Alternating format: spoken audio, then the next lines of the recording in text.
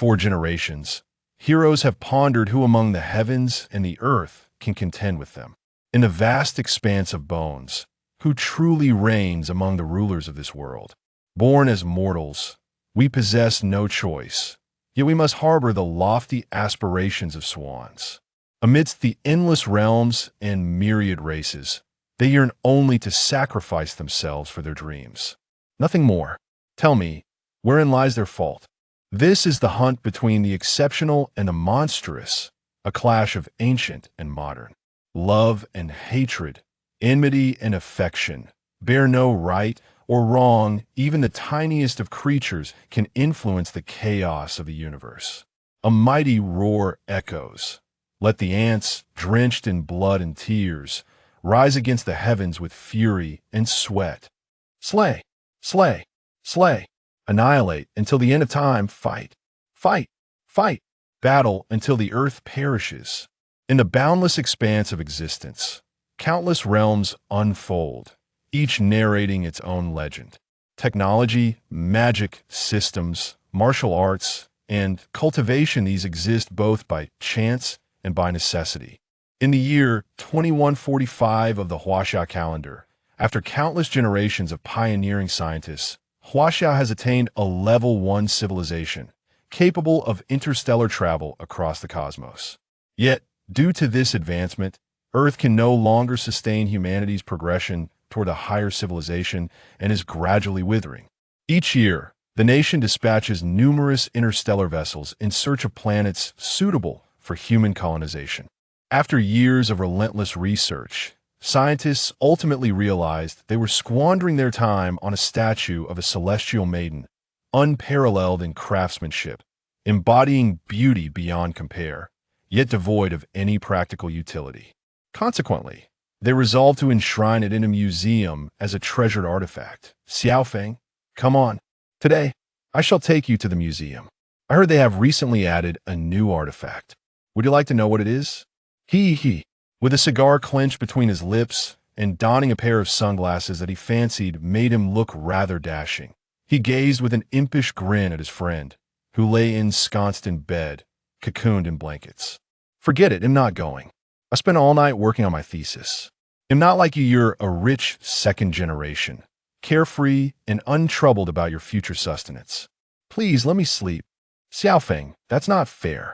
We are brothers, after all. What's mine is yours. By the way, aren't you writing your thesis on history? You know, my father is the director of the National Cultural Heritage Administration. He mentioned that today, an artifact not belonging to Chinese history will be exhibited. How about it? Interested? Goodness, Zhou Tianyu, why didn't you say so sooner?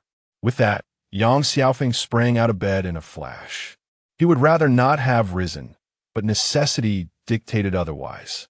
Completing his thesis sooner would allow him to work part-time, ensuring he had enough to eat for the next meal. Yang Xiaofeng was unaware of his parents' identities since he could remember. He had been in an orphanage. Throughout, he had excelled academically, relying solely on scholarships and free admissions, along with the kindness of benevolent individuals, to persevere. However, these resources barely allowed him to survive, and in addition to his studies, he had to work, for it was the only way to improve his circumstances. Tianyu, have we arrived yet? I've been sitting in this car for ages. My backside is about to go numb. All right, you've had enough of the ride, and I'm exhausted from driving. Here, take this ticket, he said, handing it to Yang Xiaofeng. Without hesitation, Yang Xiaofeng accepted it. Let this be the last time. Come on, Yang Xiaofeng. You're truly seeking to preserve your dignity after losing your virtue.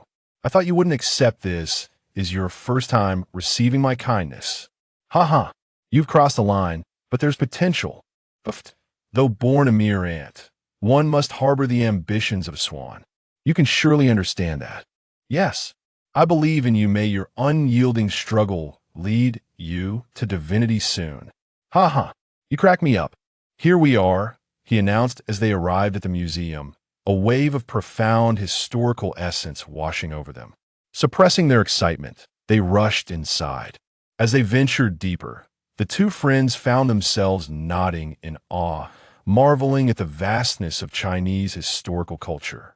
Before long, they reached the Grand Hall, where Yang Xiaofeng's gaze was drawn to a statue of a celestial maiden, gracefully holding a classical artifact. This statue depicted a woman, or rather, it was a transformation of a woman, a masterpiece of extraordinary craftsmanship. Her beauty was unparalleled, exuding an irresistible allure. I hope that in this lifetime, we are more than mere passers-by.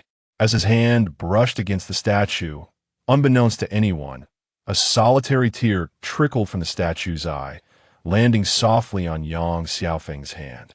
At that moment, a radiant nine-colored aurora pierced through the cosmos, illuminating the earth, striking the statue and Yang Xiaofeng in the blink of an eye. Yang Xiaofeng's final sensation was that of an ending. Thus, another unsolved mystery beyond the realm of science was added to the annals of Chinese history. Beneath another celestial expanse, countless beings, humans, demons, spirits, gods, phantoms, and immortals stand in a myriad of factions. They command the heavens and the earth, capable of incinerating mountains and boiling seas with ease. Here exists a name that belongs to them, the 9 wastelands of heaven, where the 5 shattered realms converge as one, known as the Great Wasteland. A radiant aurora of 9 colors pierced through the 4 domains, descending upon the Great Wasteland. This spectacle stirred countless powerful entities of the 9 wastelands, who rushed to investigate. Yet their inquiries yielded no results. Countless millennia later, as time flowed unknowingly, a legend began to circulate throughout the 9 wastelands. 9 wastelands, 9 calamities, the sorrow of heaven and earth. How often shall the fair ones traverse the tides of fate? Chapter 2. Past Life and Present Life. The Great Wilderness, a realm shrouded in endless mystery and vastness. It is said to be a world forged from the shattering of the 5 great domains. Yet no one knows the reason behind their fragmentation. It is only known that countless formidable beings, after innumerable fierce battles, divided the Great Wilderness into 5 ancient continents: East, West, South, North, and Center. Time, however, has eroded all traces of this history. On a stormy night, thick clouds of thunder loomed above, and the common folk had long since shuttered their doors and succumbed to slumber. A youth, approximately 15 or 16 years of age, clad in an ornate robe, bore a handsome visage now marred by blood, dirt, tears, and sweat. His hair was in disarray, and he appeared to be in a frenzied state, kneeling beneath an ancient tree, his bloodied tears cascading incessantly as he dug feverishly into the earth of the forest with his hands. Heedless of the pain from his torn and bleeding fingers, he shouted, wept, and expressed his despair. "Return it to me! Return it to me! Return it to me! Give me back my heart!" He was a soul teetering on the precipice of hopelessness. Convinced that if a devil were to present him with a deal at that moment, he would accept without hesitation, all for the sake of his heart. Gradually, his voice diminished until he finally succumbed to unconsciousness. In that fleeting moment of oblivion, Yifeng recalled the tapestry of his existence. At the age of 16, he had arrived in this world 16 years prior. From a tender age, his extraordinary talents had garnered both admiration and jealousy from countless clansmen, and even bred resentment. Yet he remained indifferent, for he was cherished by a loving pair of parents. When he was 3, he awakened memories of his past life, realizing he hailed from a planet called Earth, where his soul had traversed dimensions. In his previous life, he was an orphan, on the verge of graduating from university, having encountered a statue in a museum that catalyzed his transition. He had a dear friend. But alas, they could no longer be brothers. Though he bore no regrets for his former life, in this incarnation, he enjoyed the love of his father and mother, a blessing that filled him with happiness. Due to his awakening, he grasped a deeper understanding of the world from an early age. His already formidable talents became even more astounding. One could hardly overstate his genius. Commencing his cultivation at the age of 3, he reached the 10th level of void refinement by 4, a feat unmatched by few across the realm. The Yi clan rejoiced, for in his presence, other prodigies were rendered inconsequential. None could stand shoulder to shoulder with him. He was a figure destined to possess the potential of a great emperor, a being who would undoubtedly rise as a new sun upon the horizon. This was a young man capable of leading the Yi clan to the pinnacle of the southern wilderness. All within the clan placed their hopes upon Yifeng, their eyes filled with admiration and envy, treating him as a treasured gem. However, this golden era was short-lived. when Yifeng sought to break through to the next stage of cultivation. An unforeseen calamity struck. As he attempted to channel his energies into his heart, they inexplicably dissipated, akin to a breath released into the air after being held for far too long, yielding no response. Initially, Yifeng believed the fault lay within himself, yet after years of relentless trials, he was forced to accept an unimaginable truth. He was a being without a heart, yet with a heartbeat. Still alive, this revelation left him in utter bewilderment. He yearned to tear open his chest and discover what lay within in a world where strength dictated status. Lacking power rendered one no different from livestock. This realization weighed heavily upon Yifeng, a soul who had lived 2 lives. Defying, have you still not broken through? A couple gently pushed open the door and entered the room of Yifeng. Smiling as they spoke, Father, Mother, there has still been no breakthrough. It has been 10 years. I am so sorry. Silly child, what is there to apologize for? As long as you are happy, that is the greatest wish of your mother.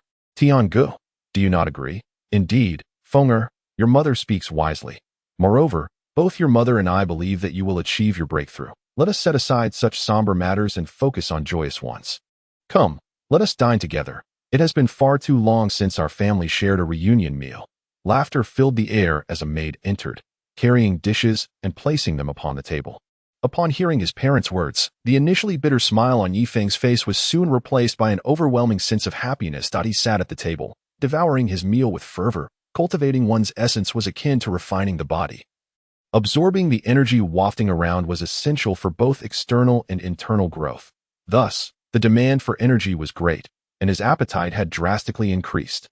Oh, how is the daughter of the city lord of Ningcheng? Cough. Yifeng nearly sputtered his food. Father, I am still but a child. Why the haste? Besides, I have yet to even lay eyes on the city lord's daughter. What do you mean? How can I not be anxious? It matters not that you have not seen her. You must know that Ning Cheng's daughter, Ning Tianxin, is renowned as a prodigy. She is currently cultivating within the sect, and her beauty is beyond compare. As long as she does not look down upon you, that is already a blessing. This matter is settled. His father continued, I shared a bond of life and death with your uncle Ning in our youth. Even before your birth, a betrothal was arranged.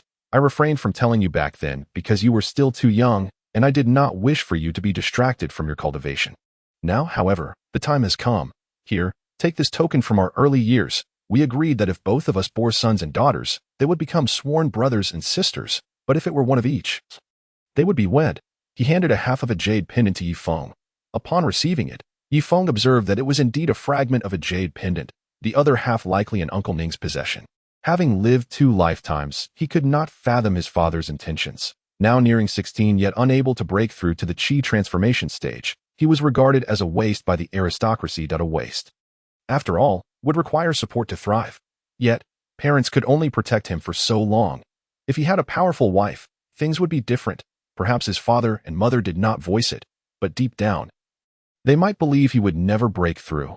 Very well, father, as he watched his parents depart, he resolved, I shall never live off my family's reputation. I will not bring shame upon you that I must achieve my breakthrough in Qi transformation. Since I possess the will to live, I shall find a way. With that determination, he sat down once more, continuing to attempt his breakthrough methods. Chapter 3, The Transformation in the year 4530 of the Great Wilderness Era. On the continent of Tianxi, located in the southern wilds of the 9 states, a small town prepared for a momentous occasion. While it may be deemed small, in the grand scheme of the Tianxi continent, it was but a mere drop in the ocean. The skies were shrouded in dark clouds, seemingly heralding some portentous event, as if a silent storm of calamity was poised to unfold, casting a pall over the hearts of all. Did I extend my heartfelt gratitude to all the clan heads and esteemed guests present for taking time out of your busy schedules to witness my son's coming-of-age ceremony. As he spoke, Yunantion rose from his seat, clasping his fists in salute. Ye patriarch, you are too kind. How could we possibly miss the celebration of a prodigy? Wouldn't you all agree? Indeed, indeed. Amidst the gathering, the crowd murmured in deliberation. Yifeng stood resolutely in the center of the grand hall, inwardly cursing. It is you, M. Who else knows that I have been unable to advance beyond the Qi transformation stage since the age of 5? Such venomous hearts among these people. It appears that they have come not to congratulate me on my coming of age, but to provoke further distress. Why Yunantion's expression shifted, yet with so many present, and this being his son's coming-of-age ceremony. He deemed it inappropriate to unleash his ire. Clearing his throat, he said, "Ahem, the head of the Gene family truly possesses a sense of humor. Ha ha, Grand Elder, prepare the wine." Taking the cup offered by the Grand Elder, Yi Nantian proclaimed loudly, "Come, Fenger, let us drink together.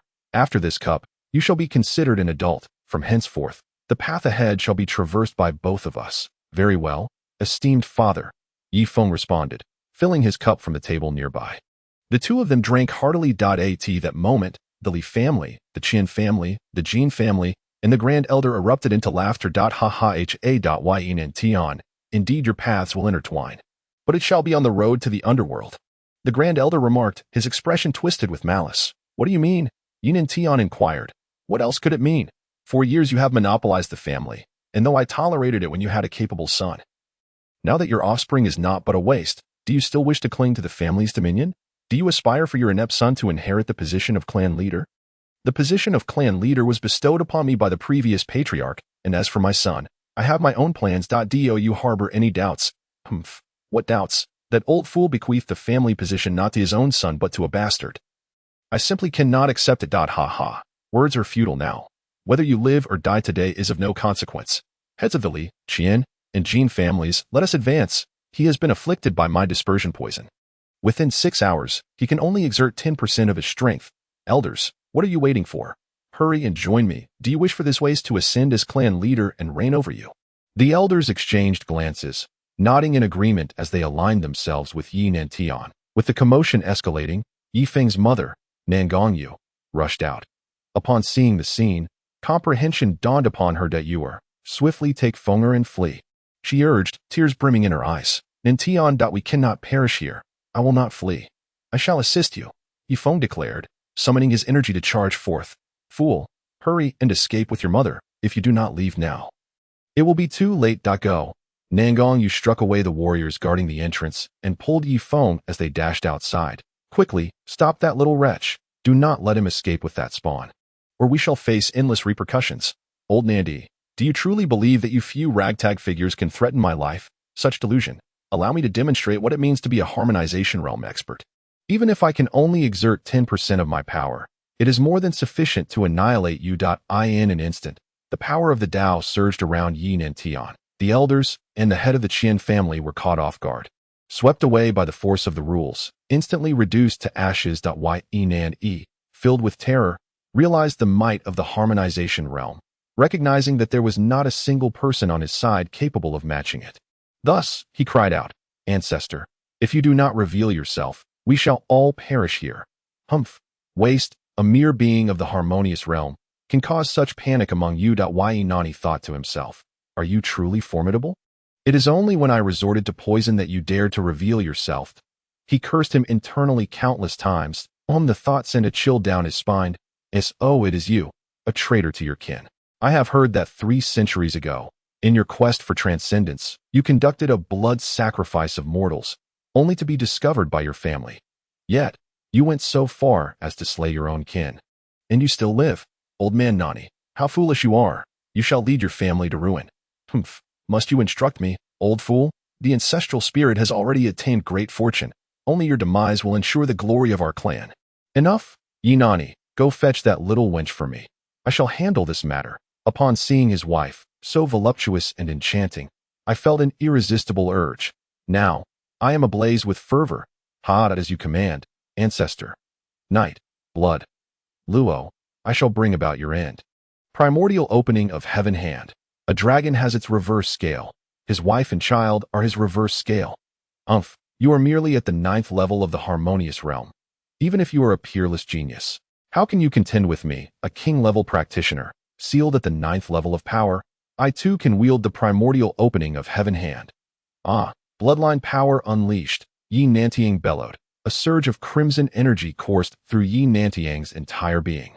Astonishingly, his realm broke through the 9th level of the harmonious realm, ascending to the 10th, the sect realm. First layer, second layer, all the way to the 7th layer of the sect realm.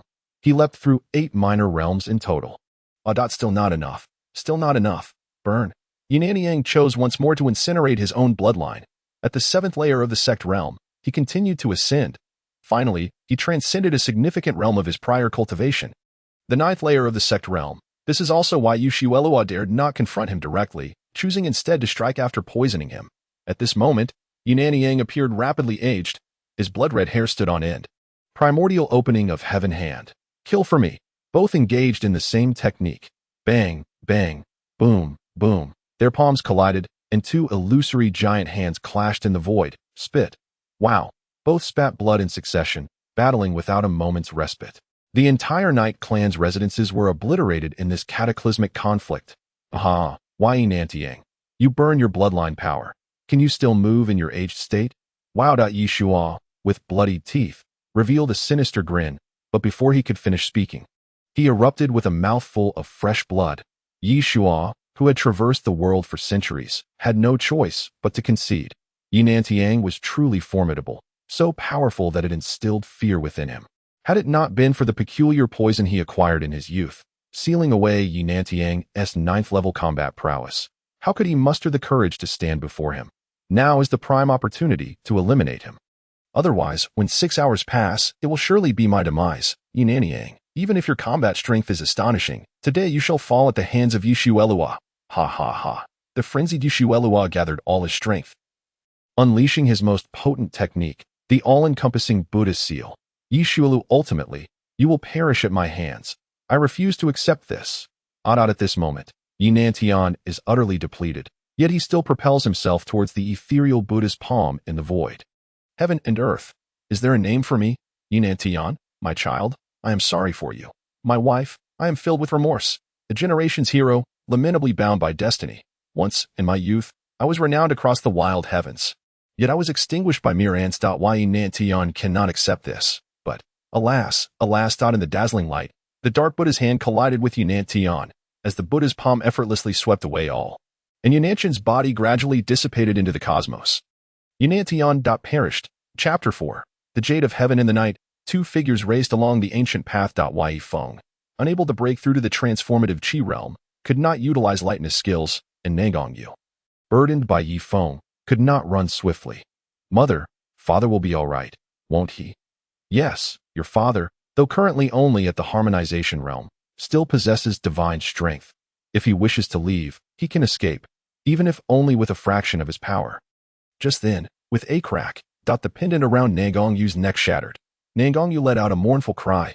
Brother Tian. Yi Feng was stunned.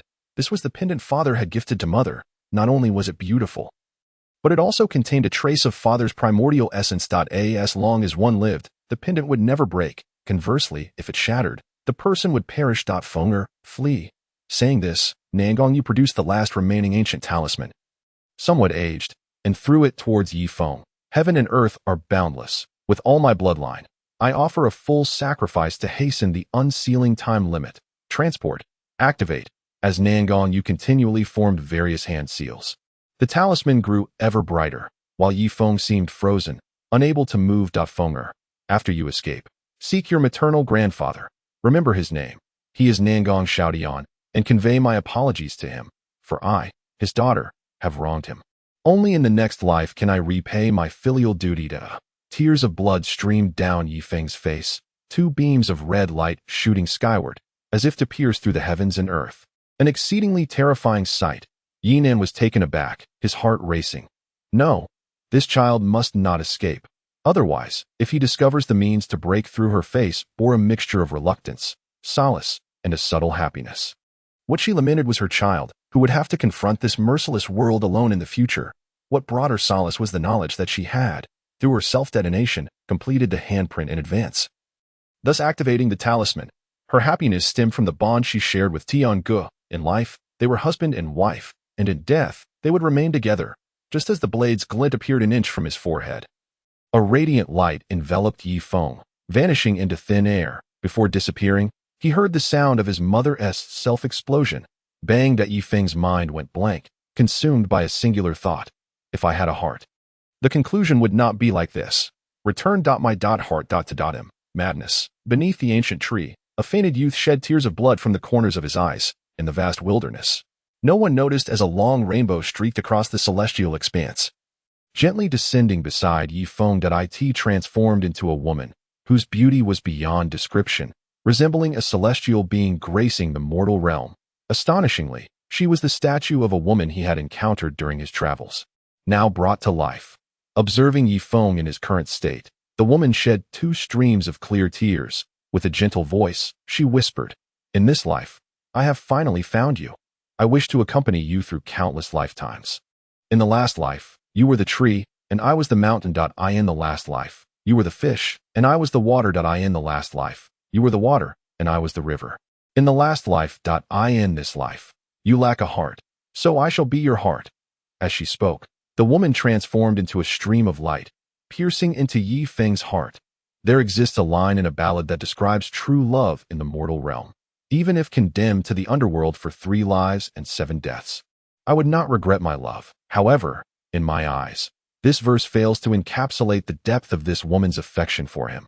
Her love transcended the confines of eternal time, surpassed the ethereal dimensions of space, and eclipsed the very truths of the world. Perhaps Yifeng would never know who the woman was, who awaited him through countless lifetimes. I truly hope he discovers her one day. Her name is Tianjiao. Chapter 5. The Mysterious Remnant Soul. Bang. Bang. Bang. The sounds reverberated like the roar of dragons and tigers, causing the surrounding leaves and branches to tremble. His heart raced violently, blood coursing rapidly through his veins. Originally at the 10th level of the Void Refinement stage, his realm unexpectedly surged to the 12th level. Yifeng felt his blood surging like a rainbow, the strength accumulated over the years converging rapidly towards his heart. At that moment, his heart no longer transformed energy into nothingness as it did before. Instead, it fervently absorbed and refined the energy, converting it into pure vital essence that surged towards his lower abdomen. In that region, it slowly formed a 9-colored ring. Subsequently, all the vital essence flowed into the ring. Upon closer inspection of his body, one would notice that with each heartbeat, a fleeting glow radiated, penetrating through all bodily tissues and illuminating him entirely. 9 times formed a cycle, with no external anomalies. It precisely matched the 9 hues and the 9-colored ring appearing at his dantian. Thus, as his heart rapidly refined the energy, his dantian continuously absorbed it. At a certain pinnacle, he achieved a breakthrough, transforming his energy to the 1st level, then the 2nd, the 3rd. Up to the 10th level, and then the 12th, the manifestation of his terrifying aptitude and accumulated prowess. Buried for 11 years, finally emerged. The 1st level of divine restoration, the 2nd level. The 10th level of divine restoration. Yet this was not the culmination. He progressed to the 11th level of divine restoration. But this was not the end. In 2 lifetimes, his divine consciousness was innately powerful, ceasing only upon reaching the 12th level of divine restoration. The pinnacle of perfection. It was not that his body could not transcend further, but rather that the realm of harmonization required an attunement to the power of the rules to break through. The realm of void refinement pertains to body refinement. The realm of chi transformation concerns the refinement of true energy. The realm of divine restoration is the cultivation of divine consciousness, while the realm of harmonization involves the mastery of the power of the rules. At that moment, the eyes of the 9 individuals slowly opened. Their gazes pierced the starry sky, converging at a specific point. In the hollow, soulless depths of their eyes lay an apparent disdain for the cosmos. Gradually, an ancient tome, entirely black, began to materialize in the celestial expanse.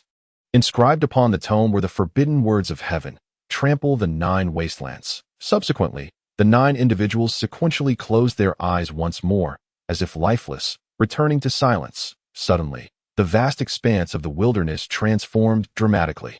The sky was cloaked in dark, roiling clouds, stretching countless billions of miles, with thunderclaps reverberating endlessly. The will of the heavens descended upon the wilderness. The heavens do not permit. The heavens do not permit. The heavens do not permit. It was as if the end of the world had arrived. Across the vast wilderness, countless individuals emerged from their places of cultivation, witnessing this apocalyptic spectacle. All great powers and ancient ancestors stepped forth from their ancient grounds. Under the overwhelming will of the cosmos, those with profound cultivation felt an immense terror, their bloodlines and powers suppressed. Such figures, who had not encountered a rival for many years, found themselves bowing low. No matter how long one has cultivated or how formidable one may be, in the face of the heavens, they remain utterly insignificant. A renewed sense of reverence for the cosmos emerged within them. However, this cataclysmic scene was not directed at the cultivators of the wilderness, but rather at Yifeng himself. Amidst the tumultuous thunderclouds, a visage formed slowly, a face of thunder gazing upon the oblivious Yifeng lying on the ground. The aura emanating from him was so formidable that it defied description, encapsulated solely by the phrase ruler of the world. He gradually lifted his head, his hollow eyes fixed upon the thunderous face formed by the will of the cosmos in the sky. I do not permit you to act, even if you are the heavens, he declared. I am the sovereign of the laws of the cosmos, and those beside you have touched upon the forbidden of heaven. To cease. You are but a remnant soul. His words abruptly halted. At that moment, the man pointed toward the void's thunderous visage, his lips moving slightly. Demonic hand, annihilate. From behind him, a massive, swirling black hand emerged in the sky, bearing down upon the thunderous face. No matter how it attempted to evade, it could not escape. The thunderous visage writhed within the grasp of the hand. You are defying, with a thunderous boom. It shattered. The sky above the wilderness returned to its original state, the tempest arriving swiftly and departing just as quickly. Noise. Too much idle chatter. A mere remnant of the heavenly path dares to be so brazen. Finally, he stepped into Yifeng's realm of consciousness, delving into the deepest recesses of his mind, arriving beside the ancient tome, sitting cross-legged, and once again closing his eyes, remaining motionless. Chapter 6. Above Legends, the Endless Years. The apocalyptic scene in the sky finally vanished. Some believed that a celestial treasure had emerged, giving rise to such an anomaly. Others speculated that a defiant figure had been born, resulting in this spectacle. In the midst of a lively discourse, some assert that this is merely a woman-esque treachery against a man, a divine retribution for the faithless, predominantly voiced by the common folk. Of course, this is but a jest. Opinions abound, and debates rage on incessantly. This incident has indeed become the favored topic of conversation for onlookers during their leisurely moments. Beneath the ancient tree, a man lay slumped in the earth. Unconscious he lay in a stupor. The corners of his eyes fluttered slightly. Although he was on the verge of awakening, he remained ensnared in slumber. Wait, how could I have broken through? And to the 12th level? No less, he was utterly oblivious to the true number of tiers within each cultivation realm. Previously, he had reached the pinnacle of the void refinement stage, but could not ascend further, consumed by thoughts on how to overcome this barrier. Never once inquiring about the number of levels in each realm from others, upon regaining consciousness, it seems he must seek knowledge from others regarding the fundamentals of cultivation. With a mere thought, he discovered he could perceive his entire body, witnessing his blood coursing tirelessly through his meridians. Following the flow of his blood, he beheld a powerful heart pulsating rhythmically. Thump, thump, occasionally shimmering in hues of red, orange, yellow, green, blue, indigo, violet, and black. A spectrum of 9 colors. The blood surged through the heart, which in turn expelled it, creating an endless cycle. Night Feng had no heart before. Yet now it throbbed robustly within him. He could not fathom it, nor did he wish to dwell on it. He could only attribute this phenomenon to the events that transpired while he was unconscious, of which he remained unaware. He directed his gaze to the area of his dantian in his lower abdomen. What should have been a normal dantian, a space filled with mist-like true chi, was instead a 9-colored halo, within which all true chi was stored. This halo expanded and contracted incessantly, gradually refining the mist-like essence into a liquid form. Faced with this spectacle, Yifeng was utterly bewildered. As Night Feng projected his consciousness, he was astonished to find a tome within the confines of his cerebral space. Upon surveying the surroundings, he discerned nothing but this ancient text. Thus, he stepped into the void and approached the tome. Upon closer inspection, he saw the cover inscribed with radiant letters, "The Forbidden of Heaven, Defying Fate, the 9 Steps of Antiquity, Regretless in the Yellow Springs. Above Legends, Shaking Heaven and Earth, Treading the 9 Wastes." Below the title, a line of small print read, "Treading the 9 Wastes Note. Above Legends, a mythical level auxiliary combat technique, amplifying each level of cultivation by 10-fold, 100-fold, 1,000-fold, billion-fold with no after effects. The duration of amplification depends on the level of cultivation. When cultivated to the utmost, it is unfathomable, unmeasurable. If you say it exists, heaven cannot deny it. If you say it does not exist, heaven cannot grant it. To practice this method, one must possess a terrifying physique, an awe-inspiring presence, boundless combat intent, an unwavering confidence that defies heaven and earth, and a readiness for death. Current Master, Night Feng. Integration required. By the heavens, how can this be so defiant? Night Feng exclaimed in astonishment. Could it be that fortune has finally smiled upon him? Is this the proper way to embark upon a journey through time? Yet, this arrival feels rather belated. Unable to unravel the mystery, he chose to set it aside, believing that when his cultivation reached a higher realm, he would come to know all things. Such was Night Feng's habitual mindset. As Yifeng beheld the profound footwork before him, He contemplated the inability to project his consciousness outward. Thus, he chose to sit cross-legged beneath the ancient tree, merging with its essence. Gradually, the divine radiance emanating from above enveloped his entire being. Surrounding his form, a halo of divine light flowed within a radius of 10 feet, shielding him from all external influences, rendering him inaccessible to anything that dared approach within that span. Days turned into weeks. Weeks into months, and months into years, until the area around his body became blanketed with withered leaves and branches. In the blink of an eye, 2, 5, and 10 years passed. The soil began to accumulate around him. 50 years, a century, a millennium later, the once thin layer of earth transformed into a small hillock. 2,000, 4,000, 5,000, 6,000 years later, that hillock evolved into a modest mountain. Chapter 7. Enlightenment of the heart and nature throughout this span of 10,000 years. Although Yifeng was engaged in a profound fusion with the ancient tree, his consciousness remained capable of observing all phenomena within 1,000 kilometers. During this millennium, he witnessed the life of an ant. The spirit of the ant is one of unwavering companionship. Regardless of the peril, it remains steadfast, willing to sacrifice for its fellows. The ant embodies resilience. Should it be hindered in its path, it will seek an alternative route. Climbing, burrowing, or circumventing obstacles until it finds another way. It never surrenders, perpetually searching for a path towards its destination. Ants prepare for winter during the summer, displaying remarkable foresight. One cannot novelly presume that summer will last indefinitely.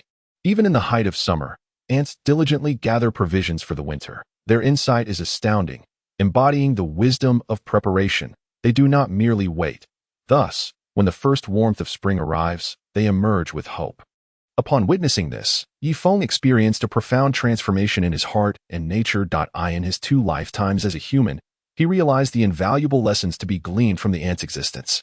He resolved to adopt the ant's lifelong attitude as the guiding principle of his own life. At that moment, his cultivation naturally ascended to the first layer of the harmonized path, encompassing the ant's perspective on the world and reflecting a noble character.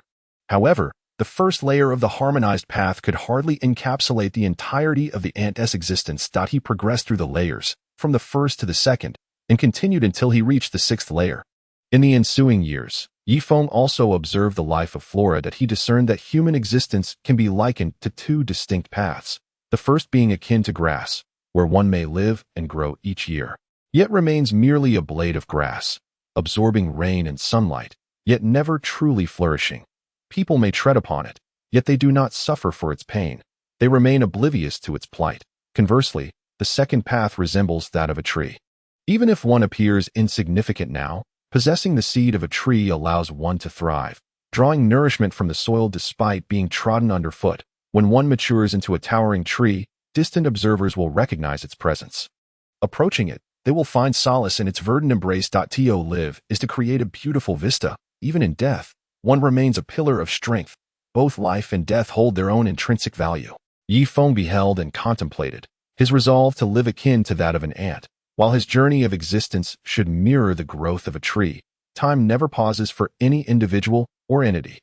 After millennia, he had finally emerged, the fusion complete, the classical essence vanished. With a mere thought, the classical ceased to exist in his mind, residing only within the realm of his contemplation. With a flicker of thought, Yifeng opened the first page of the classical, revealing a line of small script.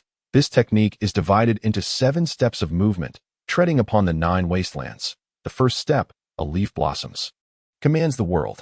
Achieving mastery bestows a tenfold increase in combat prowess. Yifeng comprehended his situation. He could only cultivate the first step for now, which comprises 10 layers, each layer doubling his combat strength.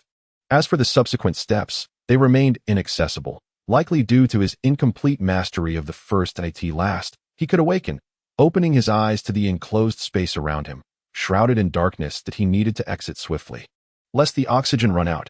Fortuitously, during the fusion with the classical, he did not require breath. Otherwise, he might have suffocated before completing the fusion, which would have been quite a predicament.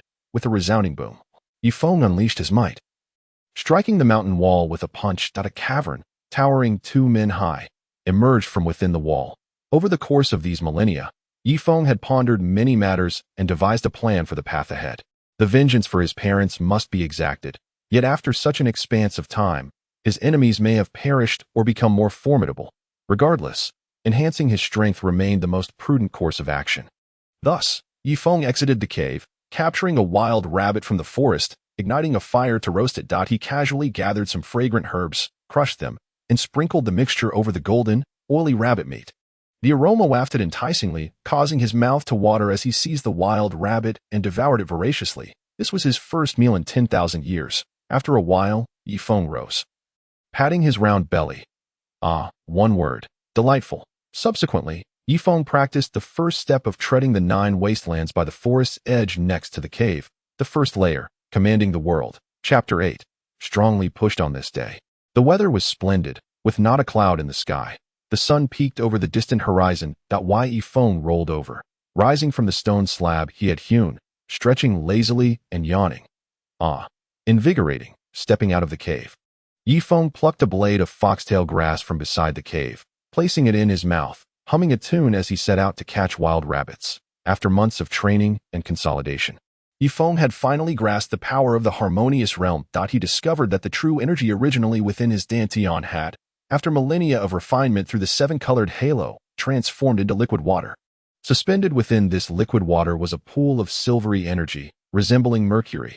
Thus, his dantian manifested a wondrous spectacle, akin to a galaxy. The outermost layer was the true energy circle, within which lay the liquid water.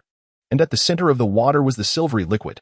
The 9-colored halo within his dantian rotated in circles, driving the energy within to spin along, like a machine, continuously refining and purifying itself. Yifeng tested his true energy. When he utilized the outermost mist-like true energy, his elemental power was colorless, akin to that of an ordinary martial artist. However, when he employed the liquid state of water true energy, the strength exhibited was tenfold that of the earlier mist state, with the elemental force surrounding his body transforming into a vibrant azure hue.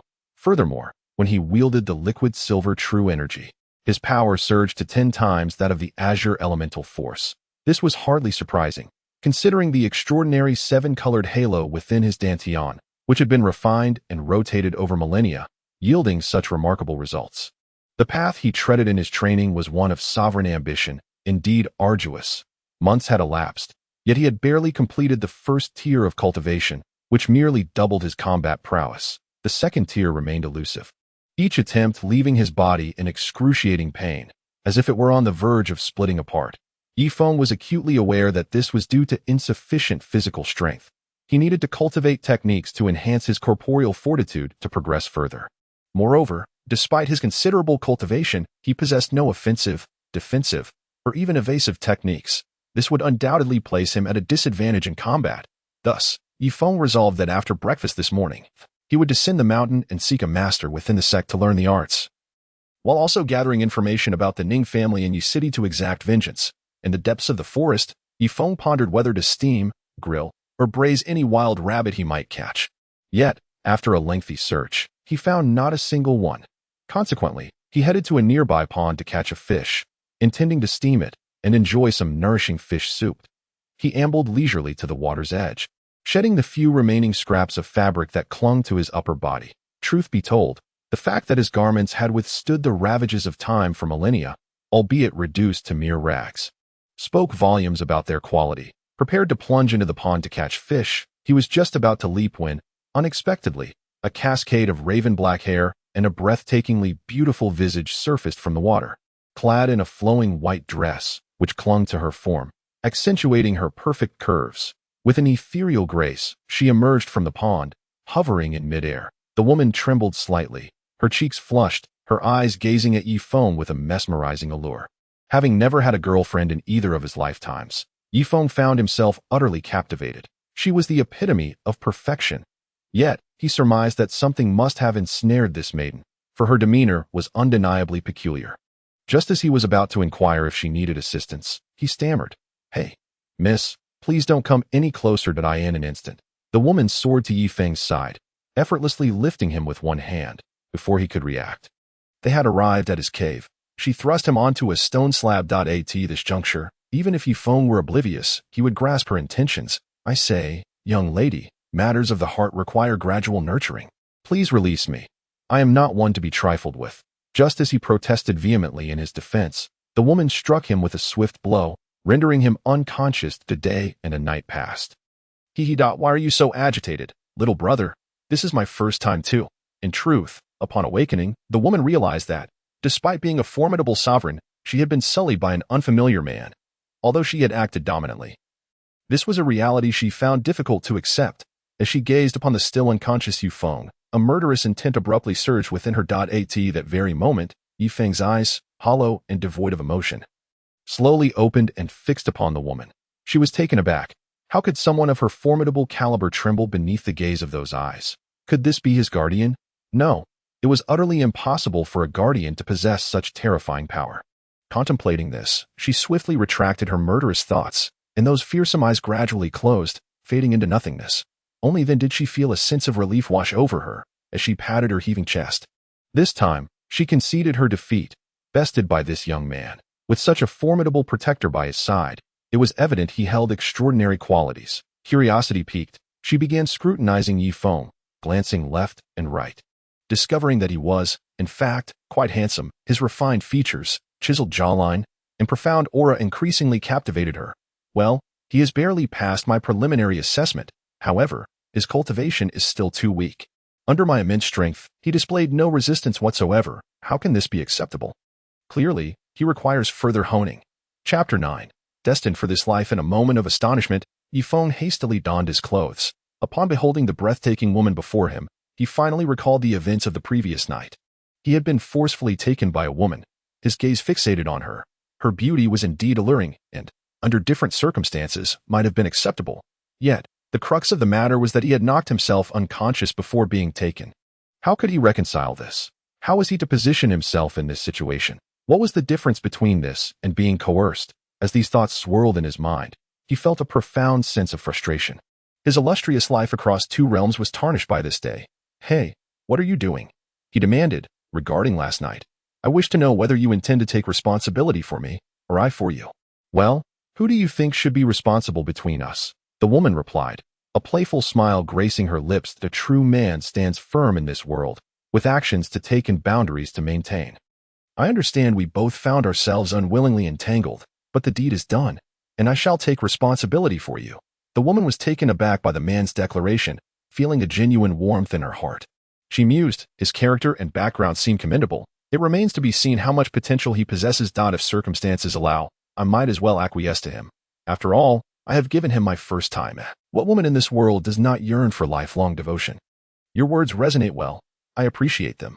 However, seeking responsibility is not as simple as it might seem. My realm far exceeds what you can currently fathom. It is not that you are unworthy, but rather that your cultivation is far too low.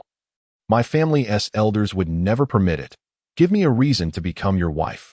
With the conversation reaching such a pivotal point, Yifeng, having already endured one moment of humiliation, resolved to assert his masculine dignity. Then allow me to offer you a reason. Let us engage in a battle of equals. If I lose, I shall vanish from your sight forever. But if I win, I shall have one condition. Do you accept? Very well, I accept. The woman replied, secretly pleased.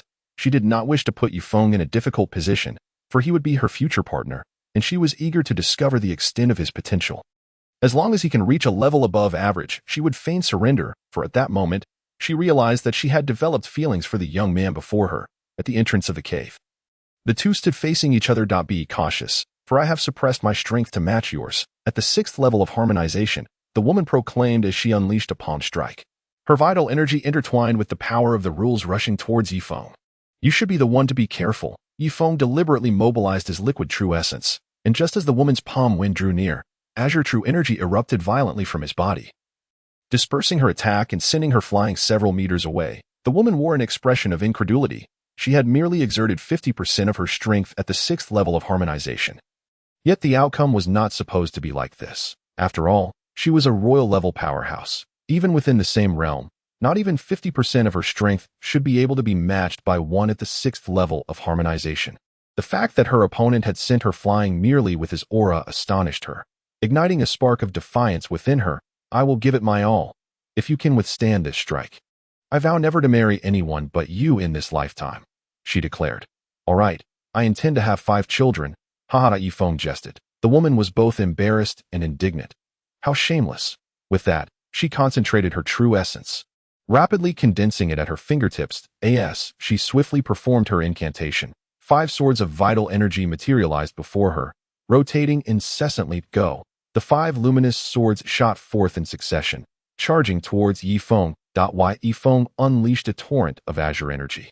Stepping forward with resolute determination, a single petal blooms, reigning over the world. His left hand formed a fist, launching a punch infused with tenfold strength, further augmented to 20 times his azure true energy. Sweeping across the battlefield, no one in the same realm could withstand it, as he shattered the 5 glowing swords effortlessly, continuing onward towards the woman with tremendous force. The woman, with a single fingertip, dissipated the incoming punch into nothingness. "You have won, forcing me to utilize power beyond the realm of harmonization," she exclaimed, reflecting on her defeat despite having exerted her full strength. She marveled at the incredible potential of the young man before her. "Do I now qualify?" Yifeng approached her, smiling. "Yes," she replied, lowering her head, her hands clasped behind her back, her feet nervously kicking at the dirt, her face flushed with heat. Internally, she berated herself for her earlier overconfidence. Having wagered everything and now feeling quite embarrassed, especially since this was their first encounter, had Yifeng known the thoughts occupying the woman's mind at that moment, he would have been speechless. "Hello, I am Yifeng," he said, extending his hand. "Greetings, I am Meng Nishang," she replied, instinctively reaching out her hand. Yifeng grasped her hand firmly. She instinctively tried to pull away but realized that his grip was strong enough to prevent her escape. Resigned, she allowed him to lead her. As night fell, they sat hand in hand on a stone by the riverside, gazing up at the starry sky. Yifeng began to recount the story of his life. In turn, she shared her own tale with him. Chapter 10. Farewell and New Beginnings. In the velvety darkness, the two confided in one another, gradually delving into each other's souls. "Hee. I never anticipated that you had reached the venerable age of 10,000 years. Initially, I thought I was akin to an old cow grazing on tender grass, but now it appears that you are the one embodying the old cow. As for my state of unconsciousness back then, how can one truly gauge my actual age? Do I appear to you as someone aged 10,000 years? I am still so youthful. Conversely, you seem to possess an age that surpasses mine. Yet I find it endearing. Ha ha ha. How vexing." Meng Nishang playfully swatted at Yifeng. "By the way, Feng, this morning I was tempted to take your life, but at that moment, I perceived a pair of eyes within your body. And I am certain that individual possesses immense power. You know why this person is guarding you." In truth, Yifeng did not wish to withhold the ancient secret from her. He merely sensed that this ancient matter was too vast, and revealing it would benefit her little. Perhaps it is better left unsaid. Meng Nishang gazed at Yifeng, lost in thought, and comforted him, saying, "I can sense that the figure poses no harm to you. Only benefits. If you cannot comprehend it, do not dwell upon it. Once your strength reaches a certain height, all mysteries shall unravel. For now, it seems this is the only way." Yifeng replied helplessly to be why the way. "Nishang, tell me, why did you appear in the pond, and what caused that reaction?" "Oh, I emerged to undergo training and enlightenment. During my breakthrough, I fell into my own illusionary desires and could only suppress them slightly with the coldness of the pond water. Then you arrived, and I lost all control. Thereafter. So, when you emerge for training, will you be leaving?" "Yes, I shall depart tomorrow morning. My family has matters to attend to." "So soon? Can you stay a few more days?" Yifeng looked at her, his expression tinged with bitterness. Observing Yifeng's demeanor, the woman smiled radiantly. "I hope my man is a hero of unparalleled greatness. One day he will come to marry me on a rainbow cloud, sweeping away all adversaries. My clan is known as the Dream Ancient Clan. The specific location shall remain undisclosed. Whether you can find it depends on the fate between us." Yifeng was quite speechless, surprised that girls in this world also enjoyed such games. "Rest assured, I will undoubtedly find you, and I shall stand at the pinnacle of this world, walking towards you to marry you. Who in this realm would dare to oppose such a claim?" At that moment, Yifeng showcased his formidable confidence, for he possessed that very capital. "I believe in you." With that, Meng Nishang leaned in, her petite lips brushing against Yifeng's. A night passed in silence. "The next day, my dear, remember to wait for me to become an unparalleled powerhouse and come for you," Yifeng called out as he watched Meng Nishang ascend into the sky. "Feng, this world is perilous. There are many geniuses, yet few who truly grow into their potential. This energy will merge with your being, and those beneath my realm shall find it impossible to probe into your talents and realm, unless you deliberately reveal yourself. Remember to remain low-key and conceal your strengths. I await the day you become a formidable force. In this life, I shall marry no one but you. Yi Feng gazed at his beloved as she vanished at the horizon. Feeling the depth of her affection, along with his thirst for vengeance, Yi Feng now harbored another goal: to become powerful, to stand before her, and declare to the world that he intends to marry her.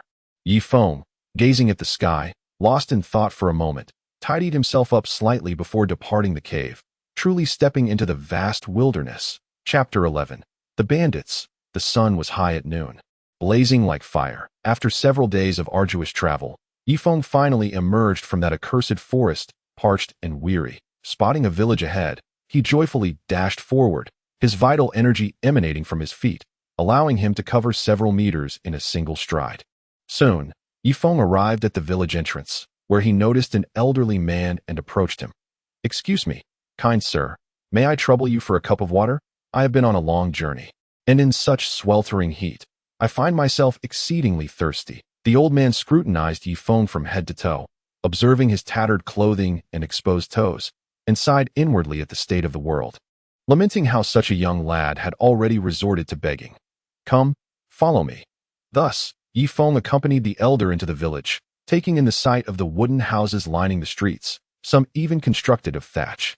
It became evident to Yi Feng that the villagers lived in modest circumstances. Following the old man, they arrived at a wooden house's courtyard. The elder gestured towards a wooden table in the yard, inviting Yi Feng to sit, before retreating into the kitchen. After a while, the elder emerged with several dishes, setting them upon the table: 3 steamed buns, a bowl of thin rice porridge, a plate of pickled vegetables, and a bowl of tea. Once everything was arranged, the elder sat at the table, observing Yi Feng as he dined, while he himself indulged in a pipe. "Sir, are you not eating?" Yi Feng inquired. I have already eaten." "Young lad, hurry and finish your meal. Once you're done, be swift in your departure from this village." Upon hearing this, Yi Feng realized the elder wished not to keep him, so he thought little of it and began to eat. After days of travel, he had hardly consumed anything, and within moments, he devoured his meal. For one of his cultivation level, going days without food posed no harm to his body, merely inducing hunger, yet hydration remained crucial. For the human body requires water. Suddenly, a woman's shrill scream echoed from the village entrance. The elder sprang to his feet, hurriedly pushing Yi Feng into the house. "Young man, remember this. No matter what happens, do not step outside, or you shall find yourself in grave trouble." "Why is that?" Yi Feng queried. "Do not ask. Simply do not emerge, for your own good." With that, the elder exited the courtyard, securing the door behind him as he made his way toward the village entrance. "Oh, village chief, you have arrived. We barely have enough food for ourselves this year. How can we spare any for tribute? Are you condemning us all to death?" "Indeed, indeed," a chorus of villagers murmured among themselves. "Everyone, do not panic. Allow me to speak. Esteemed elders, this year our village truly has no surplus grain. We can barely feed ourselves, let alone spare any. We implore you to show mercy and let us be." The elder knelt before the leader of the bandits, pleading earnestly. "Ha, you old fool. Tell me, are the lives of you wretched peasants more important than those of my brothers? Very well, I shall not make things difficult for you. Since you cannot deliver the grain today, let us settle the matter with your women." The bandit leader, having ascended to his position, possessed a modicum of cunning. "If they fail to deliver the grain, then they shall be executed. Who will we turn to for sustenance afterward? There are hardly any villages nearby. Should we implore our brethren to toil the fields? He understands the principle of fleeting pleasure leading to enduring pain. It is unacceptable," the elder exclaimed in alarm. "Indeed, my leader." The women of the village, filled with terror, prepared to flee, when a figure darted forth, appearing before the villagers. It was Yi Feng. As it turned out, he had followed the elder the moment he stepped outside. Witnessing the events that had just transpired, he then realized that he had misjudged the elder during their earlier meal. The elder had acted out of goodwill, fearing for his safety against bandits. The elder sought to protect him. The Yi Feng held no concern for the marauders. Nevertheless, he was genuinely appreciative of the elder's kindness. "With me here, let us see who dares to act today." By heavens, when did beggars become more arrogant than us bandits? Such insolence! Brothers, let us dispatch him. In truth, Yi Feng had already mastered his elemental energy, utilizing merely a fraction of his power, for his opponent was but a mortal. He had no desire to take a life. "Henceforth, if you dare return to this village, I shall obliterate your lair." Yes, The bandits knelt, their heads bobbing like garlic being crushed, acknowledging his command. "Why are you still here? Must I assist you in rising?" Yifeng admonished sternly. The bandits, in disarray, scrambled onto their horses, tails tucked, and fled hastily to my leader. "Are we simply to let this go?" "Humph, let it go? How could we?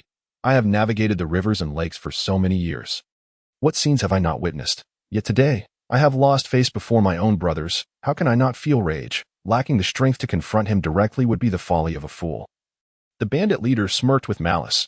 Chapter 12. The Demon King's Devouring Armor. "Thank you, benefactor." The villagers knelt in gratitude to Yifeng. At that moment, Yifeng experienced a sense of satisfaction in punishing evil and promoting good.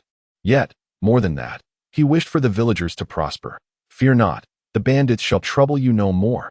"Old man, as the village chief, I feel a sense of shame towards everyone." Fortunately, our young friend intervened in time, or else the maidens of our village would have suffered greatly. "Chief, you speak too humbly. My intervention was but a trivial effort. I must also thank you for providing me with food and drink earlier. How about this, young friend? Why not stay for an evening of celebration?" "Yes, do stay. Let us celebrate tonight and express our heartfelt gratitude to our benefactor." The surrounding villagers warmly urged Yifeng. "I truly appreciate your kind intentions, but I have pressing matters to attend to and cannot linger. I shall surely visit again the next time I pass through. Since you are resolute in your departure, we shall not impose further and risk hindering your important affairs." Just a moment. The village chief hurriedly rushed to his home. After a while, he returned with a set of coarse linen garments and a pair of cloth shoes, which he presented to Yifeng. Yifeng initially intended to refuse, yet the villagers' fervent goodwill was difficult to decline, so he accepted. "By the way, village chief, I wish to inquire about something." "What is it? Speak freely. Anything I know, I shall share without reservation." "I wish to inquire if you are aware of the whereabouts of Ningxing. You have indeed posed the right question.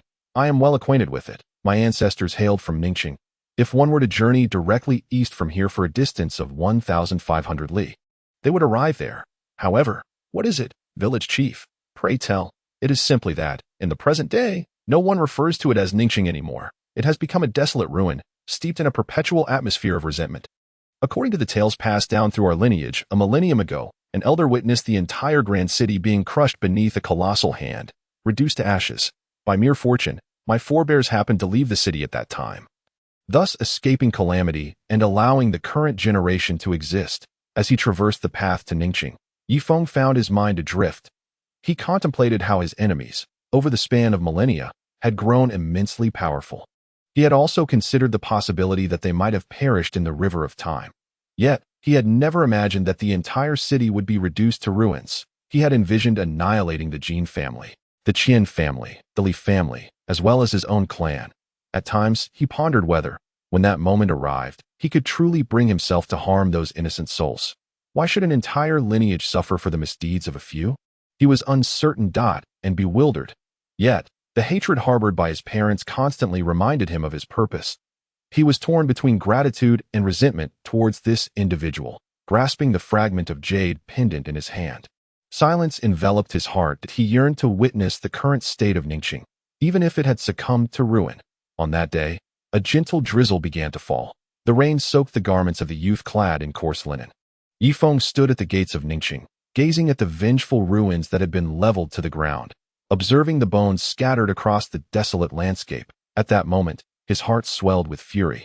Raging within him, he sought vengeance, having declared that blood would flow like rivers. But that was aimed at those who caused the demise of his parents. What wrong had the common folk committed?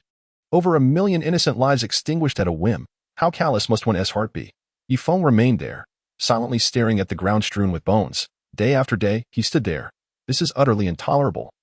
My homeland has been obliterated without a second thought. Who granted them such audacity?" Yifeng muttered softly, his face betraying no emotion. "Let it be known, I shall avenge your grievances." At the instant Yifeng uttered these words, 1,000,000 resentful spirits seemed to resonate with his declaration. Yet, rather than dispersing, they coalesced around him, enveloping his entire being and transforming into a suit of armor. This armor was entwined with dark tendrils, and the visage of the thousand-faced ghost king flickered in and out of sight, exuding an overwhelming aura of vengeance that seemed poised to consume the heavens and the earth. A faint whisper emanated from the armor. "Followed Amid to avenged at your suffering." Yifeng smiled in quiet understanding. Henceforth, I shall name you the Ghost King's devouring armor. As Yifeng donned this formidable armor, he radiated an imposing presence akin to a demon lord. He reflected upon the notion that karma must yield its due, that a force of cosmic balance manifested behind him and merged into his being. It was the very essence of karmic retribution. The realm he had long struggled to transcend now fell before him, propelling him to the 8th layer of harmonization. Chapter 13. Rooting out the weeds. As he sensed the surge of power within him, Yifeng felt no elation. Rather, a heavy burden of responsibility weighed upon his shoulders. Gazing at the suit of armor upon his body, a thought crossed his mind, and the armor automatically melded into his being. He recognized that another formidable adversary had emerged before him. In the future, should he possess sufficient strength, he would undoubtedly seek retribution against the one responsible for the destruction of his homeland. Night Maple pondered deeply, contemplating his next course of action. His vendetta remained unfulfilled, and he was oblivious to the whereabouts of his enemy. How could he exact vengeance? Days later, Yifeng arrived at the village entrance. But what lay before him was a gruesome sight. The lifeless bodies of the townsfolk strewn across the ground, with the blood already dried, indicating that the villagers had perished at least 2 days prior. With his eyes reddening, Yifeng dashed toward the village chief's abode. Upon thrusting open the door, he discovered the chief lying in a pool of blood, barely clinging to life. Yifeng rushed in to support the chief. Noticing that his arm had been severed at the shoulder by a sharp blade, and his chest had caved in, leaving him gravely wounded. Coughing violently, the chief spat out blood and weakly uttered, "Benefactor, you have returned. A few days after you departed, the bandits invaded our village. They demanded you come forth to meet their second-in-command for execution, but you had already left, and I had no choice but to approach them to explain the situation. However, upon hearing my words, they ruthlessly severed one of my arms and inflicted grave injuries upon me. Ultimately, they ordered the slaughter of the entire village, showing no mercy even to the pregnant women and children." Tears streamed down the chief's pallid face as he recounted the horrors. The reason the bandits spared his life was to send a message to him. This atrocity was their doing, urging him to seek them out. As the elder's breath grew fainter, Night Maple listened, tears welling in his eyes. This was his fault. He had brought ruin to the village. "Benefactor, heed my words. Do not seek vengeance. This is not your fault. Life and death are fated, and such an existence or death may be a form of liberation. It is a pity. For those children who have yet to grow up. At this point, the chief could no longer endure and took his last breath. Night Maple, filled with sorrowful tears, rose and closed his eyes tightly. This was all his fault. Had he eradicated that band of bandits and destroyed their lair initially, this tragedy would never have unfolded. Night Maple was engulfed in profound regret. He spent an entire day burying all the villagers together. Looking at the mound of earth before him, he bowed in respect. Drawing in a deep breath, he exhaled slowly. "I, Night Maple, am truly sorry for you. Rest in peace. I shall ensure that the entire bandit stronghold pays for your demise." This incident imparted a crucial lesson to Night Maple. Once a foe is identified, they must be eradicated without exception, ensuring that no future threat remains. "Do you truly wish for death?" Night Maple's consciousness expanded, scanning the surroundings for 1,000 miles, meticulously searching. He had found them. How well they had hidden. Within the stronghold, a group of bandits reveled in drink and feasting. "Come, second brother, allow me to raise a toast to you. I am grateful for the satisfaction you have brought me." "Haha, third brother, you flatter me. Had that brat been present that day, I could have eliminated him with a single hand. Indeed, the prowess of the second-in-command is beyond reproach." The bandits toasted and cheered, reveling in their camaraderie. Just as they were engaged in their boastful exchanges, a voice pierced through the revelry. "Second-in-command, we have a problem." At the entrance of the mountain stronghold, a man appeared, slaying anyone he encountered. None among us could stand against him. Sensing the perilous situation, I decided to retreat and hastily return to inform you. "The master? What? Who dares to act so brazenly in my territory? Come, brothers, let us confront him." "No need. I have already entered." With a resounding crash, the door was shattered into 2 halves and flung aside. The intruder was none other than Yifeng. "And who might you be? What brings you to my stronghold to commit such heinous acts? Surely, you cannot regard the Tian-Nan society with such disdain." The third vice leader and the bandit, who had previously encountered Yifeng, slowly moved behind the second vice leader. They recognized him as the very youth from before. "Oh, he has a name as well." "Indeed, but alas, it shall no longer be of use." "Arrogant fool. Boy, I have shown you a modicum of respect. Yet you truly believe yourself to be remarkable. Second brother, he is indeed that youth. The third vice leader exclaimed in terror. Since you are that lad, your arrival is most fortuitous. Prepare to meet your demise. You, along with all of you, shall perish today. Yifeng's expression was devoid of joy or sorrow as he pointed at the second vice leader and the gang of bandits. His purpose for being here was singular, to kill. Having just slain dozens of bandits outside, he felt no remorse in his eyes. They all deserved death, unworthy of his contemplation. The second vice leader brandished his prized sword, unleashing a flash of sword light as he lunged at Yifeng. He believed that, as a peak practitioner of the divine realm, this mere 17 or 18-year-old youth could not possibly withstand him. He was determined to slay this boy in vengeance for his fallen brothers.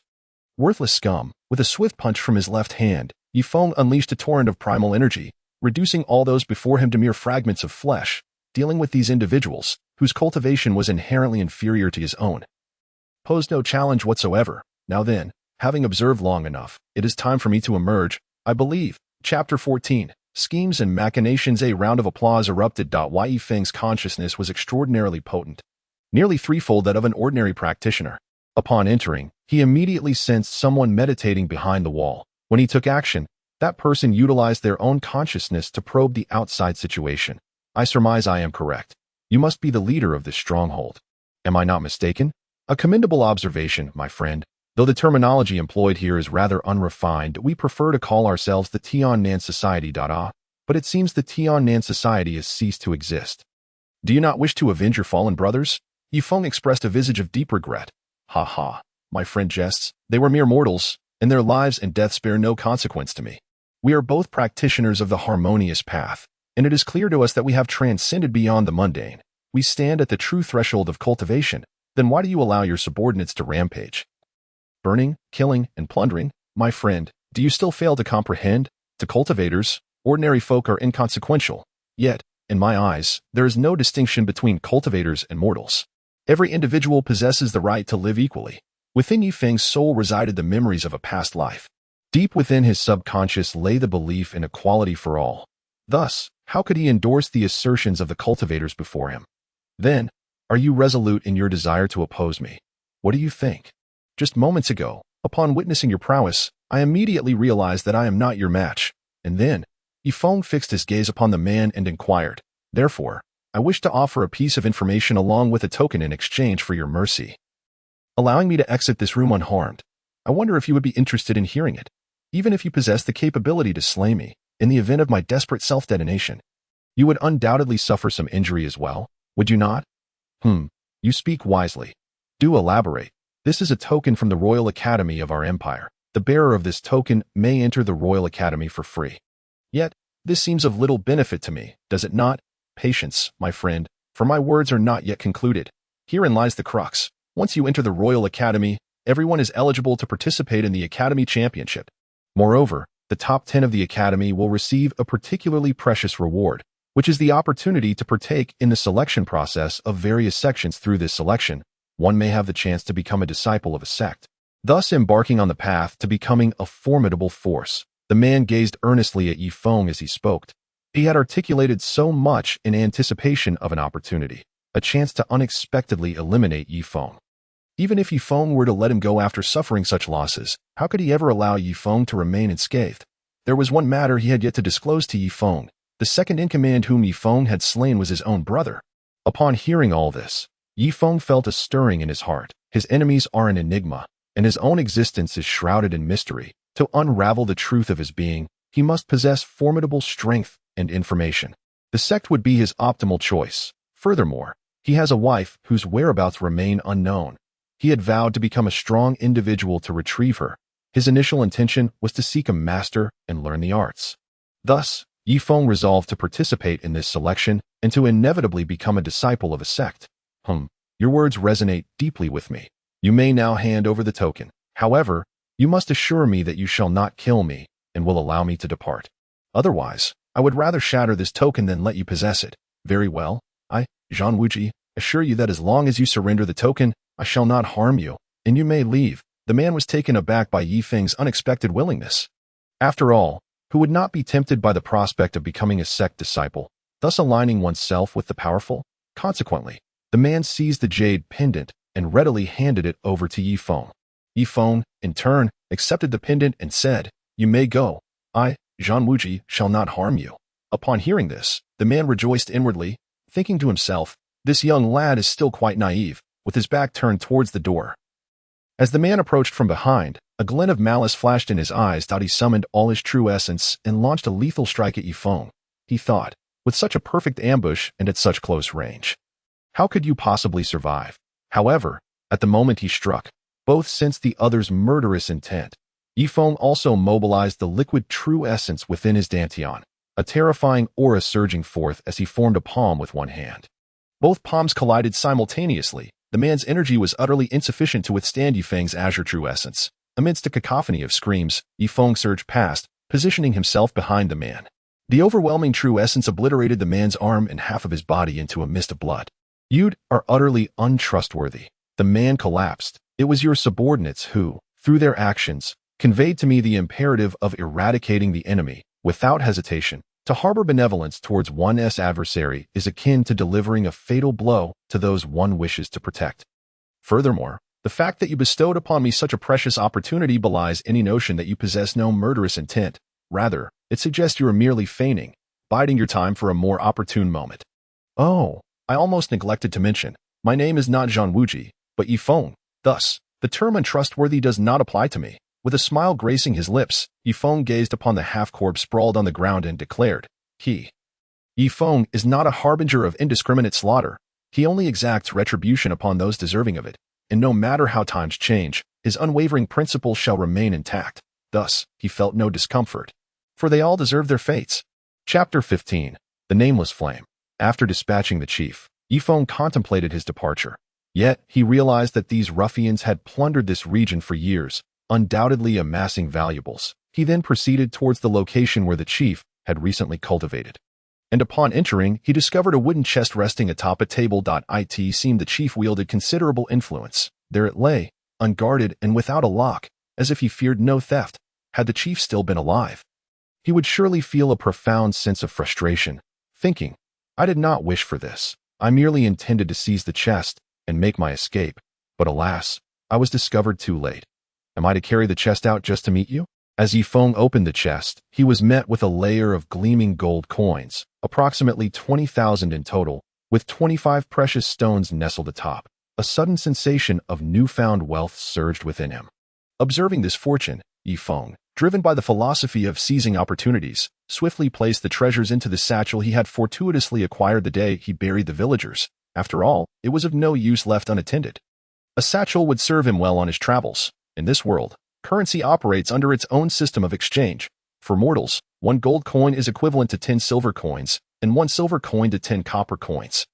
There are also gold notes, silver notes, and banks. For cultivators, 1 top-grade precious stone equals 100 superior-grade stones, 1 superior-grade equals 100 middle-grade stones, and 1 middle-grade equals 100 inferior-grade stones. Precious stones are vital for cultivators, as the energy extracted from them during cultivation significantly accelerates progress compared to those who do not utilize them.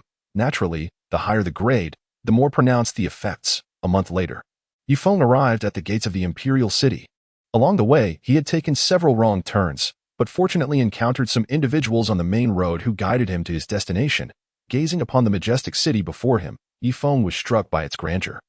The imperial city was truly remarkable, a stark contrast to the humble Ning city of his childhood. Upon entering the city, he had little time for leisure. After inquiring about the precise location of the Royal Academy, he made haste toward it. He feared that if he delayed, admissions might close, leading to complications.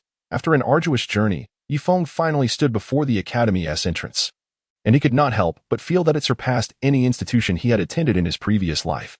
"Excuse me, beggar, you are obstructing the way. Kindly step aside." Yifeng turned to see a young attendant driving a luxurious carriage, halted at the entrance of the academy. Directly behind him, a surge of indignation welled up within him. This attendant must have done it on purpose. He had no issue with 8 carriages passing by him, yet this one chose to approach him directly. Such blatant insolence.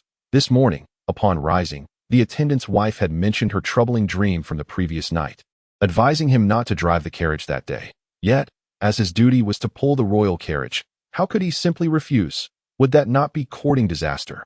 Thus, a quarrel ensued between him and his wife, leaving his spirits utterly dampened as he drove. Upon arriving at the Royal Academy, he spotted a youth clad in coarse linen, seemingly lost in thought, and surmised that he must hold no significant status. He then maneuvered the carriage directly towards Defying. It was the perfect opportunity to assert his presence and alleviate his displeasure. "Hey, you, why are you staring? Hurry up and get out of my way. Can you bear the consequences of delaying my master's important matters?" With a resounding slap, Defying could no longer contain himself, delivering a powerful blow that sent the attendant flying from his carriage, several teeth scattering through the air. It was only then that the attendant realized his wife's words had been prophetic. Overwhelmed by this realization, he fainted. Onlookers were left in stunned silence, whispering to themselves, "This lad is remarkably bold. Could he not have shown some restraint? Trouble is certainly brewing." The commotion had already drawn the attention of those within the carriage. A beautiful lady and her maid emerged. Defying observed the lady, who exuded an air of superiority, her expression decidedly displeased, as she failed to acknowledge him even once. "You, scoundrel, possess a most audacious spirit. How dare you assault a princess's attendant in broad daylight?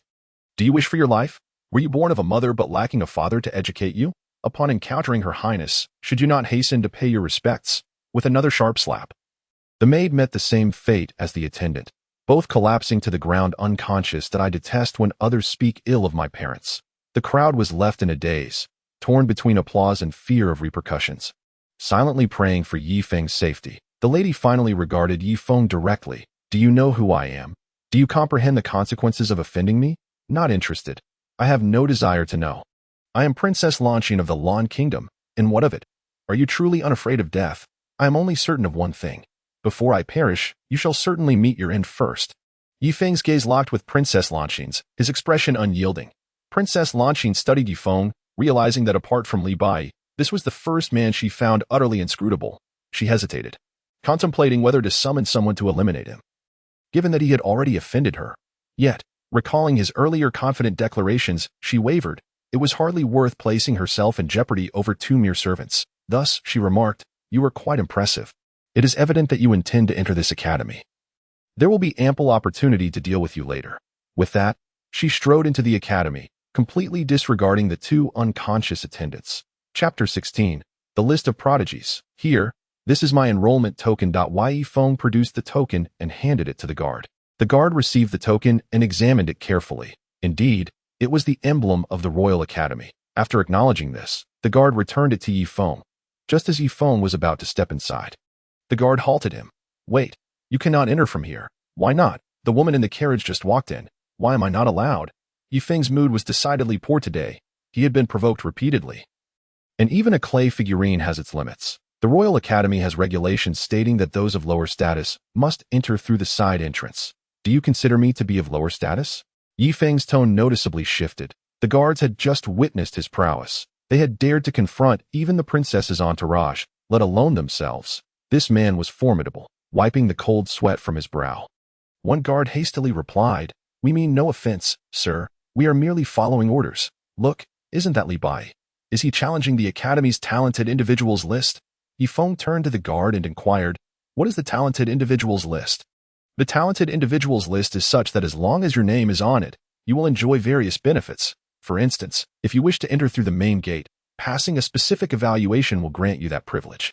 Furthermore, the Academy's techniques will be available to you without reservation. Whatever you need will be prioritized and provided for free. The only requirement from the Academy is a promise to assist when the Kingdom of Lan is in peril." Is it truly that simple? Young brother, you have no idea how difficult this evaluation is. It is not merely about one's cultivation level. It assesses the ability to amplify one's own realm tenfold through a puppet. If you can overcome it, you will have passed the evaluation. In nearly a century, only the recent instance of the second prince, Lanjan, has succeeded in this evaluation. Now, Li Bai is attempting it as well. He is likely to succeed. Oh, but didn't you just say it was very difficult? How can he pass so easily? You are new to the Imperial City. You are unaware of Li Bai's terrifying reputation. When he was born, an infinite sword aura descended from the heavens, felt throughout the entire Imperial City. At the moment of his birth, 9 ancient swords fell into the courtyard, yet no one could lift a single one. Only 3-year-old Li Bai effortlessly picked them up, and from then on, he became known for his swordsmanship. For 15 years, he has remained undefeated. It is said he has always fought with but a single sword. Some claim he is a naturally gifted prodigy, while others say he is the reincarnation of a great sword cultivator. Well, that is impressive. When will he emerge? There is no need to wait for him to come out. Multiple challengers can face off simultaneously. You don't mean to. Indeed, I wish to see if this prodigious title holds any merit. The guard fell silent. Yifeng arrived at the entrance to the Talented Individuals List Challenge. Discovering that the list was a massive plaque, prominently displaying the name of Lanzhan with the title Unmatched Combat Power radiating in golden light above it, the names of others bore no titles. An elderly man at the entrance observed Yifeng entering and asked, "Young one, are you here to challenge as well?" Yifeng nodded. "Your name?" "Yifeng. You must think carefully. This is no trifling matter. Failure can indeed be fatal, for puppets possess no compassion. Let us commence," Yifeng instructed. "Proceed to room number 2. You need only succeed in one challenge to be deemed victorious and allowed to exit. Should you fail to emerge immediately, the room will initiate a trial of title level. Without vanquishing the puppet, the door shall remain firmly shut. Throughout history, countless prodigies have perished due to their own overestimation." "Ah, thank you." With that, Yifeng stepped into room number 2. He was eager to ascertain the extent of his combat prowess among his peers. Wasn't that the young lad who had just clashed with the princess? He too has ventured to challenge the prodigy list. Alas, this youth is still too inexperienced. How many prodigies have entered only to never return? Some in the crowd, having recently encountered Yifeng, felt a twinge of admiration and sighed. All the while, Princess Lanzhan, observing from the academy's upper floors, took in the scene. With her extraordinary talents and lofty ambitions, she had always aspired to wield power over the world, willing to pay any price to achieve her desires. Previously, her heart was solely set on the imperial throne, embroiled in a web of deception with the crown prince. Now, witnessing Yifeng and Li Bai consecutively challenge the prodigy list, she suddenly realized how myopic her previous judgments had been. How could this humble Lan nation ever satisfy her grand ambitions? Only the sects could provide her the platform to realize her aspirations. Chapter 17. Li Bai, the paragon of kings. Upon entering room number 2, Yifeng discovered information inscribed upon the walls. He was at the 8th layer of the Harmonious Path realm, challenging an adversary with tenfold his strength, equivalent to a typical practitioner at the 9th layer of the Harmonious Path realm. Yet beneath the returning sect level is the breakthrough to the next major realm beyond the 9th layer. However, I am 3 layers beyond that. How is this combat power calculated? It seems prudent to visit the library within the academy to explore the classifications of realms and understand the situation better. As Yifeng pondered, a puppet slowly emerged from behind the wall, charging directly at him. Yifeng had no knowledge of any techniques, relying solely on the most basic punches and kicks. He unleashed a full-powered palm strike with his ordinary true essence. Curious about the impact of his strength without employing his true combat power, with a resounding bang, the puppet shattered upon impact. Yifeng was taken aback. Is this truly the strength of his ordinary realm multiplied tenfold? How can this be so feeble? Little did Yifeng know. He had achieved the 12th layer of refinement, reaching perfect completion. Throughout history, how many have accomplished such a feat? Most ordinary practitioners break through to the next major realm upon reaching the pinnacle of the 9th layer, with only a select few attaining complete perfection, let alone the existence of the 11th and 12th layers. This was the foundation upon which Yifeng challenged those beyond his level, should he master the Dao techniques. His combat power would increase by another half. Please exit this room within 10 breaths, or the title level trial will automatically commence. When the elder outside and the onlookers witnessed Yifeng's name materialize on the prodigy list, their expressions shifted dramatically. They had not anticipated this young man to succeed in his challenge, and so swiftly. Considering the time, he even surpassed Li Bai. Why have they not yet emerged? Do they wish to continue challenging for titles?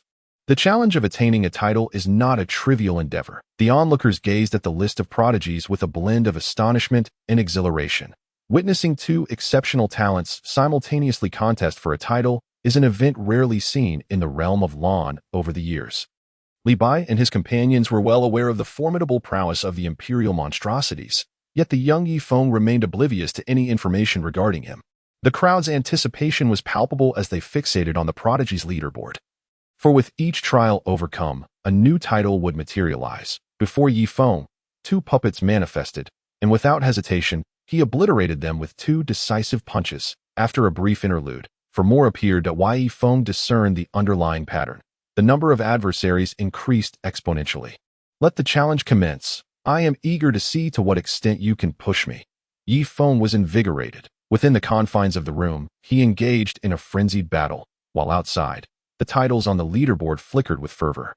The gathering crowd was undoubtedly a spectacle that caught the attention of the Academy's dean. The dean, accompanied by several faculty members, swiftly approached the entrance of the Prodigy's challenge. How could you be so reckless? Did you not convey the gravity of the situation to them? Such a rare talent. Should he fall during this trial, it would be an immeasurable loss. Our Academy has not produced a cultivator who has ventured beyond the realm of lawn for several generations. Among the other prestigious royal academies, we are but a laughingstock. These three individuals embody our hope of elevating our Academy's reputation beyond lawn. The dean surveyed the three names on the leaderboard with a sense of satisfaction. This year's Academy competition would not end in disgrace. Look, their titles have now matched that of Lanjan, both attaining unmatched might. Oh no, it has changed again. Their titles have transformed into invincible under heaven. Is such terror truly necessary? Exclaimed a few spectators. Before the excitement subsided, the titles shifted once more to resounding through history. I cannot bear this. Someone assist me. The dean's hands trembled. A voice within him grew louder, proclaiming that Lon was on the verge of producing two extraordinary figures, sovereign of a generation. No, these two must be zealously protected by the Academy. Their combat prowess transcends the term prodigy. The leaderboard underwent another transformation, declaring them supreme monarchs of humanity. The crowd erupted into chaos, while the challengers themselves seemed equally frenzied. It was evident that a significant number of spectators had collapsed, some even fainting from fright and shock. As fellow cultivators, why was there such a disparity in fate? The gulf was insurmountable, leaving them bereft of hope. The guards at the entrance recalled Yi Feng's earlier proclamation. I shall verify whether the prodigies are merely a facade. It was not a validation, but a display meant to instill fear. If heaven were to grant me another chance, I would extend a warm welcome to young Master Feng, inviting him to enter through the main gate. To align oneself with him would surely pave the way for a prosperous future. Why bother guarding the gates? Alas, time does not rewind. Inside challenge room number 1, Li Bai gradually sheathed his sword in its scabbard. He surveyed the remnants of the defeated puppets. Not that he could not continue fighting, but he deemed it unnecessary. His primary purpose was to transcend his swordsmanship, which he had now accomplished. With resolute strides, he exited the room. Meanwhile, in the adjacent room number 2, Yi Feng relished the sight of the scattered puppets. He had also come to understand his capabilities when employing his authentic qi. He believed he could challenge once more. The strength should be akin to that of the second or third tier of the returning sect.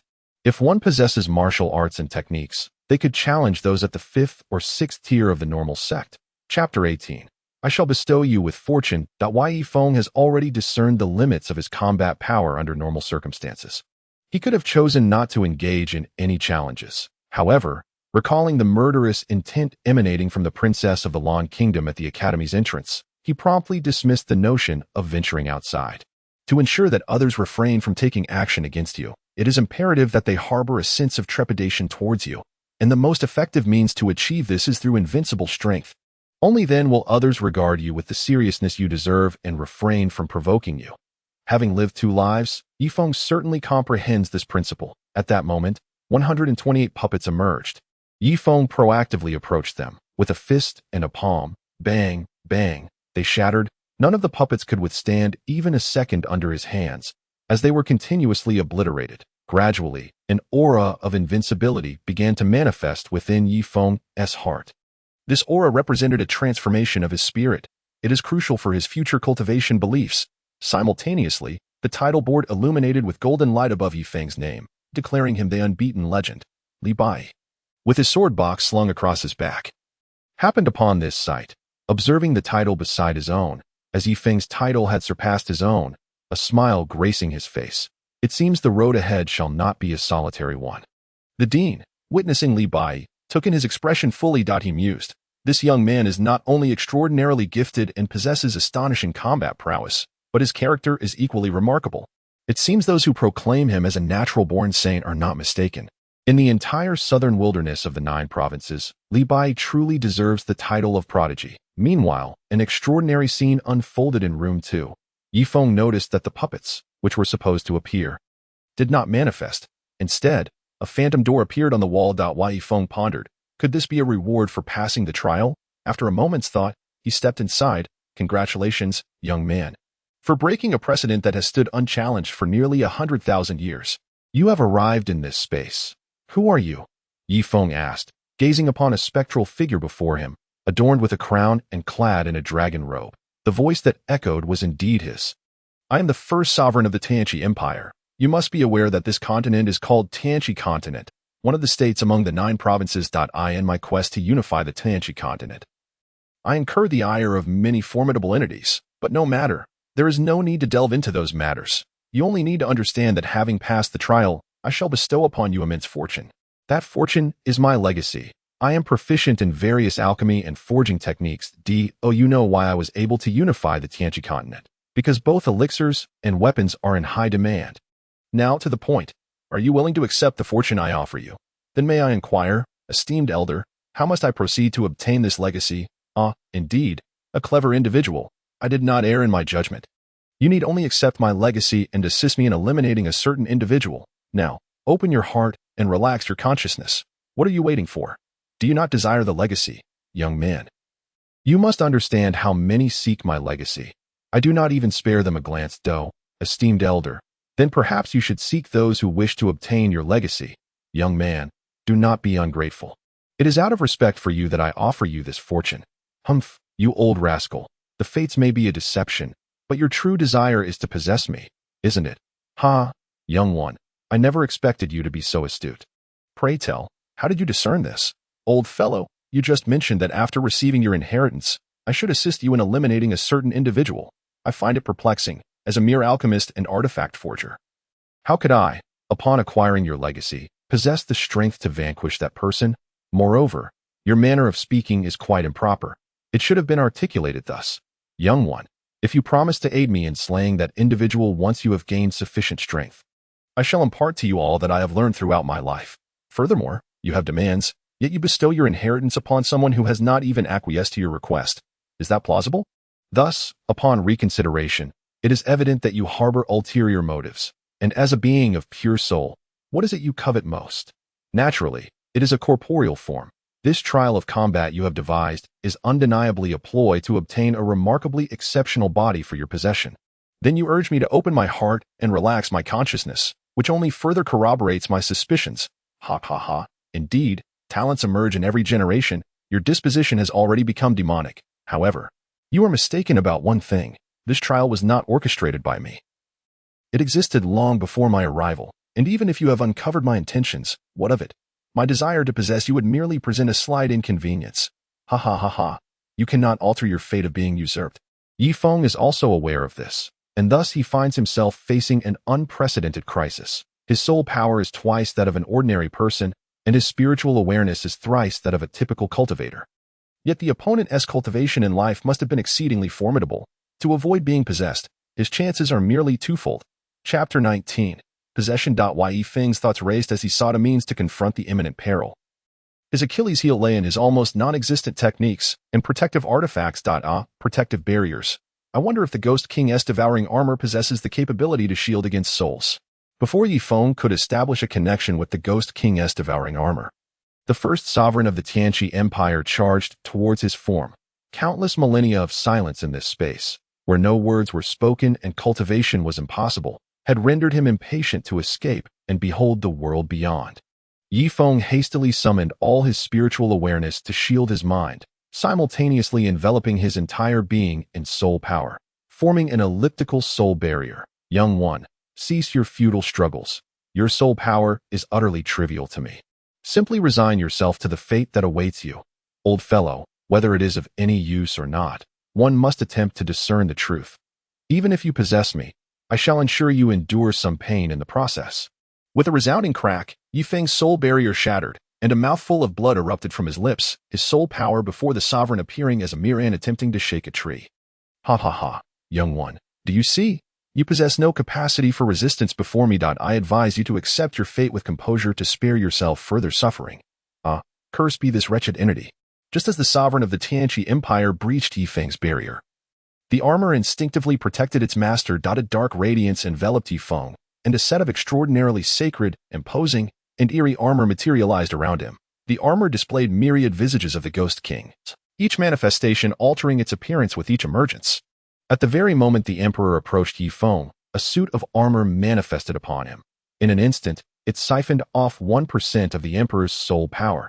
This marked the first occasion the first-generation emperor felt trepidation.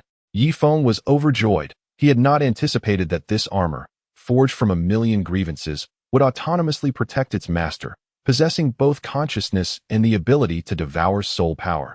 It was evident that the opponent was wary of this armor. And Yifeng himself remained unaware of its limits. If only he could negotiate some form of arrangement that would persuade the emperor to relinquish his attempt at possession. Oh, you mean this? This is a formidable protective soul artifact gifted to me by an elder, Yifeng exclaimed, his expression unwavering, recalling how easily he had deceived the chief of the mountain stronghold last time. The Tianqi emperor pondered Yifeng's words, believing them to be 8 parts truth. Addressing Yifeng, he proposed, "Youngster, I have set my sights on your armor. If you relinquish it, I shall allow you to depart. What say you?" "Ha, old man, do you truly take me for a mere child? If I were to remove this armor, would I not be willingly offering myself to your whims? I fear I would not even escape the void gate before you forcibly seized my essence." Yifeng retorted, "How about this? If you permit my departure, once I have grown stronger, I shall assist you in eliminating that person." "Ha, boy, do you dare scheme against me? I have traversed more bridges than you have walked roads. I fear that when you become powerful, you will not come to aid me in slaying my enemies, but rather seek to take my life." Today, he was determined to possess the young man before him. Years ago, his physical form was shattered by foes. His soul fled and concealed itself here, initially reveling in the safety of such an environment, confident that his enemies would not locate him. However, he soon discovered that his soul could enter but not exit, leading to his tragic fate. He had been trapped here for countless millennia, enduring a solitude more agonizing than death itself, and he could no longer bear it. "Old man, as long as you refrain from possession and lift the seal on the door, feel free to express your demands. This emperor desires nothing but you." With that, he summoned all his soul power once more, charging towards Yifeng. Yifeng hastily took control, unleashing his silver essence, stepping forward with ruling the world. He poured all his energy into the Ghost King swallowing heaven armor, which radiated a spectral light, and the thousand-faced Ghost King materialized, emitting eerie laughter as it clashed with the approaching soul of the Tianqi emperor. Yifeng's complexion paled as beads of sweat cascaded down. His essence was waning. His realm was too low to fully unleash the armor's might. "Ha ha ha, boy, you are faltering. This cursed thing has drained half of my soul power." "Damn it." As Yifeng's strength dwindled, the emperor effortlessly dispelled the thousand-faced Ghost King. "Gagaga, can you still hinder me? Accept your fate." It was over. Yifeng lamented inwardly. His life was riddled with mysteries and enigmas. To perish now felt profoundly unjust. The Tianqi emperor swiftly waved his hand, dissipating Yifeng's mental force that he had woven around his consciousness, just as he was about to step forward. He suddenly sensed an overwhelming terror. It is as if stepping into this realm guarantees death. Indeed, it is a certainty. The sovereign of the apocalypse desires nothing, not even to seize a body. He is charged forth without hesitation. Observing the pale visage of Yifeng, he mused, "This individual must not be trifled with, for he harbors an immense terror within." The dread emanating from him felt far superior to any formidable beings he had encountered in his former life, surpassing them by countless degrees. After casting a glance at Yifeng, the sovereign of the apocalypse released the seal of the void gate and proclaimed, "You may leave." "Why? You could have successfully seized a body just now." The sovereign regarded Yifeng in silence, realizing that he remained unaware of the great terror he concealed. "Since he is oblivious, there is no need for me to enlighten him, lest I invite catastrophic consequences. It is nothing, merely a sense that your body is unsuitable for me. Pray tell the name of the one who sought to kill you. I shall assist you in avenging your plight." "No need. I prefer to remain unentangled, so focus on your own well-being." Yifeng had initially anticipated that his adversary might attempt to seize a body, but chose to withdraw.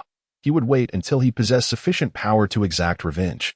However, with the rejection, he decided to let it be and turned to stride away. Chapter 20. A dreadful reflection. Upon arriving at the entrance of the trial, Yifeng found himself the center of attention amidst a throng of onlookers. Even with the thickest of skins, he could not withstand the intensity of their eager gazes. Thus, he forced a chuckle and hastened towards the main gate of the academy. "Why, Yifeng, dear brother, I am but a sprightly 58 and yet unmarried. I wish to stargaze with you." "Begone, you old hack." "Off, Feng, I am 27. ripe for the choosing, and crucially, I am of good breeding. I desire to dine with you. Leave, you two wretched women. Brother Feng, I am 13. Grant me 5 more years, and I shall become your wife. Ye Feng felt a flush of embarrassment, quickening his pace. Upon arriving at the academy's entrance, before he could utter a word, he was greeted with, "Young Master Feng. Please, young Master Feng, await you at the Academy Square, where arrangements for your accommodation have been made." Yi Feng nodded and proceeded inside. The Princess of Misty Heart on the top floor observed everything. Her thoughts unknown.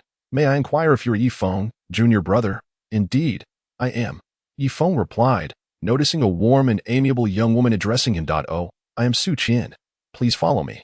I shall arrange your lodgings. Should you have any queries, feel free to approach me." As they spoke, Yi Feng arrived at the quarters designated for him, surveying the room's surroundings and finding them satisfactory. "Junior brother Yi, are you content with your accommodations? If not, there are other options available." "Yes, it is satisfactory. I shall take this room." "Then allow me to show you the dining hall." "No need for the trouble, Sister Su. I noted the location of the dining hall on my way here." "By the way, Sister Su, where is the floor housing the ancient text of cultivation?" Throughout this journey, Yi Feng had been eager to acquire the teachings that would enable him to unleash his full potential. Additionally, he wished to seize this opportunity to replenish his knowledge of the Tao. "Oh, it is the largest building to the east. Thank you very much." As a final thought, Ai Chong had once mentioned that a formidable guardian lurked by my side. Yet I remained oblivious to their presence. The third matter at hand is, why did the Celestial Emperor choose to depart from the confines of my mental space, in a scenario where he could possess me? Why did he relinquish that opportunity and instead allow me to leave? What could possibly reside within my mind's realm? Night Feng hastily summoned his consciousness to delve into the depths of his mental space. Yet after an extensive examination, he uncovered nothing. There are 2 additional concerns. Why did the phrase treading upon the 9 wildernesses previously linger in my cerebral domain? Lastly, and most crucially, I was once a person devoid of intent. Why did I acquire such a state upon losing consciousness? What transpired during my unconsciousness? As Night Feng pondered deeply, a sense of dread washed over him. It felt as though an unseen hand was orchestrating all that had occurred. His fate seemed inexorably predetermined. Whoever seeks to dominate my destiny must pay a steep price. The notion of treating me as a mere pawn is nothing short of delusional. Night Feng slowly closed his eyes. Awaiting the dawn of a new day, he understood that regardless of the veracity of his speculations, all orchestrations are but laughable jest in the face of invincible power. Is Master Night Feng here? Who is it? In response, Night Feng rose and opened the door, revealing a maidservant before him. "Master, my young lady wishes to see you. She desires a discussion." "Who is your young lady?" "Oh, she has instructed me not to disclose her identity." "You shall know upon your arrival." "Very well, lead the way." Night Feng mused that as he had just arrived in the imperial city and was unfamiliar with its inhabitants, it would not hurt to investigate who sought him at such a late hour. Following the maidservant, he exited the academy and arrived at a courtyard, where she opened the door and stepped inside. "Master, the young lady awaits you within. I shall take my leave." "Indeed," Night Feng nodded. "Come in." A woman's voice beckoned from within the room. Night Feng pushed open the door and entered. "Are you surprised to see me?" "Indeed, I am quite astonished. The illustrious princess of the Lan Kingdom meeting a man in the dead of night. Others might misconstrue this as an illicit rendezvous." Night Feng remarked with a hint of levity. "Impudent! How dare you speak to me in such a manner? What is your standing? Oh, is it not the intent of Her Highness the Princess? Then what brings you to summon me? Is it merely for a cup of tea?" Night Feng inquired, pouring himself a cup from the table and taking a sip. "I was impressed by your performance today." "Speak. What do you desire?" Princess Lan Xian declared with an air of superiority. Night Feng found himself baffled, pondering the implication of her words. "I mean, I am in need of a guard, and your performance has piqued my interest. Speak freely of your needs, but you must also recognize your station. Serving me entails adhering to certain decorum." In Princess Lan Xian's eyes, her status afforded her the privilege to demand Night Feng's servitude. Believing he would gladly comply, Night Feng perceived her to be utterly deranged. There was little to gain from conversing with a madwoman. "Apologies, but I am not interested. I could facilitate your entry into a sect, and you could accompany me as a menial worker." She truly believed in Night Feng's potential, envisioning him as a valuable ally within the sect. "Ha ha ha. What does an ant know of a swan's aspirations? I, Night Feng, am not one to be enslaved by anyone across the heavens and the earth." At that moment, the imposing aura exuded by Yi Feng sent Princess Langxin's heart into a tumultuous tremor. She departed abruptly, the teacup in her hand shattering with a resounding crack. Yifeng discerned that this woman had an inflated sense of self-worth. If he continued conversing with her, he would be overwhelmed by an impulse to eliminate her. Chapter 21. Selection of cultivation techniques. As dawn broke, Yifeng stretched lazily, performed a brief morning routine, and made his way towards the cultivation technique pavilion suggested by Su Qian. Upon arriving at the entrance, he observed the plaque inscribed with Cultivation Pavilion. Indeed, this was the place that led up ahead. Are you here to select a cultivation technique? Yes, esteemed senior. Come here to register. What is your name? Yifeng. You are Yifeng, the exceptional youth who defies the odds within the same realm. Indeed, esteemed senior. Oh, splendid. You may select one cultivation technique free of charge. Isn't it true that all techniques can be freely learned? Why am I limited to just one? Yifeng's expression darkened as he spoke. What? Do you have objections? The elder detected the displeasure in Yifeng's tone and responded haughtily. This is a rule set by the Empire. If you have grievances, you may address them with His Majesty the Emperor. It is stated that one may learn any technique from the Royal Academy upon passing the genius ranking, but you are permitted to select only one. It matters not which you choose. You are limited to one. Is there an issue with that? Yifeng found it difficult to argue against the elder's words. He realized that the elder was indeed creating obstacles for him. Yet the rationale was sound. It was akin to a previous life on Earth when he consumed a piece of stinky tofu. Despite its foul odor, one could not deny it was food. He silently mused. Well played. How long may I remain inside? 2 hours. The elder replied, gesturing to Yifeng. This is your token. You may access the first 3 levels. The first level is yellow rank, the second is Xian rank, and the third is Earth rank. Yifeng accepted the token, wishing to engage no further with the elder, and stepped inside. Observing Yifeng's retreating figure, the elder mused, of all the people to offend, why must it be the imperial princess? Does he not realize that this royal academy is under her family's jurisdiction, though ostensibly the headmaster holds authority? Who dares to offend the royal family? The youth is still too naive. If the elder were aware that Yifeng had lived for over 10,000 years, he might reconsider his assessment of the youth's inexperience. In truth, anyone who passed the genius ranking could select freely. But this morning, someone had arrived before Yifeng and informed the elder that the princess decreed he could choose only one. Yifeng had been misled about the academy. In this world, cultivation techniques were inherently rare, with the superior techniques retained within various clans and sects, forming the cornerstone of their strength, rarely divulged to outsiders. Moreover, high-level techniques were exceedingly scarce. Having just a few was already remarkable. Yifeng approached the techniques on display and examined them one by one. One-armed fist, fragmented manuscript, an incomplete technique created by a one-armed elder a millennium ago. Mastering it could allow one to reshape mountains and rivers. Winged flight. Upon reaching mastery, one could condense a pair of ethereal wings, soaring through the void. Dragon's fury, an offensive technique. When perfected, it could summon a fire dragon to assail foes with boundless might. Butterfly shadow, a footwork technique. When perfected, one could move with the elusive grace of a butterfly, achieving astonishing speed. Body refinement technique. Fragmented manuscript, origin unknown. To this day, no one has successfully mastered it. Also known as the death refinement technique. It is classified as Earth rank. It allows the practitioner to assimilate various thunderbolts and the most extreme elements of the world into oneself, forging an undying Saint King body. As Yifeng gazed upon the tomes, his heart fluttered with desire, each one beckoning him. Alas, he could only select one. 2 volumes pertaining to offensive techniques, and one each from the other categories. To be candid, all these books were essential to him. Yet if he had to choose but one, it must be the one that would empower him the most. Without a moment's hesitation, he resolved upon the body refinement technique. Only by forging a formidable physique could he unleash the full power of his steps. The prospect of attaining the undying Saint King body, such a formidable name, was indeed awe-inspiring. It surely promised greatness. The fact that no one had achieved it did not imply he could not. As for the aforementioned refinement to death technique, he had not even glanced at it. Its title was rather unseemly, but never mind. What mattered was gaining strength, regardless of the name. Stowing away the ancient tome, Yifeng glanced at the token he held, noting that merely an hour remained. Thus, he hurried downstairs to the first and second levels in search of literature concerning realms of cultivation.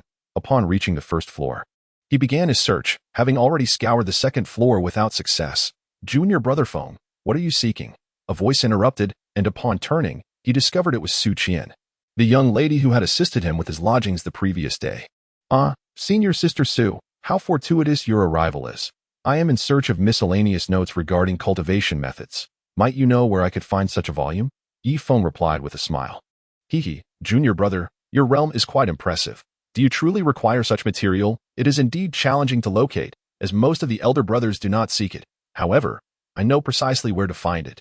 "Please, follow me," she said, leading him through a series of twisting aisles of bookshelves. After navigating several shelves, she retrieved a small tome from the bottom of one and handed it to Yi Feng. "Here it is, the records of the southern wilderness." Yi Feng accepted it and began to peruse its contents. Flipping to the section on realm levels, he read, "Cultivators refine the primordial energies of heaven and earth within themselves, thus attaining various realms and levels. The known realms are refining void, transforming qi, returning spirit, merging Tao, returning to origin, sealing king, emperor's might, sovereign extremity, great emperor. Each realm comprises 9 tiers, and the disparities in combat power grow increasingly terrifying as one ascends to higher realms. Generally, cultivators reach the pinnacle of the 9th tier before breaking through to the next realm. Yet some exceptional individuals defy conventional understanding, managing to cultivate to the completion of 10 tiers within each realm, while others of prodigious talent may even reach the 11th tier for breakthrough. Of course, heaven is just. As the difficulty of breakthrough increases, so too does one's combat prowess soar, rendering them invincible among peers. The known classifications of tomes are yellow, profound, earth, heaven, and legendary. Furthermore, there exist tomes birthed from the heavens. Their rarity is astonishing, known to recognize only a singular master and cannot be passed on. When such tomes manifest in the world, a tempest of blood rain ensues, with great beings descending. Even ancient sages may intervene. Yi Feng then turned to the section on weapons, noting the established rankings: mundane, profound, earth, king, sovereign, and emperor grade. The enhancement provided by weapons was formidable. The crafting of such arms was exceedingly arduous, with some spiritual treasures born of nature. Defying standard grading. Chapter 22. A teachably young one, Yi Feng approached the entrance, presenting the token and tome to the elder. The elder glanced at them and remarked, "Are you certain about your selection? Although you are permitted to choose but one, do not squander such a remarkable opportunity. The 3rd level is not accessible to mere disciples." "Yes, I have made my choice. It is this one. Since you are so determined to choose this book, I shall not dissuade you any further.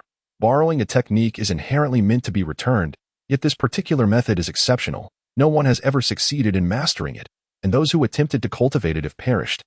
Although it transcends the realm of ordinary techniques, it is of no use to anyone. I shall take it upon myself to declare that you need not return it. Write your name and the name of the technique upon it." Yi Feng took up the pen and swiftly inscribed the names at that moment. Those waiting in line beside him caught sight of this. "Ha! This is utterly hilarious. I thought our newly admitted genius had selected an extraordinary technique, but it turns out to be merely a body refinement method. Ha! This is too funny. Everyone, come and take a look." The old man, fully aware of the situation, chose not to intervene or expose the truth. Nor did he halt the mockery directed at Yi Feng, for the young man was the younger brother of Lanzhan, a person he could not afford to offend. Those in line surged forward to gawk at Yi Feng and his written body refinement method, instantly igniting a chorus of derisive laughter. Yi Feng fixed his gaze upon the young man who had just laughed and inquired, "Have you laughed enough? If so, kindly cease your noise. Kid, what kind of attitude is that? My laughter is a privilege for you. And what are you glaring at? Do you think you can devour me? Do not presume that just because you have some minor prowess, you can act arrogantly." My brother, before he could finish, a resounding slap echoed, sending the previously boastful youth flying backward. Yi Feng, ever accommodating to those seeking trouble, was willing to indulge their delusions.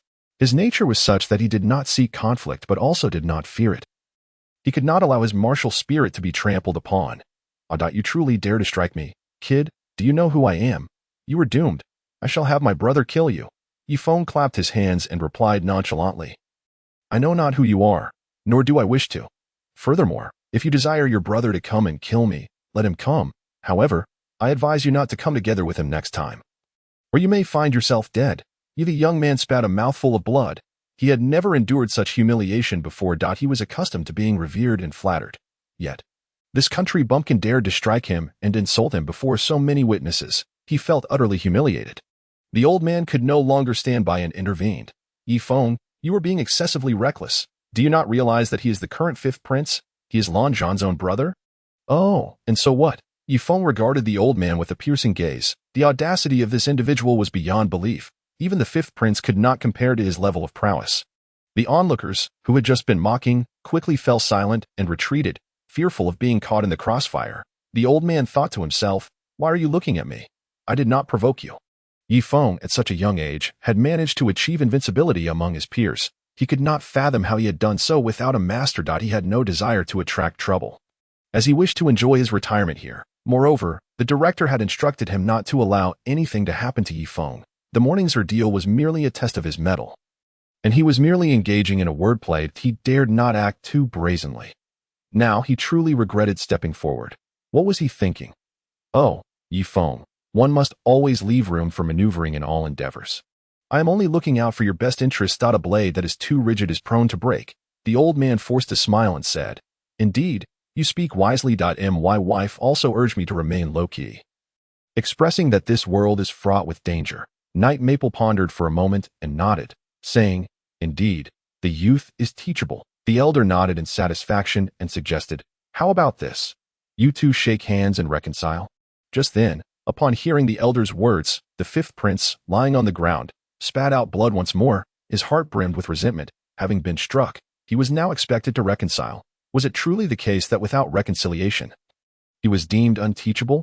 Initially, the elder had appeared pleased to speak on his behalf, but in the end, he had become a mediator. How could he accept such a fate?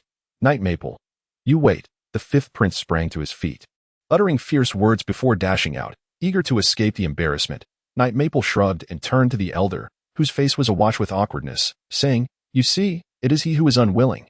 Subsequently, Knight Maple exited as well. The elder quickly regained his authoritative demeanor, declaring, "What are you all staring at? Do you have an abundance of time? Would you like me to instruct you in your training?" The crowd dispersed hastily, returning to their respective tasks. It was clear to all that his suggestion of guidance merely implied a beating. Chapter 23, The Storm Battle. Within the palace, the youthful voice echoed, "Brother, you must stand up for me." The cry resonated from afar. A young man, roughly 20 years of age, was engaged in training within his designated practice chamber. Hearing the interruption, he was displeased and was about to unleash his frustration when he opened his eyes to find the fifth prince, his ineffectual brother, before him, leaving him feeling quite helpless. "What is it? What happened to your face?" the young man inquired, observing the fifth prince's swollen visage. It must be noted that their mother had passed away shortly after giving birth to him and his brother. It is often said that the imperial family is devoid of compassion, and in truth, this statement holds merit. From a young age, he and his brother had never experienced familial affection. Had it not been for his martial prowess, which caught their father's attention, he feared he would have long been ensnared by the palace's treachery. The bond between the two brothers was indeed one of mutual reliance. He understood his brother well. Although he was not fond of training, he was not a villainous or malicious individual. He simply enjoyed being flattered and relished using his brother's status to exert pressure. "Brother, you must advocate for me. I was struck by a commoner," the fifth prince exclaimed, his face a mask of grievance. "Who in the imperial city does not know you are the fifth prince? Who would dare to strike you?" The young man replied, perplexed. He is just a newcomer to the academy, and today, when I merely critiqued his martial technique, he sent me flying with a single slap. "Oh, I see. You may leave now." The young man thought to himself that there were many who could easily dispatch his brother.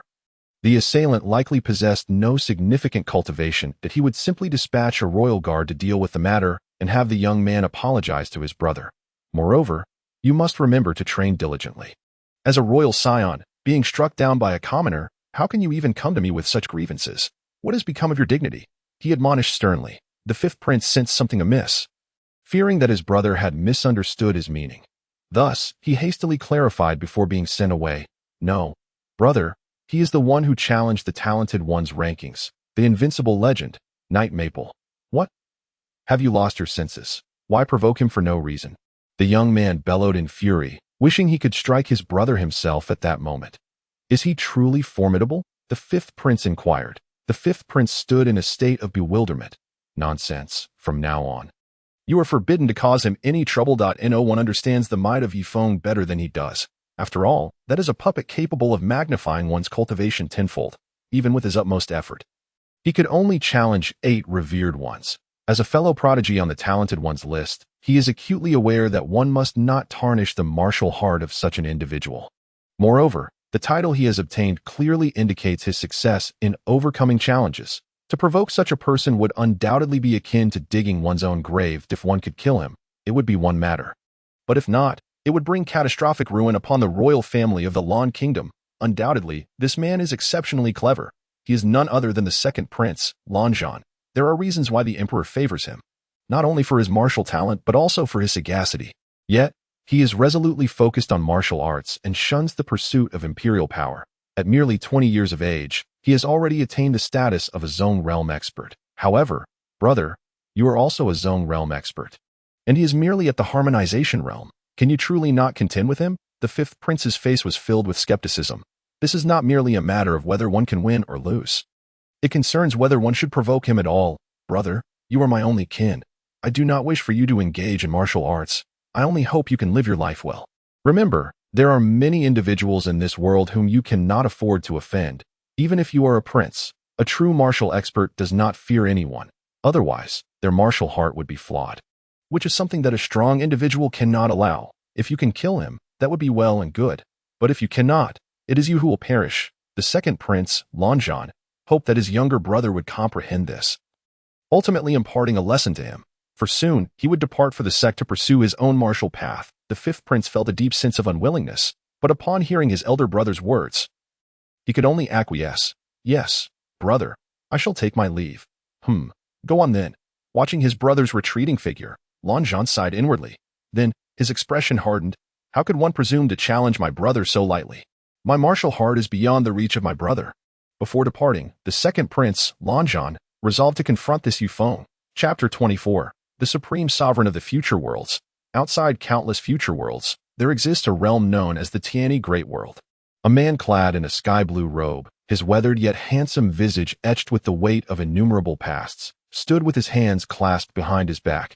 The radiant nine-colored divine wool behind him spun slowly, casting a mesmerizing glow. Though he stood there without any imposing aura, the very heavens and earth quivered with his breath. He is the very embodiment of this vast world. I have no rivals in this realm. It holds no secrets for me anymore. No, there is still one. My bloodline power, the strength inherited through my bloodline. Had I not possessed this lineage, I might have long been obliterated in countless battles. What extraordinary beings did my ancestors produce? Let us observe now. The man's tone was unremarkable. With a wave of his hand, the life of his father materialized before him, followed by that of his grandfather, and then his great-grandfather, and so forth. The man meticulously examined each of his ancestors in turn. How formidable must one's cultivation be to achieve such feats? It was evident that this man's cultivation had reached an unfathomable level. Thus, he continued to trace the lineage of his bloodline, one ancestor after another appearing before him. A world in each realm. He sensed the presence of ancestors sharing his bloodline. Some were formidable beings of heaven and earth. Others were revered lords of their domains, and still others were merely mortals that he could hardly recall how many generations had passed in each world. Thus, year after year, 2 years, 10 years passed, until at the age of 15. The young man's eyes sparkled with realization. He discovered an ancestor in a realm known as Jiao Huang, who shared his bloodline yet bore no lineage to pass down. It became evident that the power of the bloodline was indeed the legacy passed from this ancestor to the descendants. He hastily dismissed other inquiries and focused intently on the life of the individual before him. He beheld a child born into the Yi family, witnessed his astonishing talents, yet also saw his inability to break through, and the ruin of his family. He observed the helplessness that engulfed him, and during a moment of unconsciousness, a woman merged into his being. Subsequently, calamity descended upon this world, and a remnant soul emerged from his body, shattering the heavens with a single hand. After eons had passed, the young man awakened, recognized his beloved, and emerged from seclusion to seek vengeance, until, at the Royal Academy of the Lan Nation, he witnessed the fierce battle against Lan Zhan. Yet at that moment, the scene abruptly halted. No matter how hard he tried, he could not see what transpired afterward. It was as if the events that followed had been erased by an unseen hand, rendering them unthinkable and untraceable. With my current cultivation, I may not be unique in history, but I am close enough. Who could obstruct my inquiries? Let me see, if I, the true self, descend, who could stand in my way? The young man, initially devoid of any aura, suddenly erupted with power. The shockwaves reverberated outward in concentric circles, And had this world not been immensely solid, it might have been obliterated by the mere fluctuation of his thoughts. The young man stood there, unmoving, yet the world around him transformed rapidly. He did not move, yet the entire realm was in motion. In an instant, the young man found himself on the ancient path of time and space. Indeed, he sought to venture beyond countless past worlds, to the recently glimpsed Jihuang realm, to uncover the truth himself. Insolence! Who dares to tread upon this realm without permission? An elder, with eyes piercing the heavens, gazed upon the young man emerging from the ancient path of time and space. He bellowed, and the next moment, the elder had appeared before the young man, blocking the way of the ancient path. You, as the sovereign of the future world, should understand that what cannot be investigated cannot be altered. To act recklessly will entangle you in great karma. Although we are fated to be born, the myriad beings of this universe will undergo a cataclysmic transformation. Do you comprehend the implications of such karma? The elder spoke with indignation as he regarded the young man. I am aware of this. However, concerning the truth of my bloodline, this is the cause. I must investigate, and this is the effect. If you dare to obstruct me, I shall annihilate you. The young man looked at the elder with indifference, as the nine-colored divine wheel behind him began to spin ever more rapidly. I have endured 999 tribulations to attain sovereignty, since you refuse to heed my counsel and recklessly disturb immeasurable karma. Then you shall remain here, the elder declared, summoning a colossal sword beneath him. Chapter 25. The Battle of Sovereigns. What is the ancient path of time and space? Time and space eternally stand still. This path exists independent of any grand world and leads to the past and future. Only those with transcendent cultivation, who surpass all existence, may behold this path. To tread upon this path, one must be the sovereign endowed with the might of the vast world. Whether spirit is obstinate or pliable, I shall now witness the cultivator of the future world. The elder's piercing gaze fixated upon the man before him, for he was the strongest adversary he had encountered in countless ages, without exception. In my realm, there are no rivals left. Let me see how many moves the former sovereign can withstand at my hands. The man laughed heartily. Arrogance. Even if you possess the ability to shake the ancient and shine through the ages, it is still excessively presumptuous. The elder bellowed fiercely, and instantly, the immense sword aura beneath his feet transformed from 1 into 2, 2 into 4 into 8. An endless torrent of sword energy, each capable of annihilating the heavens and the earth. The elder stood aloft upon the boundless sword aura, his white hair swirling, causing the entire ancient pathway to tremble. Receive my heaven and earth traverse of 10,000 sword flows. As his words fell, an infinite stream of sword energy surged forth at his command, enveloping the man in an all-encompassing brilliance of sword light. The elder's strike was undeniably a lethal technique. What constitutes arrogance? What defines folly? The cosmos is vast, and the ages are endless. Who can stand in my way? Who can obstruct me? Today, I shall defy the natural order. The man took a step onto the ancient path's void, with a divine wheel of 9-colored radiance illuminating the entire expanse. Simultaneously, the sovereigns of countless great worlds from the past awakened, their eyes opened wide. Arrogance, ignorant wretch, nonsense, junior. The voices of innumerable sovereigns from bygone worlds reverberated within the ancient path. You dare to recklessly meddle with boundless karma. How can we allow you to proceed? Die. The voices of 100,000 sovereigns from the past echoed in unison. An endless gray aura burst forth from the man's eyes, charging toward the oncoming sword energy. At this moment, the elder appeared as though he were on the brink of death, aged beyond measure. He realized that his lifespan was dwindling. Hastily, he summoned all his strength to resist the gray energy. The elder had never imagined that one day he would find himself gasping for breath under another strike. His heart of the Tao would not permit it. His great world would not acquiesce. With such a prodigious talent in the future world, I find solace. Yet my realm shall not allow me to falter. My path, nor shall it permit my defeat. The elder cried out in madness. Receive my supreme mystery. 10,000. Sword. Flow. Marks. Of. All. Living. Beings. 1. Sword. The colossal sword beneath him split in two, embedding the elder within, soaring skyward. Standing in the void, a ceaseless red light flickered, and the infinite might of the great world radiated from this sword. Its edge was unstoppable, pressure boundless. The ancient path's void shattered in layers, and countless black holes emerged around the giant sword, attempting to draw it in. Yet it stood resolute, pointing directly at the man. Impudent wretch, daring to manipulate boundless karma.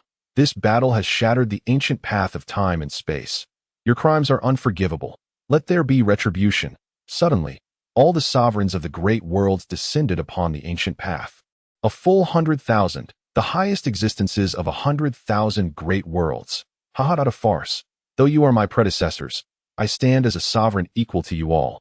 What right do you have to admonish me? Do not speak to me with such an air of superiority. I have declared, I seek only the truth from the more ancient epochs. If you would simply yield the path, it would suffice. Should you refuse, I shall bury you within the ancient road. Ha! What of 100,000 sovereigns? We, the cultivators, seek only the desires of our hearts. Come forth and battle. Chapter 26. Confronting 100,000 sovereigns. You young ones, how utterly arrogant you are, to dare to challenge 100,000 sovereigns. Fear not, my friend, for I shall come to your aid. A young sovereign stepped forth, entering the fray between the man and the elder. Those who ascend to become sovereigns of great worlds are invariably proud and ambitious. Throughout history, there has never been a battle between sovereigns of such magnitude. Yet here, on this ancient road through time and space, a sovereign from the future dares to challenge 100,000 of his predecessors. 100,000 sovereigns, not mere cabbages. Is this not a slap in the face to those who came before? Do they truly appear so inept? Clearly not. Are not the sovereigns of the great world endowed with immense fortune and profound cultivation? One might say it would be difficult for them to meet their demise. I have reigned supreme over heaven and earth for countless ages without a single defeat, and now you wish to test your strength against me. I shall oblige. Behold, the young man's robe billowed without wind. His long hair flowing majestically, a brilliant azure light materialized before him, coalescing into a vivid portrait depicting a man traversing the ancient road through time and space. The young sovereign pointed a finger to his brow, from which a trickle of crimson light emerged. That he then directed his finger to the head of the figure in the painting. Receive my ultimate secret art: sin, blood, burial, ancient, ethereal, slaughter, present. As portrayed, the young man unleashed his full power. Should you withstand this, I shall accept my defeat. Very well. It appears you are determined to oppose me. So let the challenge commence. The man gazed at the sovereigns in all directions, repeating the word good thrice. An endless divine light enveloped him, exuding an air of disdain for the heavens and earth. He took 2 decisive steps forward, proclaiming, 1. Leaf, flower, bloom, sovereign, over, all, Bodhi, without, fruit, 10,000, paths, without, trace. The heavens themselves mock all of creation. Come forth, with those 2 steps. The man's combat prowess surged 100-fold, revealing the formidable bloodline and forbidden martial arts within him. Strong, strong, strong. The man's power was beyond description. All things bowed before him. The 100,000 sovereigns unleashed their most potent techniques. Receive my most formidable secret art. The heavens and earth unite, annihilating all. Receive my most powerful technique. I possess a seal to subdue the heavens, the ancient, and all paths. Receive my strongest assault, the sun and moon in the palm of my hand. A mere inch of the mortal realm. Receive my supreme cultivation. The innate essence stands unrivaled among 10,000 paths. The indomitable immortal king approached to learn from me. Receive my millennia-spanning sword that comes from the east. The sword approaches. Receive my dot, receive my dot. 100,000 sovereigns. 100,000 techniques unleashed. The ancient road lay shattered. The void was replaced by countless black holes, remnants of the sovereign's onslaught. The man faced this overwhelming barrage, spewing blood as he was forced to retreat. Despite possessing boundless divine might, he was still confronted by 100,000 sovereigns, the apex of heaven and earth. Waves of attacks and techniques relent. You insist on opposing me. I shall show you the reason I must venture into the ancient world to seek the truth. You have forced my hand. O my bloodline, I implore you, heed the earnest plea of your descendant. I am in dire straits and require your descent. Upon uttering these words, the entire ancient path fell silent, as if all dominions and their offensive arts were frozen in time. That a shadowy figure emerged behind the man. Yet its visage remained obscured. He advanced another 3 steps, his aura swelling once more. Invoking his power, trample the 9 wastes. First step, a single leaf blooms. Reigning over all, his combat prowess surged 10-fold. Second step, Bodhi bears no fruit. Myriad paths vanish, his strength skyrocketed 100-fold. Third step, wither, flourish, heaven, earth, corrupt, decay. his power amplified a staggering 10,000 times. Are you not quite arrogant? Do you wish for me to atone for my sins this day? Then brace yourselves for my true, world-shaking, heavenly destruction technique. 9 reversals of thunder. Marsh. Together. Wastes. The man chose to unleash the power of his bloodline, unlocking the legacy of martial arts. This was the pinnacle of his strength. Magnified 1,000-fold. Coupled with his ultimate techniques, the thought alone sent shivers down his spine. Nearly 100,000 dominators found themselves ensnared in the thunder marsh, as torrents of crimson lightning, as colossal as mountains, rained down endlessly. In such dire circumstances, their attacks and bodies rapidly disintegrated. No matter how they fled, there was no escaping the confines of the thunder marsh. The tempest further shackled their freedom, as one by one the dominators were struck by lightning, ultimately merging into new forms of thunder. No, I cannot perish. What a cursed, fearsome power this is. I do not wish to become ethereal. I have yet to step into the realm of true heavens. I cannot die. I have toiled for countless eons in my cultivation. I refuse to believe it. My vast world shall aid me. Countless dominators wailed in despair. Yet, this could not alter their fate of corporeal dissolution and the dissipation of their wills. In the blink of an eye, from 100,000 dominators, only 10 remained. These 10 dominators silently rejoiced, having finally endured the man's onslaught. They also understood that he had shown mercy, retracting much of his might. Nevertheless, they were gravely injured, teetering on the brink of collapse. Their gazes towards the man were now filled solely with terror. The remaining 10 dominators finally comprehended why the man sought infinite causality. Were it themselves, they too would endeavor to seek. A being with such power surely has ancestors no less formidable than the true heavens. The man watched as the 10 dominators departed, saying nothing, and continued onward along the shattered, ancient path of time and space, unaware of how long the journey would take. Chapter 27. Li Xianxian. Feng sat cross-legged on his bed, eagerly opening the ancient tome. The fragmented body refinement technique. Unaware of the full name of the method, being solely for body refinement, he named it the body refinement technique. He wished that future generations fortunate enough would find its subsequent teachings to complete its incompleteness. I have cultivated for thousands of years, yet have failed to successfully practice this fragmented body refinement technique. I only wish to convey one message to those who come after.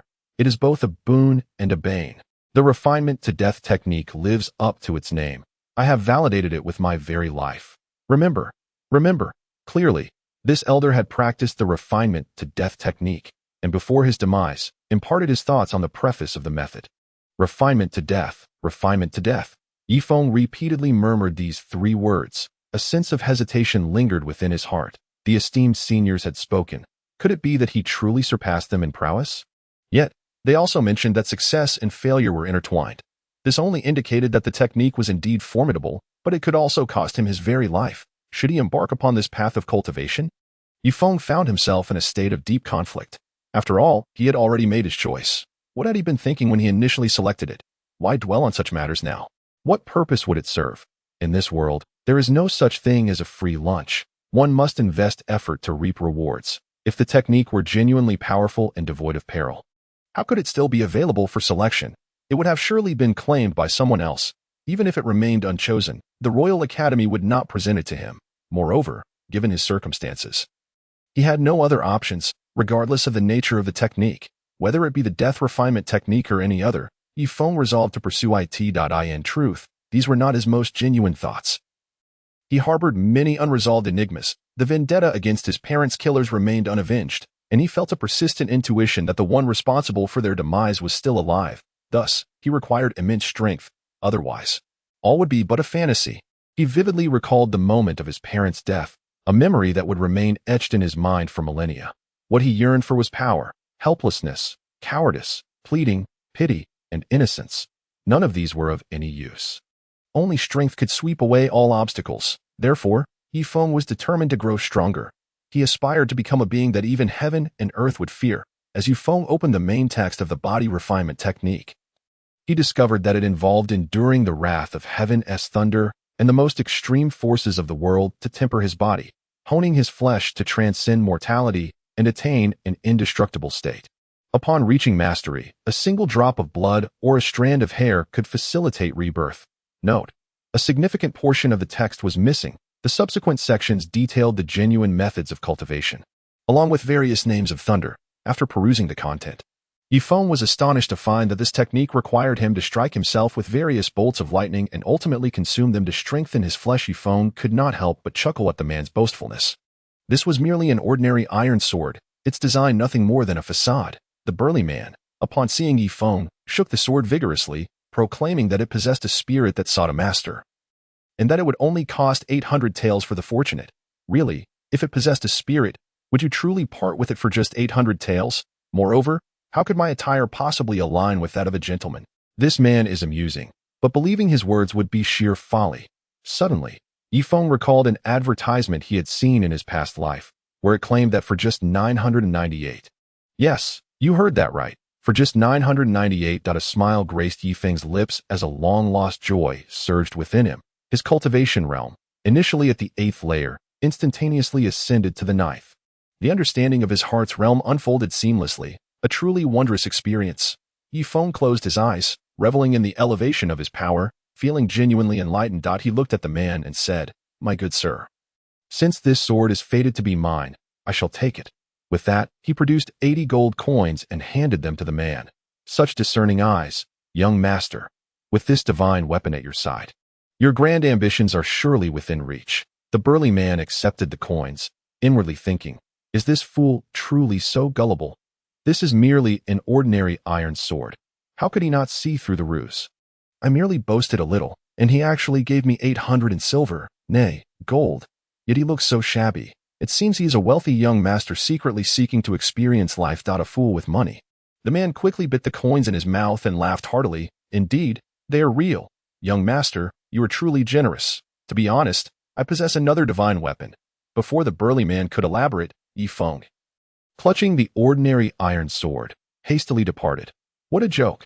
Did he truly take me for a fool? Yifeng sighed in amusement. The reason he purchased the sword was due to the man's extravagant claims, which had inadvertently propelled his own breakthrough. He merely sought an excuse to acquire the sword as a token of gratitude. Yifeng examined the ordinary iron sword in his hand, swinging it lightly, and discovering it felt quite comfortable. After all, he currently had no weapon. Although it was merely ordinary iron, its appearance was indeed impressive. He would use it for now and replace it when it inevitably broke.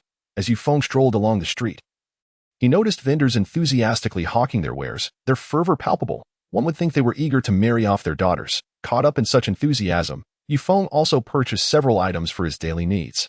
After meandering for quite some time, he finally arrived at a respectable clothing shop.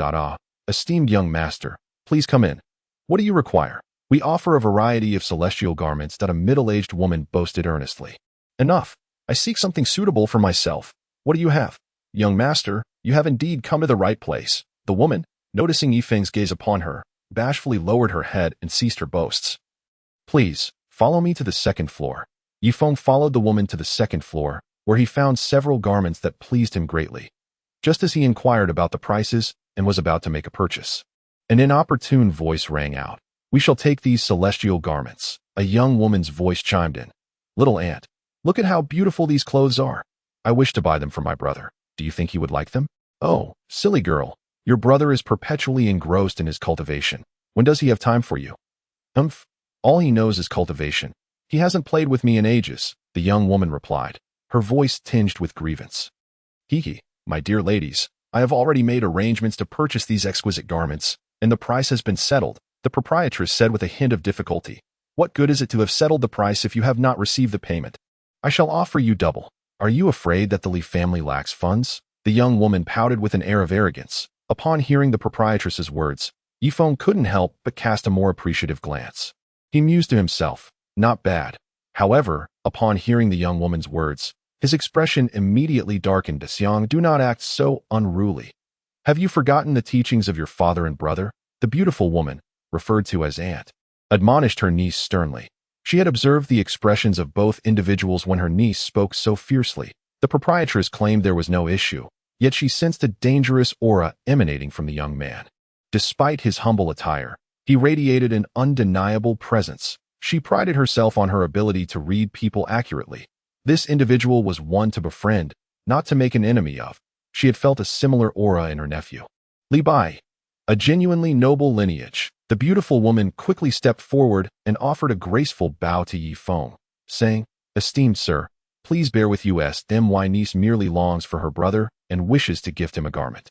If we have offended you, I hope you can forgive us. Since the arrangements for these exquisite garments were made between you and the proprietress, they rightfully belong to you." Yifeng was taken aback by the sudden shift in the beautiful woman's demeanor. His burgeoning anger dissipated as he realized he had little money. Engaging with her willful niece over the garments would undoubtedly lead to his defeat. It was hardly worthwhile to provoke a conflict over what were essentially just beautifully crafted clothes. In Yifeng's world, the notion of loss was foreign. Should he encounter a setback, he would become despondent, and in his despair, he would resort to confrontation, regardless of whether the opponent was a woman. As long as he stood on solid ground, his conscience remained clear. "Aunt, how can you treat me this way? I truly desire one of them." The girl named Xiang'o attempted to plead her case. Having previously declared her intent to acquire all the garments, she now found herself resigned to only requesting one. Recognizing her aunt's authoritative stance, such audacity, since the esteemed sir has already set his sights on these exquisite garments, we should yield to him. The beautiful woman interjected sharply. "Aunt, you are scolding me." "Oh." The girl named Xiang'er began to sob, feeling wronged by her aunt's harshness. The beautiful woman felt a pang of guilt upon seeing her niece in tears. Realizing her words may have been too severe, Yifeng observed this exchange, inwardly bemused. This pair of relatives volleyed words back and forth, while he remained silent, inadvertently becoming the villain. "Very well, I shall take only 2 garments. The rest may be yours," Yifeng declared with a smile. "Really, brother? Thank you. You are so kind." The rapid shift in Xiang'er's attitude was astonishing. "No need for thanks. I simply require 2 for rotation. You may take the remaining 3. In that case, I am most grateful to you. My name is Li Xianxian. May I ask for your esteemed name?" The beautiful woman spoke softly, lowering her gaze at Yifeng had already completed his payment and was about to exit when he replied. "I am Yifeng. Night as in evening, and Feng as in maple leaf." Chapter 28. "Prince, your situation isn't all that splendid." As twilight descended, the street vendors gradually began to pack up their stalls. Lost in thought, Yifeng was suddenly alerted by the presence of a man obstructing his path. Upon lifting his gaze, he discovered a young man, perhaps in his 20s, adorned in an extravagant robe. His handsome features exuding an air of authority. Yifeng observed the man, realizing he was being scrutinized in return. Puzzled, he wondered if this stranger was seeking him out. "Are you Yifeng, the lad who just entered the Royal Academy?" The young man spoke first. "Yes, that's correct. May I inquire what this is about?" Yifeng replied with curiosity. "Stop babbling. Didn't he just introduce himself as Yifeng?" Li Xianxian remarked, glancing towards the direction her niece had indicated. Confirming it was indeed Yifeng. "Aunt, why are you being so protective of him? In all these years, I've never seen you take such an interest in a man. Suitors have been knocking at our door incessantly. Yet you've turned them all away without a second thought. Could it be that your daughter's smitten?" Li Xiang'e tilted her head, a mischievous grin spreading across her face. "You impudent child, why can't you focus on something serious for once? Besides, my encounter with him is merely a fleeting one. It could never escalate to that level." Li Xianxian instinctively glanced down at the ground. "Haha. Aunt, why is it us and not me when referring to him? You can't deny the chemistry. Is it possible that it's love at first sight? If so, I must share this delightful news with grandfather. His cherished granddaughter is finally experiencing the stirrings of affection." "Ah, Aunt, why are you hitting my head?" "I was only jesting. I want to tell grandfather. I promise," Li Xianxian exclaimed, vexed by her niece's teasing. This girl was only digging herself deeper. It was truly infuriating, and she could only blame herself for spoiling her. Regardless, even if she harbored some fondness, the age difference was considerable. "Enough of this nonsense. Let us see what they are up to," Li Xianxian said. Her curiosity piqued as she and her niece discreetly observed from the sidelines. "I have a younger brother, and I hear you were the one who struck him," the young man inquired in a deep voice. "Ah, I did confront some insolent individuals recently. Do you have a problem with that?" "If I'm not mistaken, you must be Lan Zhan," Yifeng replied, maintaining his composure. "Indeed, you possess keen insight. I am Prince Lan Zhan," the second prince declared haughtily. "I am the imperial city, who would not show the utmost respect upon encountering him?"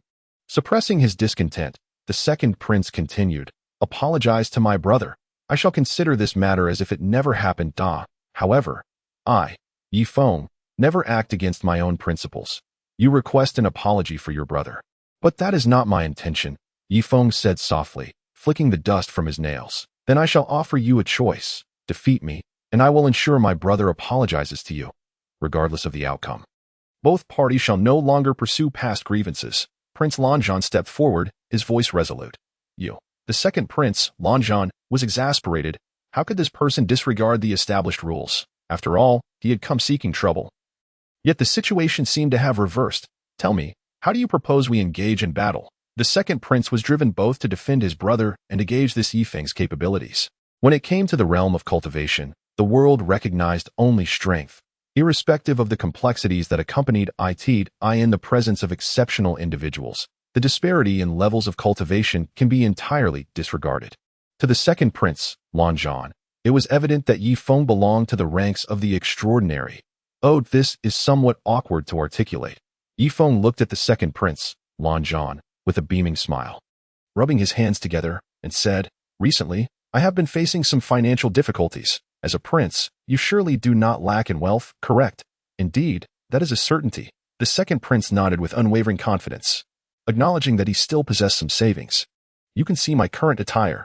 I am in dire need of funds. It is acceptable. However, your financial contribution must be substantial, Yifeng shamelessly declared, as he had just been fretting over his lack of money. And now the second prince, Lanjan, had voluntarily come to offer himself as a source of support. If not him, who else could he exploit? To let this opportunity slip away would be a travesty in Yifeng's eyes.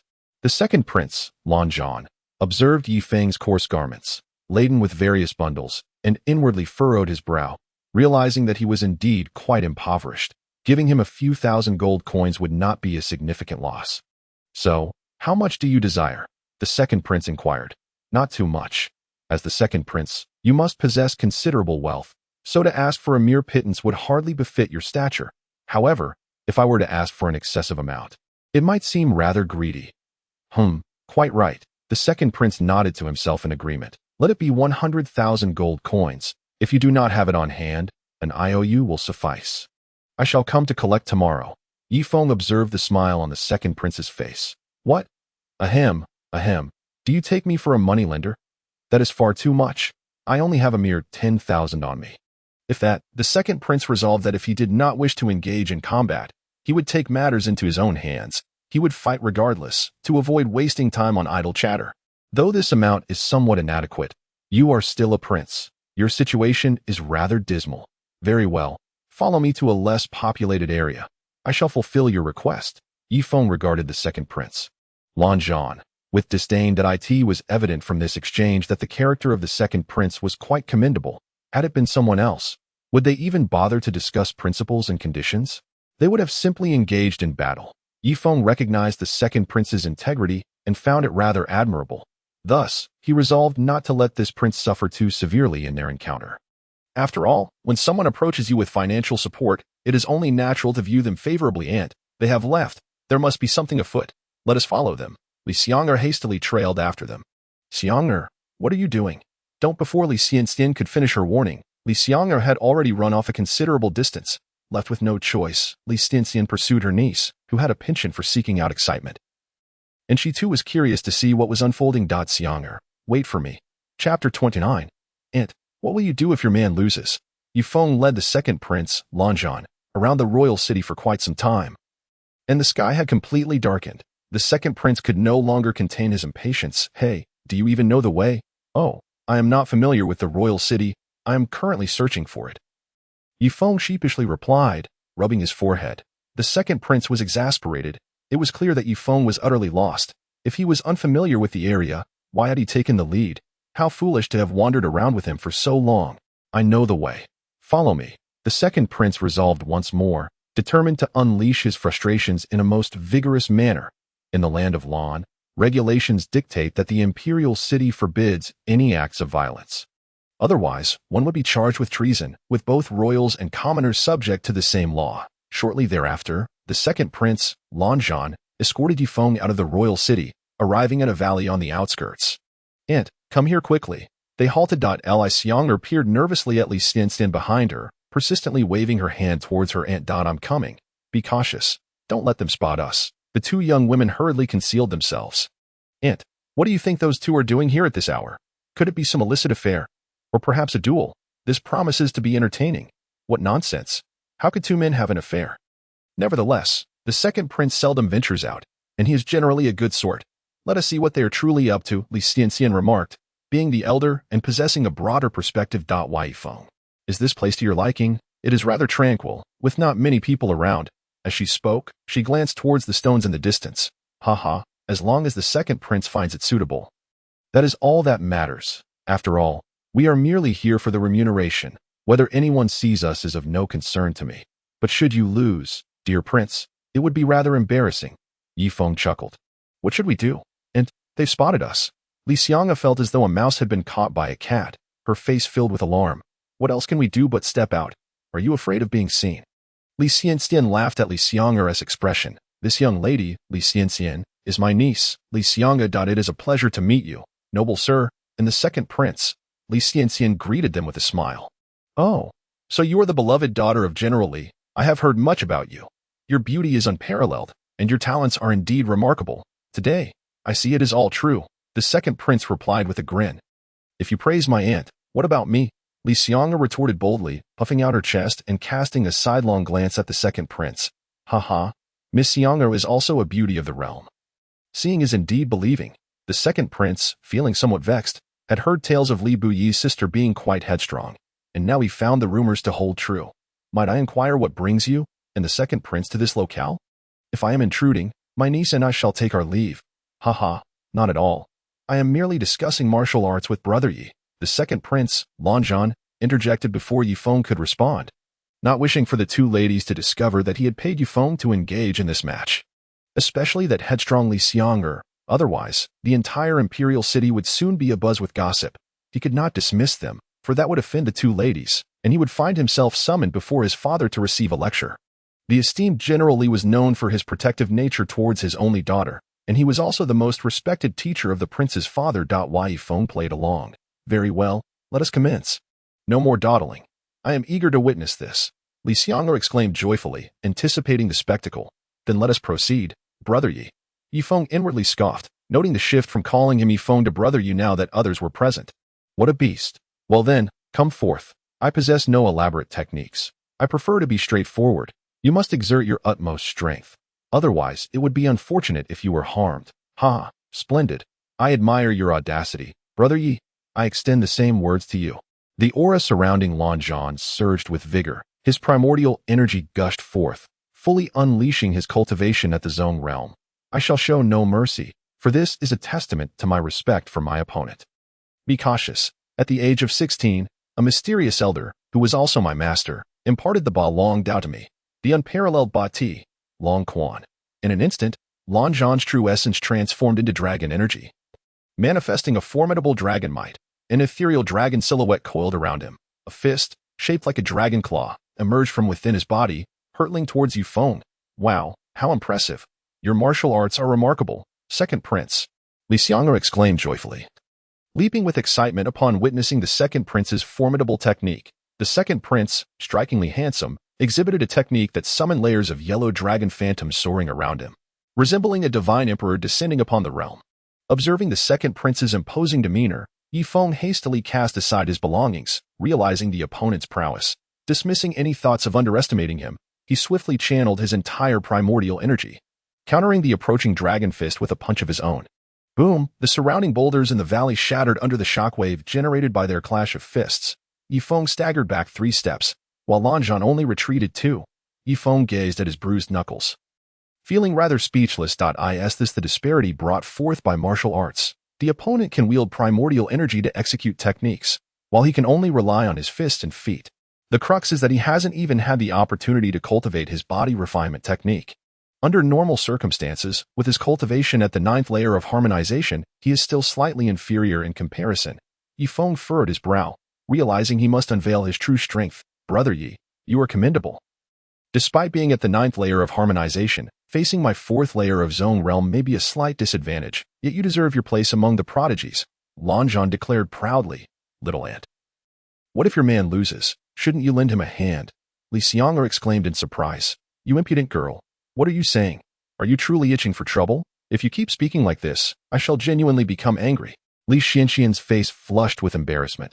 Li Xiang stuck her tongue out at her aunt. Internally, she thought, what are you pretending for? When have you ever blushed in front of a man? Today, we've mentioned Yi Feng several times. Moreover, after all these years together, am I not familiar with you? Yi Feng will not falter. This is my instinct. I sense a potent aura emanating from Yi Feng, Li Xianxian confidently stated as she observed the battle.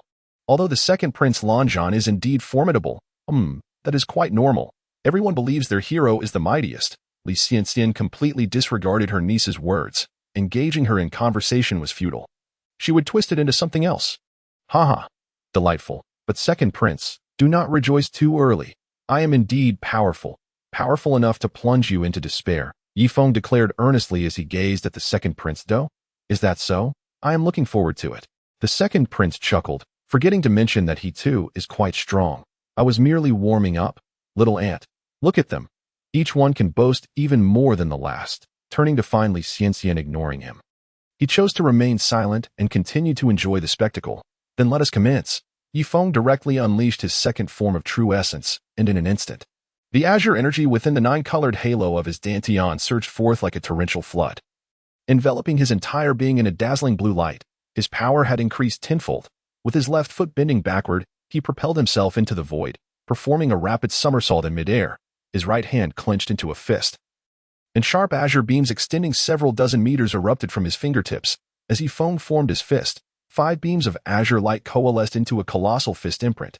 Yi Feng, bearing the immense fist imprint, charged downwards towards the second prince, Lanzhan, with tremendous force. The entire valley trembled violently. The second prince, Lanzhan, beheld Yi Feng's astonishing display of might, the enormous fist imprint hurtling towards him. And he realized that evasion was impossible. Without a moment's hesitation, he summoned all his strength, leaving nothing in reserve. He discerned the formidable nature of Yi Feng's strike. He might very well lose. But I, Lanzhan, shall not be defeated. The second prince roared. Dominant dragon path. 100 dragon fist. Around the second prince, yellow dragon swirled rapidly. As he clenched his left fist, streams of dragon energy morphed into the spectral forms of 100 yellow dragons surrounding his hand. The resounding roars of dragons reverberated throughout the valley. The second prince was resolute in his belief that he would not falter. Dominant dragon path. 100. Dragon. Fist. With a swift upward strike, he unleashed a powerful punch. The roar of dragons soared towards the colossal fist imprint. You are far too naive, second prince. Whether you lose or not, you shall fall, treading upon the first step of the 9 wastes. A single leaf blooms, sovereign of the world. Yi Feng bellowed with authority. As he descended, he witnessed the second prince's 100 dragon fist, a display of unparalleled might, befitting the name of Lanzhan. If this continued, there would be no resolution. Another clash was merely a waste of time. Had it not been for the prince's financial backing, he would have long since abandoned this endeavor. Thus, he resolved to conclude this swiftly. As their attacks were destined to collide, Yi Feng once again invoked the 9 wastes step, the first layer of sovereign of the world. His power multiplied. The colossal fist imprint doubled in size.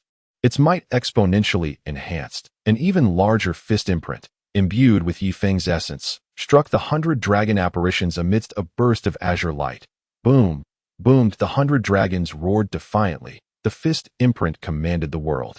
How is this possible? How can you possess such overwhelming strength? The second prince desperately channeled dragon energy into his arms.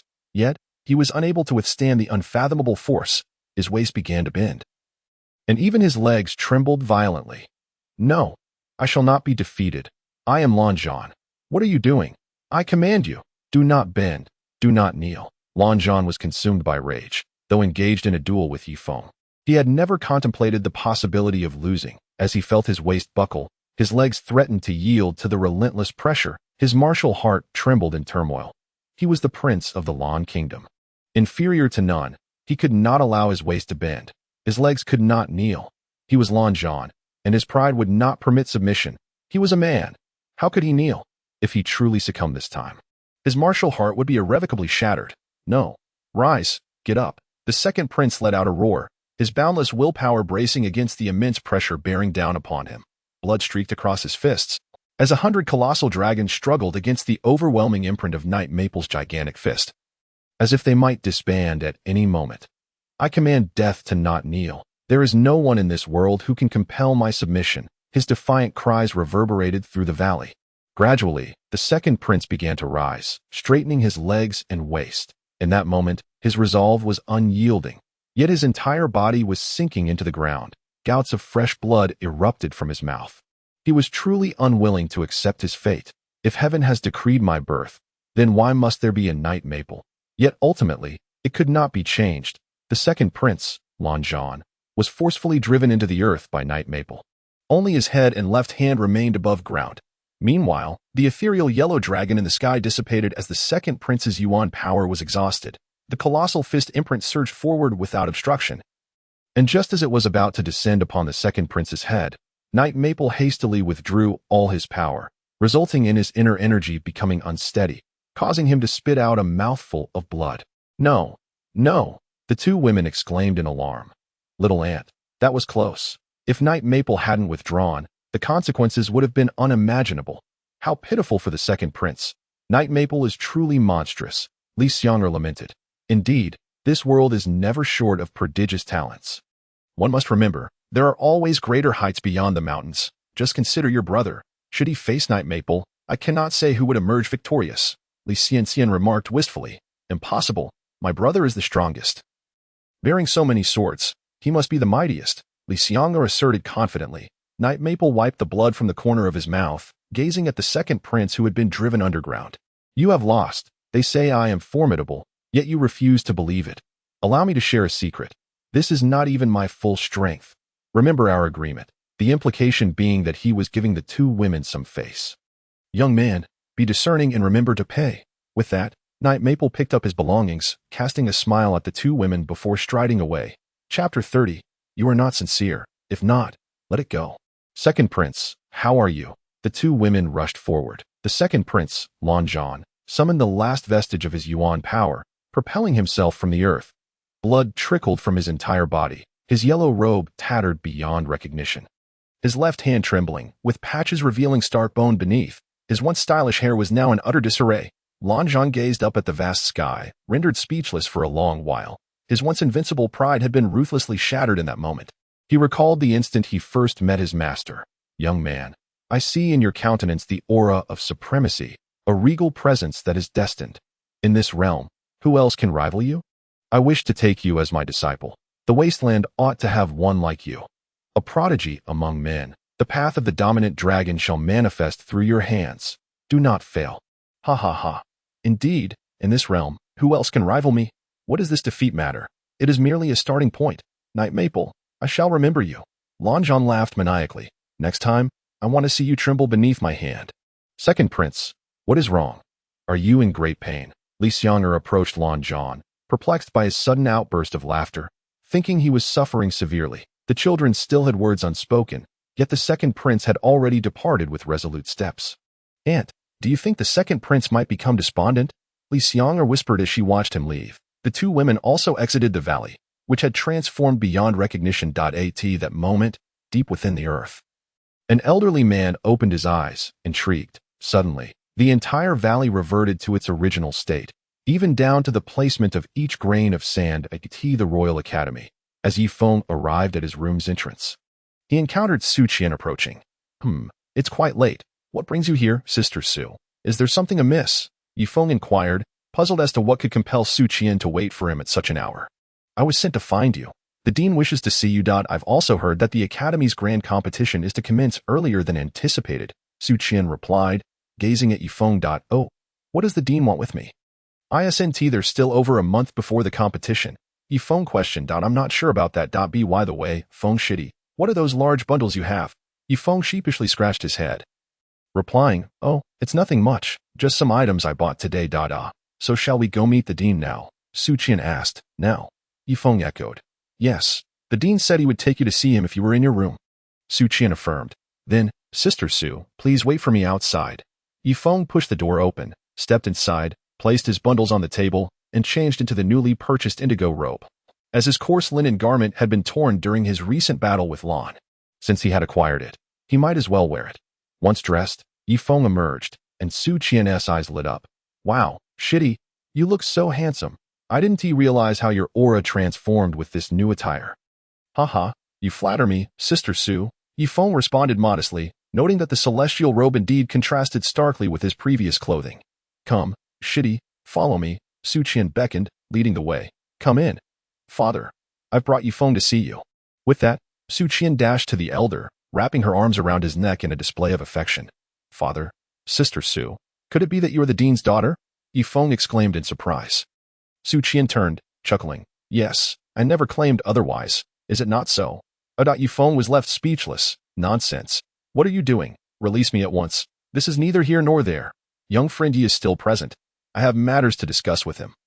"Qian, please step outside," the elder stated sternly. Su Qian glanced at Yifeng and replied, "Oh, very well." Before exiting, "Ha. I must apologize for the amusement. Young friend. She's been spoiled. Poor girl. Having lost her mother at such a young age."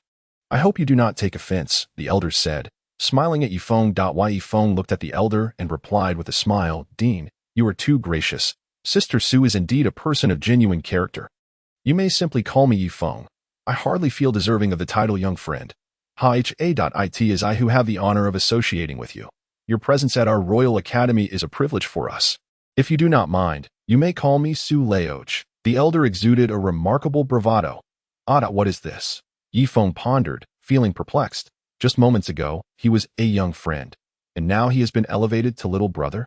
Yifeng sighed, contemplating the magnitude of the situation. What could it be that Brother Su has summoned me for? Yifeng, ever accommodating, was unperturbed by Su's casual call. His face remained unflustered. The elder was taken aback. Finding this young man rather intriguing, he had merely spoken in jest, yet in the blink of an eye, he had gained a brother. However, his original intention was to facilitate a union between Yifeng and his daughter. How could he inadvertently undermine his own plans? From the moment Yifeng entered the academy and overcame the trials, he had resolved to marry his daughter off to him. Yifeng was undoubtedly a dragon lying in wait. Thus, it was only fitting that his daughter welcomed Yifeng upon his admission. Nevertheless, it seemed that the young man did not genuinely mean to address him as brother. Perhaps addressing him as the dean would be more appropriate. The elder regarded Yifeng and confidently asserted, "Young friend, what are you doing?" To his astonishment, Yifeng grasped the elder's arm and led him to the entrance, then knelt on one knee before the heavens. "Brother Su, what is your name?" "Oh, I am Su Wuyo," the elder replied, startled by Yifeng's demeanor. "Since you doubt my sincerity, let my actions speak. I, Yifeng, hereby declare my wish to become brothers with Su Wuyo. From this day forth, we shall share life and death. Let the vast heavens and the boundless earth bear witness. Should I betray this oath, may I be reduced to ashes beneath the thunderous tribulation." Yifeng declared with unwavering resolve, casting a determined glance at Su Wuyo. Stunned by this series of events, Su Wuyo's heart cried out, "My daughter, forgive me. This was never my intention," under Yifeng's insistence. Su Wuyo too knelt, bowing his head and pledging his oath. Thus, the bond of brotherhood was irrevocably forged. I never imagined that in my twilight years, I would still feel such fervor. Su Wuyo's heart was conflicted. Yet with the die cast, he found solace and acceptance. They both erupted into laughter, sharing a moment of camaraderie. Yet, Yifeng wondered, what is it that Brother Su requires of his new brother? Could it be that the Academy's martial competition would directly lead to entry into a sect? Was there still a trial to undergo? Indeed, there must be, Su Wuyo explained. This Tianchi continent harbors countless nations, many of which remain uncounted, along with numerous formidable clans. If each place were to select just one individual, the sects would be overwhelmed, their resources completely depleted. Everyone yearns to enter the sects, where advanced techniques and abundant cultivation resources abound. Hence, each year, only a select few with extraordinary talent are admitted. Then, with such a multitude vying for trials, the odds of success seem exceedingly slim. One could argue that it is not so much strictness. If your talent is exceptional, you might catch the eye of the elders and be directly recruited.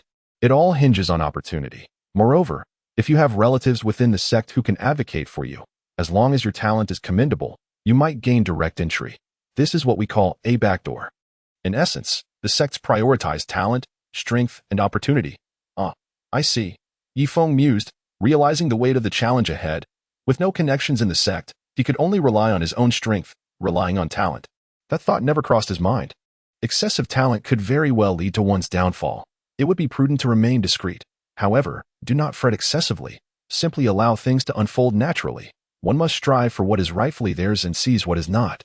This is the unyielding law of the realm of cultivation. Life and death are but trifles. If you are unwilling, then fight. Su Waya, with his unique style, has imparted his wisdom of cultivation to Yifeng. Who would have thought that beneath Su's composed exterior lies a heart brimming with restlessness? Yifeng marveled, feeling enlightened. You go ahead and act. Should the heavens fall, I shall bear the weight for you. Su Waya gazed at Yifeng with unwavering determination, declaring, once a brother, always a brother. Excellent. If I, Yifeng, have a future, I shall never betray this moment.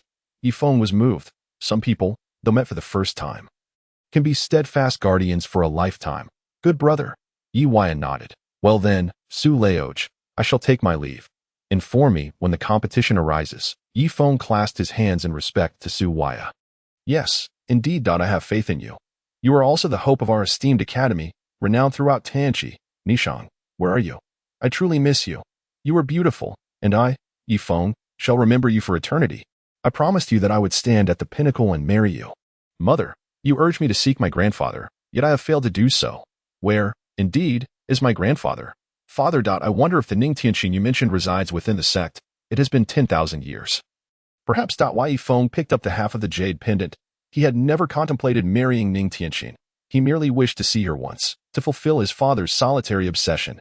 Chapter 31. Cultivation. The method of death refinement in the darkness of night. A young lad sat cross-legged atop a desolate mountain peak, as thunder and rain cascaded from the heavens, shrouded in ominous clouds. This tempest had persisted for 3 days, each bolt of lightning illuminating a section of the night sky. The youth had remained on this peak for 3 days and nights, and the ground beneath him bore the marks of blood, spreading several meters from his center. His body was battered and bruised. His visage charred, with wisps of white smoke rising from his head. Occasionally, he would emit muffled groans of agony.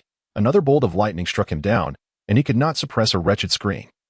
As his still recovering body suffered yet another devastating blow, this cycle had repeated itself over the course of 3 days. Regardless of the torment, he resolutely remained in this place, refusing to abandon his quest. Yifeng yearned to cultivate the ancient text he had chosen, the method of death refinement. Yet, suitable weather had eluded him. Just 3 days prior, the heavens had undergone a sudden transformation, unleashing a storm that persisted for 3 days. Yifeng, overjoyed at the weather's turn, hastily sought out the highest mountain outside the imperial city to commence his training in the method of death refinement. This endeavor had continued until now. Throughout this time, Yifeng endured unimaginable suffering. Thunder is one of the most potent forces in the world. It possesses innate powers of destruction and annihilation. To harness it for one's own purposes is akin to courting death. Over these 3 days, Yifeng's body had been ravaged by lightning, leaving him in tatters. Blood surged forth violently, and his flesh had split open. In the most grievous areas, bones were visible. All he could do was repeatedly circulate his mind techniques amidst the agony, striving to mend his shattered form, his perseverance, his conviction. In this torment, he repeatedly questioned himself. A devilish voice had echoed in his ears since he began his cultivation. Yifeng, give up, give up. This is excruciating. Surrender. Only through relinquishment can you attain liberation. Know if I had possessed strength eons ago, how could my beloved kin have departed from me? I, Yifeng, aspire to become a formidable force, a true powerhouse, unshackled by the whims of fate. Shatter, shatter, shatter. Boom.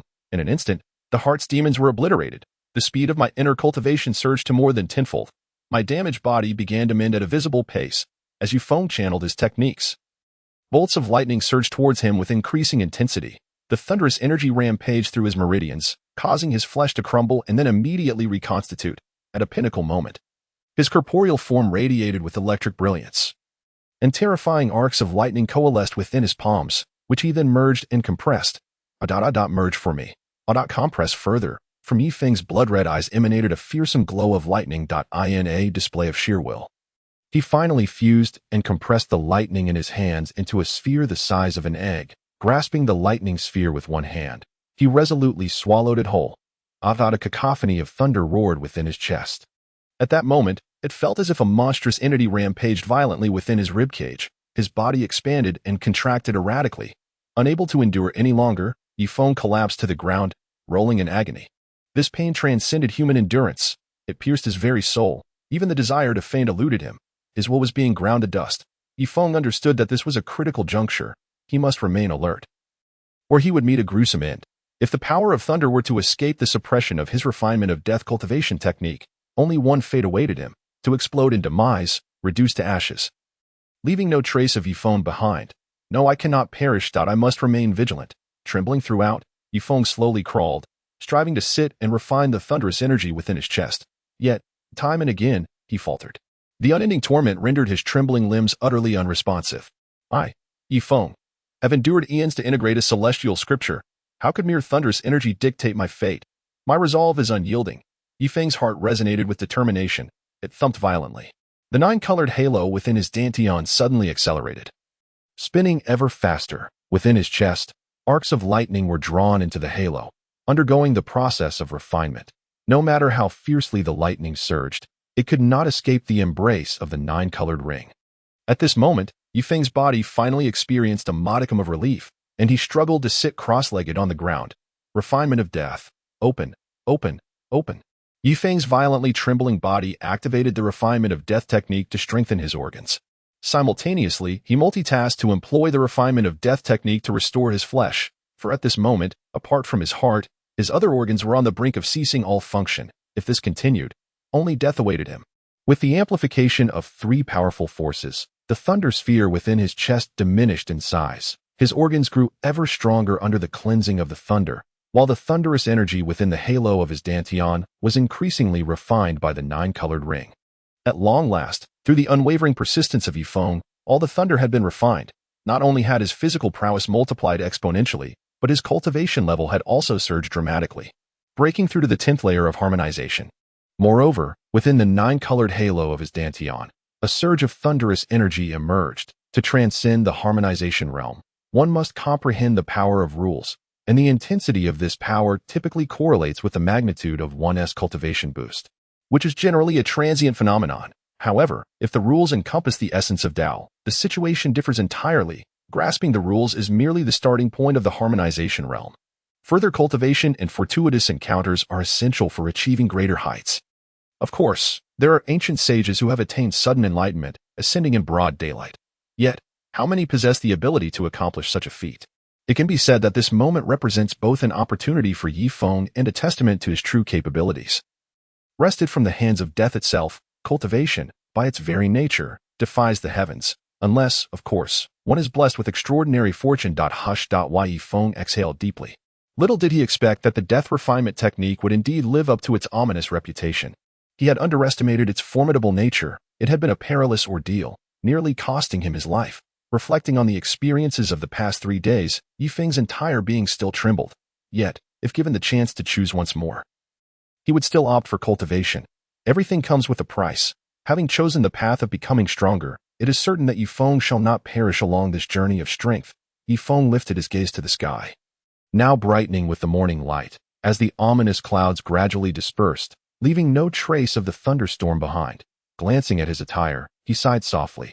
It appears I must purchase new clothing once again. Chapter 32. I want you to be my Tao partner. The early morning is always so tranquil, and the sunlight is invariably so beautiful.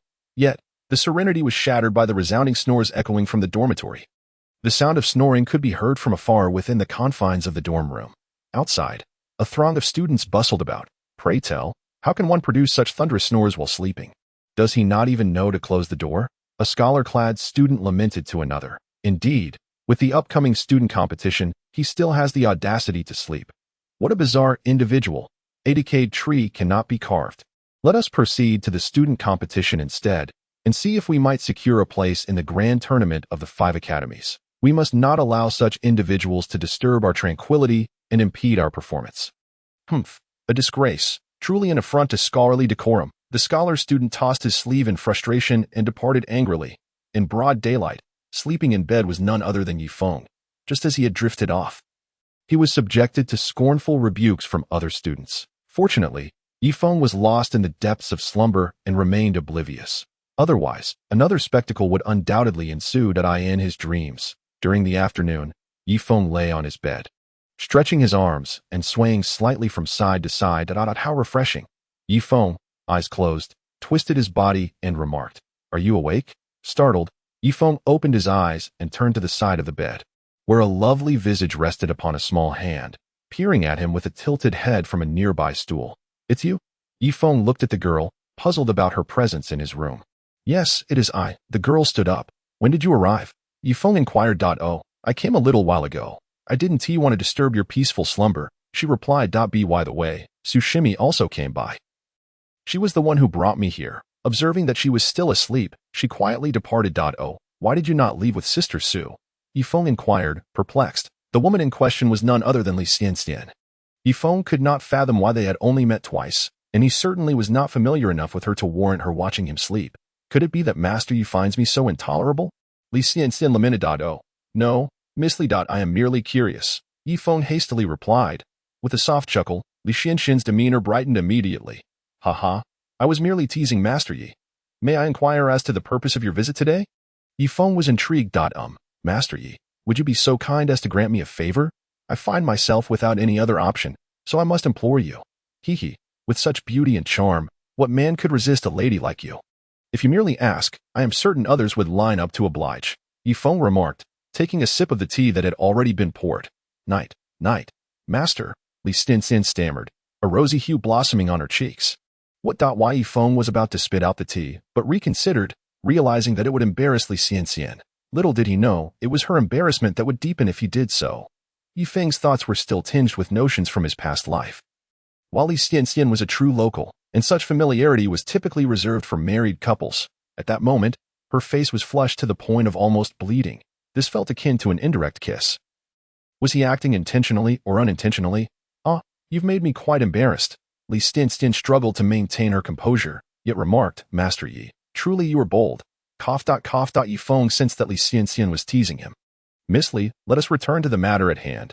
Li Xianxian found herself grappling for the right words. Do speak up.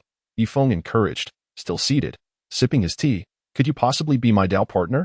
Li Xianxian declared, eyes tightly shut, her voice resolute. She had resolved that this was the only way she could muster the courage to voice such a request. What? Puffed. Cough. Yifeng exclaimed, genuinely startled. The tea he had been sipping spewed forth, causing him to choke profusely. Miss Li, you must be jesting. One may play with medicine, but such words should not be tossed about lightly. Yifeng thought to himself, having envisioned countless reasons for her visit, yet never anticipating this audacious proposition from Li Xianxian. Master Yi, I have not yet finished speaking, Li Xianxian continued with her eyes still shut, as she felt too embarrassed to meet his gaze. As long as you can pretend to be my Dao partner and join me for dinner at my home tonight, I will do everything in my power to accommodate your needs. With that, Li Xianxian exhaled a sigh of relief. Why me? And what significance does pretending to be your Dao partner hold? Yifeng inquired, amused by the sight of the still closed-eyed Li Xianxian. This matter is rather lengthy to recount. My parents welcomed me into this world during their twilight years. My father, having been a general in the empire during his youth, endured countless battles, leaving him with many hidden wounds. Now, as old ailments resurface, and he declares that his time is drawing near, it is a heavy burden to bear. Coincidentally, just a few days ago, His Majesty the Emperor paid a visit to my father. Strangely enough, the Emperor proposed to my father, offering to care for me after his passing and bestowing upon me the title of Empress. Upon hearing this, I was immediately discontent, as it was sufficient that he regarded my father with such esteem. How could I ever wed him? My father, unable to voice his objections, merely inquired about my feelings. I understood that in such a predicament, a direct refusal was not an option. Though I currently lack a partner, my heart does not lean towards him. What? You ask? I am listening. Therefore, I declared that I already had a partner. And that partner was you. The Emperor, unable to press further, took his leave. My father, upon learning of this, was quite pleased. He mentioned that you should come to our home for a meal. Li Xianxian, feeling shy, protested, Is it true? We have only met twice, and you have already sold me off. Yifeng, in disbelief, replied, Yifeng, I sincerely apologize. I was truly left with no choice. Who in the imperial city would dare to contest with the emperor for a wife? Even if I named another, it would surely backfire. It is clear to me that in the entire imperial city, only you, Lan Zhan, and Li Bai possess the audacity to stand against him. And these two. One is the emperor's son, and the other is my nephew.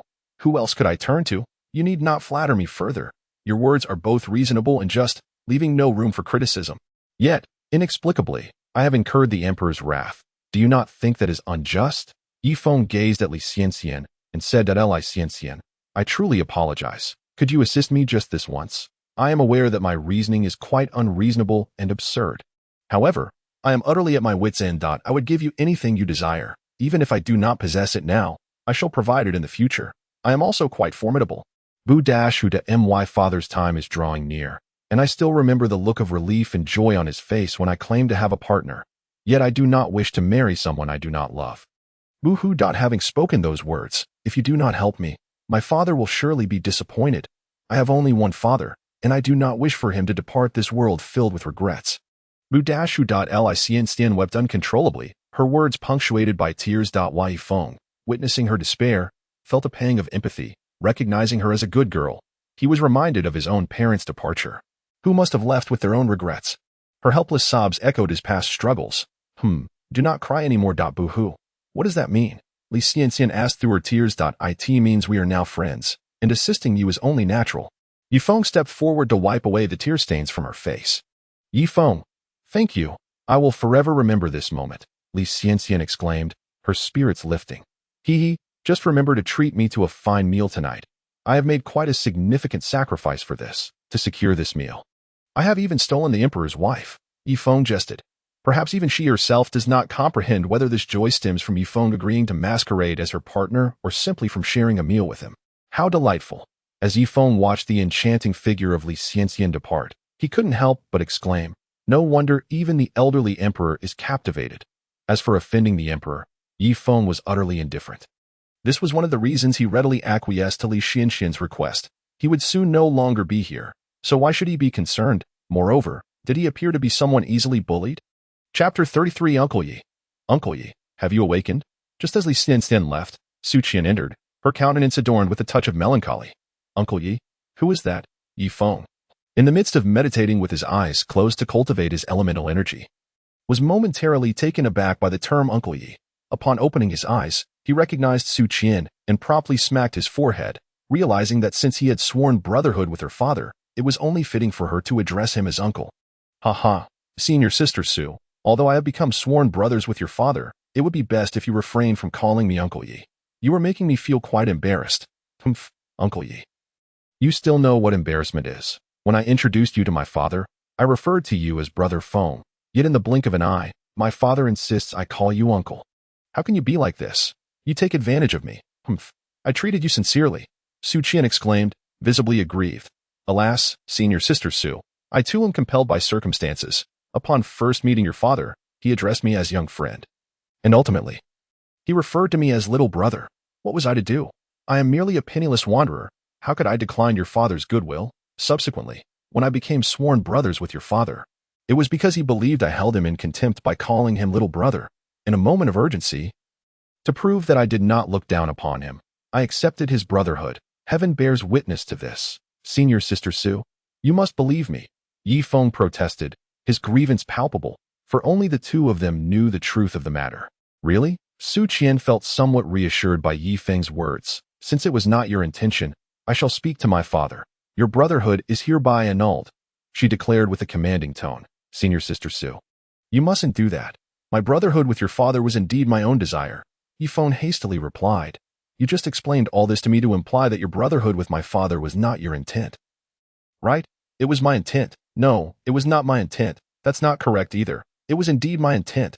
Yifeng's words tangled together, leaving him utterly bewildered. His true intention was to alleviate any burden from Su Qian regarding their brotherhood, asserting that he and her father were still of the same generation. Thus, his every word was meant to convey that this was not his original intent. Little did he expect Su Qian to approach her father about it. How could that be permissible? Yet, he also claimed it was his intent. This was truly akin to lifting a stone only to drop it on one's own foot. In truth, Yifeng's decision to become sworn brothers with her father was indeed rooted in his own volition. Senior sister Su, come now. Why are we entangled in this matter? We are still of the same generation. Yifeng sincerely rose, inviting Su Qian to take a seat and pouring her a cup of tea, smiling amiably to appease her. But my father insists I call you Uncle Yi. Su Qian observed Yifeng's attentive demeanor with amusement, yet her lips remained stubbornly pursed. That is of no concern. I shall make time to discuss this matter with your father. Yifeng assured Su Qian with unwavering confidence. Well then, this is what you have stated, and I am indifferent whether to address you as Uncle Yi or Brother Feng. Su Qian took a delicate sip of tea, glancing at the beams of the room with a concealed delight. her expression radiating satisfaction. Indeed, indeed. I wonder what brings senior sister Su to seek me? Yifeng secretly wiped the cold sweat from his brow. In both sentiment and reason, he had no desire to offend senior sister Su. He was well aware of Su Qian's assistance and hoped to navigate this matter smoothly. Well, I arrived yesterday, but you were not here. My father asked me to convey some news to you, and also this. With that, Su Qian produced a small box from her person. Yifeng accepted it. Inquiring, "What is this? Open it, and you shall find out." Upon opening the box, Yifeng discovered a pill within, its color a soft milky white. "This is a treasure from my father's own collection. I have seldom seen it myself." According to him, this is a 6th-tier pill. If one consumes it when their vitality is depleted, not only can they instantly restore 5 levels of energy, but there is also a slim chance of breaking through in combat. There are various classifications of pills: Tian, Di, Xian, Huang, and above them, the celestial and divine levels. As for the holy level or higher, no one has ever witnessed such. The alchemy process for cultivators is exceedingly arduous, rendering the value of pills beyond imagination. Such a precious pill. For me, Yifeng was momentarily taken aback. In truth, the restoration of 5 levels of energy was of little consequence to him, as he possessed several forms of vitality. Who among his peers could withstand his consumption? The crux lay in the latter part, the slim chance to break through cultivation. It must be noted that Yifeng required cultivation to reach the 12th level of perfection in each realm before he could advance. While his combat power had risen, breakthroughs were immensely challenging. This pill was of paramount importance to Yifeng, of course. Otherwise, why would I bring it out? Su Qian observed that she had not finished her sentence when Yifeng swiftly stowed the pill away. "Why do you not even hesitate?" Su Qian stared in astonishment at Yifeng's actions. "Haha. Given the bond one share with your father, if he gives me a pill, I would certainly accept it." Yifeng paid no heed to Su Qian's gaze. "Junior brother Yi. Haha. I truly did not realize your audacity." Su Qian lamented that her father had poor judgment in acquaintances. "Haha. This pill is indeed crucial for me. Please convey my gratitude to your father." Yifeng replied, nodding happily at Su Qian. "By the way, senior sister Su, did you not mention having more to say? What is it?" Yifeng inquired with a smile. "Junior brother Yi, your gaze upon me is rather disconcerting." Su Qian trembled slightly. Let me collect myself. Ahem. Yes, yes. After clearing her throat a few times, Yifeng straightened his posture and declared earnestly, "Senior sister Su, is this acceptable? I am merely elated to have received a pill. Please, do proceed. I have matters to attend to shortly. My father instructed me to convey a message to you. You need not participate in the upcoming small competition at the academy. In a few days, when the other nations' academies arrive, you may directly partake in the grand competition of the 5 academies, because you hold a privileged position on the academy's list of prodigies.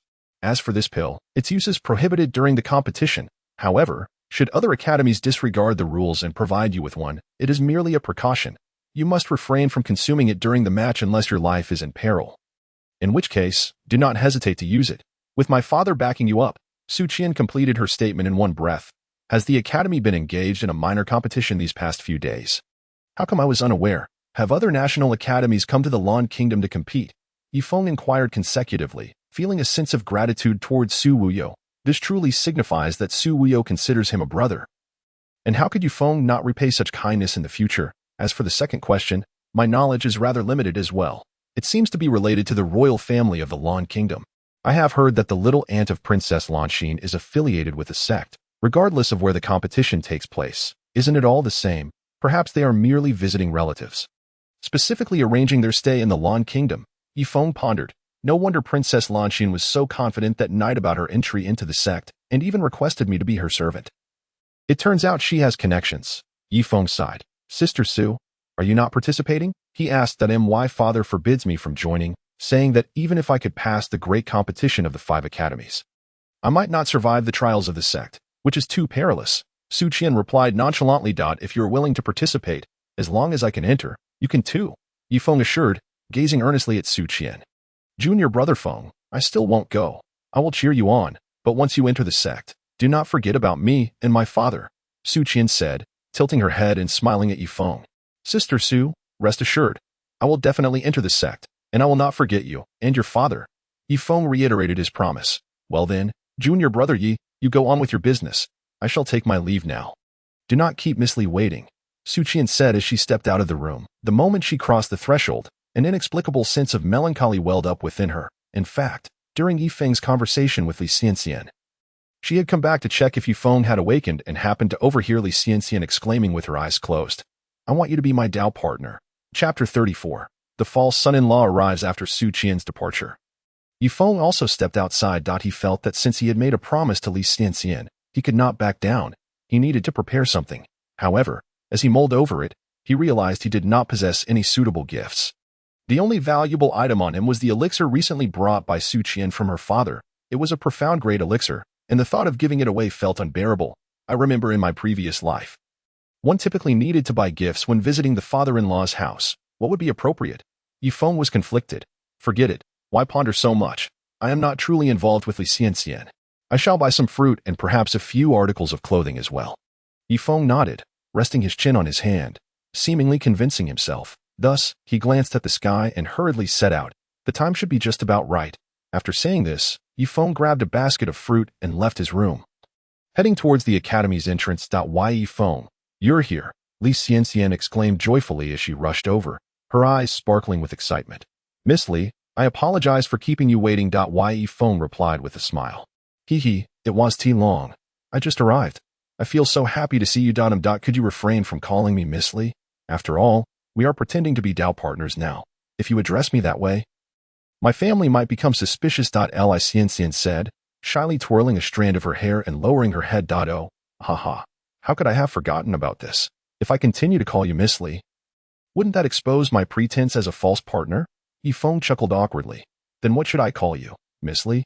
You may call me Xianxian, or simply Xiener, replied Li Xianxian, her cheeks tinged with a faint blush. Oh, then I shall refer to you as Xiener, as it is only fitting to maintain a degree of professionalism in our performance. Yifeng corrected himself mid-sentence, having already begun to immerse himself in the role. Indeed. By the way, Yifeng, what are you doing with that basket of fruit? Li Xianxian inquired, perplexed. Yifeng lifted the basket and glanced at its contents. This is a gift for your parents, when visiting one's future in-laws. It is customary to bring a token of appreciation, is it not? Oh, is that so?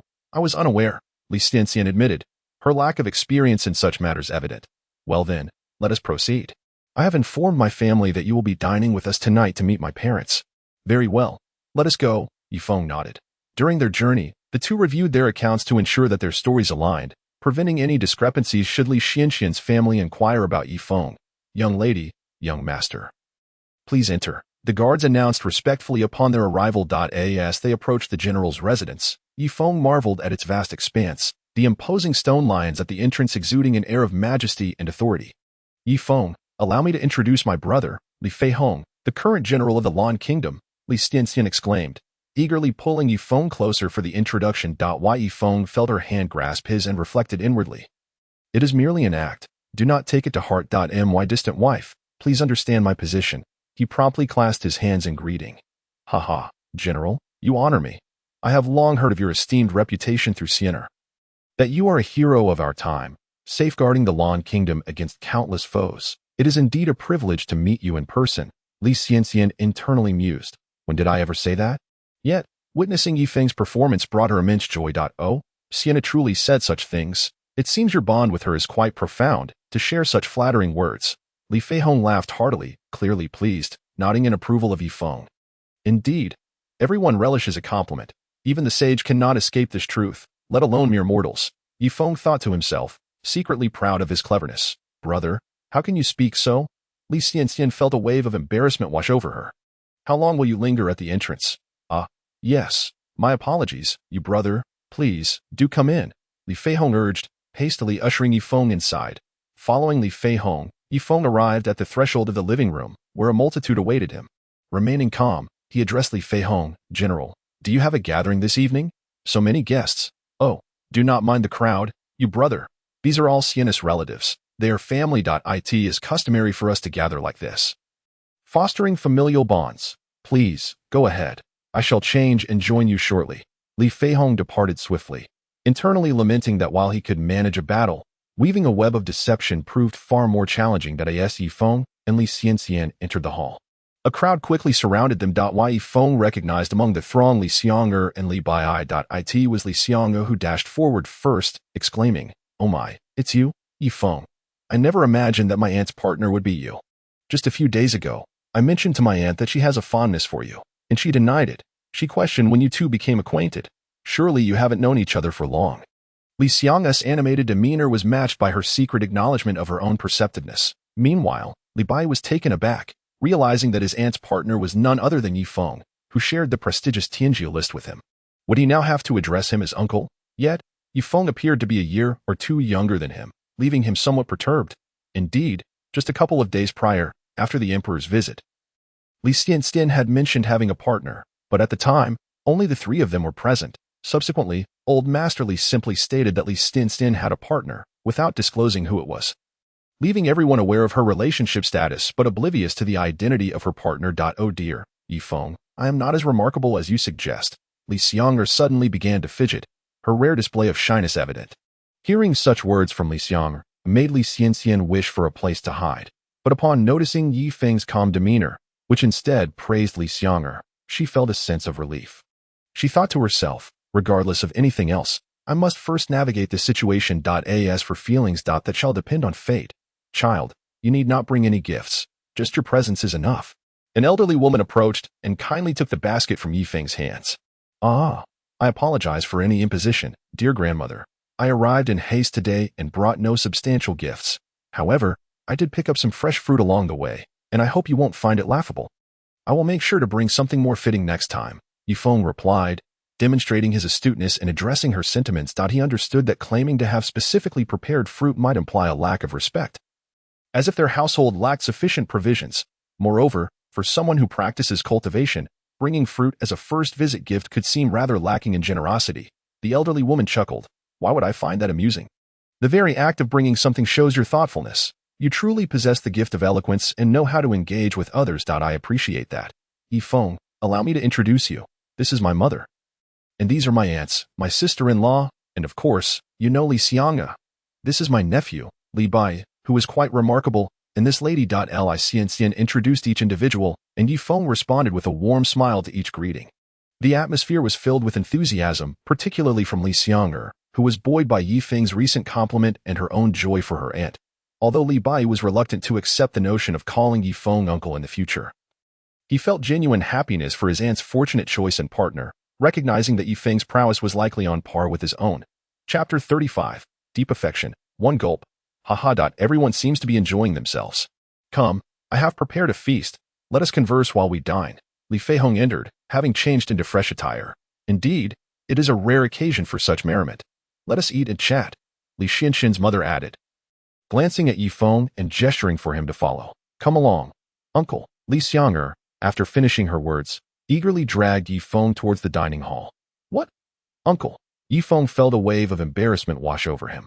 It was at this moment that he began to question whether agreeing to Li Xianxian's request to masquerade as her partner was indeed the right choice. Flustered, Li Xianxian interjected, Xiang'e, what are you talking about? Yi Feng and I have not reached that stage yet.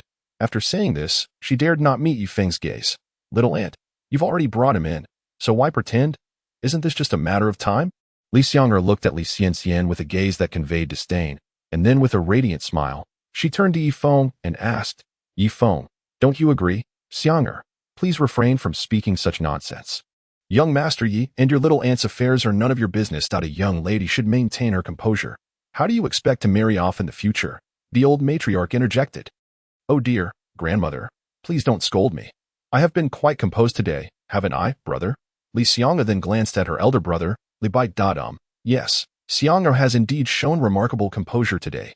Li Bai, caught off guard by his sister's antics, had no choice but to agree. Bai, it's not that grandmother is criticizing you, but you are no longer a child. You spend all your time practicing swordplay. Do you realize that in our Li family, you are the only descendant of your generation? Look at Yi Feng. He doesn't seem to be much older than you. How can you dare to speak on behalf of Xiang'e? The old matriarch sighed inwardly after expressing her thoughts. Grandmother, Bai acknowledges his mistakes. In this life, I exist solely for the sword. However, as your grandson and son, I shall not disappoint you. Li Bai lowered his head in repentance. Yi Feng found himself in a rather helpless situation. Wondering how he had become the target of such discussions, was the old matriarch praising him or mocking him? So, he decided to feign ignorance. The group continued their lively banter, and before long, they arrived at the dining hall, where they took their seats. Naturally, Li Xianxian sat beside Yi Feng, not for any particular reason, but simply to facilitate discussions in case family members posed challenging questions. Yi Feng was taken aback by the lavish spread before him. Not only was it visually appealing, but it also stirred his appetite like never before. He had never experienced such a sumptuous feast. Come, young brother Yi, please do not be modest. All of this has been prepared for you. Do not let Xianxin's efforts go to waste, the old matriarch remarked, looking at Yi Feng. Oh, is that so? Then I must savor Xianxin's culinary skills, Yi Feng exclaimed, immediately picking up his chopsticks, sniffing the dish before placing it in his mouth. After a bite, his eyes lit up, realizing just how delectable it was. Xianxian, your cooking is truly exceptional. This flavor seems to belong to the heavens. How rare it is to encounter such a taste on earth. Yi Feng smiled at Xianxian, who blushed with modesty. Yi Feng, it's not as great as you say. She replied shyly. I just made a few dishes because I wanted to treat you well. Wow, uncle, you can even compose poetry? You are truly talented. Li Xiang'er, am in awe. Let us toast to this first drink as a mark of respect, Li Xiang'er declared, patting her chest to express her admiration before lifting her glass and downing it in one go. Who would have thought? Brother Yi, not only are you extraordinarily gifted, but you are also a scholar. My entire Li family is composed of warriors, and I apologize if I have made you laugh. She exclaimed, laughter echoing around the table. This toast is to honor Brother Yi's literary talent. Ha. Where do I even begin, Brother Li? Although you are a valiant warrior, were it not for your unwavering courage in the face of danger, how could the scholars enjoy a time of peace? This cup should be raised by me, Yi Feng, in honor of all the literati, to salute the warriors. Splendid. Brother Yi, I, Li Feihong, have sworn brotherhood with you. You are truly a kindred spirit. As they spoke, the two stood and clinked their cups. Li Feihong, a frequent visitor to the imperial court, often found the scholars there to be exceedingly arrogant, their noses held high in disdain. They would proclaim, how could a sage associate with a mere brute? The indignation he felt was palpable. He had confronted those scholars on multiple occasions, retorting, if I am a brute, why do you not ascend to the heavens? He had clashed with these literati more than once, and each time emerged victorious. After all, what could they do against a man of martial prowess? Yet today, upon hearing Yi Feng's words, he realized what true kinship meant. This was a testament to the disparity in their realms of understanding. Li Feihong mused that only someone of Yi Feng's elevated stature was worthy to stand beside him. Overjoyed, he declared, Come, Bui. Though you have achieved much in martial arts, you must learn from Brother Yi regarding the ways of the world. With a commanding gesture, he pointed at his son, Li Bui. Li Bui had nothing to say. When his father spoke, what choice did he have? Clearly none. He was internally conflicted, pondering whether to address Yi Feng as uncle. As Li Bui wrestled with his thoughts, Li Feihong fixed him with a stern gaze, saying, Bui, everything has its own destined path. Even I, a mere warrior, understand this. Do you not comprehend? In that instant, Li Bui felt as though he had received a profound revelation. His heart surged with determination. He resolved to advance further in his swordsmanship. He bowed deeply to Li Feihong, expressing gratitude for his father's guidance. Then he addressed Yi Feng, Uncle Yi, though I am lacking in talent, we are of the same age. And yet I call you thus. You should understand the significance of this. Should you ever wrong my little aunt, regardless of where you go, I, Li Bui, shall pursue you to the ends of the earth. This cup is a toast to you. With that, he downed the drink in one swift motion and fell silent. Yi Feng, holding his cup, stood in stunned silence, inwardly exclaiming, Alas, this has escalated.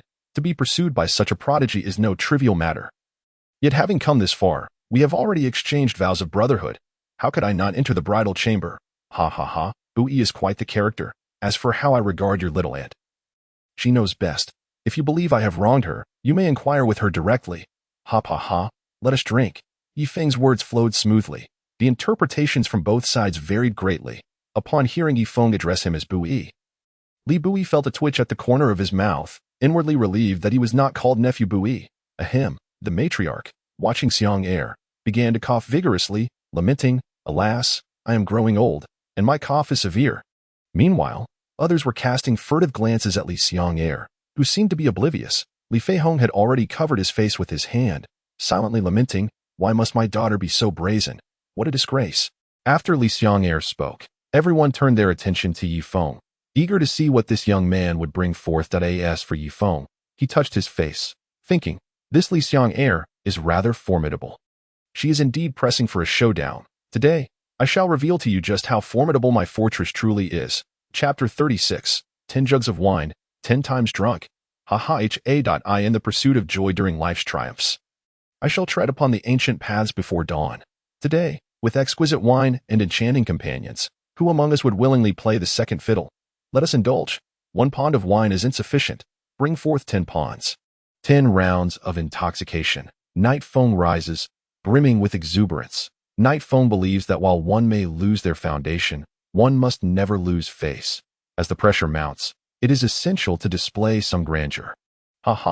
Excellent. Indeed, Brother Yi is a man of great talent. Though I am but a mere warrior, I too can sense the fervor of Brother Yi. So, 10 ponds it is. Someone, bring me 20 ponds. Upon hearing Night Feng's spirited verses, Li Feihong felt a profound realization that this young man was no ordinary being.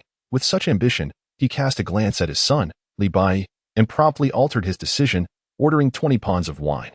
Li Xianxian, upon hearing Night Feng's remarkable poetry, felt that such a person of unparalleled caliber might only deem herself worthy of being his false companion. His combat prowess is extraordinary, his literary talent equally unparalleled. If only this dream were true. Good, Uncle Yi. You are a true man. I, Li Xiang'er, am in admiration. Although I do not comprehend poetry, I can still discern Uncle Ye's gallant spirit. Father, 20 ponds are hardly sufficient. Someone, fetch me 30 ponds. As Li Xiang'er gazed at Night Feng, her eyes sparkled with increasing brilliance. His generosity resonated with her. Miss, there are only 20 ponds of fine wine remaining at home. There are no more. A servant nearby wiped the cold sweat from his brow. What? That simply won't do. Today, who would willingly take a back seat? Go, dig out the wine buried in my backyard. With a wave of her hand, Li Xiang'er declared with authority, but that is the daughter's red prepared by the master for your marriage. The servant stammered, somewhat embarrassed. But what? What is there to hesitate about? If I command you to go, then go. Do you wish for me to marry off quickly? Besides, this wine belongs to my sister-in-law's husband. Is it wrong for me to lend it to her? Li Xiang'er retorted. The faces of those present darkened at once. Uncle Yi, I, Li Bai, have never bowed to anyone. Today, after hearing your words, my swordsmanship shall advance. Come, drink. I toast to you with the first pond. I shall go first. With that, Li Bai raised a pond of wine and drank heartily. Night Feng mused inwardly. This youth is truly a prodigy. Even while dining, he is absorbed in his own path. Very well, you wish to go first, Bai? Then you must finish this pond of wine first. Night Feng also lifted a pond and drank deeply. What fine wine! Uncle Yi, I have finished first. Li Bai rarely displayed a smile. I refuse to concede. How could I, Night Feng, possibly lose? Let us continue. This cup, I toast to you. Who among us would willingly take a back seat? Night Feng drank fiercely. Your refusal is irrelevant. Though we have yet to spar in martial arts, do you think I fear you in drinking? You do not wish to take a back seat, do I? Li Bai, concede. Drink, let us drink until you yield. Enough of the chatter. Drink. Today, there is wine, and we shall be merry. 2 ponds are insufficient. Bring forth 10 ponds. Night Feng is determined. Who among us lacks a bit of fiery spirit? 10 ponds it shall be. Do you think I fear you? Drink. Come. I shall join you in this revelry. Li Feihong observed his son and daughter putting forth their utmost effort. And as a father, he felt compelled to demonstrate his own prowess. How could he possibly maintain authority over these 2 little rascals otherwise? Splendid. Life is but a fleeting dream. How much joy can one truly find? And for what purpose does one seek joy? With the addition of brotherly, my desires are fulfilled. Come, let us indulge together. Yi Feng was already inebriated, lifting a goblet of wine and downing it with reckless abandon. This cup of wine, I, Yi Feng, dedicate to today, to the audacity of this very day. We, the practitioners of the way, ought to embody such boldness. A toast to today, the youth before them inspired all present. Even Li Xianxian and the old matron partook of several cups, their cheeks flushed with a rosy hue. This cup, I, Yi Feng, raise to tomorrow, the path ahead, I, Yi Feng, shall traverse unwaveringly. This cup, I dedicate to the future. I, Yi Feng, aspire to ascend to the heavens. With unwavering resolve, I shall forge ahead. Yi Feng, you are inebriated. This is what I, Li Bai, wish to express. Why are you so eager to? Li Bai could scarcely articulate his words, and after finishing, he could no longer sustain himself, collapsing onto the table. His father, Li Feihong, and sister, Li Xiang'er, had already succumbed before him. Among the crowd, only the old matron and Li Xianxian remained somewhat lucid. You all are finished. Are you not? Now do you comprehend the fortitude of my stronghold? Yi Feng, swaying unsteadily, pointed at the inebriated crowd with an air of arrogance. Just as he finished speaking, he too collapsed onto the table with a resounding thud. At that moment, a pale-faced elder emerged from the side. Upon seeing him, the old matron hurriedly rushed over to assist him. "Father, allow me to help you as well," Li Xianxian joined in. "Old Li, what brings you out here?" "I am already overseeing matters," the old matron admonished, revealing the depth of their bond. This was none other than Li Xianxian's father, Li Chifeng. "I have been watching you all while you dined." Li Chifeng chuckled. "This young man is quite remarkable. Indeed, he possesses extraordinary talent. Siener, such a person should never be confined. It would only bring you harm. A man of his caliber is bound to have multiple significant relationships throughout his life. If you wish to pursue him, you must consider it carefully." Li Changfeng imparted these words to his daughter with earnest gravity. "Father, we have only just begun to scratch the surface," Li Xianger replied, feeling somewhat shy. "Alas, foolish child, my greatest concern is you. Though you appear gentle and demure, your inner resolve is quite fierce. Sometimes, happiness must be fought for." "Father, is this how you educate your daughter?" Li Xianxian retorted. Feeling embarrassed, "What of it, my child? If I do not teach you now, shall I wait until I am gone to impart wisdom?" Li Chifeng mused. "I observe this young man, though he is not of great age. His manner of speaking and conducting himself is undeniably smooth. You shall be in good hands with him." Li Chifeng expressed with heartfelt reflection. "Indeed, I shall remember your words." Li Xianxian's eyes glistened with tears. "Silly child, who in this world is exempt from death. I, your father, harbor no regrets now. Remember, when he awakens, summon him to my chamber. I have matters I wish to discuss with him privately." Chapter 37. Was I? Yi Feng in the wrong? In the early morning, Yi Feng lay in bed, gently tapping his aching forehead. Groggy, he reached out to the edge of the bed to sit up slowly, only to touch a soft little hand. "You're awake, Yi Feng." "Hiki, this is my bed. Where else could I possibly go if not here?" Li Xianxian rubbed her eyes, clearly having not slept well. "Oh, haha. I wondered why it smelled so delightful. My apologies. I had a bit too much to drink last night, which kept you awake all night." Yi Feng expressed his sincere regret. "It's nothing. You've helped me immensely. I'm not even sure how to thank you. The guest room in my home is occupied by relatives, so." Li Xianxian's face flushed slightly. "Oh, haha. Let us consider us even. I helped you, and you let me stay in your room for the night." Yi Feng was well aware of the implications of a young lady allowing a man to sleep in her room. "I did this of my own volition. Actually, there's one more thing. My father wishes to see you once you wake up. He has something to discuss with you." She giggled, adding, "If you had stayed in another room and left after waking up, I would have had to search for you." "So, Yi Feng, please don't feel burdened." Even she could hardly believe her own words. "Oh, then let us go now. All right, I will take you to my father's room." Li Xianxian gazed into Yi Feng's eyes, her heart brimming with countless things she wished to say, yet she found herself at a loss for words. After all, this was merely a performance, and she repeatedly questioned herself whether to reveal to this young man. "I like you." Yi Feng, too, looked into Li Xianxian's beautiful eyes, yearning to confess that he was already married, but the words stuck in his throat. If this were a dream, he hoped he was not the protagonist within it, for he could offer her nothing. He could never remain peacefully in the Lan Kingdom, living as a blissful couple with her. He sensed that endless foes could appear at any moment, lurking nearby, for he himself was a mystery. How could he endanger her? This girl was simply exquisite. How could Yi Feng not perceive Li Xianxian's affections? Yet, alas, who has not adored beauty since time immemorial? But Yi Feng held firm to his principles. "Yi Feng, I like you." Li Xianxian finally uttered those words. She could no longer contain herself. She understood that after Yi Feng met her father today, if he left, she might never have the chance to express her true feelings again. "If this is a dream, I hope you never awaken." Yi Feng gazed at Li Xianxian, bitterness lacing his words. "Why not I merely wish for a genuine dream? A dream with you is all I desire." Li Xianxian discerned the underlying meaning in Yi Feng's words. "I have a wife. I do not care." Tears welled in Li Xianxian's eyes. "I don't even know whose heart is mine. I am a riddle unto myself. My fate eludes my grasp. Tell me, how can I offer you happiness? Do you know? I have slumbered for 10,000 years. A full millennium. For what purpose? I seek vengeance. Vengeance. Vengeance. What kind of formidable foes await me in the future? Even I do not know. I may perish along this path.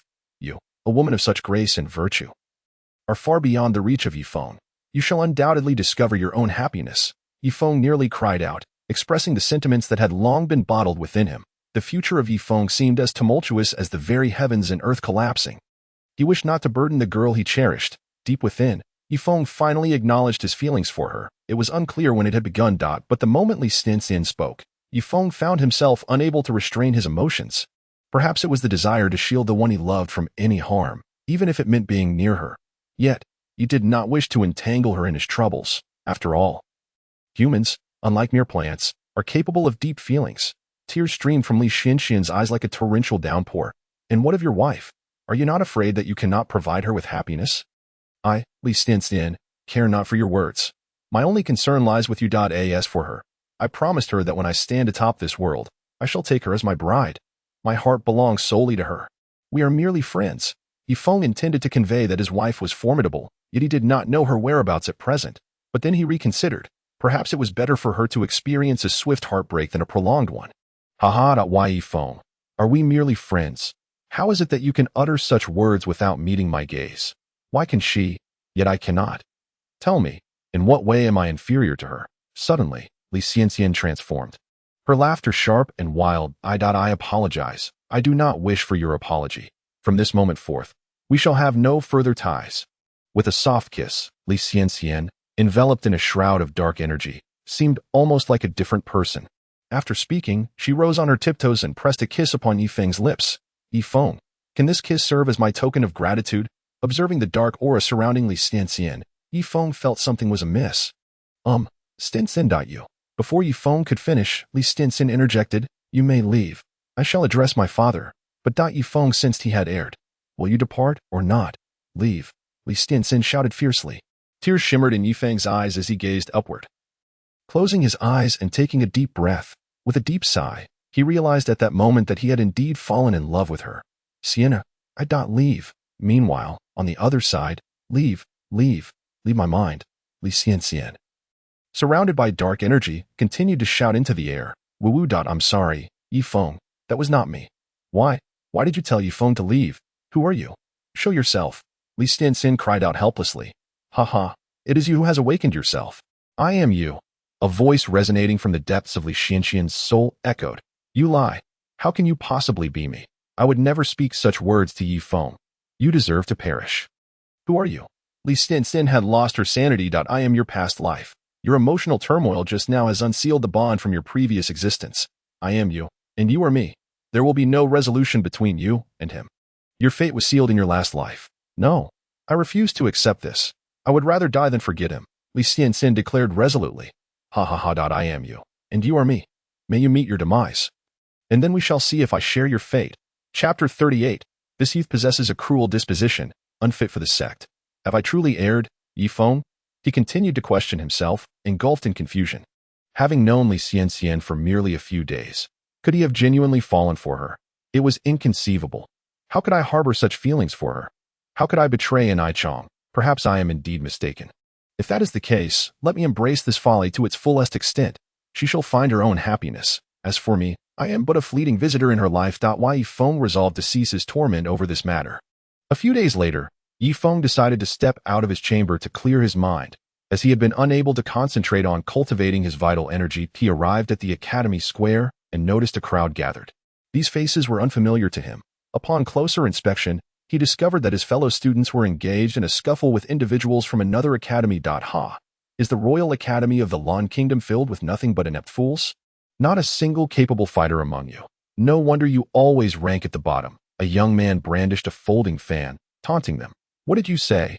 How dare you insult our Royal Academy?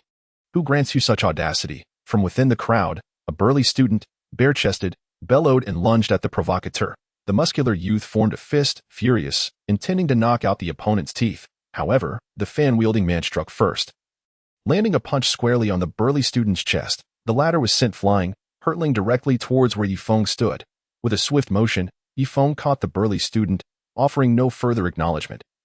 Simply stating, apologize. The sturdy student, taken aback by the unexpected assistance, was initially filled with rage. At this moment, should he not unite against a common foe, why must he apologize?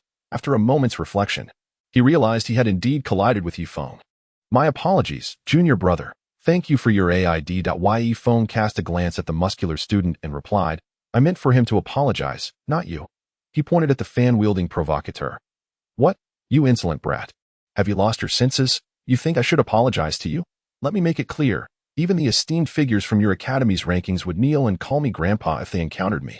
The fan-wielding youth exuded arrogance, glaring at Yifeng with a condescending gaze, clearly challenging him to retaliate. Ha. My elder brother speaks the truth. How could the Lawn Kingdom Academy possibly compare to our Divine Wind Academy? They are but a bunch of worthless scoundrels, setting up a so-called talent ranking at their doorstep. It's utterly laughable. The students from Divine Wind Academy jeered. I have been in a foul mood these past few days. Do not provoke me. Apologize, and you may leave. Though Yifeng felt no sense of belonging to this academy, merely seeking a means to reach the sect, preferring to remain in his room for cultivation. He refused to tolerate any insults against his sworn brother's institution. You amuse me. Your foul mood is of no concern to me. Who do you think you are? The young man's words trailed off, abruptly cut short. Yifeng, in a sudden burst of speed, launched himself into action. With his left foot suspended in midair, he propelled himself forward, arriving before the fan-wielding man, and drove his right knee forcefully into the man's abdomen. The impact sent the fan-wielding man hurtling several dozen meters away, embedding him into the academy's surrounding wall, and he collapsed to the ground, unconscious and unresponsive. How noisy. Yifeng remarked coldly, observing the wretched state of the fan-wielding man. You know who he is. You've stirred up a great deal of trouble. You're doomed. The students of Shinkong Academy shouted angrily at Yifeng, pointing fingers in fury. Yifeng's expression remained impassive as he turned to face the crowd from Shinkong Academy. What is the matter? Do you have any objections? The members of Shinkong Academy were filled with indignation but dared not voice it. They were acutely aware that none among them stood a chance against the young man before them. Their elder brother had yet to arrive, and to provoke a confrontation now would surely result in their own defeat, especially since their strongest brother had already been bested, though the despicable man before them had resorted to ambush. He was still victorious. The people of Shinkong Academy fell silent, no longer daring to challenge him. They could only glare at Yifeng with murderous intent. Yifeng clapped his hands, surveying the crowd from Shinkong Academy with a mocking smile. I had thought your esteemed academy was something remarkable. Turns out you're all just cowards, pathetic wretches. If you're beasts, then come challenge me one-on-one. Are you even inferior to mere animals? Yifeng felt an overwhelming urge to vent his frustrations from the past few days, deliberately provoking them. I can't take it anymore. Brothers, let us all charge at him together. He is simply intolerable. All right, I was thinking the same. The outcome of their confrontation with Yifeng was all too evident. Oh, I just remembered. Isn't this junior brother Yifeng, the one from the talent ranking? One of them exclaimed that I happened to witness his entrance into the academy that day. He rarely goes out, and hasn't he attended any classes? You all probably don't know him. I heard he offended Princess Lanqin on his very first day. Is that true? I've heard that the one contesting this time is Princess Lanqin's aunt. Indeed. It's a foregone conclusion that Princess Lanqin will enter the sect, but I heard that Yifeng is the strongest among those who have ever held the talent ranking title. He should be able to enter as well. With so many of them attacking Yifeng, should we also join in? Are you foolish? Or do you have a screw loose? Though Yifeng is formidable, he is still outnumbered. Do you wish to incur the wrath of Princess Lanqin? Or do you want your family to live in misery?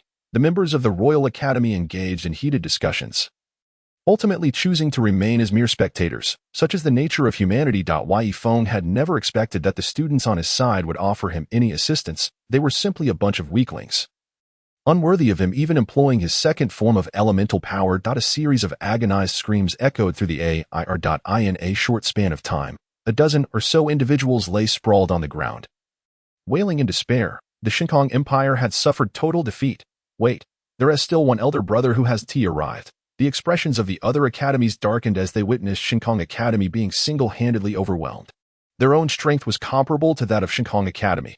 When had the Lawn Kingdom Academy gained such a formidable figure? The students from the Lawn Kingdom, upon witnessing the humiliating defeat of their provocateur, the Kamikaze Academy, at the hands of Yifeng, did not erupt in cheers. Instead, they were enveloped in silence.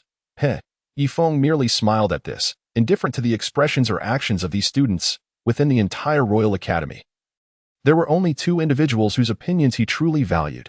One was Su Wuyo, and the other was Su Qian. Aunt, what do you think of Yifeng? In the midst of this unfolding drama, Lan Xin, accompanied by a young woman, posed her inquiry, as she did not wish for Yifeng to gain entry into the sect. This lad possesses a cruel disposition. He is unworthy of admission into the sect, the woman declared. Despite having just condemned Yifeng's temperament, She seemed unfazed by the notion of him eliminating others along the way, as if it were a matter of course. You may strike with unmitigated ferocity, while I slay with righteous justification. Is there any cosmic justice in this? Thank you. And Lon Xian exclaimed, her excitement palpable. She had long awaited this moment with bated breath. As for the lives of others, did she truly care? Preposterous. Chapter 39. Secrets of a Millennium Unveiled. Today marks the day of your destiny's transformation. Do you see the roster in my hand? It contains the names of the students selected from the recent academy competition. Su Wuyo stood upon the high platform, brandishing a roster, addressing all the students below. Naturally, Yi Feng was among these chosen individuals. He had been anticipating this moment for quite some time, for he must enter the sect. Early that morning, Su Qian had come to inform him, revealing that his name was indeed on the roster. He had already seen it. There were 2 copies of the roster, one of which had been delivered to the Emperor of the Lan Kingdom the previous day. As Yi Feng surveyed his surroundings, he found it peculiar that neither Lan Zhan, Li Bai, nor Lon Xian were present. While he could understand Lon Xian's absence, after all, her aunt was involved in the selection process, likely facilitating her entry, he was puzzled by the absence of Lan Zhan and Li Bai. Regardless, his immediate priority was to secure his own admission into the sect. Any other inquiries could be addressed later with Su Leoj. Yi Feng shrugged off his concerns. There are 15 names upon this roster. Among these 15, opportunities will arise to participate in the great competition of the 5 academies, followed by a trial that leads to entry into the sect. Young men, the time to test your strength has arrived. I hope that regardless of how high your future achievements may soar, you shall never forget this day. More importantly, do not forget the Lan Kingdom. Remain steadfast in your original intentions, Su Wuyo proclaimed with fervor. The students below erupted in cheers. Remain steadfast in your original intentions. Only by doing so can you achieve your ultimate goals. Earlier, when students from the 4 academies had come to the Royal Academy to stir trouble and spectate, you all witnessed it. Now tell me, what should you do? Su Wuyo shouted. Defeat them. Defeat them. Defeat them. The enthusiasm of the students reached a fever pitch. Su Wuyo, noticing the heightened spirit among the students, turned to Yi Feng and said, now all students, follow me. To the palace square, we shall engage in the martial assembly. Yi Feng, come and walk alongside me. Su Wuyo beckoned. The other students gazed upon Yi Feng, envious that the dean had called upon him and requested his company. Oh, Dean, I'm coming. Yi Feng jogged to catch up, eager to inquire with Su Leoj about his lingering uncertainties. Although Yi Feng does not mind whether he is addressed as Brother Su or the dean, it would be prudent not to publicly disclose that the dean is his sworn brother in front of so many disciples. After all, it is better to avoid unnecessary complications, and one must consider Brother Su's reputation. Yi Feng made his way through the gathering of teachers and approached Su Wuya. Ha, Brother Yi. Have you been waiting long for this moment? Su Wuya smiled at Yi Feng. Ha, indeed, the sect is one of my aspirations. Yi Feng replied softly, gazing ahead. Quite right. What is a sect, after all? In my youth. Su Wuya began, but then fell silent. Oh, Brother Su in his younger days, pray tell, is there something untold? Yi Feng teased. Well, with your words, I find solace. Why? Yi Feng chuckled inwardly. Really, you are quite unreserved. However, let me make this clear. Anyone who dares to touch you is effectively crossing paths with Su Wuya. Thank you, Brother Su. It is my fortune to be counted as your brother. Yi Feng expressed with heartfelt gratitude. Let us not put it that way. With your talent, it is quite possible that I may require your assistance in the future. Su Wuya mused, his gaze drifting to the distant sky, as if recalling events from long ago. Rest assured, at Brother Su's behest, I, Yi Feng, shall not hesitate. Yi Feng affirmed confidently. Yes, I believe that. By the way, do share your circumstances. Your name appears on the roster. I have already handed it over to that young emperor.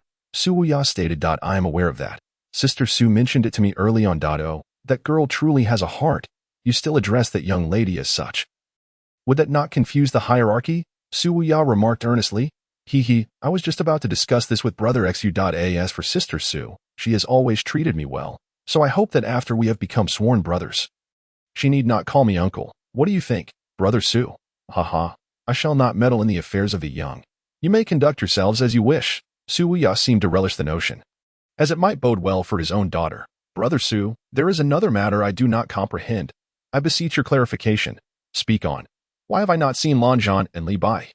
Their combat prowess is formidable. They should have had the opportunity to enter the sect. Why have they not come? Are their names on the roster? Yi Feng inquired, expressing his confusion. Oh, this matter, I am aware. Firstly, regarding Lan Zhan, You must know that the one representing the sect this time is Lan Xian's aunt, correct? Yes, I am aware.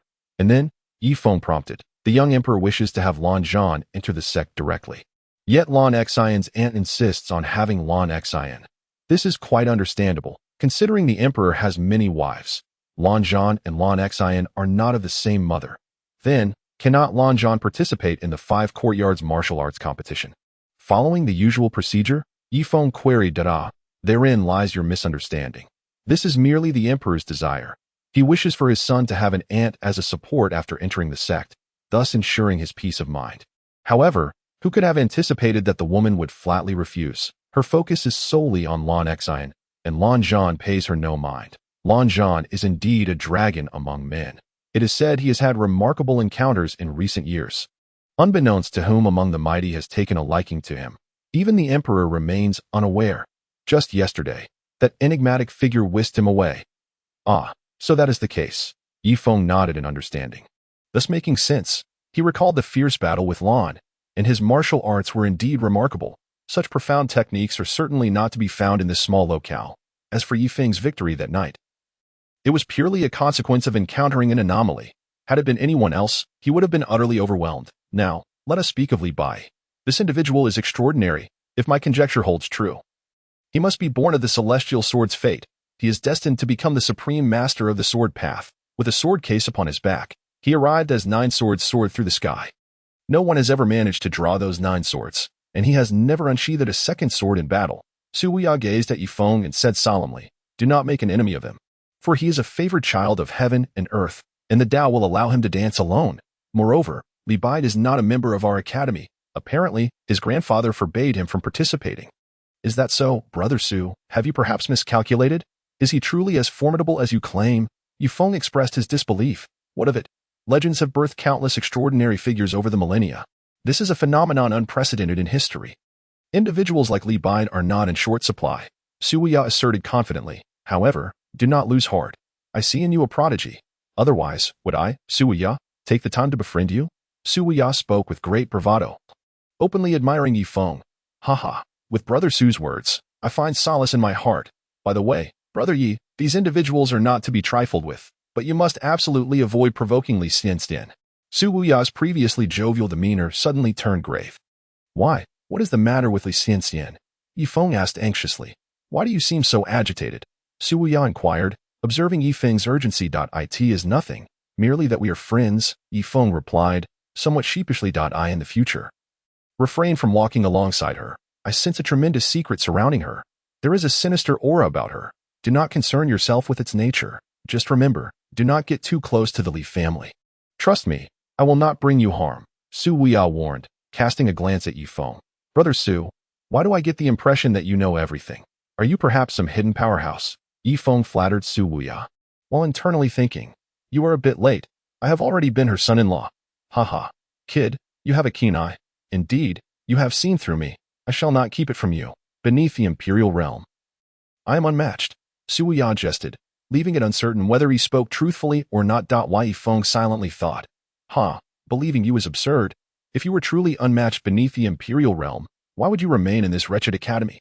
Yet outwardly, he exclaimed, wow, Brother Su is truly impressive. Su Wuya, the academy head, blushed with pride. However, Yifeng's heart grew heavy with concern for Li Xianxian. At last, the group, unbeknownst to themselves, arrived at the gates of the palace.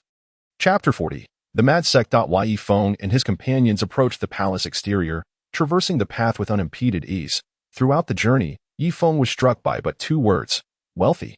The walls and floor were adorned with exquisite yellow marble slabs, nearly blinding Yifeng with their brilliance. From a distance, one might mistake it for a palace of gold, not to mention the palatial structures glimpsed along the way, which were even more resplendent. Alas, with only a mere 100,000 gold coins and a few inferior elemental stones to my name, I found myself lamenting. This gold was a result of a fortunate scheme against the second prince, delivered by his servants. Thus, Yifeng resolved firmly that he must amass great wealth in the future. Having lived in poverty in his past life, it was only fitting that with newfound strength in this life, he aspired to be wealthy, wasn't it? As the crowd approached the palace square, they discovered it already thronged with many people. It was evident that these were students from the 4 institutes of other nations. The four esteemed heads of these institutes rose to greet Su Wuyo, as if they were long-lost friends, engaging in a flurry of polite exchanges. Director Su, it has been quite some time. I trust you have been well. I have heard from my disciples that your academy may be on the verge of a resurgence this year. However, I wonder which of your students dared to confront those from my Shinfeng Academy? After the Shinfeng Academy's director extended his polite greetings to Su Wuyo, he cast a sidelong glance at the students trailing behind him. You, just wait. Director Wang seethed with anger. In previous years, it was always the students from the Lan Nation Academy that ranked the lowest. Their strength paltry. Yet just days prior, one of his own had been bested by Su's disciples and was now bedridden, unable to rise. Could this be taken lightly? What a farce. Now, he was left with nothing but a lone commander to participate in the martial assembly. How could he not take it seriously? Frustrated and eager to confront Su, he did not anticipate such fierce protection from Su towards his students. It truly infuriated him. If he were to confront Su, it would clearly be a prelude to conflict. He certainly did not regard himself as Su Wuyo's equal. The previous director from another nation had ridiculed his academy's incompetence, only to meet a grim fate the very next day. Enough of this. Let us focus on the matter at hand and take our seats. Sensing the tension, the other three directors hastily diverted their attention. At that moment, the emperor of the Lan Nation arrived. A eunuch shouted at the top of his lungs, "The Flowing Clouds sect. The Flower Fairy has arrived." The assembly quickly paid their respects. "We greet the emperor of the Lan Nation. We greet the esteemed envoy."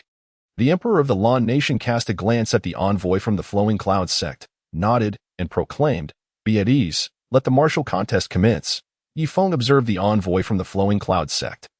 Noting that she was rather unremarkable, dressed in a flowing white robe, lacking any ethereal presence. However, her pride was palpable, as she disregarded the crowd entirely. Just as the event was about to begin, a voice boomed. "Such a splendid gathering cannot be without me, the mad sect." A middle-aged man descended from the air, clad in gray robes, a wine gourd at his waist, and an ancient sword slung across his back. His speed was astonishing, and his garments billowed dramatically in the wind as he stepped onto the high platform, smiling at the assembly. "Elder, it seems that this territory belongs to my Flowing Clouds sect. Does it not?" Upon hearing the name Mad Sect, the Flower Fairy's eyes narrowed. Summoning her courage, she clasped her fists in inquiry. She had heard tales of the Mad Sect, a formidable faction from the Tianqi continent. Known for rarely accepting disciples, those fortunate enough to be chosen were undoubtedly prodigious talents. Does your daughter have any objections?" The middle-aged man gazed at the Flower Fairy, his expression slightly stern. The Flower Fairy quickly apologized. "No, I merely inquired. Esteemed senior, feel free to disregard." "What is your name?" the middle-aged man asked. As I journey through this realm, I sense a profound shift in my state of mind. I have an intuition that the opportunities for my wild sect will manifest here." Upon hearing this, Hua Furong's eyes sparkled with realization. Could this esteemed senior be searching for me? After all, I possess the highest cultivation level here. I comprehend your intent. However, it is not you. You are far too lacking. The middle-aged man bluntly dismissed. "I shall not take advantage of your Flowing Clouds sect. Here, I possess a cultivation method that I acquired by chance. Let it be known that my wild sect and your Flowing Clouds sect owe each other nothing." As he spoke, the middle-aged man produced an ancient tome with his right hand and handed it to Hua Furong. The once bitter expression on Hua Furong's face immediately transformed into joy as she gratefully accepted it with both hands. The middle-aged man, capable of traversing the air, must be at least a formidable martial realm expert, and any cultivation method he carries is surely extraordinary. Although she is an outer elder on the surface, her status within the sect is not particularly esteemed. Otherwise, she would not have been summoned to select candidates. "Very well, esteemed senior, take what you value. Feel free to take it with you." Hua Furong mused. Having never intended to bring these individuals to the trial grounds, this way, she could acquire a cultivation method without any effort. How delightful. Meanwhile, the crowd below the high platform engaged in hushed whispers. Yifeng was intrigued by how the man could conjure an ancient tome seemingly out of thin air, and he turned to Su Wuyo beside him. "This man possesses a spatial ring." Su Wuyo explained to Yifeng. "What is a spatial ring?" Yifeng inquired. "A spatial ring is an auxiliary magical artifact with no inherent abilities. It merely serves to store items and is typically crafted by powerful individuals skilled in artifact refinement. Naturally, spatial rings vary in quality. Some are spacious while others are quite small. Only powerful individuals can craft them." Yifeng questioned. "Indeed, only those with the strength to comprehend spatial power can forge spatial rings. Thus, they are exceedingly rare," Su Wuyo affirmed. "By the way, Yifeng, you would be better off entering the wild sect rather than the flowing cloud sect. Su, why is that? Yifeng asked, puzzled. It's quite simple. It's the reputation of the wild sect. Although it ranks third on the Tianqi continent's sect leaderboard, this is due to its rarity in accepting disciples. One could say it is a once-in-a-thousand-years opportunity. This sect is renowned across the entirety of the southern wilderness's 9 regions. What about the Flowing Cloud sect? What rank do they hold? Yifeng queried. The Flowing Cloud sect is unranked. It holds no standing in the hierarchy of sections. There are disparities in strength among sects. The Tianqi continent is teeming with sects, not to mention the other 8 regions of the southern wilderness. Once you step beyond the southern wilderness, you will comprehend the vastness of this world. As Yifeng absorbed Su Wuyo's revelations, previously unheard secrets ignited a yearning within him, as if boundless passion surged through his veins. Yifeng, too, was qualified to venture beyond the southern wilderness and into the greater expanse of the world. The Emperor of the Lan Kingdom rose and respectfully clasped his fist before the 2 esteemed officials. May the 2 celestial beings commence. Let us begin. The middle-aged man replied. I hereby declare the competition officially open.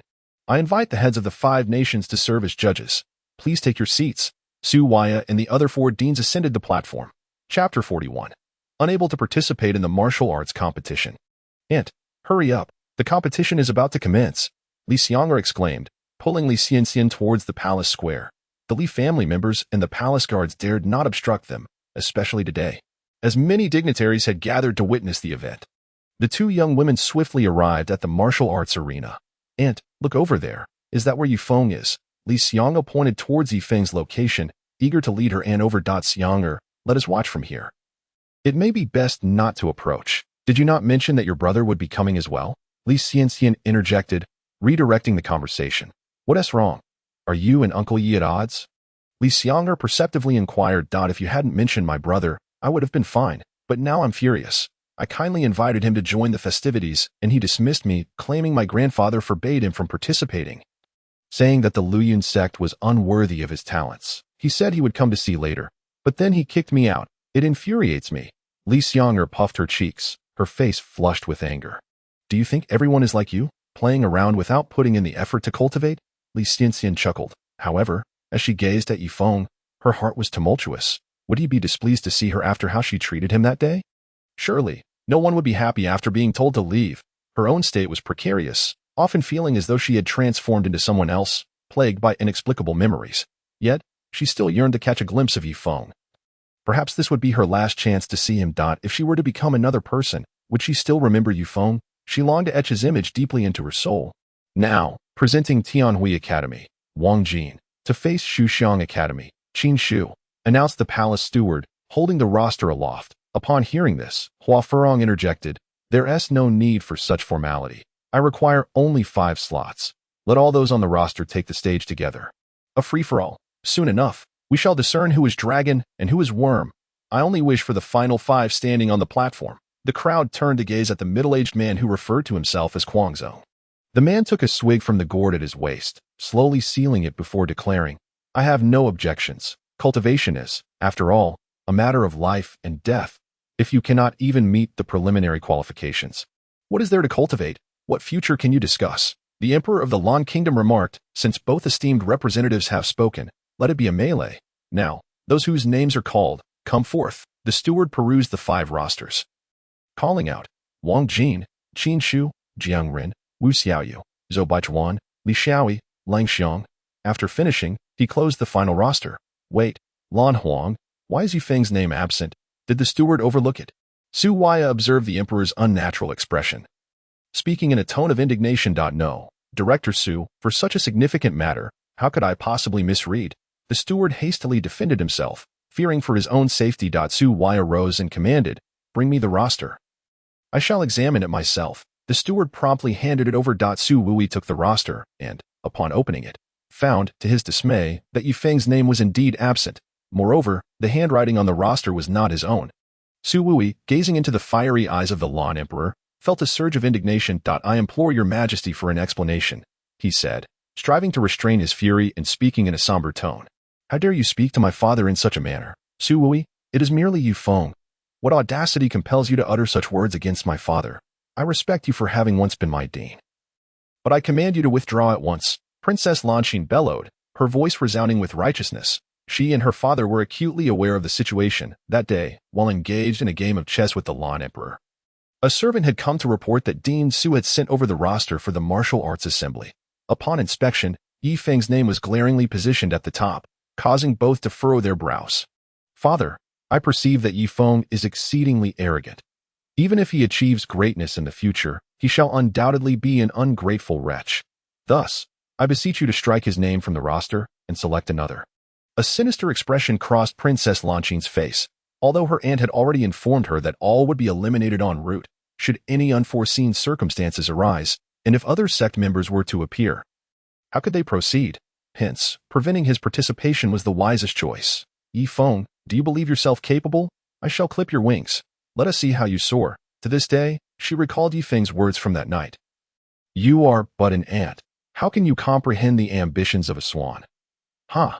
To label me an ant. Once I enter the sect and grow powerful, your demise shall be imminent, the Lan Emperor. Upon seeing Yi Feng's name on the roster, was equally displeased. Was this not the lad who dared to vie for the affections of women with him? How could he possibly allow him to participate? Would that not undermine his authority as emperor? Although he outwardly considered his teacher's reputation, it would be inappropriate to act against him, yet this was a matter of Yi Feng's own recklessness. Listening to his daughter's words only solidified his resolve to prevent Yi Feng's participation in the martial arts assembly. He ordered that the roster be replaced and revised. Lanqing, how dare you speak to your dean in such a manner? Withdraw at once. The previous emperor had instructed that Dean Su must be treated with respect and not offended. In the past, Su Wui had owed a debt of gratitude to the royal family of the Lan Kingdom.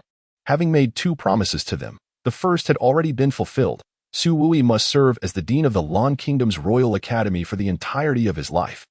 As for the second, it was to be determined by the current Lan Emperor's discretion. Su Wui found himself momentarily at a loss for words. He glanced at the sullen-faced Yi Feng and then said, Might the Emperor grant me a favor? I can assure you that Yi Feng will not commit any act that would bring shame upon the Lan Kingdom. This is not merely a matter of favor. As a sovereign, I must adhere to my principles. I have stated that Yi Feng's origins are unclear, and he cannot participate in the martial arts assembly. The expression of the Lan Emperor darkened ominously. What if I insist that my brother Yi participate? I must inform you that he is my sworn brother from my later years. To disregard him is to go against me, Su Wui.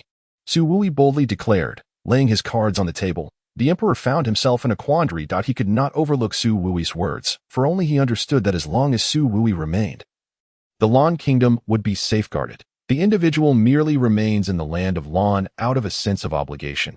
Should he be offended, his departure would leave no one to serve as the guardian of the realm. However, he has also incurred the ire of Yi Feng, and if this youth possesses any future prospects, he will undoubtedly seek retribution against the land of Lan. The emperor now harbors a degree of regret, recognizing that his earlier decisions were rather unwise. Had he permitted Yi Feng to participate, it would have spared him from the current predicament. After all, success in entering the sect was never guaranteed. Now, he finds himself in a bind. The Emperor of Lan remains unaware that the Ant of Lan Xian harbors intentions to eliminate all contenders without exception. Were he to learn of this, would he still orchestrate such a spectacle? Director Su, might I propose this? It seems you still owe the royal family of the land of Lan a promise. The Emperor pondered aloud. Indeed, what course of action do you intend to take? Su Wui no longer exhibited his previous politeness. I wish for you to fulfill this promise today. Regarding Yi Feng's matter, you need not intervene, asserted the Emperor of the land of Lan. Your actions are exceedingly tyrannical. Su Wui pointed toward Yi Feng and turned his gaze toward the Emperor of Lan. Why Yi Feng is my brother? Are you certain you wish to proceed in this manner? Indeed, Yi Feng is not permitted to participate in the martial assembly today. The Emperor reiterated emphatically. Why Yi Feng smiled at Su Wui, saying, Old brother Su, I beg you not to concern yourself with my affairs. Yi Feng understood Su Wui's intentions. After all, it had been said that Su Wui owed a debt of promise, and he could not bear to impose upon him further. Su Wui had already done enough for him. Brother Yi, what do you mean by that? Today, with just a word from you, I would defy any promise made and ensure you participate. Su Wui surveyed the surroundings with an imposing presence. No need. Old brother Su, I shall handle this myself. Yi Feng felt deeply moved. Suddenly, his expression shifted, an overwhelming chill emanating from him as he leaped from his position and stepped onto the battle stage. Today, I, Yi Feng, shall declare to all who dare defy me, those who obstruct my entry into the sect are my enemies, and enemies must perish. Yi Feng has never feared anyone attempting to undermine him. The countenance of everyone present shifted dramatically, while those concerned for Yifeng grew increasingly anxious. Licentian felt her heart clench. She longed to rush forward and stand alongside Yifeng, facing the challenge together. Su Wui sighed heavily. Emperor of Lan, how misguided you are. Very well. I shall withdraw from this matter. Remember, Su Wui, owe you no further debts from this day forth. Su Wui's figure appeared forlorn. He had promised Yifeng support, yet failed to deliver. Though Su Wui departed, his formidable spiritual awareness lingered, vowing that if his brother were to perish today, he would annihilate all who had conspired against Yifeng, along with their entire kin. The emperor, the sect, none would be spared. The emperor of Lan also experienced regret, yet the situation had escalated beyond his control, leaving little room for complaints. Now was the opportune moment to incapacitate Yifeng in Su Wui's absence. Eliminating future threats. How audacious, Yifeng. Have you gone mad? You seek death. It has been decreed that you are not allowed to participate. Why do you not depart at once? Princess Lan Xin re-emerged to uphold the dignity of the royal family. Yet she alone understood the truth of the matter. She simply could not tolerate Yifeng's presence and relished in his misfortune. The attendees from other nations secretly reveled in the unfolding drama, viewing it merely as an entertaining spectacle, a clash akin to dogs fighting amongst themselves. The students of the Languo Academy questioned, what merits or capabilities does Yifeng possess that warrant him becoming the center of attention? At this moment, the one most delighted was undoubtedly the head of the Shenkei's academy. He was on the verge of bursting into laughter, for this truly was poetic justice. Haha, who do you think you are to speak to me in such a manner? Do not presume that your connections grant you the liberty to act as you please. If you seek death, I can certainly grant your wish. Yifeng understood that standing upon this platform today meant there would be no easy resolution to this matter. As astute as he was, he knew well that the emperor would not let him off the hook, especially considering he had once stolen the emperor's wife, and that so-called envoy of the Wafarong sect was equally despicable. His only glimmer of hope lay with that middle-aged man, yet it seemed he was merely sipping wine and enjoying the spectacle. In that moment, Yifeng felt a surge of defiance, cursed the sects. My fate lies in my own hands. If you refuse to accept me, I shall not plead for your acceptance. Who among you dares to oppose me? If you wish to kill Yifeng, step forward. Today, I shall ensure you remember my name. I am Yifeng, Knight of the Night, Feng of the Maple Leaves. Yifeng, with a thunderous roar, an overwhelming aura radiated from him. Chapter 42.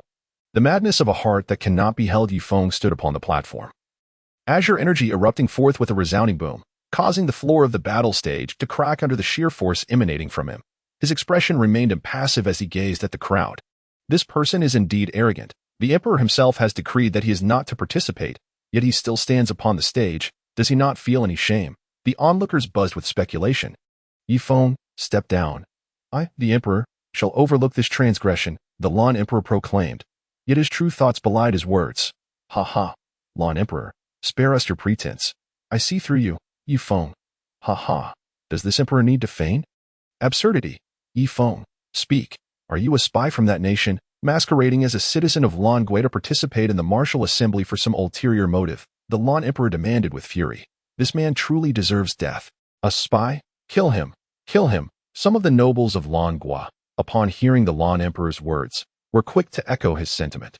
One person led the charge. Yifeng underwent a transformation through the relentless onslaught of lightning, emerging as an undeniably formidable force. Coupled with the direct manifestation of azure liquid energy, how could a mere first-tier king, even with a few minor realms to his advantage, possibly contend with him? Who else could stand against him? Yifeng withdrew his fist, standing tall upon the arena, his long hair billowing in the wind. In that moment, the power he exhibited moved every spectator present. This young man is truly extraordinary. Did I just witness correctly? He defeated a first-tier king at the 6th level of the sect with a single punch, without employing any techniques. Such terrifying prowess. All eyes widened in disbelief, gasping in astonishment. The murmurs of amazement cascading through the crowd. Meanwhile, the middle-aged man on the high platform set down his wine jug for the first time, casting a serious glance at Yifeng, only to shake his head. He recognized the young man's impressive strength, capable of overcoming numerous minor realms to vanquish foes, marking him as a prodigy. However, he also understood that there are countless prodigies in this world, each of whom could surpass him with ease. He could sense that Yifeng was not the one he sought. The Emperor of the Storm rose abruptly from his throne, his expression one of disbelief. This was his second strongest subordinate. And yet he was so easily defeated. The Emperor quickly whispered to the eunuch by his side, "Hurry, summon General Li Feihong. This boy must not be allowed to leave this place alive." Also, dispatch the Imperial Guard to encircle the entire palace. I want entrapped. Yes, your highness, replied the eunuch. But General Li Feihong is no longer in the imperial city. Did you not command him to quell disturbances at the borders last night? He departed then. The emperor slapped his forehead, exclaiming, "Oh, how could I have forgotten that detail?" Then proceed with the other orders. Yes, your highness. The eunuch bowed and went to make the arrangements. Wai Feng, I recognize your potential. Would you be willing to submit to me? If you do, I can grant you everything you desire, and even arrange for you to wed Princess Lanxin. What say you? The emperor, though lacking in martial prowess, possessed a keen eye for opportunity and political acumen. In his view, there were no unresolvable grudges, only unfulfilled benefits. If he could secure Yi Feng, alongside his son Lan Zhan, how long would it be before no kingdom could rival the Lan state? Once Yi Feng and Lan Zhan matured, what concern would they have for any sect? The thought filled the emperor with excitement. For one who seeks greatness, what is the worth of a single daughter? After all, she would marry eventually. Yi Feng appeared merely a youth, at most 17 or 18 years of age. Have you ever heard of a 17 or 18-year-old defeating a peak 6th-level sect master? If such a feat were to occur, it would surely be within a sect, where only the most exceptional talents prevail. The audience, upon hearing this, nearly had their eyes fall to the ground. The reversal of fortunes too dramatic to comprehend. If it were me, I would certainly agree. Princess Lanxin is a celestial being. An elder in the crowd chuckled, stroking his beard. The others laughed in disbelief. I say, old man, at your age, can you still manage to move? Humph. The elder scoffed, deeming it unnecessary to reveal that he stood tall every morning. He merely gazed at Yi Feng, his eyes narrowing in approval with every glance. Dad, how could you do this? I would rather die than marry him. Princess Lanxin exclaimed in fury. The emperor remained silent, his gaze fixed on Yi Feng. Do not mention that wretched person to me. For the first time, Lan Huang gazes furiously at Hua Furong. His wife has run off with another. And now she dares to come back to claim their daughter. It is truly laughable. If it were not for Hua Furong's consideration of Lan Xian's feelings, she would have annihilated this individual by now. Which woman in this world does not wish to follow a strong figure? Her sister chose strength, and thus she has her current circumstances. Her sister's daughter will follow the same path.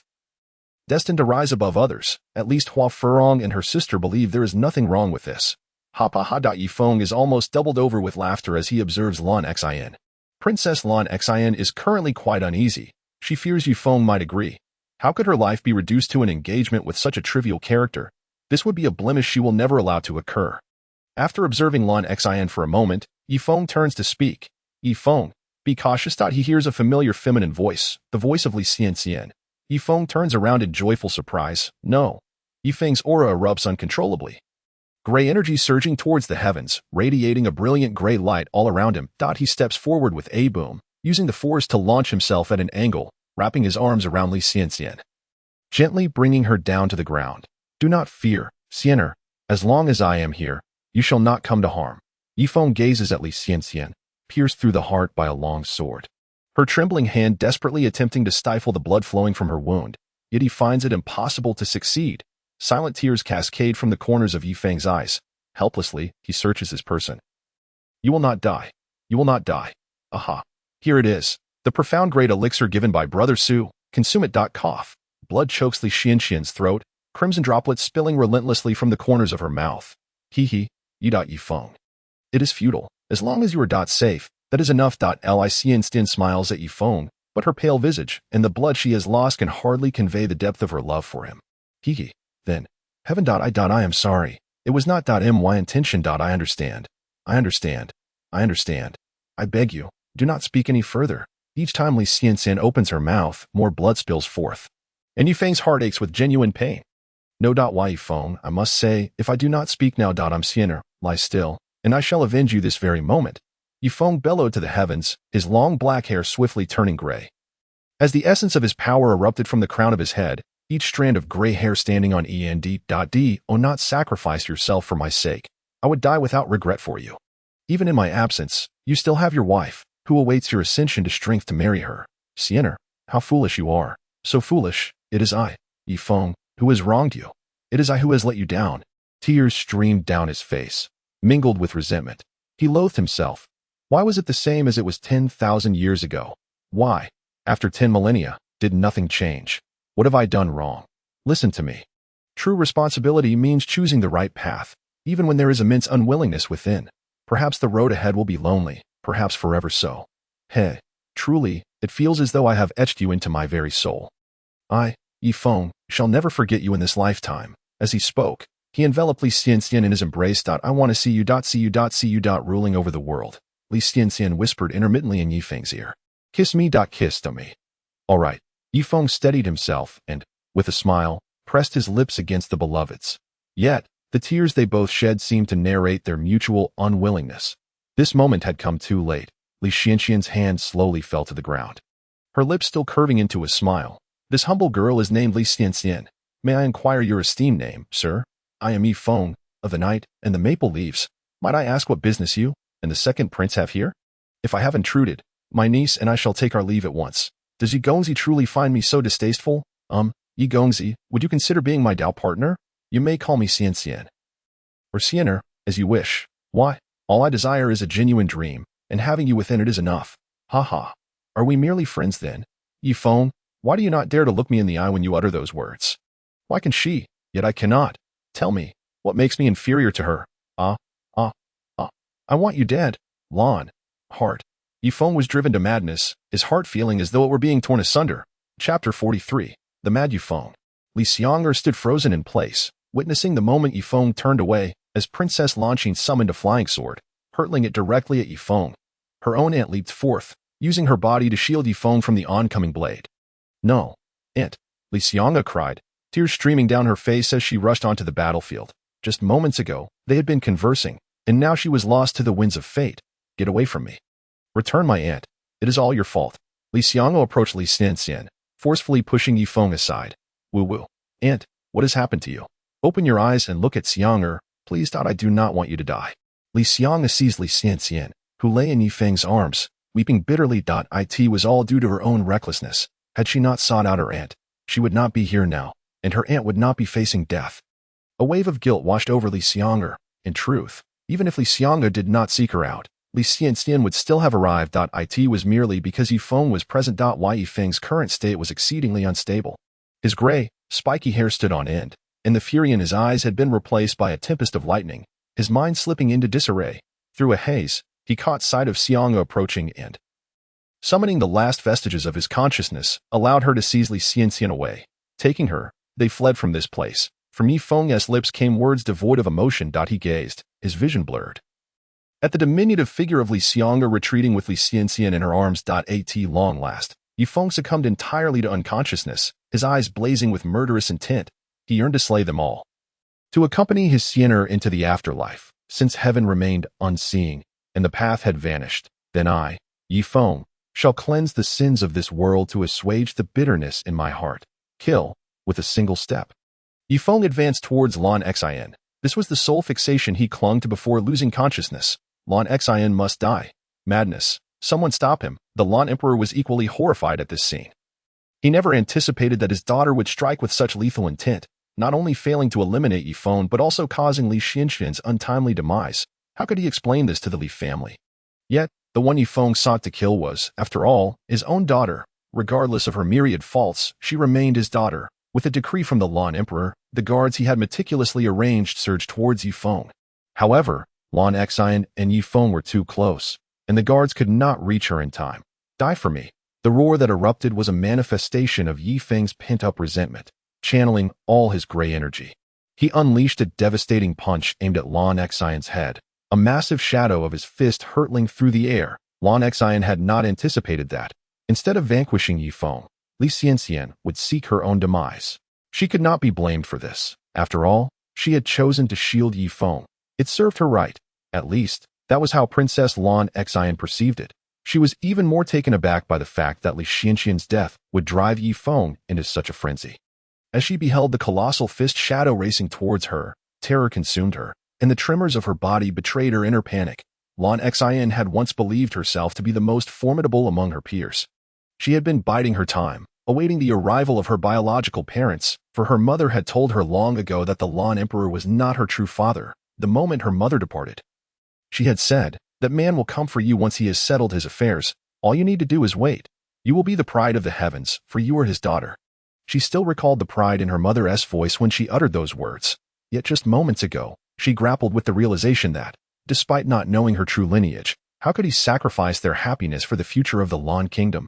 Lan Xin resolved to no longer conceal her strength. At the instant Yifeng turned away, she decisively unleashed her power, brandishing her flying sword and casting a spell to pierce Yifeng's heart. Insolence. Hua Furong, seeing Yifeng charging towards Lan Xin, recognized the impending danger. Her figure arrived almost simultaneously with Yifeng's, and she stepped forward to shield Lan Xin, her fingers converging as she executed the flowing cloud palm.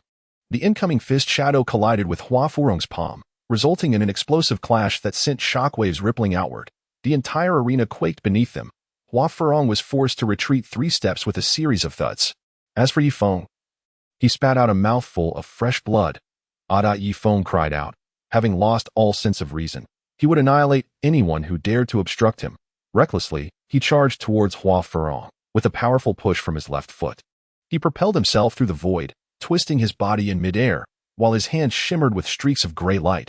His right fist coalesced into a formidable punch aimed at Hua Furong, but that was merely the beginning. Another left punch followed, then yet another right punch, an unending cycle of alternating strikes. The air was filled with the thunderous sound of his fist crashing down. Die, die, die. Yifeng screamed in a frenzied rage. Hua Furong, astonished, never imagined that her peak cultivation at the 9th level of her sect would be forced back 3 steps by someone at the 9th level of the harmonization stage. Such a disgrace. Unforgivable. Die, beast. Hua Furong bellowed in fury. Realizing Yifeng was launching another assault, she forcefully pushed Lan Xin away, sending her tumbling several meters. Clearly, Yifeng's current attack was an area strike. And if Lan Xin remained near her, she would surely be obliterated. Hua Furong summoned all her strength, displaying the full extent of her sect's techniques. With her left hand, she formed a sword with her fingers, rapidly gathering and shaping her primordial energy into a magnificent divine sword that radiated an intimidating light, appearing atop her fingertips. The flowing cloud heavenly sword technique. The divine sword emerged. This was the full extent of her capabilities. The flowing cloud heavenly sword technique was reserved solely for the inner sect elders, and she had only been granted permission to learn it due to her sister's influence, though she had only just mastered the first layer of the technique. Its power was terrifying, rendering her invincible among those of the same realm, and even capable of overcoming higher realms. With the divine sword poised at her fingertips, she shot it towards Yifeng in the void. Her energy threads fueling the sword. A terrifying explosion reverberated through the air. Crack! Boom!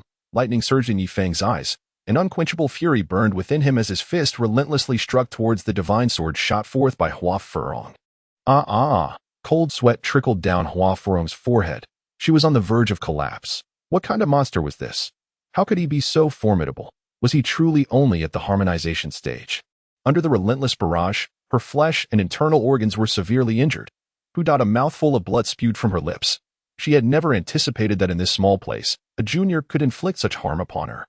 Enraged, her hair, once neatly tied up, had been thrown into disarray by the force of Yifeng's punches, and blood trickled from the corner of her mouth. Her white attire was tattered. I will have you dead. Unforgivable. Hua Furong, her right hand once again forming fingers, unleashed another flowing cloud heavenly sword technique. 2 divine swords of the flowing cloud heavenly sword technique pierced through the heavens. They broke through Yifeng's fist seals and lunged directly at him. Upon seeing the 2 divine swords hurtling towards him, Yifeng's boundless fury ignited anew. Thunderous fury. Yifeng roared to the heavens, his eyes blazing with lightning that pierced through the clouds. His right hand clenched into a fist once more. Endless gray light was replaced by the brilliance of lightning. He slammed his fist downwards with unrelenting force. Die, die, die. Thunder fist. Divine might unbounded. It met the 2 primordial energy divine swords conjured by Hua Furong with a resounding crash. A deafening roar shook the heavens. Everything around was obliterated. Onlookers below the sect realm spat blood and were thrown back. All below the harmonization stage fainted on the ground. Those below the divine realm faced mortal peril. The entire palace collapsed significantly. Countless lives were lost in this calamity. Lan Huang. We must flee. The commander of the guards positioned himself directly in front of the Emperor of Storms. His body a bulwark against impending doom. Blood gushed from 5 wounds, his countenance a terrifying sight. Upon witnessing this, the Emperor hastily retreated, opting to observe from a distance. Depart. The 4 academy heads who had come to participate in the duel stood agape, urging their students to flee with urgency. Fortunately, all present were formidable beings of the harmonious realm. Otherwise, they would have perished here. Those who had gathered to spectate also fled in haste. What madness is this? To witness a duel that could cost one their life. I swear, I shall never return. Only 2 individuals remained in the arena, a middle-aged man from the frenzied sect and the elderly gentleman who had just been mocked by the crowd. Yi Feng, you are surely doomed. You will undoubtedly perish. Lan Xine gazed upon the battle, fervently praying that only Yi Feng's death would secure her future. Just moments ago, she had sensed his murderous intent directed at her. The middle-aged man, sipping his drink, observed the fierce clash before him, his brow furrowing. How many lives in the imperial palace would be extinguished under the weight of this strike? He felt a growing discontent towards Yi Feng. His talent is commendable, yet his bloodlust is excessive. Should he descend into the path of darkness, he would become a grave peril to the realm. Hua Furong, racked with terror, gasped as blood erupted forth. Her white robes became drenched in the crimson spray from her own body. She was utterly drained of strength, her vital energy nearly depleted. Yi Feng was consumed by madness, screaming, Why won't you die? Die, die, die. Another thunderous punch descended, crash. 2 divine swords shattered, scattering like stardust across the heavens. What awaited Hua Furong was a colossal fist imprint crackling with lightning. No, no, no, please, I do not wish to die. Senior, this man has gone mad. As a member of the frenzied sect, can you truly remain indifferent? Will he not bring untold slaughter to the southern wilderness? Can you bear it? Hua Furong was desperate to survive. Truly, she wished for nothing more than to live. At this moment, only the middle-aged man from the frenzied sect could save her. He was her sole hope. Chapter 44. The thunderous extremity appears, the third eye unveiled. The middle-aged man, upon witnessing this scene, stepped forth and arrived beside Hua Furong, effortlessly dispersing the descending fist imprint with a single wave of his hand. Yi Feng, suspended in the void, was sent reeling by the man's casual strike, blood gushing forth as he was hurled backward, crashing heavily to the ground. The earth quaked beneath him. Hua Furong, seeing this, was filled with joy, hastily expressing her gratitude. Thank you, Senior, for your timely assistance. I am eternally grateful. Please, I implore you, eliminate this wretch to prevent further calamity to the world. The disheveled Hua Furong glared at the fallen Yi Feng with contempt. No need to thank me. My intervention is solely for the sake of righteousness. Ah, very well then. This morning I sensed a shift in my realm, prompting an immediate breakthrough that I have only just achieved it. Regrettably missing the opportunity to witness my junior brother Feng's duel. What a pity. Su Qian spoke earnestly. Su Wuyo smiled. Your junior brother Feng is quite formidable. You need not worry that I have matters to attend to. With a smile, Su Wuyo exited the room, his expression suddenly turning frost-like. In an instant, he soared into the air and vanished. Su Qian watched in astonishment, her mouth agape at her father's sudden ascent. Is my father not at the pinnacle of the sect? How is it that he can fly? Meanwhile, in the imperial palace square, Yi Feng was struck to the ground by the residual force of the man's attack. Blood pouring from his lips, his hair, a wild mess of gray, lay in disarray. Yi Feng lay upon the ground gradually. Amidst his graying hair, a single strand unexpectedly transformed into a vivid purple.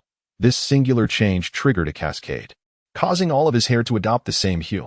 Arcane lightning flickered within the strands. Night Maple's heart raced with fervor. It felt as though a voice was beckoning him not to succumb.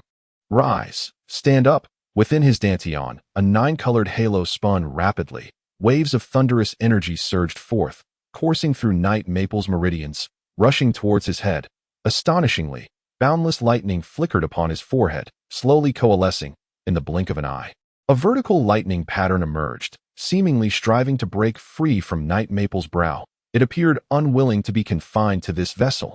In that very moment, the Ghost King's devouring armor integrated within Night Maple's body, sensed an immense opportunity descending upon its master, and it manifested spontaneously. The remaining azure-gray primordial energy within the 9-colored halo was entirely absorbed by the Ghost King's devouring armor, rendering the myriad-faced Ghost King on its surface increasingly solid. In an instant, a towering 3-zhang figure of the myriad-faced Ghost King materialized, standing upon the earth, its eyes blood-red. It gazed disdainfully upon all living beings. An overwhelming aura radiated forth. It took a step forward and dove into Night Maple's body, from which emerged a pair of ghostly claws. These claws grasped tightly onto the lightning pattern, preventing it from escaping Night Maple's brow. As swift as lightning, the onlookers beheld the distortion of space, as an iron sword suddenly pierced through the void, positioning itself above Night Maple's brow. exuding an ancient and grand aura. The iron sword, devoid of hesitation, directly pierced through the lightning pattern, breaching his brow and vanishing into the depths of Night Maple's consciousness. Ah! Night Maple cried out in agony. The lightning pattern on his forehead split into two, revealing a chasm of pitch darkness within, where bolts of thunder flickered. A beam of celestial lightning erupted from his brow. As if he had opened a third eye, Night Maple was devoid of awareness, consumed solely by the instinct to kill. He propelled himself off the ground, and the lightning within his brow surged with him. Resembling a colossal blade descending, the target of this strike was precisely the position of the middle-aged man. The terrifying transformation that had just unfolded occurred in the blink of an eye. The middle-aged man, upon witnessing the presence of the myriad-faced ghost king within Night Maple, along with all that transpired behind it, found himself bewildered. Yet, despite Night Maple not being an evil cultivator, he was undeniably entwined with malevolence. When retribution strikes, although Night Maple's assault was exceedingly terrifying, the chasm between him and the middle-aged man was as vast as heaven and earth. The man pointed a single finger, aiming at the incoming beam of celestial lightning. Without a sound, the beam dissipated. Meanwhile, blood seeped from the lightning pattern on Night Maple's brow, which gradually closed. It seemed as though he had exhausted the lightning power within his brow, and his body was flung back once more. Such a figure, I admire. Yet, today you must perish, the man proclaimed as if announcing a trivial matter. The middle-aged man, at this moment, was also astonished. This youth is extraordinarily powerful. It felt as though he possessed an endless reservoir of strength. Perhaps only a certain individual from a sect could even hope to rival him in talent. Alas, he has strayed into a plot. For the sake of the world, let me send you on your way. The middle-aged man pointed backward with a single hand. Whoosh! A treasured sword unsheathed from behind, just as he was about to launch an assault. How dare you? You are far too audacious. Do you think my brother is without allies?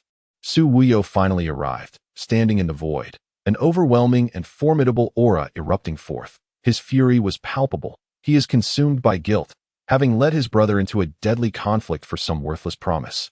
To the point of madness, his fury is palpable. Do you comprehend? This man is no longer your brother. He has descended into madness. Moreover, he is possessed by malevolent forces. Do you dare to vouch for him? The middle-aged man ascended into the air, facing Su Wuyo. Outrageous. My brother is driven to madness, and is it not at their behest? Are your eyes blinded? He seeks vengeance for his beloved. As for the innocent suffering in this great battle, it is the despicable ones of Lu Yun's sect that have forced this upon him. Su Wuyo seethed with indignation. Regardless of the circumstances, as the Grand Elder of the Mad Sect, I have an obligation to restore peace to the world when confronted with evil. The presence of the ghostly king within him is an undeniable fact. The middle-aged man of the Mad Sect stood resolute. You speak utter nonsense. Is Yifeng of your Mad Sect? What business does the Grand Elder of the Mad Sect have with Yifeng? If you wish to strike against him, I shall be the first to eliminate you. Do not presume that being from the Mad Sect grants you the audacity to act brazenly before me. You. Very well. I shall witness how you intend to extinguish me today. The middle-aged man of the Mad Sect pointed furiously at Su Wuyo. Even a clay figurine has its limits, let alone he. The Grand Elder of the Mad Sect. Follow me. We shall choose a place to battle anew. As the Grand Elder of the Mad Sect, you cannot be oblivious to the fact that a battle here will bring calamity upon the innocent of the entire imperial city. Can you? Su Wuyo remarked to the middle-aged man. In truth, Su Wuyo sought to divert the middle-aged man, allowing Yifeng to exact his revenge. Without this formidable foe present, Yifeng would be far easier to handle. Very well, that is precisely my intention. After I defeat you, I shall slay him. The middle-aged man was oblivious to Su Wuyo's ulterior motives. He cared little for the fates of Hua Furong and the others, having witnessed everything with his own eyes. However, he was concerned that Yifeng in his madness might unleash havoc upon the world. As an elder of the Mad Sect, he naturally had to intervene. Moreover, with the ghostly king within him, he must perish. Senior, you mustn't. If you leave, what shall we do? Hua Furong's eyes widened in terror as she gazed at the slowly rising Yifeng. The middle-aged man ignored her as he soared away with Su Wuyo. Chapter 45. A sword across the ages. Lon Xian, you shall pay for this. Return my aunt's life to me. Just as Su Wuyo and the middle-aged man departed, an earth-shattering roar erupted. No. Li Bai, allow me to explain. I had no intention of killing your aunt. She took the blow meant for Yifeng. Lon Xian, witnessing Li Bai's sudden arrival, standing upon his sword box in midair, was about to launch an attack but hurriedly clarified. She was truly frightened. One Yifeng had already rendered her hopes bleak. adding Li Bai to the mix. Today would surely spell her doom. Li Bai stood upon the sword box, his raven hair billowing. His eyes blazing with fury, he gazed at Lan Xine, then turned his attention to the slowly rising Yi Feng. The Emperor of Lan, watching from a distance, bellowed, "Young Bai, heed my words. There is more to this than meets the eye." The Emperor was acutely aware of Li Bai's terrifying prowess. Today, one Yi Feng suffices. Adding Li Bai, Lan Xine is truly facing a dead end. Upon witnessing Li Bai's arrival, the onlookers murmured, sensing a shift in the tide. Yi Feng was already fearsome. Now another prodigy arrives. The beautiful Lan Xine is surely facing inevitable calamity today. Li Bai cast not a glance at anyone else. Fixating solely on Yi Feng. I am aware that your mind is clouded at present. Yet I have previously warned you. Should you betray my beloved aunt, no matter if you ascend to heaven or descend to the depths of the earth, I, Li Bai, will pursue you to the very gates of the underworld. Have you forgotten? The relentless fury within Li Bai blazed forth, his voice nearly erupting in a roar. His dear aunt, who had practically grown up alongside him, shared a bond akin to that of siblings. Yet today, at the behest of Xianger, he had come to witness the contest of martial skill. What did he behold? He saw his sister, bearing the lifeless form of their aunt, hurrying homeward. "Xianger, why do you carry our aunt? Wait, why is there a sword embedded in her body?" A sense of foreboding gripped Li Bai as he rushed to Li Xianger's side, swiftly seizing Li Xianxian into his trembling hands. Extending a quivering finger to check for breath, "Wu-Wu, brother, you have finally arrived. Please save our aunt. You must have a way, right? Save her. Wu-Wu. Li Xianger pleaded with tear-filled eyes. Li Bai gradually closed his eyes. Suddenly, his gaze shot open. Fierce and penetrating. "Speak. How did our aunt meet her demise?" The wrath surging within Li Bai was insurmountable. Xianger, still weeping, was startled by her brother's intense demeanor. "Wu-Wu, brother, Princess Lanqing seeks to kill Yi Feng. Our aunt perished while shielding him from a sword." "What? Yi Feng, you are truly no man. Can you not even protect your own woman?" Li Bai bellowed to the heavens. "Lanqing, I shall ensure you find no place to rest in death." Li Bai unsheathed the sword case from his back, casting it into the void, propelling himself upward to stand upon it, darting toward the Imperial Plaza with haste. "Enough, Emperor Lan. I desire not to hear any explanations. Your daughter must die today, though my family serves the kingdom of Lan. I, Li Bai, demand only one thing. Justice. Justice is the life of your daughter, Lanqing. Do not compel me to annihilate your entire clan." Li Bai suddenly turned to face Emperor Lan, the fury of youth illuminating his countenance, revealing for the first time his overwhelming dominance to the world. "You." Alas, the emperor appeared to age decades in an instant, his body swaying precariously. There was no recourse. Had anyone else spoken such words to him, he would undoubtedly have executed them and their entire lineage. Yet, this was Li Bai, a living legend. No one could foresee how formidable he would become. Out of sentiment, his grandfather was his mentor. Logically, the majority of military power within the empire was entrusted to Li Feihong. And it was his daughter who had slain a member of the Li family. This was a fact. Though he had a fine son, Lan Zhan had only recently acquired his fortune and could scarcely contend with Li Bai, especially since he had already departed. Alas, it was futile. The emperor's heart was already waning. His sole remaining wish was for his second son, Lan Zhan, to return home safely. "Father, will you truly abandon me?" Princess Lanqing questioned, incredulous. The emperor turned away, refusing to meet her gaze even once. Ha ha ha. "No wonder my mother sought to humiliate you. You are but a coward. You are the emperor of the Lan kingdom. With a mere command, all of Lan would rise to slay these two. Even if they do not perish, they will suffer greatly." The emperor closed his eyes. As a ruler, he understood what actions were necessary and which were not.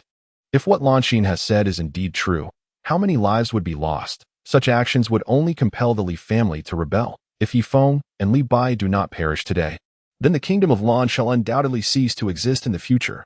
Think for a moment, who in the entire kingdom of Lan would willingly offend two formidable beings for no reason? Ha ha. Why do you close your eyes? Has it struck a chord within you? Father, there are even more thrilling words to be spoken. At this moment, Lanqing has lost all hope for life. She is merely seeking a moment of emotional release.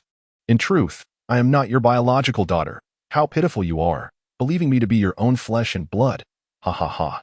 Princess Lanqing laughs to the heavens, and at this moment, tears stream down her cheeks. The Emperor of Lan suddenly opens his eyes, his fists clenched tightly. Deep down, he has long known the truth, yet he is unwilling to acknowledge it. After years of paternal affection at this moment, The emperor feels only pain for Lanqin's helplessness. He silently sighs. Forgive your father. This is the cruelty of the world. I hope that in the next life you, Lanqin, shall not suffer such a tragic existence. Enough of this. You must die. Li Bai has already made his move. A sword spanning the ages slices through the air. The first sword, the celestial sword, descends upon the world. Li Bai stands atop the sword case, his white garments billowing in the wind, long hair dancing wildly. He opens his arms as if to embrace the heavens. Behind him, 9 ancient characters emerge. Heaven, Emperor, Exterminate, Evil, Universe, Extreme, Wilderness. At the moment these ancient characters appear, a celestial sound resonates. The entire imperial city is enveloped in this sound, and countless people suddenly feel their long stagnant realms begin to stir. Meanwhile, a middle-aged man from the Guangzhou, on the verge of battling Su Wuyo, hears this celestial sound, and his expression changes dramatically. Yes, it is indeed him. This is the sensation. He suddenly darts towards the imperial palace square, arriving in the blink of an eye. Li Bai almost roars as he unleashes his sword technique, his palms shimmering with terrifying primal force. The character Heaven behind him radiating golden light. With a swift motion, the sword case emits a whoosh sound, and an ancient sword flies forth, cradled within his arms, the golden light of the character Heaven surging forth, instantly propelling the ancient sword. The character Heaven manifests upon the ancient sword. The first sword, the celestial sword, descends upon the world. Perish. Li Bai thrusts his hand skyward. The ancient sword inscribed with Heaven ascends into the heavens, and suddenly, it veers in the boundless sky. Transforming into a colossal sword of 100 feet, it hurtles towards Lanqin. Li Bai resolutely strikes. He wishes for Lanqin to be reduced to ashes beneath his sword. Countless spectators witness this scene, their hearts racing in astonishment. Is this young man a living legend? This is astonishingly powerful. Who can withstand this sword? Who would dare to stand in its way? No one can oppose Li Bai's sword. Did you not see the scene of him executing the sword technique? The heavens themselves seem to accompany him in this performance. And the celestial sound, such a prodigy has undoubtedly reached the pinnacle. If Yifeng's previously displayed combat prowess was awe-inspiring, then Li Bai's current swordsmanship is divine. In truth, Yifeng was merely driven mad, failing to reveal his true strength. He still has that ha ha ha. Splendid, splendid. The middle-aged man is nearly leaping with excitement. If this young man were to join their Guangzhou, then the entire great wilderness would belong to Guangzhou in the future. Ha ha ha. My instincts were not wrong. This trip has truly been worthwhile. I must act. Immediately summon the old man from the ancestral home to come and safeguard this child, ensuring he is not taken by his rival sect. He embodies fortune. With him, great destiny shall descend upon the mad sect. Regardless of the cost, this child must be taken under our wing. Once he matures, what do the Taoist sects and holy grounds amount to in his presence? As for the middle-aged man of today, what does he care for the populace or vanquishing demons? His eyes are solely fixed on Li Bai and the future of the mad sect. Chapter 46. The primordial phoenix appears. There is no more Lan Xian here. All present witnessed a colossal sword descending from the heavens, aimed directly at Lan Xian. Princess Lan Xian gazed at the approaching giant sword, flames erupting in the air surrounding it, making it hard to fathom the sheer power of this strike. In that moment, her heart sank. She closed her eyes, awaiting the inevitable embrace of death. Hua Furon cried out in alarm. No. If Lan Xian perishes, how will I explain it to my sister? How can I face that man? As the heart of the phoenix manifested, reborn in a blaze, the male seeks the phoenix, and the female seeks the male phoenix. A cataclysmic transformation occurred. Just as Princess Lan Xian's eyes were shut and her spirit extinguished, the giant sword descended from the sky, and the power of her bloodline surged within her. Every drop of blood reversed course. Rushing back to her heart, a fierce, avian cry erupted from her being, but it did not end there. The instant the bird's cry resonated, an ancient fire phoenix shot forth from her body. Cloaked in endless flames, it spread its massive wings and soared toward the descending sword with a powerful thud, calling out incessantly. Yet, the divine flames enveloping the phoenix posed no threat to Lan Xian. Her once closed eyes, filled with despair, suddenly opened wide with astonishment. Is this the power of my bloodline? Could it truly be? Lan Xian could scarcely believe it. Simultaneously, a shadowy figure emerged from within her. He laughed towards the heavens. Ha ha, my daughter's bloodline has finally awakened. The ancient true phoenix. My daughter, you are now a living sovereign. You shall one day reign over the 9 wastelands. Ha! It was not in vain for your mother and me to endure such trials. Do not blame your father. When your mother carried you, I sensed your true bloodline. Subsequently, I orchestrated everything, allowing you to absorb the eye reflecting upon it now. Whether the woman who shared a bed with him was indeed Lanxin's mother remains uncertain. Lanxin gazed in astonishment at the phoenix hovering in the void and the ethereal figure of the man. Was all of this orchestrated by you, merely to awaken the bloodline within me? Lanxin's voice trembled as he spoke, tears streaming down his face as he looked at the spectral figure before him. Indeed, Xer has caused you much suffering. You are the cherished child of your parents. How could they bear to abandon you? It is vital to understand that your bloodline requires royal essence, which can only be bestowed upon you by the current emperor recognizing you as their descendant. Otherwise, you will be unable to attain it. Only in this manner can your awakening occur. I hope you comprehend the heartfelt intentions of your parents, silly child. Do you see this ethereal projection of your father? In the event of your direst peril, I shall emerge from your body to safeguard your life. Woo-woo. Father. I miss you and mother so dearly. Upon realizing the truth of it all, Lanxin wept with joy. Good child, your parents miss you as well. You shall henceforth be known as Huaxin, no longer Lanxin. In our lineage, males are Feng and females are Huang. At this moment, Lanxin felt a profound sense of belonging. Father, help me eliminate these two, Lanxin declared fiercely. Your father exists only as an ethereal projection, yet I have informed my true self that I believe you shall be safe today. Shortly, I will escort you out. You need only head towards the Luoyuan sect, and your father will personally come to fetch you. As soon as the spectral figure finished speaking, in a sect located hundreds of thousands of miles away in the Tianqi continent, tranquility reigned supreme. It stood atop the mountains, its architecture picturesque, brimming with vitality, as flowers danced in the breeze while countless disciples engaged in their respective cultivations. Suddenly, a man within the main hall erupted into laughter, breaking through the ceiling to hover in the air above the sect. Ha ha ha. How long has my Luoyuan sect remained in silence? Today, my daughter shall undergo her rebirth into a phoenix. My Luoyuan sect shall ascend to prominence in the great wilderness world. Ha ha ha.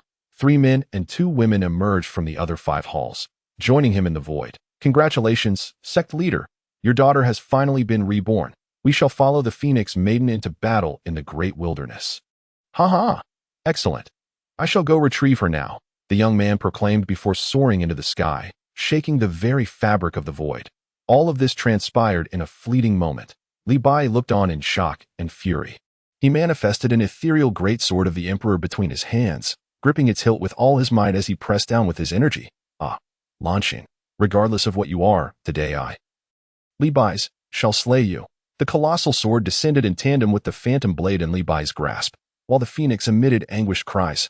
Li, as it seemed they could no longer withstand Li Bai's assault. The ethereal figure of the man was poised to intervene. Just then, Yifeng stood up and caught sight of Lanxin.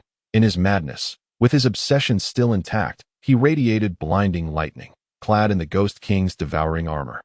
Amidst boundless fury, 1,000 Ghost Kings erupted from within him, their roars echoing as they sensed their master's unwillingness. It was an unwavering will to eliminate this woman, even unto death, as night foam radiated with the brilliance of thunder.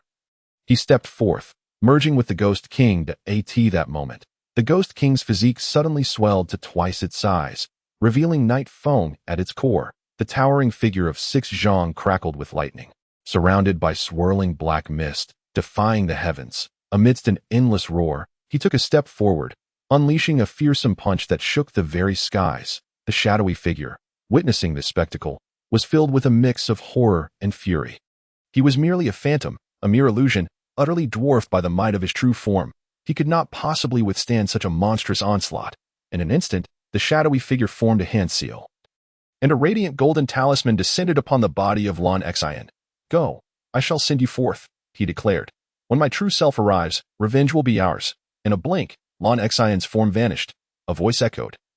Ha ha ha, night foam, Li Bai. Everything that has transpired today, I, Huang Xian, have etched into my memory. From this day forth, Lan Xian shall no longer exist in this world. Chapter 47. The path is not the path. Heaven is not heaven. What of becoming a demon? In the moment of Lan Xian's disappearance, all present beheld the clash of Night Fang's fist and Li Bai's sword converging upon the shadowy figure. Ha ha ha. The shadowy figure laughed heartily. He was but a fragment of will, and if he perished, so be it. The crucial matter was that his daughter's awakening of the phoenix body had been secured, and she had departed safely. For him, this was the completion of his mission. With a resounding bang, the earth buckled, dust swirling away, revealing what was once the battleground had now vanished, replaced by a gaping pit spanning 100 zhang. Why? Night Fang's head hung low, his violet hair cascading down, shrouding his face, which was etched with despair. He muttered, "In the end, I still could not slay Lonex. His obsession, his heart, his will. In this moment, it succumbed to darkness."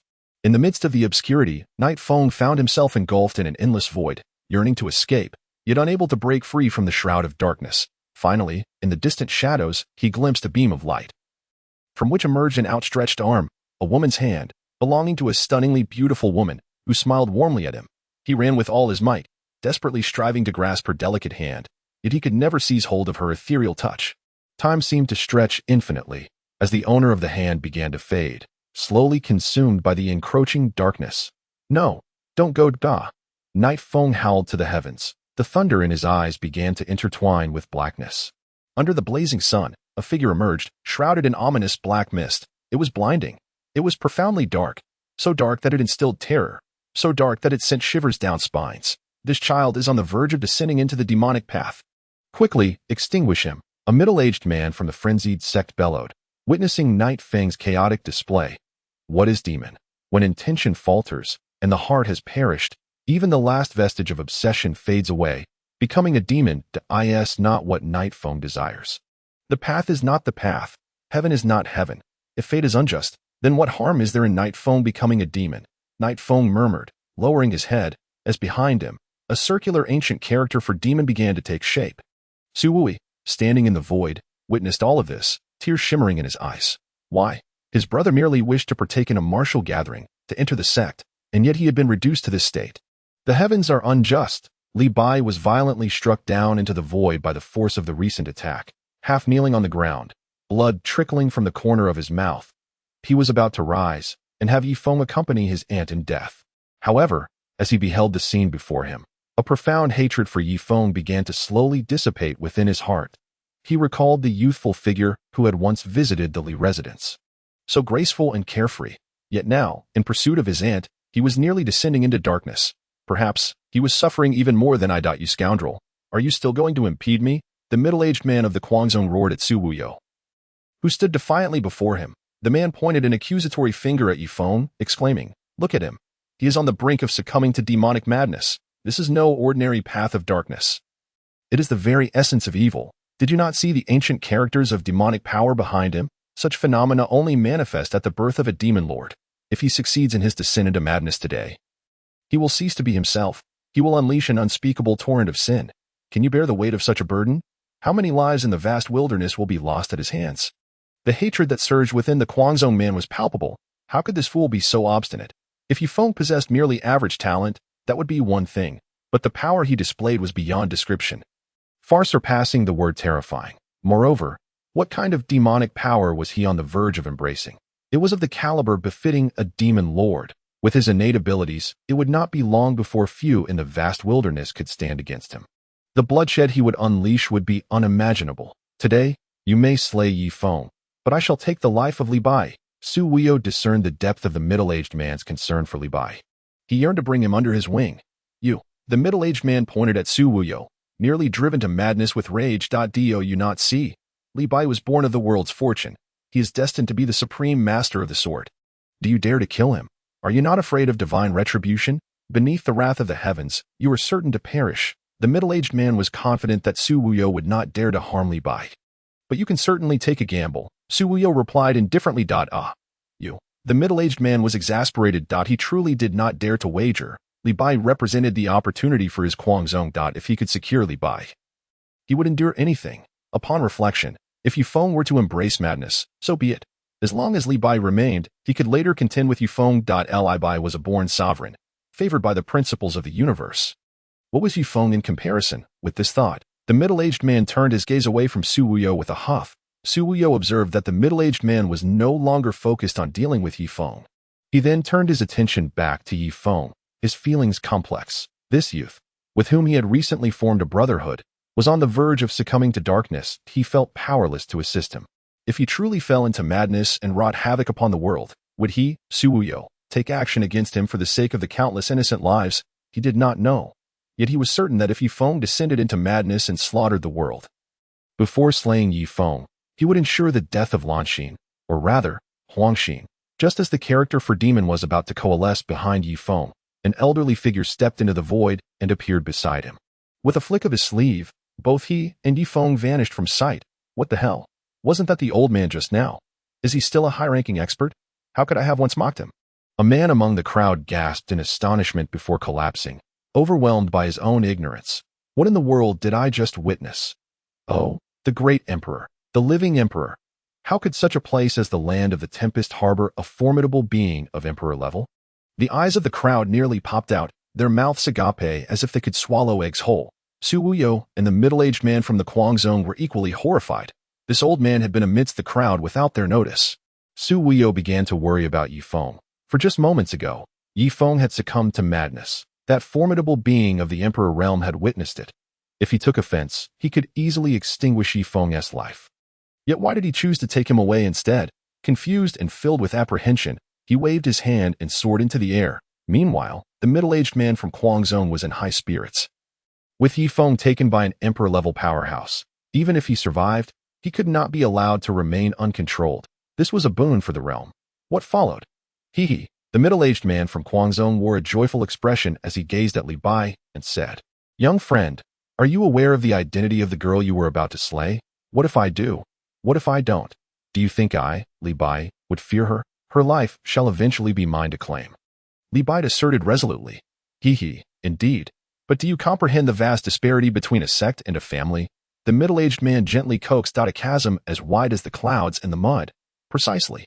I believe you have witnessed the extraordinary illusion just now. Have you not? Lan Xian has awakened her bloodline power, the ancient true phoenix. Her status in the Luoyan sect is akin to that of an ancestral deity. Do you think she would not seek revenge against you? Are you suggesting that she would incite her sect to harm my family, the Li family?" Li Bai, not one to be easily fooled, grasped the implication almost immediately. A teachable youth indeed. The middle-aged man nodded approvingly. "Do you wish for me to join your sect?" Li Bai inquired, gazing at the middle-aged man. "Indeed. My sect has not accepted disciples for a millennium. Should we choose to take one in, it must be a prodigious talent. Once you join my Kuangzong, the Luoyan sect would be rendered insignificant. With a mere word from Kuangzong, they would not dare to lay a hand on the Li family," the middle-aged man proclaimed with pride. "By joining my sect, I can take you as a disciple, placing you among the 9 kings of Kuangzong. Your status would be equivalent to that of the sect master. Are you willing?" The middle-aged man scrutinized Li Bai, his gaze filled with inquiry, all the while silently praying for an affirmative response. Otherwise, he would forcibly bring him into the sect. "I only wish to know one thing. Does your Kuangzong possess the qualification to accept me?" Li Bai stepped forward, exuding an unparalleled elegance, his boundless aura manifesting. "Ha! My Kuangzong. Do you know why it is called Kuangzong? Because no one dares to provoke us. Should they do so, they must be prepared to face the consequences. The depth of our foundation is beyond your imagination. Every individual is a prodigy. As long as they do not perish, millennia will pass. And do you think they lack the merit to welcome you? Very well, I accept. However, I have one request. Safeguard the land of the Tempest and protect my Li family." Upon hearing the middle-aged man's words, Li Bai grasped the intent. Kuangzong is indeed powerful. Ha! As it should be. From now on, you shall be known as the Sword King among the 9 kings. The middle-aged man followed closely, determined to remain at Li Bai's side until they entered the sect, feeling reassured only then. Chapter 48. The Mysterious Elder Time. Forever eluding human understanding, in ancient times, great powers traverse the heavens and the earth, yet it is also hard to fathom their every move. More than a month has elapsed since the last battle at the Imperial Palace. Yet for the ordinary citizens of the capital, it has had no discernible impact. However, the names of Yifeng, Li Bai, and Huang Xian have become the focal point of discussions among all the inhabitants of the imperial city. The elderly storyteller stroked his beard and proclaimed, "If one were to speak of the most formidable individuals among the younger generation of the Lan Kingdom, it would undoubtedly include Yifeng, Li Bai, and Huang Xian. Good sir, I have heard that Yifeng has succumbed to madness. Is this true?" inquired a traveler who was sipping tea. Indeed, who could deny it? There are whispers that after Yifeng fell into madness, he transformed into a monstrous being with 3 heads and 6 arms. slaying anyone who crossed his path. A woman's voice rose amidst the chatter in the tea house. The storyteller, again stroking his beard, chuckled. Ah, you are but aware of one side of the tale. Do you know why Yi Feng descended into madness? Why is that? The crowd questioned, puzzled. This young man is filled with deep emotions and fervent passions. He is truly a paragon among heroes. Alas, fate is often cruel, for he bore a grudge. Since time immemorial, it has been difficult for heroes to overcome the allure of beauty. Such was the case for Yi Feng. I have heard that on that fateful day, he sought to slay Princess Lan Xian. What Princess Lan Xian? If the law enforcement of the capital hears such words, it would lead to execution. She should now be addressed as Huang Xian. She is no longer a citizen of the Lan Kingdom. The emperor has decreed that the name Lan Xian must not be uttered again. She is no longer a princess? Listen to me. It is said that on that day, while Yi Feng was caught off guard, a sudden ambush was launched by assassins. Li Xianxian, the beloved daughter of General Li, stood valiantly to protect him, risking her life. This provoked Yi Feng's wrath. Driven by his obsessions, they clashed repeatedly. Truly, he was a remarkable figure. Even Li Bai appeared on the battlefield at that time, their powers clashing with astonishing intensity. Yet, in the end, Huang Xian awakened her bloodline and was forcibly taken away by a powerful ally. Subsequently, Yi Feng fell into madness and was taken away by an emperor-level powerhouse. Thereafter, Li Bai pledged his allegiance to the Kuang sect. Now, the Lan Kingdom belongs to the domain of the Kuang sect. The elderly storyteller took a sip of tea, preparing to continue when suddenly a voice cried out, "Trouble! Trouble! I have just passed by the rear mountains of the imperial city and discovered that the grave of General Li's beloved daughter has been desecrated. Upon closer inspection, I found the coffin to be completely empty. Alas, who could be so audacious as to rob the Li family's grave, to not even spare the remains? Such wickedness," lamented the storyteller as night descended. The bright moon hung high in the sky. The sea breeze rustled the leaves as an old man kindled a fire on the shore, roasting a piece of succulent meat, its aroma wafting through the air. Shimmering with a radiant glow. In the distance, a furious dragon watched the old man, its left leg missing a chunk of flesh, blood dripping, yet it dared not make a move. Enough. Let us depart. Consider today's meal as my treat. When next I pass this way, I shall invite you to dine well, remarked the old man, gazing at the meat without a care. Indeed, in his dreams, he nearly lost himself for a woman. Descending into the abyss of darkness, as the scene shifted, a statue cradling an ancient artifact suddenly transformed into a breathtaking beauty, a woman so enchanting that she took one's breath away, with an ethereal grace. Her delicate nose, rosy lips adorned with subtle makeup, and eyes that sparkled like stars, her flowing tresses danced around her waist. As she moved, the allure of her form captivated the soul. It was as if all the beauty in the world manifested within this singular woman. The scene transitioned once more, revealing two Li Xianxians, one surrounded by a swirling aura of gray-black mist, while the other gazed at him with profound reluctance. "This is where you and I must part," declared the mist-enshrouded Li Xianxian, her expression devoid of emotion. "No, Yi Feng, do not heed her words. Listen to me. You must take care of yourself. Remember what I have told you." As Yi Feng looked at Li Xianxian, he was about to step forward and embrace her, yet she vanished into thin air. "Ah, I promise you, Xianer. I, Yi Feng, shall reign supreme in this world. For you, I shall fulfill our dreams that I hope that on that day, your soul will return." In that moment, he found himself in a haze of uncertainty. Who was he truly? Was he really Yi Feng? Why had he traversed realms? And who was the man in his dreams who bore his likeness? He was certain this was not a mere illusion, but rather his soul unveiling the truth. Yi Feng surveyed his surroundings, exhaled a breath of clarity, and stepped out of the cave. "Awake? Who are you?" Yi Feng inquired, puzzled. "Who I am is of little consequence, nor is anyone in this realm. What matters is you. You alone are the truth." The elder gazed into Yi Feng's eyes, shaking a piece of meat in his hand. "Care for a bite? Very well." Yi Feng, feeling a genuine hunger, accepted the offer without hesitation. The elder tore off a small piece for Yi Feng. "Here, take this." Yi Feng observed the sizable chunk of meat, and, in astonishment, noted that he was only given a morsel the size of his pinky finger, thinking to himself that this was rather stingy. "Do not dismiss it as meager. This is already quite substantial. If you do not believe me, eat it and see." The elder chuckled, understanding Yi Feng's thoughts. With skepticism, Yi Feng swallowed it whole, not even chewing, for it was far too small to do so. Suddenly, a tremendous surge of energy erupted within him. A vibrant nine-colored halo spinning rapidly as a feeling of fullness enveloped his stomach. The primal energy embedded in the meat was drawn into his nine-colored halo, swiftly refining it. His cultivation, originally at the 10th level of harmonization, rapidly ascended to the pinnacle of the 11th level, teetering on the verge of breaking through to the 12th level of perfection.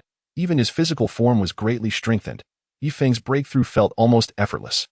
The trials faced during the palace battle had forged his resolve, and now, with sufficient energy, a breakthrough was inevitable. He had not anticipated that such a small piece of meat contained such immense vitality. His gaze towards the elder shifted profoundly. He understood clearly that his breakthrough required considerable energy, yet a morsel the size of his pinky possessed such potency. How powerful must the elder have been in life? Furthermore, the fact that the elder regarded it as mere sustenance suggested his formidable strength. Thank you, esteemed elder, for your kindness. Might I inquire what sort of meat you just offered me? Yifeng clasped his fists together, realizing that the elder had devoured all the remaining meat. This elder is unworthy of such a title. I am merely a passerby. As for the meat you just consumed, it was that of a flood dragon. The elder stroked his beard, nodding solemnly as he spoke. Well then, esteemed elder, is there any of that meat left? Yifeng expressed a strong desire for a few more pieces, for its effect on enhancing one's strength is undeniably remarkable. Ah, that meat is no more. However, if you wish, I can summon it for you, and you may slice it yourself. The old man gestured towards the vast ocean beside him. Slicing it? Yifeng exclaimed in astonishment. Did I just consume the flesh of a flood dragon? He asked incredulously. Indeed. Would you care for more? If you wish to indulge, I can call it forth, and you may take matters into your own hands. The elder inquired earnestly why Yifeng hastily waved his hands. No. I appreciate your kindness, esteemed elder, but I am no longer hungry. I have grown weary of that delicacy and have no desire to partake any further. He secretly wiped the sweat from his brow, thinking, what a ridiculous notion, summoning it forth so that I might slice its flesh. It would surely devour me instead. Subsequently, the two satiated individuals sat cross-legged beside the fire, basking in its warmth. Yifeng gazed vacantly into the flames, his eyes beginning to glaze over. Chapter 49. The record of the celestial voyage. The evening sea resembled a profound elder, quietly slumbering in the twilight. There was no wind, no waves, as it silently faced the heavens. The silver moon poured forth its luminous glow, which refracted off the ocean's surface and illuminated the young man's face. At that moment, the light of the fire and the moon contended with one another, neither yielding an inch. Yet, this did not capture the youth's attention in the slightest. He remained lost in thought, grappling with certain matters he could not comprehend. Burdened by regrets, the elder opposite him observed Yifeng's demeanor and inquired, do you harbor concerns? Oh, then let us pretend I did not ask, the elder remarked with a roll of his eyes. Tell me, if a person discovers that they are unaware of many aspects of their own existence and are unable to retain the affections of those they cherish, does that individual still find meaning in life? Yifeng's sudden question shattered the tranquility that enveloped them. Sigh. Do you have any idea how many souls inhabit this world? The elder countered that I do not know. Yifeng replied softly, fixing his gaze on the elder. Countless. There are always greater beings beyond us, paths beyond paths, heavens beyond heavens. There is no end to it, the elder remarked with a touch of self-mockery. Among the myriad of beings, some possess the strength to obscure the heavens with a single hand, while others wield the power over life and death. And still, there are those who seek to survive in ancient realms. Then tell me, where lies their path? The elder questioned that I do not know. Perhaps only they themselves possess that knowledge. Yifeng's gaze was uncertain, puzzled by the elder's inquiries. Do you see the flame before you? The elder asked again. I do. And what do you perceive? It is merely a fire ignited by dry wood. What more could there be? Yifeng replied, bewildered. Observe how fiercely it burns. The wind can cause it to blaze brighter, yet it can also extinguish the flame. However, the wind is not the ultimate determinant of its extinguishment. What then is it? Yifeng found himself ensnared in an endless spiral of contemplation. His heart repeatedly questioned, what is it? What is it? That question must be answered by you alone, the elder stated. Fixing his gaze upon Yifeng. To question myself. Why? Yifeng closed his eyes. Tell me, where does your path lie? The elder probed, his eyes trained on the closed eyelids of Yifeng. I once sought vengeance.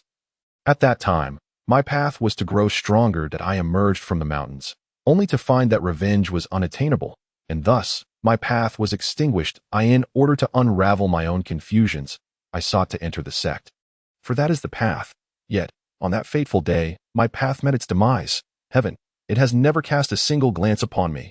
Yi Feng, the way of heaven, the way of heaven. How can mere mortals ever be deemed worthy of possessing it?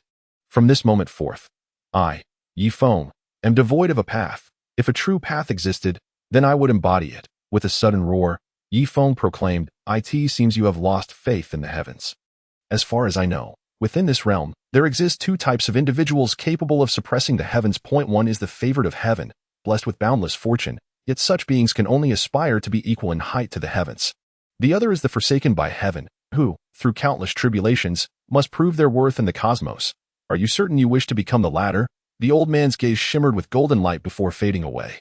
"No, I am not forsaken by heaven. I am one who forsakes the heavens." Yi Feng's eyes gleamed with determination. That ha ha ha.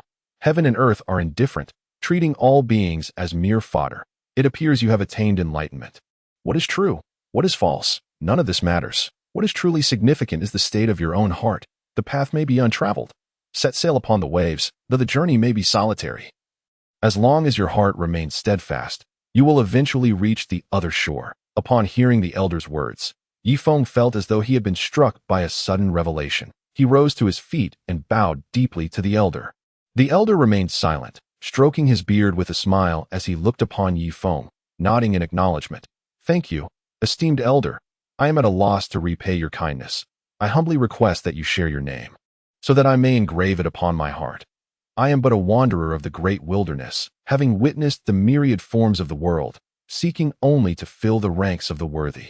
Upon finishing his words, a colossal, multicolored scroll materialized behind him, emblazoned with the characters dancing with heaven's record. Yi Feng beheld as the vibrant scroll unfurled slowly. Within it were two men and one woman. Vividly alive, as though they had descended from the heavens, Yi Feng observed that even the scroll seemed incapable of containing the essence of the three figures. The scroll trembled, and fissures appeared in the void, rendering it difficult to fathom the immense power of the real beings. Yi Feng gasped in astonishment. He saw the once still visages of the three suddenly turn to gaze upon him. Their eyes held a disdain for all existence, as if the universe could hold no place for anyone but them. In that moment, Yi Feng felt an overwhelming pressure descend upon him. He was drenched in sweat. Under such immense force, he felt unwilling yet powerless. His legs buckling as he was about to kneel, the souls of 9 formidable beings emerged behind Yi Feng, their might shaking the heavens and the earth. The sea roared, rising to unimaginable heights. The boundless pressure even astonished the elder. Yet, Yi Feng appeared utterly oblivious, as if he could not perceive these 9 phantoms. The elder laughed heartily. "Haha, it was worth the journey here. A variable. Do you believe you have the right to be recorded in the Dancing with Heaven's record?" Suddenly, the elder pointed at Yi Feng's brow. A stream of white energy floated forth and was inscribed upon the canvas of the scroll. Yi Feng watched in astonishment. Under the overwhelming presence of the 3 figures in the scroll, his legs, which were moments away from kneeling, suddenly regained strength, and he felt no pressure at all. Then, the elder touched his own brow, extracting a stream of white energy, which he infused into the scroll. That Yi Feng, in terror, discovered that beside the 3 figures, his own likeness emerged, equally vivid. Yet it was not this that filled him with dread. Rather, it was the 9 shadows looming behind his own figure. Each of these 9 beings emanated a presence that rivaled any among the 3 before him. This is not the most crucial aspect.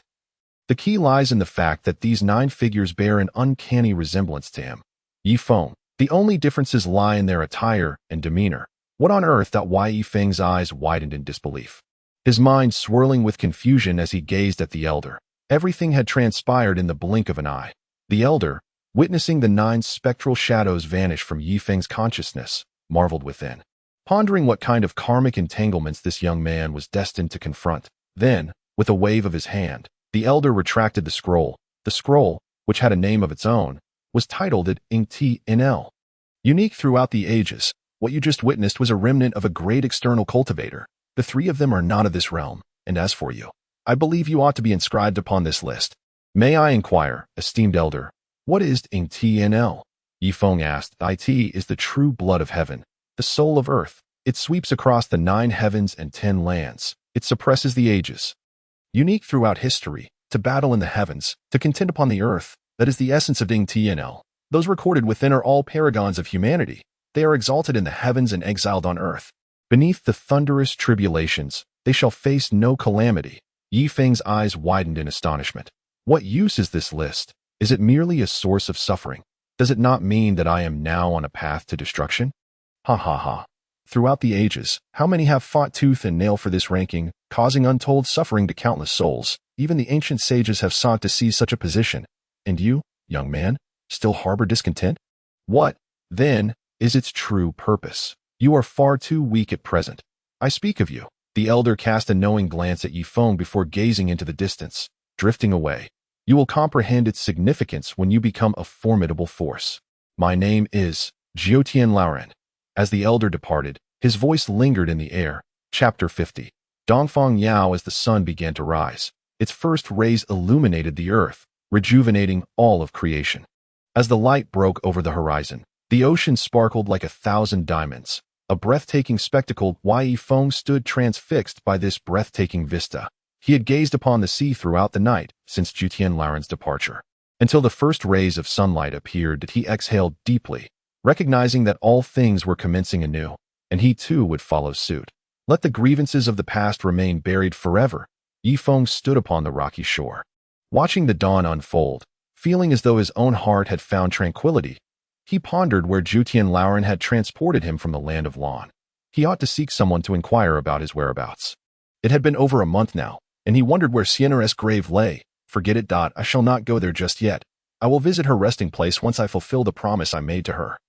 Yifeng murmured to himself. He then left the shoreline, seeking anyone who might know where he was. Emerging from the coast, he ventured into a great mountain range, having wandered for nearly 3 days. Feeling utterly lost amidst the towering ancient trees and jagged rocks, occasionally hearing the roars of beasts echoing in the distance. Over these 3 days, Yifeng had slain countless wild beasts, including formidable demonic creatures. He gazed at the 3 demon cores in his hand, a smile spreading across his face. These were extracted from the beasts he had vanquished. Observing the translucent cores in his palm, he mused that they must be of considerable value. During these 3 days, he had faced death on several occasions, peril lurking at every turn. Had it not been for Yifeng's quick reflexes, he would likely have become prey to the vile beasts by now. Thus, upon hearing the slightest sound, he would immediately conceal his form, heighten his vigilance, and cautiously observe his surroundings. Suddenly, Yifeng caught the sound of voices ahead and approached with utmost caution. After all, he had been traveling for 3 days without any sign of escape. And now that he had finally heard human voices, he was eager to find a way out. However, he remained wary, knowing the treachery of human hearts. It was indeed peculiar to encounter others in this desolate wilderness. And Yifeng had no desire to fall victim to misfortune. Hehe, Yao Shirshu, why are you keeping such a distance from me? I've been thinking about you quite a lot. A young man, around 20 years of age, leered at the retreating beauty, taunting her with a smirk. You scoundrel, what poison did you put in the water you just gave me? The woman retorted angrily, her voice rising in indignation. Yet, even with her flawless beauty, which could captivate any heart, she remained enchanting, her natural visage enough to bring nations to their knees. Her cascading hair danced in the wind, and her willow-like waist, along with her full curves, spoke of her alluring assets at every moment. Even in her fury, she exuded an irresistible charm. It's nothing much, merely something that will render you unable to circulate your vital energy for 2 days. The young man replied with a grin, his gaze unabashedly roaming over her form. What? You have the audacity. Do you think I haven't disciplined you enough, that you've grown restless? Hurry and give me the antidote. Otherwise, I will kill you, the woman blustered, her bravado somewhat faltering. Huh? What a joke. Let us see you try to kill me now. You're always so quick to punish others for merely glancing at you. What are you pretending for? Is it just because you're slightly more attractive? Not only do I want to look, but I also want to touch. Ha. With that, the young man reached out towards the woman's bosom. Curse you, scoundrel. I am your Shirshu. How dare you? Aren't you afraid of the sect's rules? The woman exclaimed in horror, managing to evade his advance. Today, I'm going to touch my Shirshu, and I intend to go further. Sect rules, what a joke. What can the Wang family do about it? Besides, as long as you disappear, the sect won't suspect me, right? After all, you are so strong, and I am just a weakling. Ha. The young man reveled in his triumph. Envisioning the goddess he had long fantasized about finally succumbing to his desires. That weren't you saying your master was here? Once your master appears, you're doomed. The woman thought of her last glimmer of hope with a sense of desperation. Ha, master? He isn't even here. He is currently visiting the Wang family. What? You dare deceive me? Didn't you say your master was here battling the beasts and needed my assistance? The woman's anger flared. Without that pretext, would you have come? If you didn't come, would I have had the chance to savor your essence? The young man winked at her with a lewd grin. Despicable. You are shameless. Even in death, I will not allow you to succeed. Tears welled in the woman's eyes. How could she, Defying, a young elder of the inner sect, with unparalleled talent and formidable strength, find herself ensnared by a rogue? She could not accept this fate. Although your demise is rather dull, if you genuinely wish to perish, I shall not hinder you. I am merely intrigued by your corporeal form, whether you are alive or deceased. I shall claim you nonetheless. The man's grin widened with fervor. You. Defying trembled as she pointed a quivering finger at the man, her body shaking with rage. She had not anticipated that her once seemingly respectable disciple would reveal such a perverse nature. Defying, concealed nearby, listened to their exchange, inwardly lamenting that this man was indeed deranged. Choose for yourself. Will you indulge in debauchery before death, or meet your end before succumbing to such depravity? The man's smile twisted grotesquely. Defying closed her eyes in fury. Regardless of her choice, the outcome remained bleak. Bare-chested, he lunged toward Defying. Witnessing this scene, she resolved that even in death, she would not allow his vile intentions to succeed. She had already prepared to dash her head against the nearby boulder. Yet, to her dismay, she found the stone remarkably soft. Upon opening her eyes, she realized she had collided with the chest of a young man, whose expression radiated determination as he fixed his gaze upon her. You, brat, do you dare to thwart my desires? Do you even know who I am? I am an inner disciple of the mysterious sect. And moreover, I am a scion of the Nagong family. Be wise and remain at a distance. Once I have enjoyed my fill, you may have your turn. To savor such a beauty is an unparalleled opportunity. Upon seeing another presence, Defying's heart surged with hope, but upon hearing her disciple's words, she immediately fled from Defying's side in panic. Defying, noticing Defying's reaction, chuckled softly, understanding her plight. Apologies.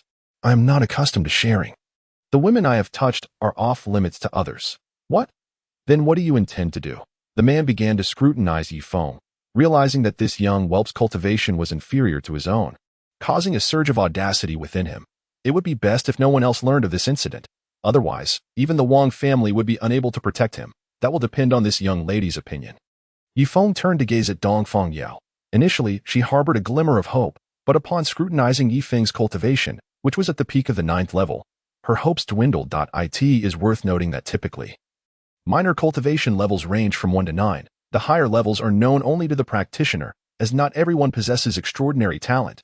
Thus, to others, the highest visible level appears to be the peak of the 9th. Defying regarded Defying, signaling for him to flee, yet the young man remained unmoved, merely regarding her with an inquiring look. What options do I possess? You are no match for him, and as for my current inability to wield my powers, it renders me akin to a waste. I just overheard you are an elder of the inner sect, correct? I wish to join your sect. If you agree, he shall not lay a finger on you today. Defying gazed at Defying with a smile. Are you serious? Defying was no fool. The confidence radiating from this youth suggested he possessed some form of assurance. Otherwise, how could he be so self-assured? Seeing Defying nod, she replied, Very well, I accept your terms. As long as you assist me in eliminating him today, I shall personally take you as my disciple. Thus, you shall gain direct entry into the sect and avoid unnecessary complications. Defying spoke earnestly. Defying initially sought merely to join the sect, never anticipating that this woman would take him as her disciple, although he was aware that she was significantly older and more powerful than he. He still felt a twinge of resistance, as her youthful appearance belied her strength. However, upon learning that becoming her apprentice would grant him direct entry into the sect, he felt a sense of relief. Very well. It is settled. Defying smiled. Chapter 51. A brush with the master's rear brat. Do you truly have such little regard for me? The man surnamed Wong seethed with rage. What do you even amount to? You think you can play the hero and save the damsel? Today marks your demise. He was furious that his meticulously crafted plan had been thwarted by this insignificant boy, who had disrupted his ambitions. An unforgivable offense. I cannot say whether today is my day of reckoning, but it certainly will be yours. With a swift turn, Defying unleashed a surge of azure energy, his long hair billowing in the wind. Defying gazed at him in astonishment, recognizing that the aura he projected was unmistakably that of a formidable practitioner at the sect level. Observing his energy, she gasped. It was a variant of true essence. The man surnamed Wong, witnessing Yifeng's impressive display of power, was taken aback. Brat, I admit I underestimated you just now, but do not think that possessing sect-level strength grants you the right to be arrogant. Submit to me, and my Wang family can provide you with unparalleled resources for your cultivation, he declared with haughty assurance. Are you done speaking? Yifeng inquired coolly. Yes, I am done, Wang affirmed, nodding. Then you may proceed to your next destination, Yifeng declared indifferently, pronouncing the man's death sentence. What? You seek death? Boy, you reject my courtesy and choose punishment instead. I shall oblige you. Prepare to witness the true chasm between a sect-level master and one who merely pretends to be. The man surnamed Wang roared in fury. Before he could finish his sentence, Yifeng vanished from sight. Wang, not daring to be careless, had already prepared. The flying sword he had carelessly cast aside earlier was now summoned with a swift whoosh. As he invoked his incantation, a radiant blue sword shadow surged forth, accompanied by the flying sword, aimed directly at the approaching Yifeng. Boom! A resounding crash echoed as the flying sword shattered, and a colossal fist met Wang's form. Yifeng's punch obliterated the remnants of the sword, continuing its trajectory through Wang, who found Yifeng standing behind him. Forgive me, but regarding the sect level, I am still unclear about the disparity between us. Yifeng murmured softly. Wang's eyes widened in disbelief as he gazed at the gaping hole in his chest. You dared to kill me? My family will not spare you. His body crumpled to the ground, breathless and lifeless. Dongfang Yao, unable to fathom the scene, covered her mouth in disbelief, her eyes wide as she stared at Yifeng. You killed him. So easily? He was a formidable practitioner at 70% of the sect level. Wang was inconsequential to Dongfang Yao. In her prime, she could have easily crushed him with a mere finger. However, she was astonished by the boy before her, who had effortlessly traversed numerous minor realms to defeat him. When had the peak of harmonization reached such heights? In truth, Yifeng had attained the 12th level of harmonization, and utilizing liquid essence, he had been capable of defeating a first-grade Wang at the 6th level of sect strength even when he had merely reached the 10th level of harmonization. How much more so now? An ordinary cultivator, when faced with Yifeng, would undoubtedly be crushed as long as the disparity in cultivation levels is not exceedingly vast. Is the 7th level of the sect really formidable? I find him utterly weak. Why Yifeng turned around, a broad smile illuminating his face as he gazed at the enchanting and alluring master before him. Very well. Dongfang Yao, slapping her forehead, struggled to accept this reality. In a similar situation, she questioned whether she could ever achieve such a feat. What is your name? Dongfang Yao recalled the matter at hand, as Yifeng was currently looking at her with a cheerful expression. Yifeng, with Yi meaning night and Feng referring to maple leaves. I am called Dongfang Yao, an inner-sect elder of the mysterious mist sect, Dongfang Yao declared. Since I have just promised you, I shall certainly take responsibility for you. Oh, Yifeng scratched his nose, finding her words somewhat peculiar. Very well. You are indeed quite captivating. Why Yifeng remarked, gazing at Dongfang Yao. Then why did you not heed my disciple's advice earlier, and instead chose me? Dongfang Yao inquired, curious. Well, there are numerous reasons. Firstly, I wish to enter the sect, and as an elder, you undoubtedly possess the means. Secondly, it would be a pity for such a charming woman to be squandered by him. As for the third reason, I sensed your unwillingness earlier. Additionally, I believe a man who desires a woman should pursue her openly rather than resort to underhanded methods. Is that sufficient? Quite enough. You shall henceforth be my disciple. If anyone bullies you in the future, invoke the name of Dongfang Yao. Upon finishing her statement, Dongfang Yao thumped her chest, causing a ripple within, prompting Yifeng to hastily avert his gaze. Observing Yifeng's reaction, Dongfang Yao mused privately. Has my allure diminished? Nevertheless, she was quite satisfied with the performance of her newly accepted disciple. My dear girl, may I inquire what we should do now? Yifeng asked once more. What girl? You should address me as master. From now on, you shall be my most esteemed disciple. With me as your mentor, you may traverse the entirety of the mysterious mist sect. Dongfang Yao promptly corrected Yifeng's address, her confidence reigniting. Oh, very well. Yifeng struggled to utter the word.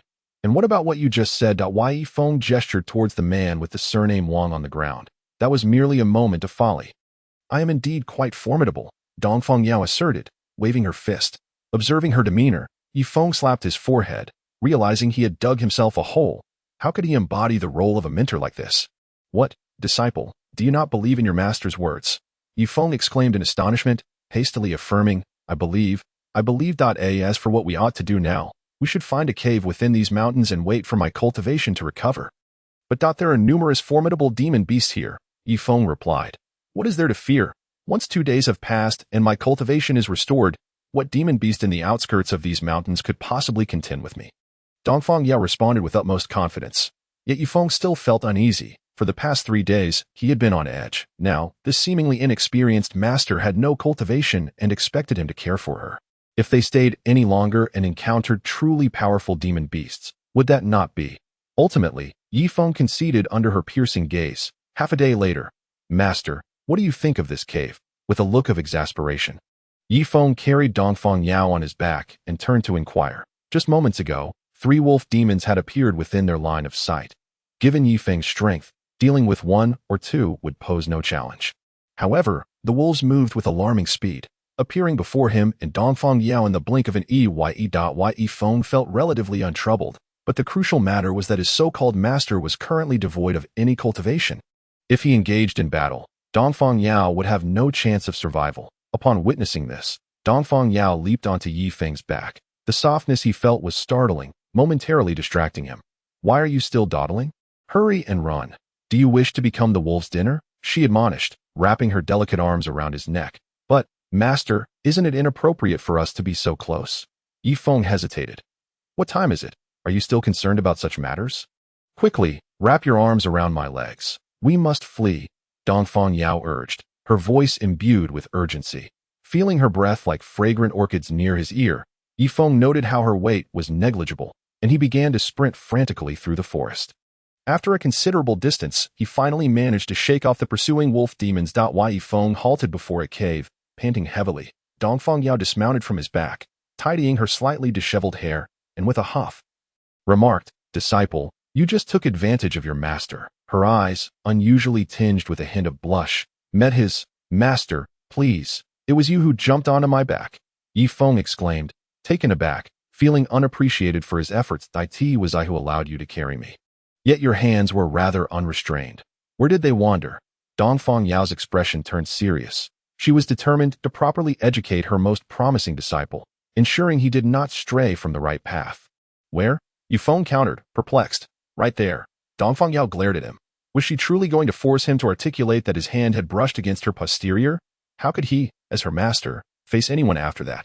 Yifeng felt he hadn't touched anything inappropriate. During their frantic escape, the rugged terrain had caused Dongfang Yao to slip, leading him to adjust his grip slightly to support her. Wait a moment. If his hands were around her thighs, then did that not imply he had inadvertently grazed her rear? Yifeng inwardly lamented his predicament. Chapter 52. The ethereal continent on the Demon Mountain. Legends speak of boundless demonic beasts, with rumors suggesting that at its deepest depths, one might find mighty demons capable of taking on human forms. The mountain's atmosphere was splendid at dusk, with birds flitting about. The sun's dying rays stretched their shadows long. Are you not going to speak the truth? Dongfang Yao glared at her newly accepted disciple, exasperated. Master, this is unjust. You know the forest is treacherous. As I carried you, my sole focus was on escaping. How could I concern myself with such trivialities? Yifeng adamantly refused to acknowledge any inappropriate contact. Otherwise, what would that make him? Very well. This shall be the last time. Dongfang Yao glanced at the perspiring Yifeng, a sweet warmth blooming within her heart. Her newly accepted disciple had borne her weight for so long without a single complaint. Nodding in approval, she declared, Let us explore the cave. Nightfall approaches, and we shall rest here. With that, Dongfang Yao took the lead into the cave. Yifeng wiped the sweat from his brow and followed suit into the darkness. Why is it so dark? Stay close. Dongfang Yao led the way, while Yifeng trailed behind. The sky outside was on the verge of turning dark, and coupled with the depths of the cave, it was indeed pitch black. Yifeng rolled his eyes. Oh, today you performed commendably.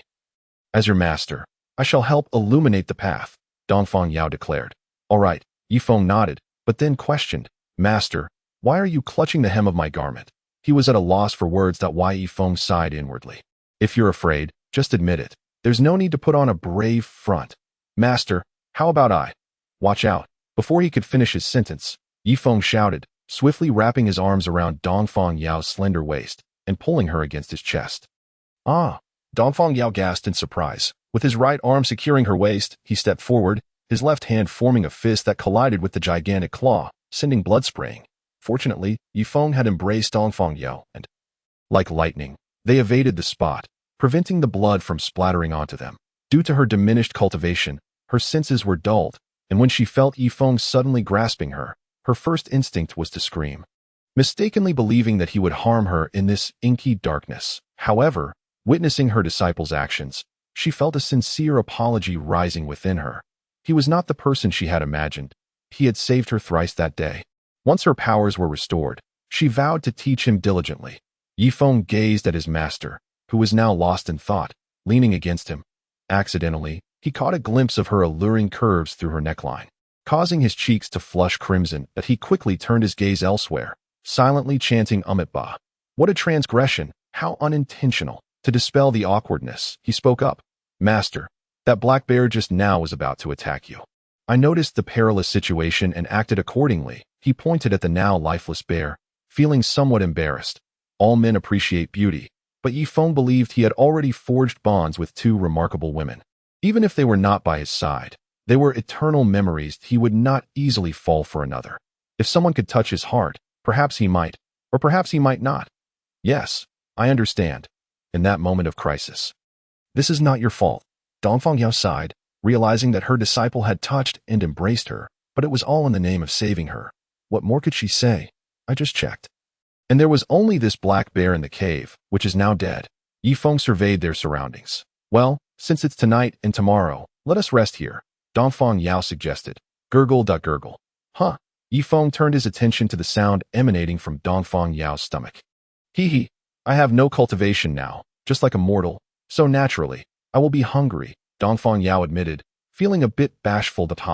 What of it? There's a bear right next to us, master. Allow me to treat you to some bear paw. Yifeng chuckled heartily. Don't you dare laugh. If you mock your master, do you wish to forfeit your future? Dongfang Yao responded with a serious expression, though she could no longer contain her laughter. Very well. I shall refrain from laughter. I will continue to rely on your guidance in the future, master. So, master, do you prefer your meal stewed or roasted? Nightbreeze inquired with a smile. Have you become obedient now? If I had a son, he would be older than you. One must understand the importance of respecting their teacher. I shall have the roasted option, Dongfang Yao replied with a gentle smile. Though, that remains to be seen. I will go prepare the firewood for our feast. Nightbreeze rolled his eyes and exited the cave. As Dongfang Yao watched Nightbreeze's retreating figure, she playfully raised her fist at him, soon revealing a sincere smile upon her face. Night had fallen, and outside the cave, darkness enveloped everything. Within the cave, Nightbreeze held a stick, roasting meat over the fire. The golden fat had begun to ooze out, and the tantalizing aroma wafted towards them, causing both to salivate in anticipation. Wait a moment, I haven't added the seasoning yet. Nightbreeze swatted Dongfang Yao's hand away, causing her to widen her eyes in surprise. How dare you strike your master, you rascal. You shall enjoy fine days ahead. Hee. Dongfang Yao looked at Nightbreeze with a mischievous grin. You see, I do this so that you may savor the most exquisite food. A master chef cannot be disturbed while cooking, Nightbreeze retorted, casting a side glance at her. You? A master chef? Dongfang Yao laughed heartily. Here, take this. Nightbreeze tore off a generous chunk of bear paw meat and handed it to Dongfang Yao. Her eyes sparkled as she gazed at the meat, and she took a bite, savoring the rich flavors, blissfully closing her eyes to relish the delectable taste. Bear paw meat is indeed a delicacy. Nightbreeze had only heard of it throughout his life, but had never tasted it until today. He had roasted it with utmost seriousness, thus dubbing himself a master chef. Nightbreeze took a small bite as well, and it was indeed delightful. Just as he was about to finish the remaining meat, he noticed her across from him, gazing at him eagerly, leaving him in a quandary. I say, Master, I have already given you the larger portion. Why do you still stare at the meat in my hand? Nightbreeze expressed his exasperation. Don't be so stingy. Give me a bit more, Master Chef. Dongfang Yao playfully flattered him to procure more meat. This was the best roasted meat she had ever tasted, and she had not yet fully savored the large piece she had just eaten. Hearing her address him in such a manner, Nightbreeze felt a swell of vanity, and with a flourish, he declared, Here, take it all. Wow, apprentice, you are so impressive, Dongfang Yao teased. Indeed, Nightbreeze nodded in agreement. After they had eaten their fill, they sat beside the fire. Master, may I ask you something? Given the exquisite meat you have prepared, feel free to inquire anything. Dongfang Yao nodded in affirmation. What is the name of the region we are currently in? You do not know? Dongfang Yao was astonished. Well, I am also unaware that I participated in a competition in the Lan Kingdom of the Tianqi continent, and then I was brought here by a powerful individual, so I wish to know precisely where this place is. Night Breeze explained. This is the Piaomiao continent. Although I have never been to the Tianqi continent, I have read about it in books. There exists a sea called the Demon Sea that separates the Tianqi continent from the Piaomiao continent. It is said that great demons of the Dragon Clan reside within the Demon Sea, though no one has ever seen them, and this sea lies adjacent to the enchanted mountain upon which we stand. Dongfang Yu elucidated. So, the expanse of water I beheld a few days prior was indeed the Sea of Enchantment. Yifeng mused inwardly. Is there a way to reach the continent of revelation? There are two methods. The first is that if you possess the ability to fly, and your elemental energy is sufficiently potent, you can soar across. However, for now, you need not dwell on that. The second method involves merchant vessels that traverse between the two continents every decade. You may board one to journey between them. Should you attempt to take any other vessel, the likelihood of perishing in the ocean is exceedingly high, for the aquatic denizens of the sea will not permit your passage. They have a penchant for consuming humans, especially those who cultivate, as they are viewed as a significant nourishment. As for why the merchant ships remain unscathed, it is because each time they pass, they bestow a substantial fee upon the sea creatures, which has almost become a customary arrangement. Oh, I see now. Yifeng nodded. Chapter 53. The word handsome resounds across the world. Is our Piaomiao sect formidable? Yifeng was quite concerned about this matter, for he hoped that the place where he would frequently reside would only grow in strength. What do you think? Dongfang Yao regarded Yifeng as though he were a simpleton. Is it strong? Yifeng inquired with wide eyes. Of course. What is the name of this continent? It is the Piaomiao continent. And wait, the Piaomiao sect. Could there be a connection between them? A sect named after the continent must surely be powerful. Yifeng nodded to himself in realization. Certainly, it is formidable. Throughout the entire southern wilderness comprising 9 continents, there is no sect capable of rivaling the Piaomiao sect. Even the Taoist schools cannot disregard the existence of the Piaomiao sect. Dongfang Yao spoke with an evident sense of pride. Yifeng's eyes sparkled, and a smile graced his face, thinking to himself that he had finally entered a powerful sect. However, Dongfang Yao's expression fell. However, what do you mean? Yifeng asked, bewildered. But now it is merely a second-rate sect. For goodness sake, master, why couldn't you have said that all at once? Is there anyone who speaks like you? Yifeng exclaimed in frustration, wondering if his master had lost her wits, causing him to rejoice unnecessarily. Disciple, you must refrain from using foul language, Dongfang Yao warned, looking at Yifeng. The first rule upon joining my ranks is to avoid profanity. Dongfang Yu had spontaneously established this rule for her lineage. Upon hearing this, Yifeng nearly choked on his indignation. This person clearly just made it up. And besides, what kind of nonsense is this? Wait a moment, master. That is indeed foul language. Oh, very well. I concede my mistake. Yifeng capitulated, speechless. Dongfang Yao huffed. That is more like it. In the future, as you follow me, you must master the arts of music, chess, calligraphy, and painting. Otherwise, when you step outside, won't you be tarnishing your master's reputation? Must these be necessary? As a man, I have no need for such things. Is it not strength that truly matters for a cultivator? Yifeng lamented once more, pondering the wisdom of his choice in a master. Humph. What do you know? What men seek is simply one word. Handsome. What women desire is merely one word. Beautiful. Do you think your master is beautiful? Dongfang Yao looked at Yifeng with disdain. Yifeng held his forehead in exasperation. Beautiful. He felt a headache coming on. You seem to speak insincerely. Dongfang Yao cast a fleeting glance at Yifeng, raising her voice slightly. No. You were truly stunning. The heart of her disciple raced. Yifeng was at a loss, gazing at the heavens. O divine one, strike me down. Unashamedly, she declared. I, your master, am the most beautiful in the sect. My skills in music, chess, calligraphy, and painting are unparalleled, yet I maintain an air of aloofness. All for a single word. Stunning. With a master as exceptional as I, how can my prized disciple not spread the word of handsomeness far and wide? Dongfang Yao sternly instructed Yifeng, even using her fingers to emphasize her point. Yifeng, mouth agape, beheld his beautiful master, feeling an overwhelming sense of admiration swell within him. For the first time, he felt a profound respect for his seemingly unassuming master. Just 2 words. Incredible. He gave her a thumbs up, realizing that her words were worth more than a decade of study. Yifeng sighed. Master, rest assured. I Yi Feng, shall ensure that the word handsome resonates throughout my life.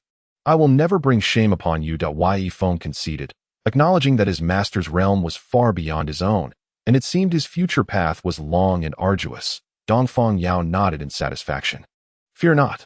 Under my guidance, you shall undoubtedly surpass me. Master, back to the matter at hand. Yi Feng reminded her. Where was I? Ah yes, we are now a second-rate sect. Yi Feng grumbled in exasperation. Indeed, we are a second-rate sect now. However, despite this superficial status, our foundation remains intact.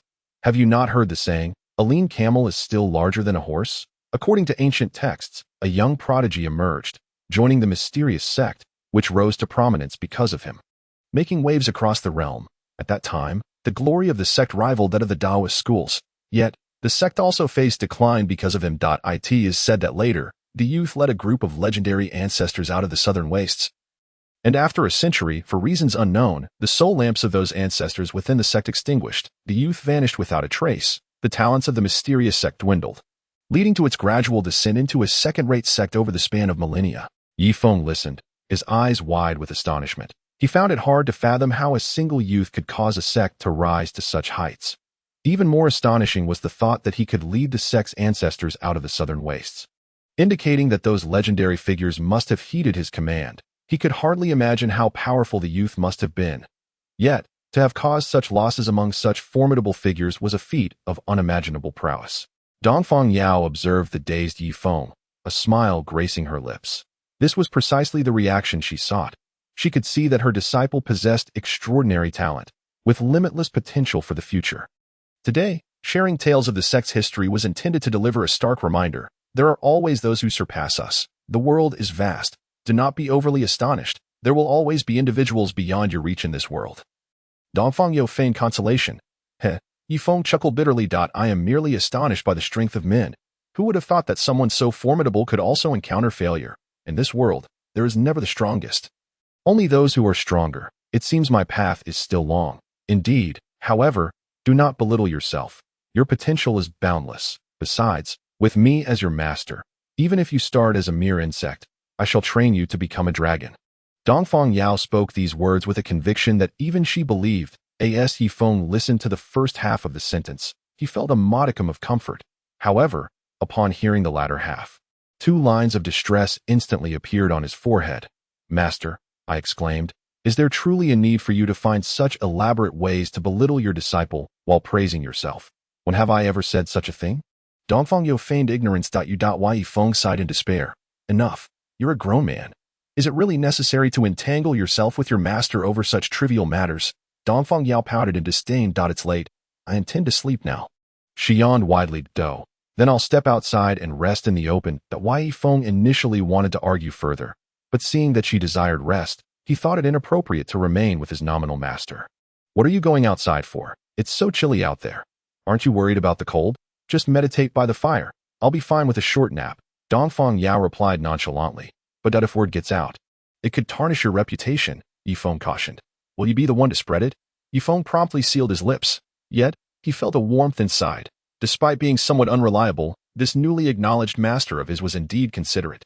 Thus, the two sat by the fire, closing their eyes and resting. The night passed in silence. As dawn broke and the sky cleared, the demonic mountains appeared even more resplendent. A piercing scream shattered the morning tranquility.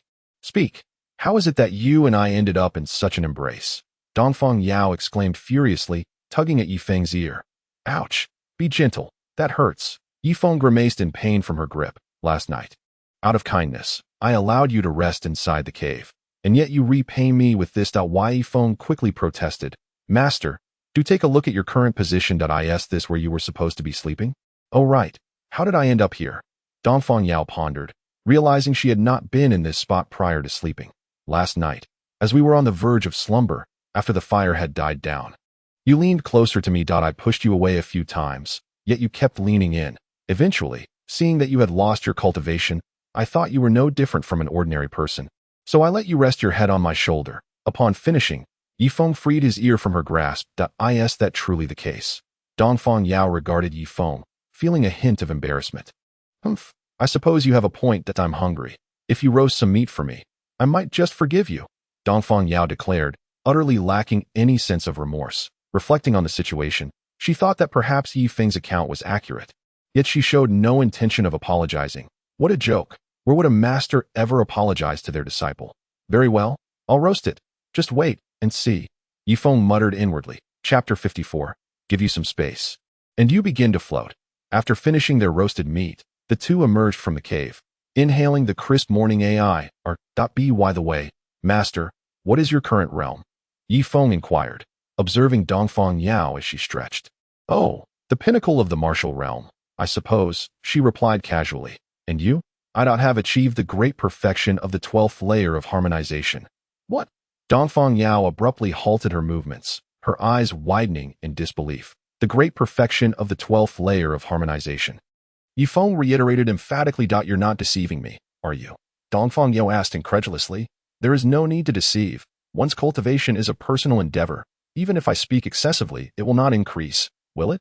Yi Feng remarked with a hint of annoyance. Dongfang Yao stared at Yi Feng with a look of horror, exclaiming, What kind of monster are you? Master, must you make such a fuss? Yi Feng replied, exasperated. What do you mean by making a fuss? Do you comprehend what it signifies to attain the 12th level of perfection? Dongfang Yao felt her heart racing. What does it signify? It means unparalleled throughout history. Never before in the southern wilderness has there been a prodigy like you. Dongfang Yao exclaimed in awe. Master, what do you mean by just looking like this? Am I not handsome?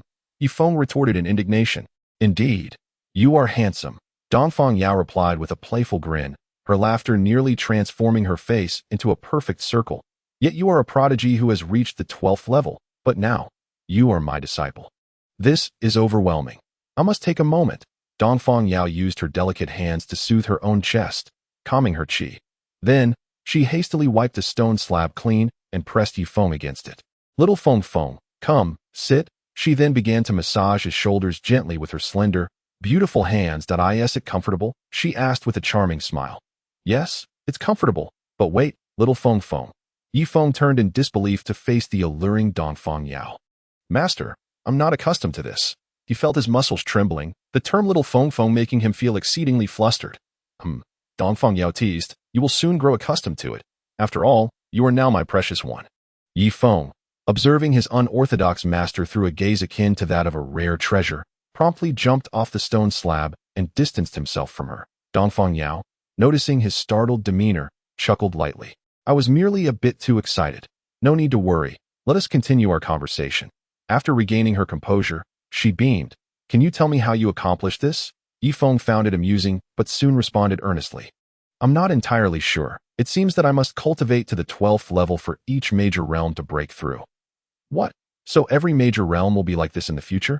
That's outrageous. Dongfang Yao felt a twinge of frustration, believing herself to be a genius who could cultivate to a maximum of the 10th level of perfection in each major realm. However, she acknowledged that sometimes one could break through even at the 9th level peak. Dongfang Yao closed her eyes to steady her breathing. All right, you are not human. This was her summation of Yi Feng. Master, how many levels did you break through for your major realm? Yi Feng inquired, eager to understand what set him apart from other cultivators. Upon hearing this, Dongfang Yao became irate. Enough, disciple. I acknowledge your prowess, but must you become so arrogant? Indeed, the disciple possesses considerable insights. Yi Feng replied, touched. However, Dongfang Yao gazed at him with a smile. But what? Yi Feng pressed. Must you always leave your statements half-finished? You, my disciple, truly lack understanding. Must I be scrutinized on how I speak? Dongfang Yao retorted playfully. Dongfang Yao pondered to herself. How could she possibly exhibit the demeanor of a teacher without such expressions? However, your tribulation will indeed be quite terrifying. With a serious countenance, Dongfang Yao declared, Tribulation? Is there such a thing during cultivation? Yi Feng inquired, astonished that of course there is. It seems you are still quite the novice. Fortunately, you have me as your master. Otherwise, you wouldn't even comprehend how you met your end. I truly wonder how someone as inexperienced as you could manage to reach the 12th level of cultivation. It is indeed a profound injustice of the heavens, Dongfang Yao lamented. Then please enlighten me, Yi Feng implored, recognizing the importance of understanding these matters thoroughly, as they pertain to his very life. How could he afford to be modest? Listen closely, for I shall impart this knowledge to you gradually. Dongfang Yao commenced her lesson. What is a cultivator? It is one who cultivates the primal energies of heaven and earth to sustain oneself. Some say that to cultivate to the utmost can lead to immortality, but how many in this world truly achieve such a fate? Throughout history, how many extraordinary cultivators have perished in their pursuit of the Tao?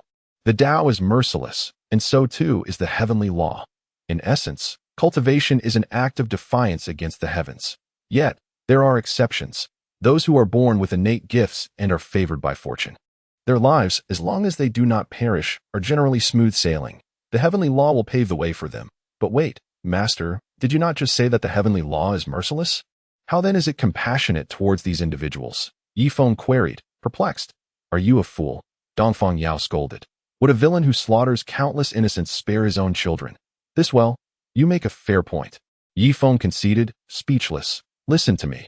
Dongfang Yao glared at Yifeng, outraged that he would dare question her authority. Truly a lack of self-awareness. Dongfang Yao, fixing her gaze upon Yifeng, stated sternly, as for you, at the 12th level of completion, this is an existence that the heavens shall not permit.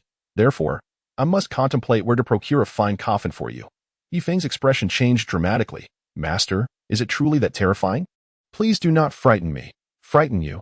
Do I seem to you like one who seeks amusement? Dongfang Yao shrugged, indicating her lack of intent to toy with him, that Yifeng now felt a strong urge to weep. What on earth was this about? Could they not coexist peacefully? Why must he face a tribulation? He vividly recalled the harrowing experience of nearly perishing during his last bout of lightning cultivation. Now, having reached the 12th level of completion, was he not courting death? Disciple, it has been said that one must refrain from foul language. Why do you persist in such habits? Dongfang Yao emphasized. Why should I care? I can hardly pass the tribulation, let alone adhere to your established rules. Yifeng expressed his frustration. Puffed. What a trivial matter. Is it merely a measly tribulation? With me as your master, what is there to fear? Dongfang Yao proclaimed with pride. What use are you? It is not you who will be struck. Naturally, you can speak so nonchalantly, with neither techniques nor treasures at hand. My hopes are utterly dashed that as he uttered this. Yifeng glanced toward Dongfang Yao. Upon hearing this, Dongfang Yao exploded with indignation. What do you mean? What use are you? If you lack treasures, I shall provide them. If you lack techniques, I shall teach you. What more could you possibly desire? Do you wish for me to sacrifice myself for you? I could provide that too. Yifeng hastily closed his mouth. He merely intended to glean some valuable insights. And his objective had been achieved at as for her own feelings. Perhaps it was best to leave that aside. Given her temperament, she would undoubtedly be uncontainable. Yifeng realized that during the brief time he had spent with this inexpensive master, his own disposition had brightened considerably. Are you satisfied? Dongfeng Yao inquired. Oh, absolutely satisfied. With my master's unwavering support, I am confident that I will undoubtedly overcome the thunder tribulation and bring honor to my master. Yifeng exclaimed with exuberance. Noticing Yifeng's swift change in attitude, Dongfeng Yao remarked, Well then, you little rascal, do you dare to deceive your master? Prepare for a beating. With that, the two began to chase and playfully tussle. Chapter 55. I cultivate for you. After tiring from their playful scuffle, they settled into a comfortable silence. The gentle rays of dawn illuminated the lush green forest around them. This forest was breathtakingly beautiful. Perhaps it was the territory of black bears, for no wild beast dared to disrupt this serene haven. Master, you just spoke of the difficulties of cultivation, but does the challenge not come with its rewards? Yifeng leaned against a sturdy, ancient pine, panting as he asked, Give me a moment. It is quite disconcerting to be without my powers. Once I regain my strength, just wait and see how I will deal with you. Dongfeng Yao replied, visibly irked. She had chased Yifeng for quite some time, but had not even managed to touch the hem of his garment. Yifeng feigned ignorance, playing with his hands, contemplating. Should he take advantage of her current lack of power and tease her a bit, perhaps to secure some interest for himself? However, he ultimately dismissed the thought, realizing it would only complicate matters for him in the future. At that moment, Dongfeng Yao was unaware of Yifeng's internal musings. Otherwise, she would have been quite exasperated. Of course, there are benefits to cultivation. You become stronger and can do as you please. If you desire beautiful women, you can have them. Dongfeng Yao shot a sidelong glance at Yifeng. Yifeng opened his mouth, intending to respond, but no words came forth. Have I struck a chord with your innermost thoughts? Speak, young man. What do you cultivate for? Do not tell me you do not wish to attract beautiful women. Dongfeng Yao glared at Yifeng, eager to uncover his true intentions. Yifeng was struck by the realization that this seemingly simple master possessed remarkable insight. How could her thoughts leap so swiftly? Oh, I cultivate for you, Yifeng replied, intending to provoke Dongfang Yao, who had persistently placed blame upon him. Dongfang Yao's eyes widened in surprise. See, I told you. Your thoughts are quite impure. Although I am a rare beauty among thousands, I am still your master. I must resolutely decline your advances. Our relationship is impossible. You should focus on being my obedient disciple. Yifeng felt a surge of frustration. This girl was exceedingly proud. He swiftly retorted, I cultivate to enhance your glory. Pfft, who would believe you? Dongfang Yao scoffed, turning her head away dismissively. Oh, fine. I cultivate for revenge. I seek to stand atop the pinnacle. Only then can I seize my own destiny. And for her and her promises. Yifeng gazed upward at the expansive sky, his previously playful demeanor suddenly transforming into one of profound sorrow. Dongfang Yao observed her disciple's sudden shift in character, finding it hard to recognize him. It was difficult to imagine what he had endured in the past. Inspired by her words, Yifeng revealed a sincere smile. Yes, I am Yifeng, the Knight of Yi, and the Maple of Foam. Yifeng, not only do I aspire to reign supreme over the world, but I also wish to inscribe the character for general across the heavens and the earth. Upon hearing this, Yifeng's eyes sparkled with realization. Indeed, at worst, it is merely the word death. What is there to fear? Perhaps I have been overly sensitive, as long as I have made an effort and fought for my aspirations. That suffices. Although my esteemed master's words may seem coarse, their essence is far from crude. Dongfang Yao nodded in encouragement, affirming, indeed, you possess half of your master's insight. Master, I have discovered something.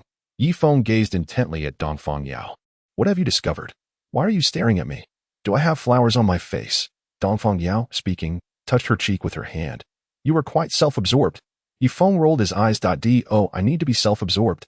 With this presence alone, I am already unmatched. As she spoke, Dongfang Yao stood and twirled gracefully, proudly accentuating her ample curves, exuding confidence. Yifeng nodded in agreement, softly murmuring, indeed, what is grand is grand, what is small, what is round. What are you mumbling about over there? Dongfang Yao glared. Oh, I was merely extolling your beauty, master. Truly, you possess a captivating grace akin to a national treasure, resembling the elegance of fish falling or wild geese alighting. Or perhaps the modesty of the moon and flowers? If true beauty exists, it would surely rival the exquisite charms of the 6 dynasties. In all the world, there are none like you, and such beauty is rare across millennia. After speaking, Yifeng wiped a bead of cold sweat from his brow, chuckling, Did you think I studied in university for naught in my past life? Hee. Let us see if you fall for it. Every woman loves beauty. Such praise would undoubtedly enrapture her. Dongfang Yao, with her hands caressing her own face, widened her eyes in astonishment, realizing her cheeks were burning hot. Is it really true, my dear apprentice? Do I truly appear as you describe? Yifeng chuckled inwardly, yet nodded earnestly. How delightful. I feel so blissful. Dongfang Yao's heart brimmed with joy. Many within the sect pursued her, yet none possessed the talent of Yifeng. His descriptions were the epitome of beauty. Dongfang Yao's blushing visage contemplated. Not only can Yifeng wield martial prowess, but who would have imagined he could articulate so beautifully? How did he conjure such exquisite phrases? It seems I have set my standards for beauty too low. My apprentice perceives me so clearly. I should elevate my standards several notches. If Yifeng were to realize that his compliments not only failed to embarrass his beloved master, but instead emboldened her further, he would be utterly disheartened. Observing her expression, Yifeng was taken aback. I acknowledge your beauty, yet how can there exist such shamelessness in this world? Of course, this thought remained confined within his mind. Yifeng sat upright, attentively listening. Dongfang Yao, pleased, explained, the refining void realm is merely the initial enhancement of the physical body, but it cannot be wholly termed as body refinement, for it is merely the starting point. Following this is the Qi transformation realm, wherein energy manifests within the meridians, which can be harnessed and is referred to as inner strength in the martial world. Beyond that lies the spirit awakening realm, where one cultivates spiritual awareness, enabling perception of all things within one's capacity without the need for sight.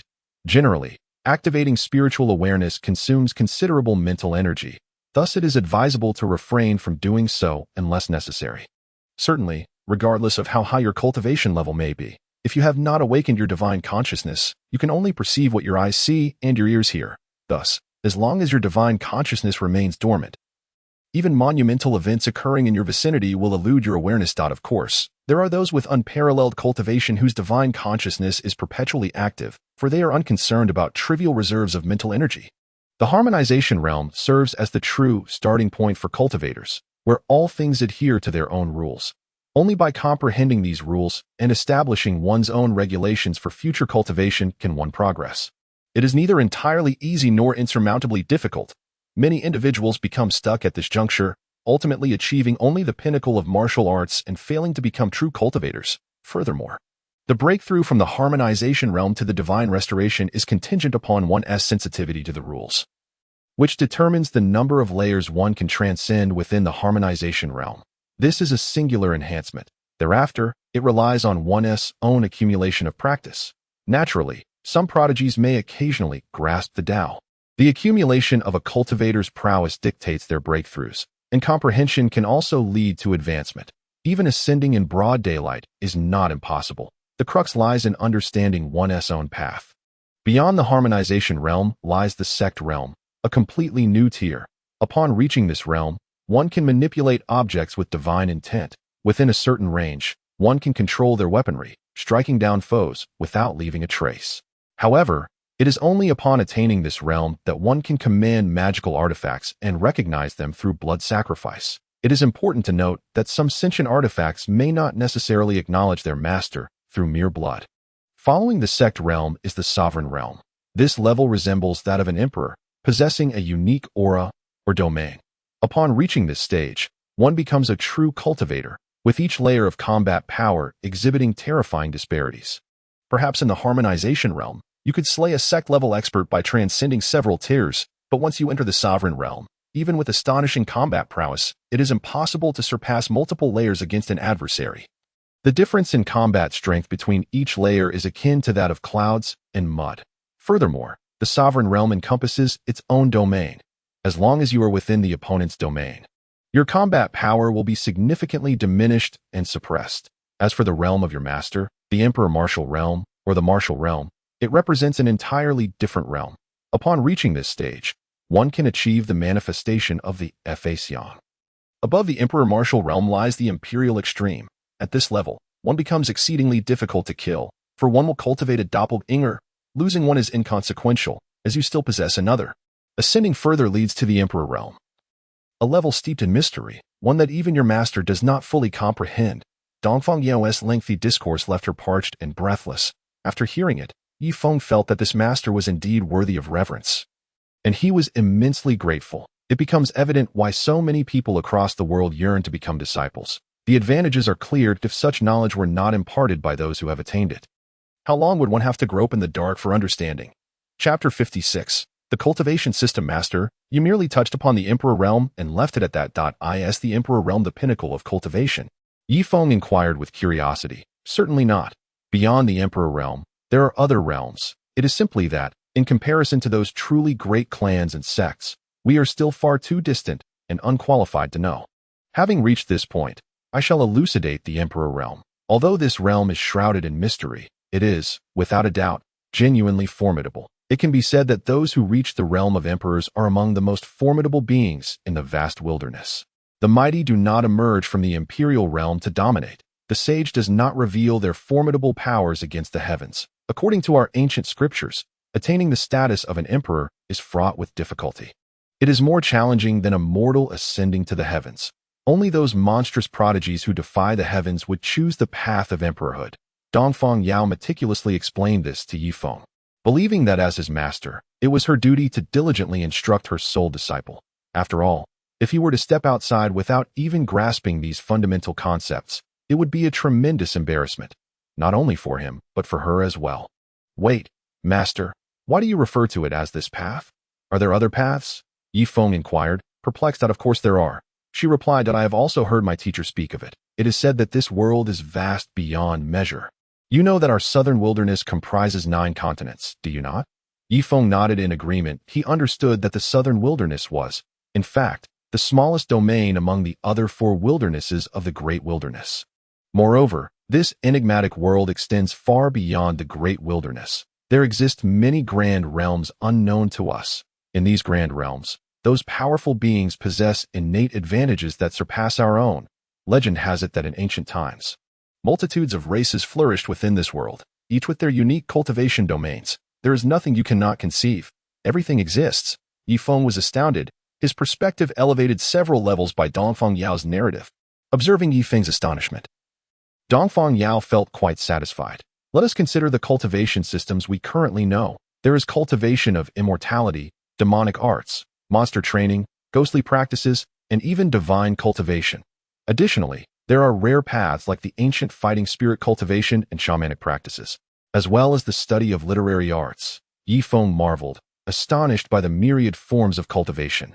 Dongfang Yao regarded him with disdain, saying, "These are merely the known systems of cultivation. How many races do you think exist in the boundless starry sky that you are unaware of? They are the true protagonists of this realm. Our southern wilderness is exceedingly small." Dongfang Yao sighed. "Master, could you explain the differences between these known cultivation types?" Yifeng looked at her eagerly. Dongfang Yao settled onto a stone slab, stretched her shoulders, and playfully pounded her shoulder with her hand. "Disciple, why is it that my shoulder feels so sore?" She then winked at Yifeng. Yifeng rolled his eyes, thinking to himself, "If you want me to massage your shoulders, just say so without all this subtlety." He responded with a hint of annoyance. "Master, you are a woman. How could I dare to overstep? Humph, have you not touched me before, and now you suddenly know about boundaries?" Dongfang Yao gazed at Yifeng, implying that if he did not come to massage her, she would withhold her teachings. Yifeng felt a bit exasperated but nonetheless approached her, his trembling hands resting on Dongfang Yao's fragrant shoulders. Gradually beginning to knead, he thought, "You, a woman, are unafraid. Why should I be? Have you not eaten? Are you simply caressing me, or are you pinching?" Dongfang Yao turned her head to glare at Yifeng. Yifeng was at a loss for words.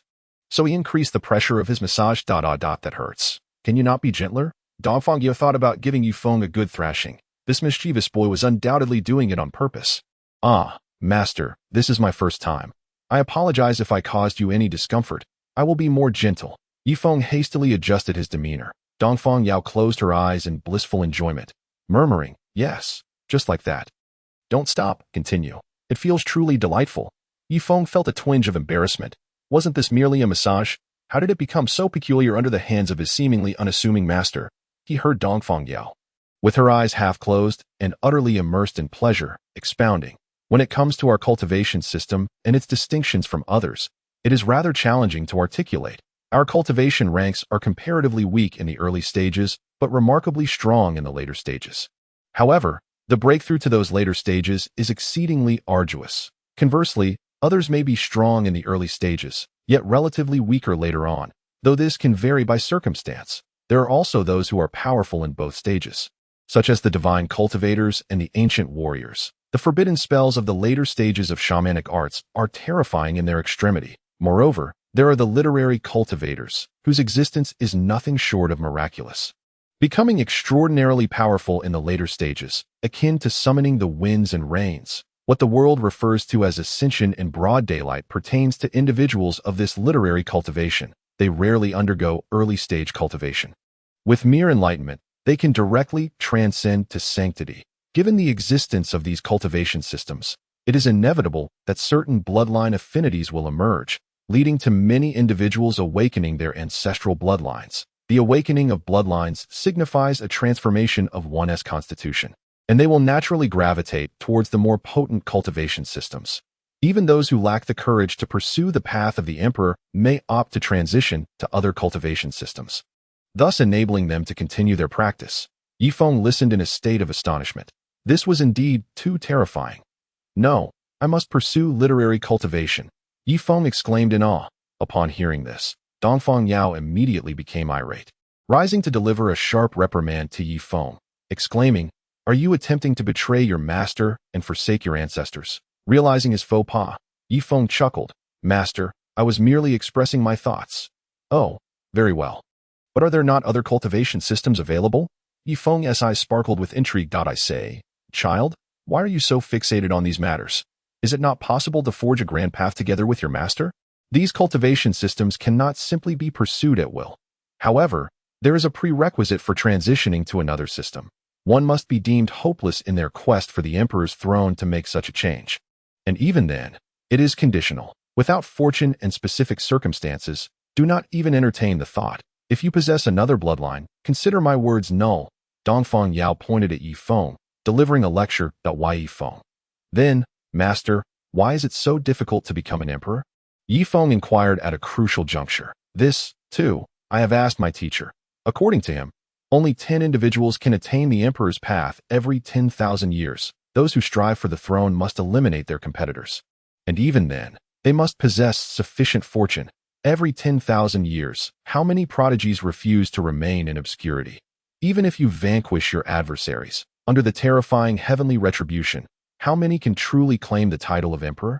Those fortunate enough may transition to a scattered emperor. Those less fortunate may simply vanish into nothingness. Thus, many exceptional talents dare not engage in the pursuit of emperor status and instead choose to switch to other cultivation systems. For once you partake in the struggle for the throne, heaven will automatically judge your cultivation system. You will either achieve the status of emperor or meet a tragic end, or perhaps, by some stroke of fate, withstand the 6 realms of heavenly retribution. Failure to transcend results in a transition to a scattered emperor. The emperor of dispersal is indeed the most unfortunate, as each breakthrough invites divine retribution. Each layer more terrifying than the last. Essentially, the emperor is doomed to remain in this realm indefinitely, until death claims him. Of course, this pertains to our cultivation system. Yi Feng fell into silence. It is often said that the path of cultivation is fraught with difficulties, harder than ascending to the heavens. Yet, upon hearing this explanation from his somewhat unorthodox master, he mused, where is the difficulty in this? It feels as though one is being denied the very essence of life. Dongfang Yao puffed her cheeks, her enchanting eyes fixed on Yi Feng. He chuckled awkwardly, brushing his hair, and said, I was merely expressing my sentiments. Humph. Dongfang Yao ignored him, having chastised him numerous times already. Why couldn't he rid himself of his foul language? It seemed her own cultivation had yet to recuperate enough to keep him in check. This would not do. Once her powers were restored tomorrow, she would ensure he understood how deeply she cared for him. Meanwhile, Yi Feng continued lamenting the arduous nature of cultivation, unaware that his unconventional master had already set her sights on him. Do you aspire to lead a mundane existence as an ordinary mortal, or to become a formidable cultivator who commands the very elements? Dongfang Yao queried, somewhat exasperated. Isn't that a question with an obvious answer? Naturally, I wish to be a cultivator who traverses the heavens and treads upon the earth. Yi Feng replied with conviction. Then why lament at all? Hurry and prepare the meat for roasting. It is already noon. At her words, Dongfang Yao fumed internally, reminding herself to remain composed. Master, our sect's rules prohibit the use of foul language. Yi Feng insisted. You. Dongfang Yao seized a nearby dry twig and dashed towards Yi Feng. Chapter 57. The beast tied within the cave. Yi Feng gazed at the moonlight outside, reflecting on the passage of time. The years flow like a swift shuttle, the moments fleeting. Looking back, he recalls the hardships and sweetness of the past. In the stillness of the night, he reads without sleep, listening to the whispers of spring. Each day presents a new beginning, no longer carefree. As he gazes at the stars drenched in moonlight, forging ahead, his journey as a formidable being shall not cease. Dongfang Yao approached Yi Feng, observing the contemplative youth, and declared, one day cannot be repeated. Time does not return. Flowers may bloom anew, but youth never returns. Young man, strive onward. Yi Feng turned to Dongfang Yao, smiling as he replied, tomorrow and tomorrow. How many tomorrows await? I live for tomorrow, and yet all my endeavors seem to languish. Dongfang Yao regarded him with disdain. Youth does not return. Each day is precious. Thus we must seize the moment, for time waits for no one. Yi Feng continued, life is but a fleeting moment. The departed are like the morning mist. Time does not revisit, and youth is forever lost. You little rascal, do you still wish to test your master? Dongfang Yao retorted. Listen well. The heavens can be mended. The seas can be filled. Mountains of demons can be relocated, but the sun and moon once past cannot be reclaimed. Yi Feng quickly clasped his hands in reverence. Master, you truly are a woman of talent. I am in awe. Dongfang Yao smiled alluringly. And does that require stating? Am I not beautiful? Indeed, but what of my master's handsomeness? Yi Feng inquired playfully. Handsome, beautiful. They exchanged hearty laughter when suddenly, a resounding roar echoed through the air. Their expression shifted dramatically as they beheld countless wild beasts charging toward them from afar, a dark mass stretching endlessly, accompanied by the unending roars of ferocious creatures. What a vision Eastern Yao possesses! Upon a mere glance, she exclaimed, "Disciple, flee swiftly.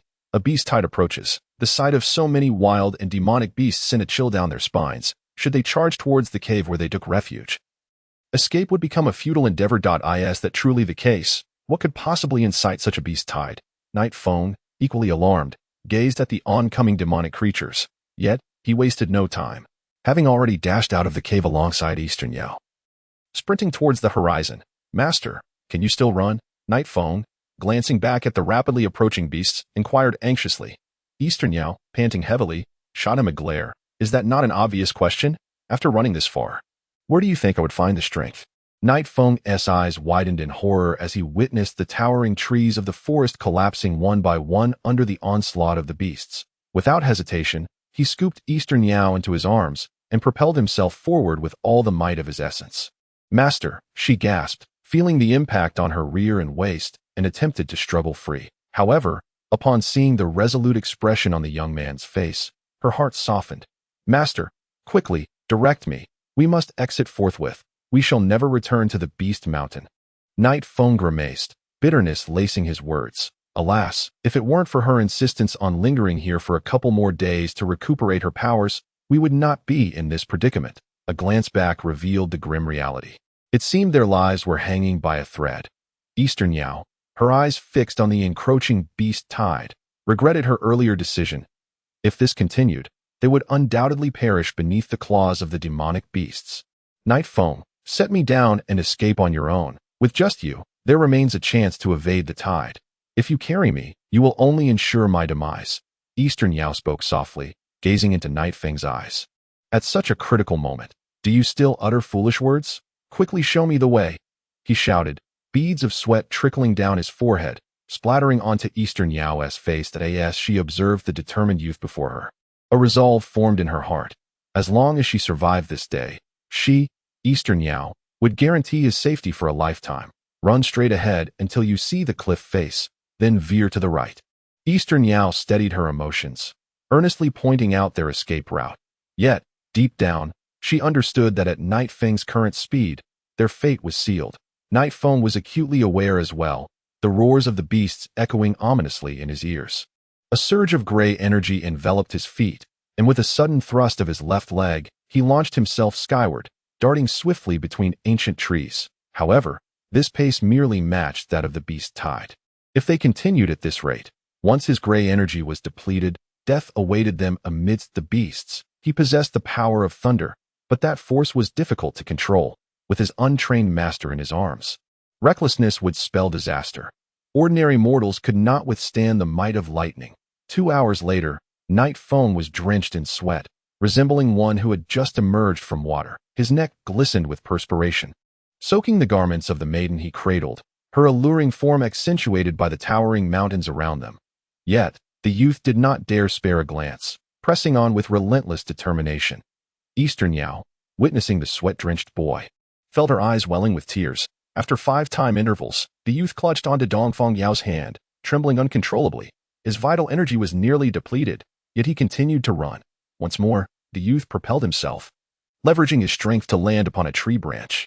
However, this time, his foot slipped, nearly causing both him and the enchanting maiden he held to plummet to the ground. Enduring the quaking of his legs, he pressed on, determined not to succumb to such a humiliating demise. As for why he refused to release Dongfang Yao, only he held the answer. Witnessing this scene, Dongfang Yao was moved to tears, struggling in the embrace of Yi Feng. Yi Feng, please put me down. I hold no grudge against you. Woe is me that you must escape on your own. You have a chance to survive. A sharp slap. Dongfang Yao felt a sudden, searing pain in her rear. Be quiet. The youth shot a blood-red glare at her. I have not given up on you. How can you abandon yourself? As long as there is a path ahead, I shall continue to run. I refuse to die in such a pitiful manner. Remember, you must not give up either. Otherwise, who will be my master in the future? Yi Feng bellowed at Dongfang Yao beneath him. The pain in her backside, coupled with the youth's thunderous shout, left her momentarily dazed that a true man should stand tall amidst heaven and earth. There are things worth doing and things not worth doing. If today I, Yi Feng, were to forsake you and flee alone? What would that make me? To live as a hero and to die as a noble spirit. In this vast expanse of mountains and rivers, how could I, Yi Feng, not be worthy of traversing this world as a hero? Yi Feng glared once more at Dongfang Yao. What are you afraid of? At worst, I will die alongside you. Though he spoke, his feet did not falter. In the blink of an eye, he had already covered over 1,000 meters. Just as he glanced down at Dongfang Yao and lifted his gaze again, a look of ecstasy spread across his face. He discovered 2 towering mountains in the diagonal distance, with a gaping fissure nestled between them, precisely a yard wide. Ha!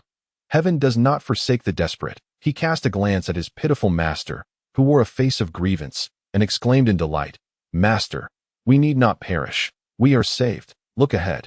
There is a crack that runs through. If we can just hold on a little longer and reach it, we shall be free from the beast's tide. Don't hit me anymore. Do you dare to throw me down right now? Ha ha! Yi Feng, in high spirits, jested with Dongfang Yao as he continued to run. Humph, I knew you were heartless. All the tears of gratitude I shed for you have been in vain. Dongfang Yao felt a surge of joy. Her own demise mattered little, but she could not bear to drag her newly accepted disciple down with her. Every word Yi Feng had uttered along their journey struck her heart like a hammer, echoing with care and concern she had never felt before. Not even her parents or family had provided such warmth. All she had known was coldness. In this moment, she cherished the young man before her. He was her beloved disciple. Between a master and disciple, a pure bond exists, does it not? I am his master, and he is my disciple. Such a simple truth that Dongfang Yao firmly believed. Was it not so? In the 58th chapter, the great demon Qiyu, Yi Feng, with all his might, finally reached the fissure, followed closely by the enraged beast that charged towards the 2 of them. Night Feng hastily set aside Dongfang Yao. His left fist resolutely clenched, with arcs of lightning flickering in his grasp. With a single step, he unleashed a powerful punch towards the pursuing beast. The force of his punch, derived from the consummate mastery of the 12th level of the Harmony Path, augmented by the might of thunder, was truly formidable. The colossal fist of lightning erupted from his hand with a resounding impact.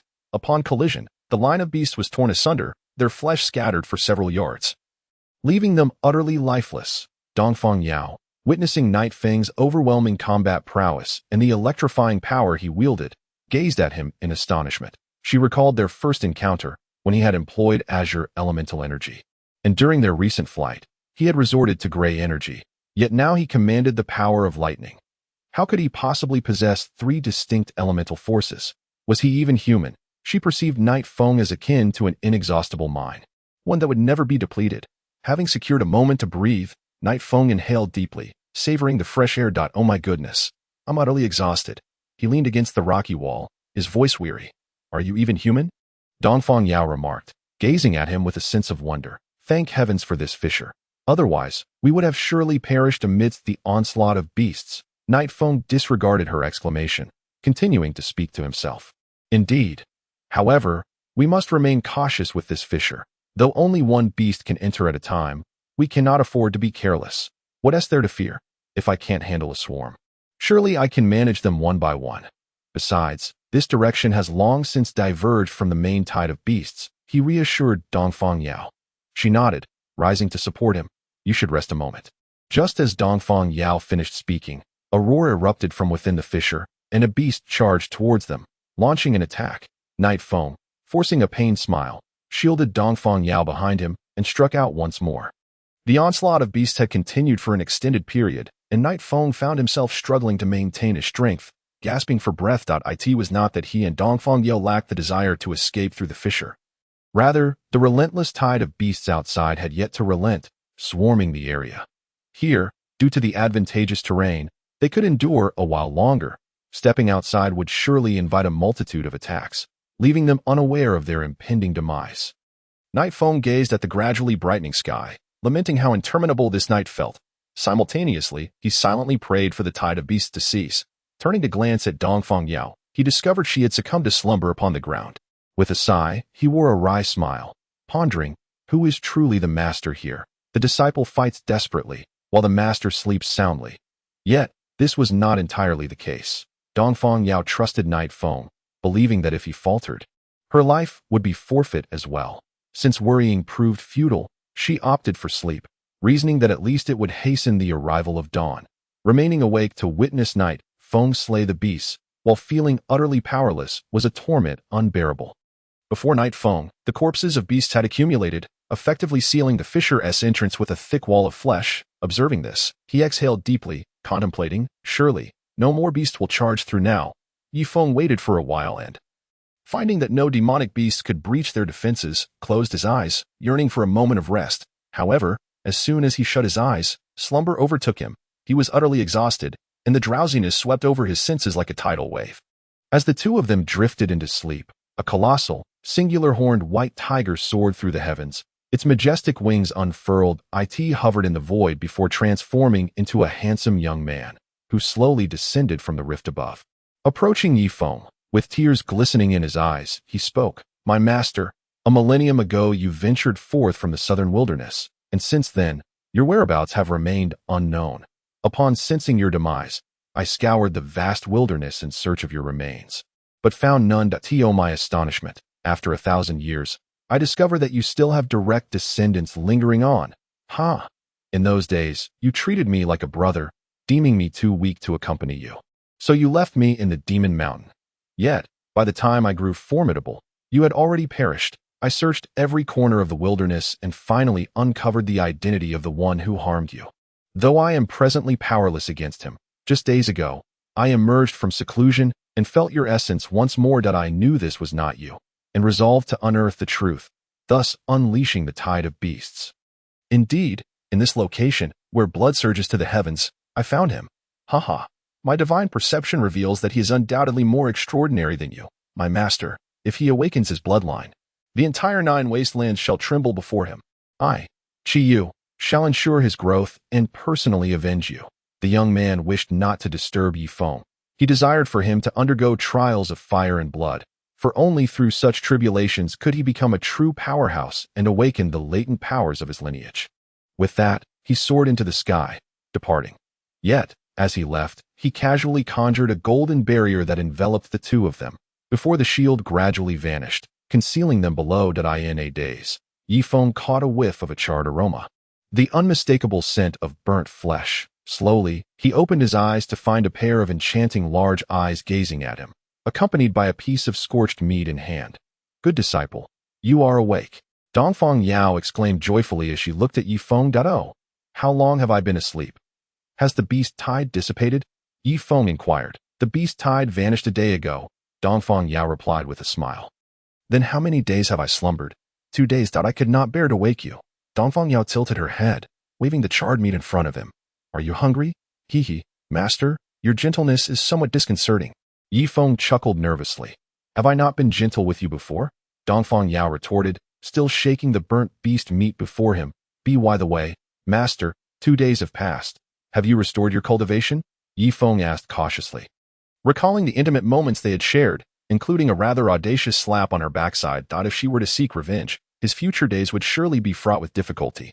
"Yes, my cultivation has fully recovered," she replied, shaking the meat once more. "Oh, that's wonderful. You must look after me from now on." Yi Feng's eyes flickered with uncertainty. "Are you going to eat this or not?" Dongfang Yao glared at him. "In order to ensure that you awaken to savor steaming hot meat, I have been roasting the beastly flesh for nearly 2 days. What? You managed to achieve such exquisite meat after 2 days of roasting? Master, you truly are a remarkable talent," Night Breeze exclaimed, pointing at the charred piece of meat in astonishment. "This is a manifestation of my heartfelt intentions. I even feel my skills are lacking. However, hearing your words, it seems the meat I prepared is still quite delectable. Please, do finish it," Dongfang Yao replied, somewhat bashfully. "Master, I wish to inquire about something. Have you tasted the meat you've been roasting these past 2 days?" Night Breeze asked, a bittersweet smile forming through his tears. "No, I specifically roasted this meat for you. Since it is a token of my sincerity, I must dedicate myself wholeheartedly. You need not worry. I shall not indulge in it myself. It is all for you. I must express my gratitude for your company these past few days," Dongfang Yao said, her smile enchanting beyond measure. Yet, in Night Breeze's eyes, it was evident that this girl was certainly seeking revenge for the incident when he had spanked her. What to do? Now that she has recovered her cultivation, if she decides to act recklessly, I would be utterly defenseless. Thus, under her captivating gaze, Night Breeze, with tears glistening, swallowed a whole piece of the ominously dark roasted meat. Dongfang watched in delight as he excitedly consumed every last morsel of the roast she had prepared. Disciple, do not be so overwhelmed. Our days ahead are still long. Is that enough? Would you like me to roast you another piece? Dongfang said, her heart brimming with emotion. Night Breeze hurriedly exclaimed, Master, no trouble, no trouble. I am already full. This experience solidified Night Breeze's resolve to never again eat any of his seemingly inept master's cooking. It was utterly dreadful. I could tolerate the charred taste, but how could you not even bother to pluck the hair? Master, you want to hold this experience against your disciple, will you? You must understand. I too have my grievances, Night Breeze said, a pained expression adorning his face. How could I? My disciple has treated me exceedingly well. It has left me quite astonished, Dongfang replied, a smile gracing her lips.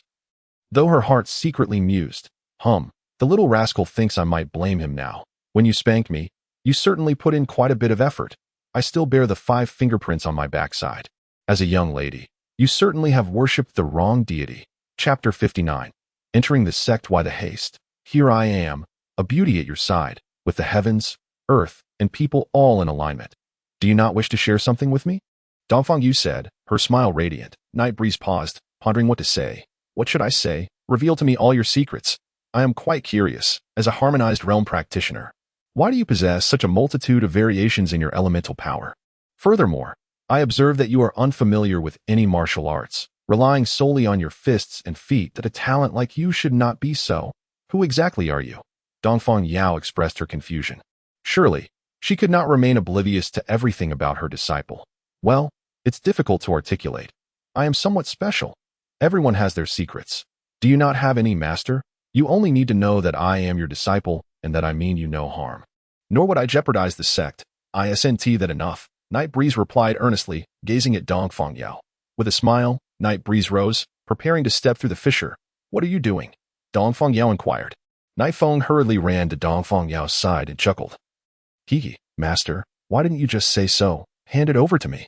Dongfang glanced at Night Feng, thinking to herself that this rascal had once again taken advantage of her. Night Feng extended his hand. Still caught off guard, amidst the screams, Night Feng found himself pulled by Dongfang standing high in the air. It was rather comical at that moment, with Night Feng dangling below and Dongfang above. Hey, I say, master, are you doing this on purpose? How can one lead another like this? Night Feng forced a bitter smile. What do you want then? This is certainly better than you walking alone for a month or two. Isn't it? Dongfang smirked inwardly. To be honest, she was indeed doing it on purpose, wanting to put Night Feng in a difficult position. I don't mind, but honestly, this is quite undignified. Look at the strong winds up here. And with your soaring, while your long skirt below is beautiful, I really don't wish to see it. Night Feng remarked, with a hint of meaning in his words, gazing at Dongfang above. Upon hearing this, Dongfang face flushed. As a cultivator, she was unafraid of heat or cold, yet as a woman, she always cherished beauty, which naturally led her to wear less. This rascal was clearly implying he might see what he should not. You better not push your luck. I've already made significant sacrifices by allowing you to hold my hand. What more do you want? Do you expect me to wrap my arms around your waist? Or for you to embrace mine while flying? Dongfang exclaimed in indignation. Alas, master, I am quite helpless too. Besides, I am considering your well-being. I am indifferent to my own. Night Feng replied, his expression one of helplessness. Casting an innocent glance at Dongfang Dongfang was infuriated. Her intention had been to make Night Feng uncomfortable, yet she found that this disciple was not one to easily be put at a disadvantage. He had turned the tables on her. Dongfang silently urged herself to remain calm. With a flick of her left hand, a flying sword materialized before her. She lifted Night Feng onto the sword, then placed one hand on his shoulder, speeding away. Are you satisfied now? I didn't expect you to be quite a handful, Dongfang huffed. Night Feng, bowing slightly toward Dongfang responded, not at all, master. You have my utmost admiration. How could a mere speck of dust like me dare to compete with the brilliance of the moon? I must still ponder your realm carefully. Dongfang looked at Night Feng with disdain. You are merely veiling your insult with flattery. Do you think I am unaware? Believe it or not, I could easily cast you down from this flying sword right now. Please don't. I merely find many aspects of you worthy of emulation. You have said I am your most cherished disciple. Surely you wouldn't want to part with me so easily. Night Feng replied, glancing at Dongfang Yao's face. Seeing his expression, Dongfang Yao secretly chuckled, thinking she could still handle him. However, she maintained a serious facade, turning her head with a huff. Master, how much farther do we have to go? We have already flown half the day, Night Feng exclaimed. As it was his first time flying, he was not accustomed to it, especially with his master teasing him in the air. Night Feng felt nauseous several times, yet his formidable willpower kept him from succumbing. He certainly did not wish to provide amusement for his master beside him. That girl was undoubtedly doing this on purpose. Yifeng felt a profound sense of frustration. Dongfang Yao was eagerly searching for amusement, having long awaited the opportunity to witness Yifeng's misfortune. Yet this fellow truly possessed remarkable restraint. He could not help but feel discontented. Intensifying the curvature of his movements, he was on the brink of arrival. The mountain gate was concealed by an intricate array, imperceptible to the ordinary eye. As Yifeng gazed upon the vast expanse of mountains beneath him, each majestic peak soared past, evoking deep reflections. He pondered when he might traverse this boundless world with unbridled courage. In this vast mortal realm, amidst the throngs of humanity, many chose to lead a mundane existence, yet they were not devoid of dreams. Countless individuals relentlessly pursued their aspirations, striving to transform their lives into a splendid metamorphosis, thereby enriching the tapestry of their existence. And what of us, the cultivators? To roam fearlessly through the heavens and the earth, one must forge ahead with determination. No soul knows what lies ahead. It may well be an abyss of darkness. Thus, one must possess a resolute heart, unwavering in purpose. Moreover, one must cultivate an indomitable will, willing to face peril without regret, to stand tall and proud. Dongfang Yao spoke with gravity. Yifeng nodded in agreement. Undaunted by the clouds that obscure my vision, I stand at the pinnacle. Dongfang Yao smiled, pleased with his understanding. We have arrived. Let us descend. One must not fly freely within the sect, she remarked, her gaze fixed upon the colossal mountain range ahead. Yifeng squinted, yet saw nothing of note. Upon landing, he could no longer contain himself and rushed aside, retching violently. Observing Yifeng's plight, Dongfang Yao burst into laughter. Look at you pretending. Yifeng was rendered speechless. Suddenly, Dongfang Yao formed a hand seal, and a radiant portal materialized before them. Quickly, follow me and do not lose your way. The Piao sect is vast, and a careless encounter with a restriction could lead to a fate unknown.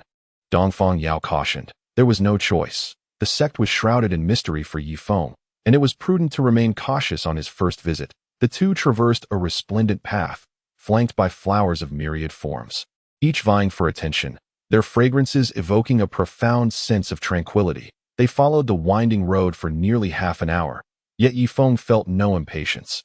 Rather, he relished the experience. We have arrived.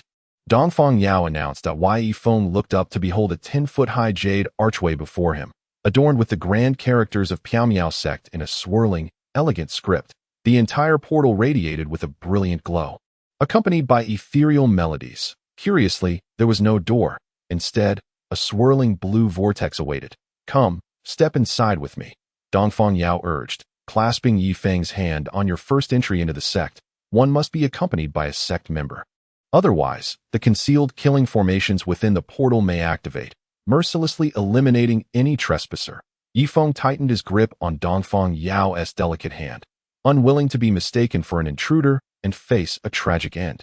Drawn by the vortex, they stepped through the portal. Upon entry, Yifeng was immediately enveloped by waves of pure spiritual energy flooding toward him. He closed his eyes and inhaled deeply, feeling an overwhelming sense of comfort.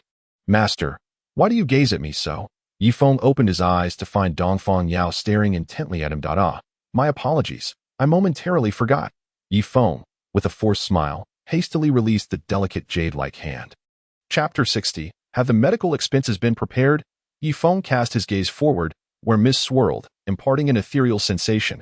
Gradually, the hazy fog receded, revealing towering pillars that soared majestically, each adorned with golden dragon motifs that seemed alive, coiling upward as if ready to spring forth and roar at the heavens. At the end of numerous pillars lay countless palatial structures, competing for brilliance with the sun and moon, while gentle streams meandered through wisps of mist, resembling a celestial paradise. In the distant sky, a colossal sacred mountain rose, seemingly suspended in midair, enveloped in radiant clouds and layered palaces, with a vague yet imposing grand hall at its pinnacle. upon closer inspection. The grand hall shimmered with golden light, radiating a dazzling brilliance amidst the clouds. Before such a majestic edifice, one could not help but feel an overwhelming impulse to kneel in reverence. The words Piao Miao inscribed above echoed with boundless grandeur. Yifeng surveyed his surroundings once more, discovering that there were numerous towering peaks, each crowned with resplendent palatial structures, as if each had reigned in splendor for millennia. Beyond that lay vast seas of mist, shrouded in endless mysteries. How is it? Isn't breathtaking? Dongfang Yao observed Yifeng's expression with delight. Yifeng nodded. Is this truly the Piao Miao sect? It certainly lives up to its name. This is the place where I shall cultivate in the future. It could be described as perfect. Such a sect could easily be mistaken for a celestial palace. No wonder my esteemed master spoke of its former glory rivaling that of the Taoist sects. Indeed, look at the array of palatial structures ahead. That is the residence of the outer sect, typically overseen by the outer sect's head. Do you see the palaces in the distant sky? Those are the inner sect's abodes, managed by the inner sect's head. These are the quarters for disciples without a designated master. However, do not underestimate them. Here, strength reigns supreme. The stronger you are, the better your residence. These places are inhabited by the lineage of the sect leader. Now, observe the myriad colossal mountains floating around us. Each mountain possesses its unique heritage, and that purple mountain over there, that is the dwelling of our lineage. Yifeng focused his gaze, searching intently, until he finally spotted a small mountain radiating a purple glow. Quietly standing amidst the multitude of floating peaks, his eyes widened in surprise. Master, why is our mountain significantly smaller than the others? Dongfang Yao glanced sidelong at Yifeng. What need do you have for such grandeur? The entire peak accommodates merely 2 people. Now that it has become 3, is that not sufficient for your ambitions? Master, our lineage seems to be somewhat diminished in talent, Yifeng gently remarked to Dongfang Yao. In our lineage, we only require geniuses. What need do we have for so many? In the past, I alone upheld an entire peak. I believe you two are a genius. This heavy responsibility shall fall upon you in the future. Dongfang Yao's earnest gaze upon Yifeng appeared somewhat uncertain. Master, you need not worry. As long as the logistical support is sufficient, you may rest assured. I will undoubtedly ensure that our what was it called again? Yifeng thumped his chest, only to suddenly falter, still unaware of the name of their lineage. Xiang. I shall undoubtedly make Xiang Peak renowned within the Miao Liao sect. Yifeng's words brimmed with fervor. Dongfang Yao gazed at him with a hint of excitement, almost believing him. However, her expression swiftly hardened. What logistics? What supplies? Are you dreaming? You rascal. I desire them myself. Alas, that old fellow is not well regarded in the sect. If you have the capability, go and ask him yourself. Yifeng's eyes widened. I have a grandmaster, of course. Did I not just mention it? Currently, there are 3 of us on Xiang Peak, including you. Dongfang Yao affirmed. Master, you cannot do this. Just a few days ago, you promised that for every technique, there would be a corresponding treasure, and in the end, you even intended to give yourself to me. I remember it well. You cannot deceive me and then act ungratefully after I join the sect. I can forego you, but everything else must remain intact. Yifeng declared with unwavering resolve that, oh dear. I say, you little rascal. Are you itching for a fight? What do you mean by foregoing me while expecting everything else to remain? Dongfang Yao's small hand crackled as she clenched it. Am I not more precious than other things? Seeing the escalating tension, Yifeng hastily clarified. That is not what I meant. What I intended to convey is that I dare to ask for other items, but I would not presume to ask for you. What? Dongfang Yao's anger flared. Am I really that fearsome? Yifeng found himself in a predicament. To dare to ask, given her usual temperament, it would surely lead to a new wave of offensives, I can assure you. What? You shameless scoundrel. Even contemplating your master.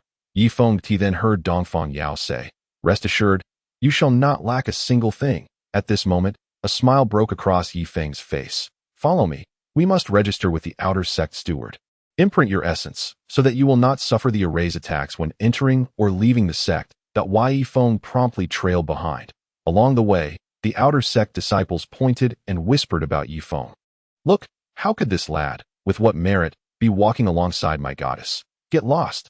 What do you mean by your goddess? She is clearly my goddess. Are you trying to stir trouble? I've already declared her as my goddess. Do you dare fight me? The first outer disciple who spoke, enraged, rolled up his sleeves, ready to brawl. Come on. Do you think I fear you? Let's fight. Whether on the martial platform or the life and death arena, you choose. As Yifeng listened to the clamor of discussions around him, he mused, this cheap master's allure is truly remarkable. Observing his master's calm demeanor, he marveled at her composure, unruffled and serene. Master, how have you cultivated such a state? Yifeng asked in admiration. This is the ultimate meaning of beauty. Yifeng was left in awe. Hey, I say, you there. Enough already. If you continue to stand so close to my goddess, I shall challenge you to a duel. Yifeng turned to see a burly man glaring at him with fury at why Yifeng was not one to be trifled with. Accompanying his master merely to handle some formalities, he was unjustly berated by this fellow.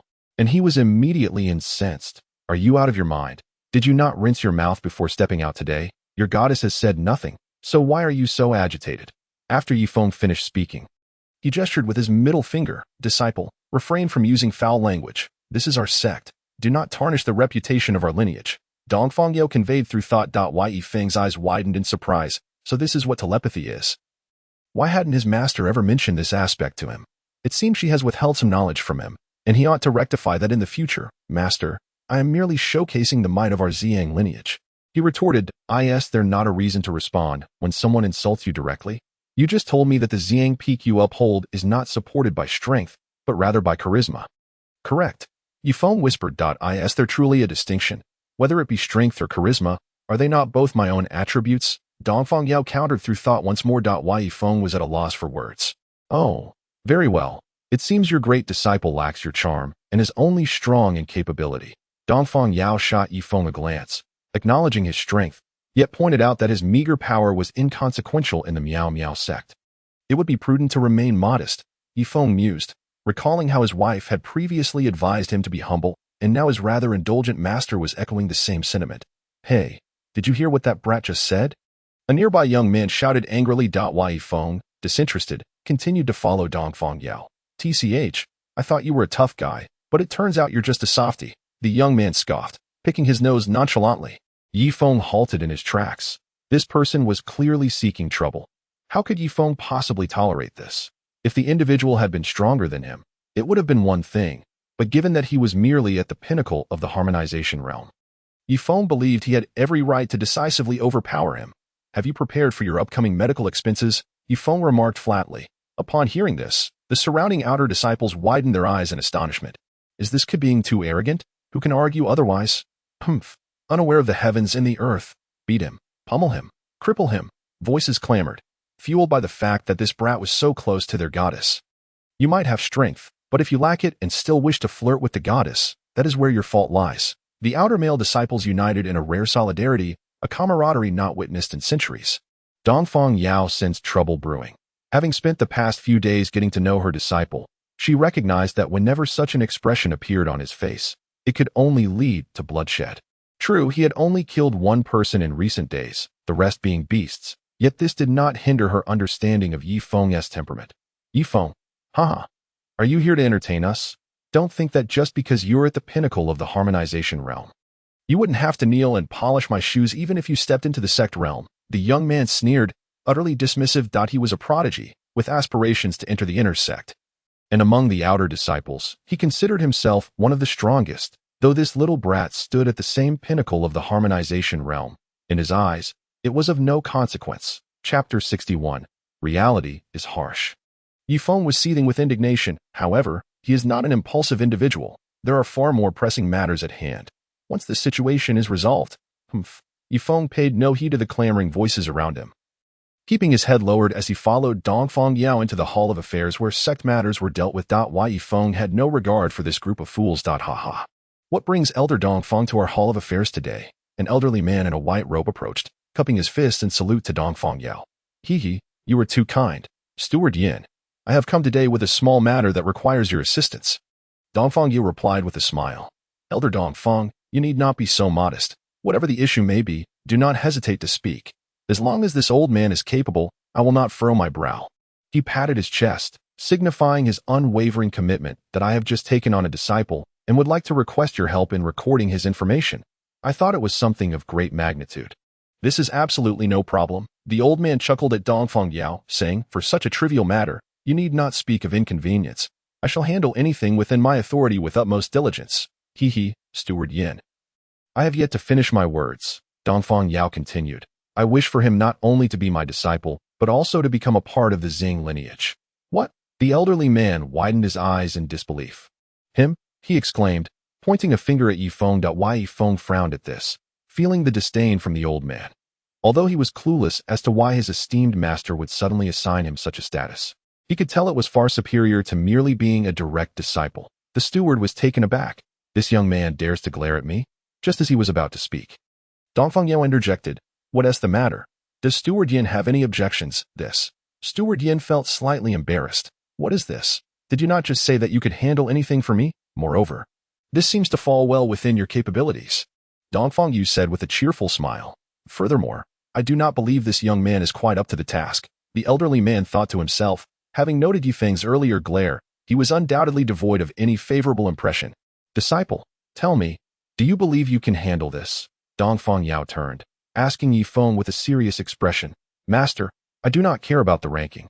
What matters is how I am treated thereafter. The elderly man could not help but let a curse slip. Damn, do you even know what you are saying, young man? Aren't you afraid of your own tongue getting caught in the wind? Let me be clear today.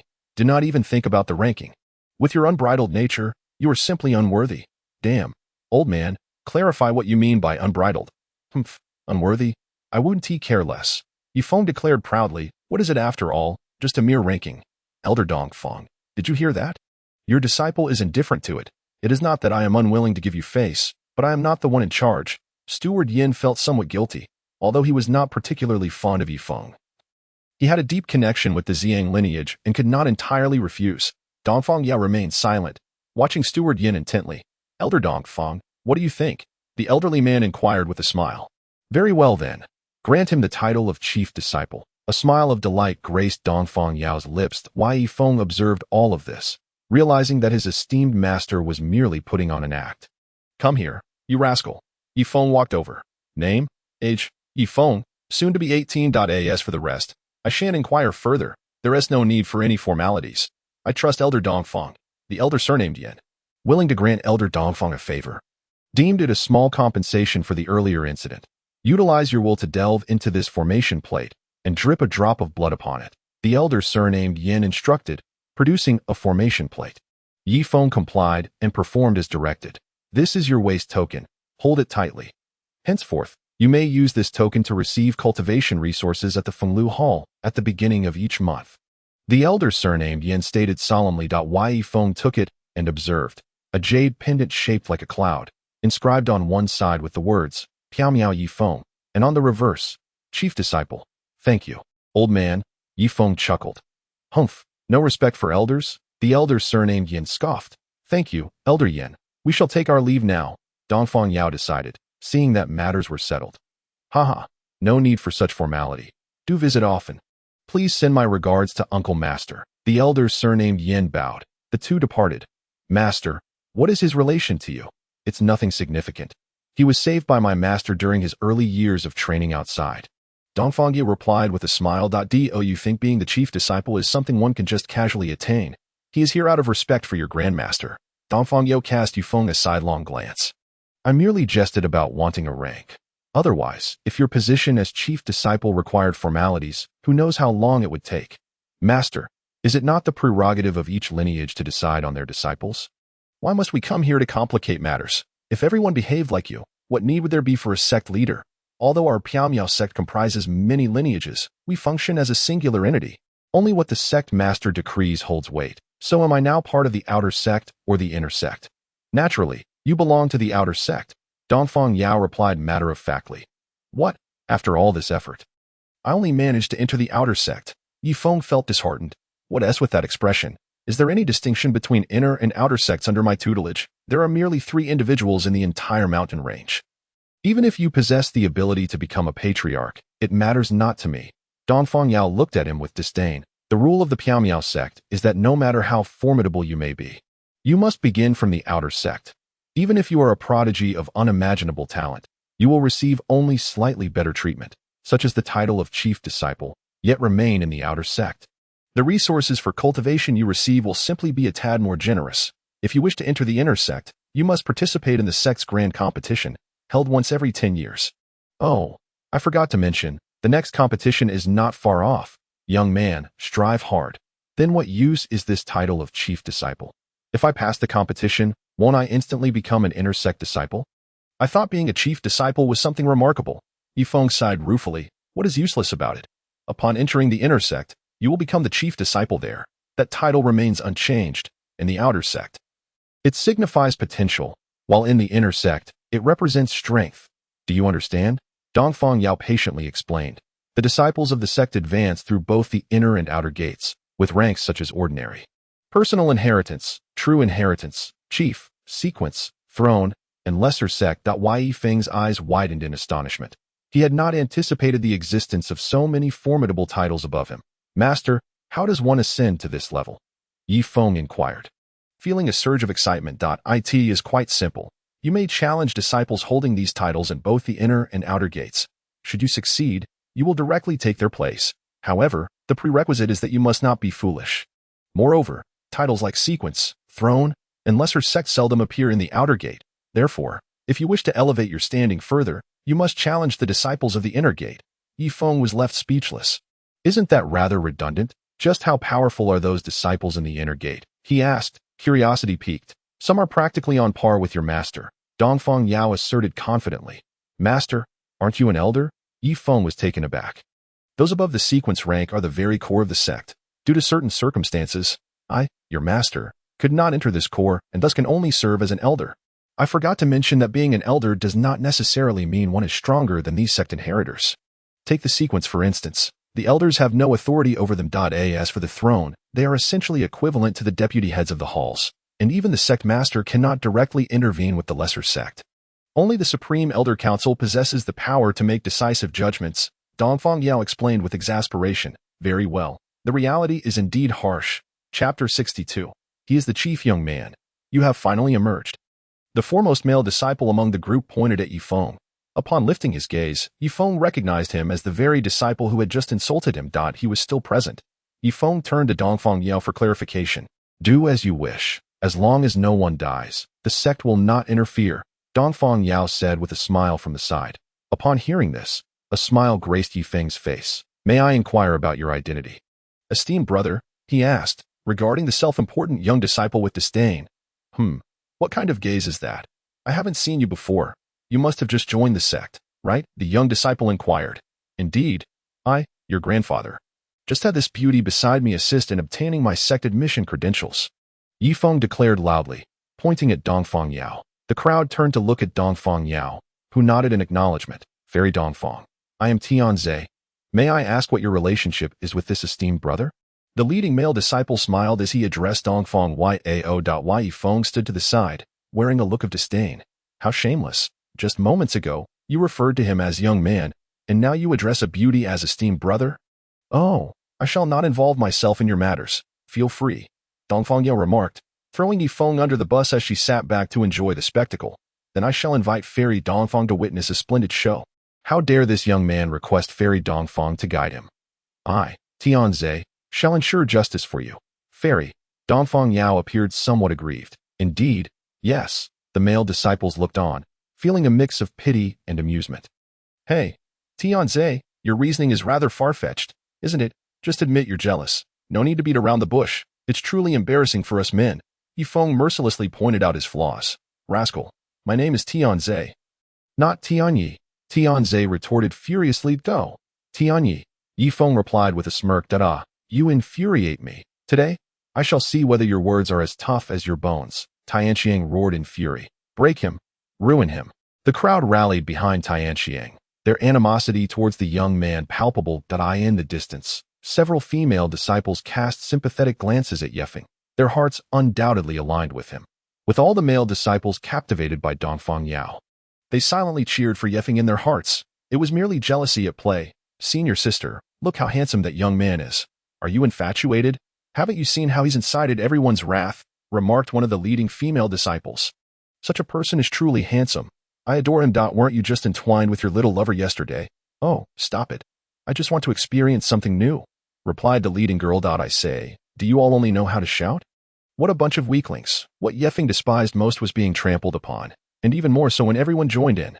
What? Speak that again, you brat. Do you wish to perish? Say it once more. Kill him. Yefeng's words had stirred a hornet's nest, and the crowd surged towards him. I say, do you all only know how to screech like harpies, a bunch of cowards? Today, I shall make it clear, Yefeng of the Piao sect has arrived. Who dares to challenge me? As he stepped forward, azure energy erupted from him, his cultivation at the peak of the harmonization realm unmistakable. Kill him. This is intolerable. Ignoring the odds, the youthful blood surged forth. Unable to withstand Yefeng's provocation as they rushed towards him, Tianqiang, momentarily stunned, had originally intended to engage Yefeng in a one-on-one duel to impress the goddess. Realizing the crowd had charged ahead, he dared not hesitate and joined the fray without a second thought. Great Grief Palm, Blade Technique, Wrath of the Wind God, Skyward Sword, Phantom Shadow Break. The male disciples of the outer sect unleashed their ultimate techniques, all with the singular goal of incapacitating Yefeng as their attacks neared. Yefeng stood poised with his hands behind his back, his right foot propelling him upwards with force. Boundless energy coalesced in his legs as he spun in midair, delivering a series of rapid kicks. His right leg swept across, unleashing a colossal phantom limb formed of condensed energy that shot forth, erupting with a thunderous boom, dissipating the assaults of the crowd. Following swiftly, his left leg struck out. What manner of prodigy has emerged here, to possess such strength upon merely entering the sect? Should he master the sect's martial techniques, he would undoubtedly become even more formidable. Tianze, with trembling eyes filled with unwillingness, questioned, Who are you? How can you possibly be so powerful?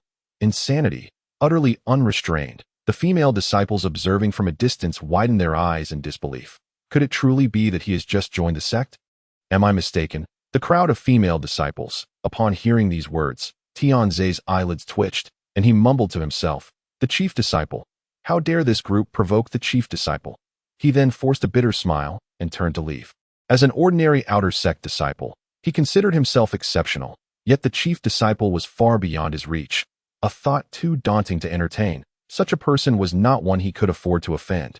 With a smile, Yifeng approached Dongfang Yao and inquired, Master, how are you?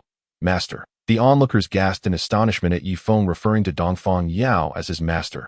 Wasn't it said that Elder Dongfang had no disciples? How could a disciple suddenly appear?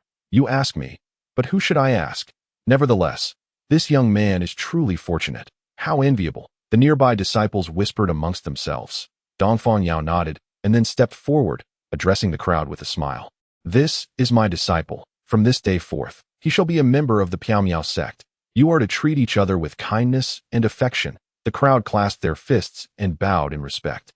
Yes, Elder Dongfang. Though the male disciples regarded Dongfang Yao as their goddess, almost to the point of madness, her status as an elder could not be diminished. Who among the disciples would dare to defy an elder's words? Unless they wished to court death. What accounted for Dongfang Yao's popularity? Firstly, her beauty. Secondly, her talent and strength. Thirdly, she was the youngest elder in history. She was a living legend. The crowd watched as Dongfang Yao and Yifeng departed. Master, do you think I just brought you honor? Dongfang Yao shot Yifeng a glance, remarking, Are you bringing me honor or tarnishing my reputation? I wonder, can't you refrain from cursing during a fight? Dongfang Yao felt exasperated. Oh, I shall be more mindful next time, Yifeng replied, perplexed as to why his beloved master was so fixated on such matters. Truly bewildering. Master, is fighting permitted in our sect? Yifeng shifted the topic. Outer sect encourages competition, thus it is allowed. However, if the inner sect wishes to spar, it must be done on the martial platform. If it is a fight to the death, then it takes place on the life and death platform. Violations result in the forfeiture of cultivation and immediate expulsion from the sect. Such severity, should one betray the sect and consort with evil, the punishment is the annihilation of the 9 clans. Dongfang Yao warned. Yifeng was taken aback. Did he even have 9 clans? How absurd. Suddenly, Yifeng recalled the Ghost King devouring heaven armor. His Ghost King armor would likely be unwelcome in the Piao sect. He resolved to be cautious moving forward. As they spoke, Dongfang Yao and Yifeng arrived before a teleportation array. Yifeng, very well. I suppose I have been too talkative. With a flash of brilliance, Yifeng and Dongfang Yao emerged from the teleportation array. Yifeng gazed at the scene before him, his eyes darkening as he nearly stumbled. A mastered, this truly our Xiang Peak. Yifeng struggled to accept the reality. Indeed, from now on, this mountain shall be your domain. Dongfang Yao waved her hand affirmatively. You must be mistaken, right? Yifeng exclaimed in astonishment. Wasn't it promised to be a celestial paradise? Where are the magnificent towers and palaces? Why are there only 2 thatched cottages? Yifeng's eyes widened. But But everyone else has it. Why is it that our Xiang lineage does not? Yifeng was filled with indignation. Dongfang Yao replied with a serious demeanor. You just mentioned everyone else. I have never deceived you. It was your own volition to join our Xiang lineage, was it? Yifeng, in a fit of rage, exclaimed. They all live like they are in a heavenly palace. Why, being of the same kind, do you not feel a shred of shame? Shame? What is that? Dongfang Yao smiled alluringly. Look at me. Does your master seem pure? Yet, are people not living here? Yifeng inwardly cursed.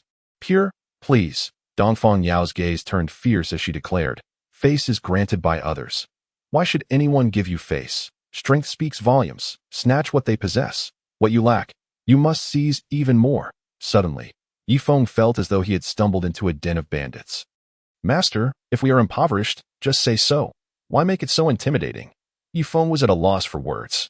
Dongfang Yao chuckled as she leaned closer to Yifeng. Dear disciple, with a master as stunning as I. Do you truly care about such trivialities? Yifeng exclaimed. Stop. Let's keep matters separate. This cannot be conflated. I am not falling for this. Humph. Do you think so?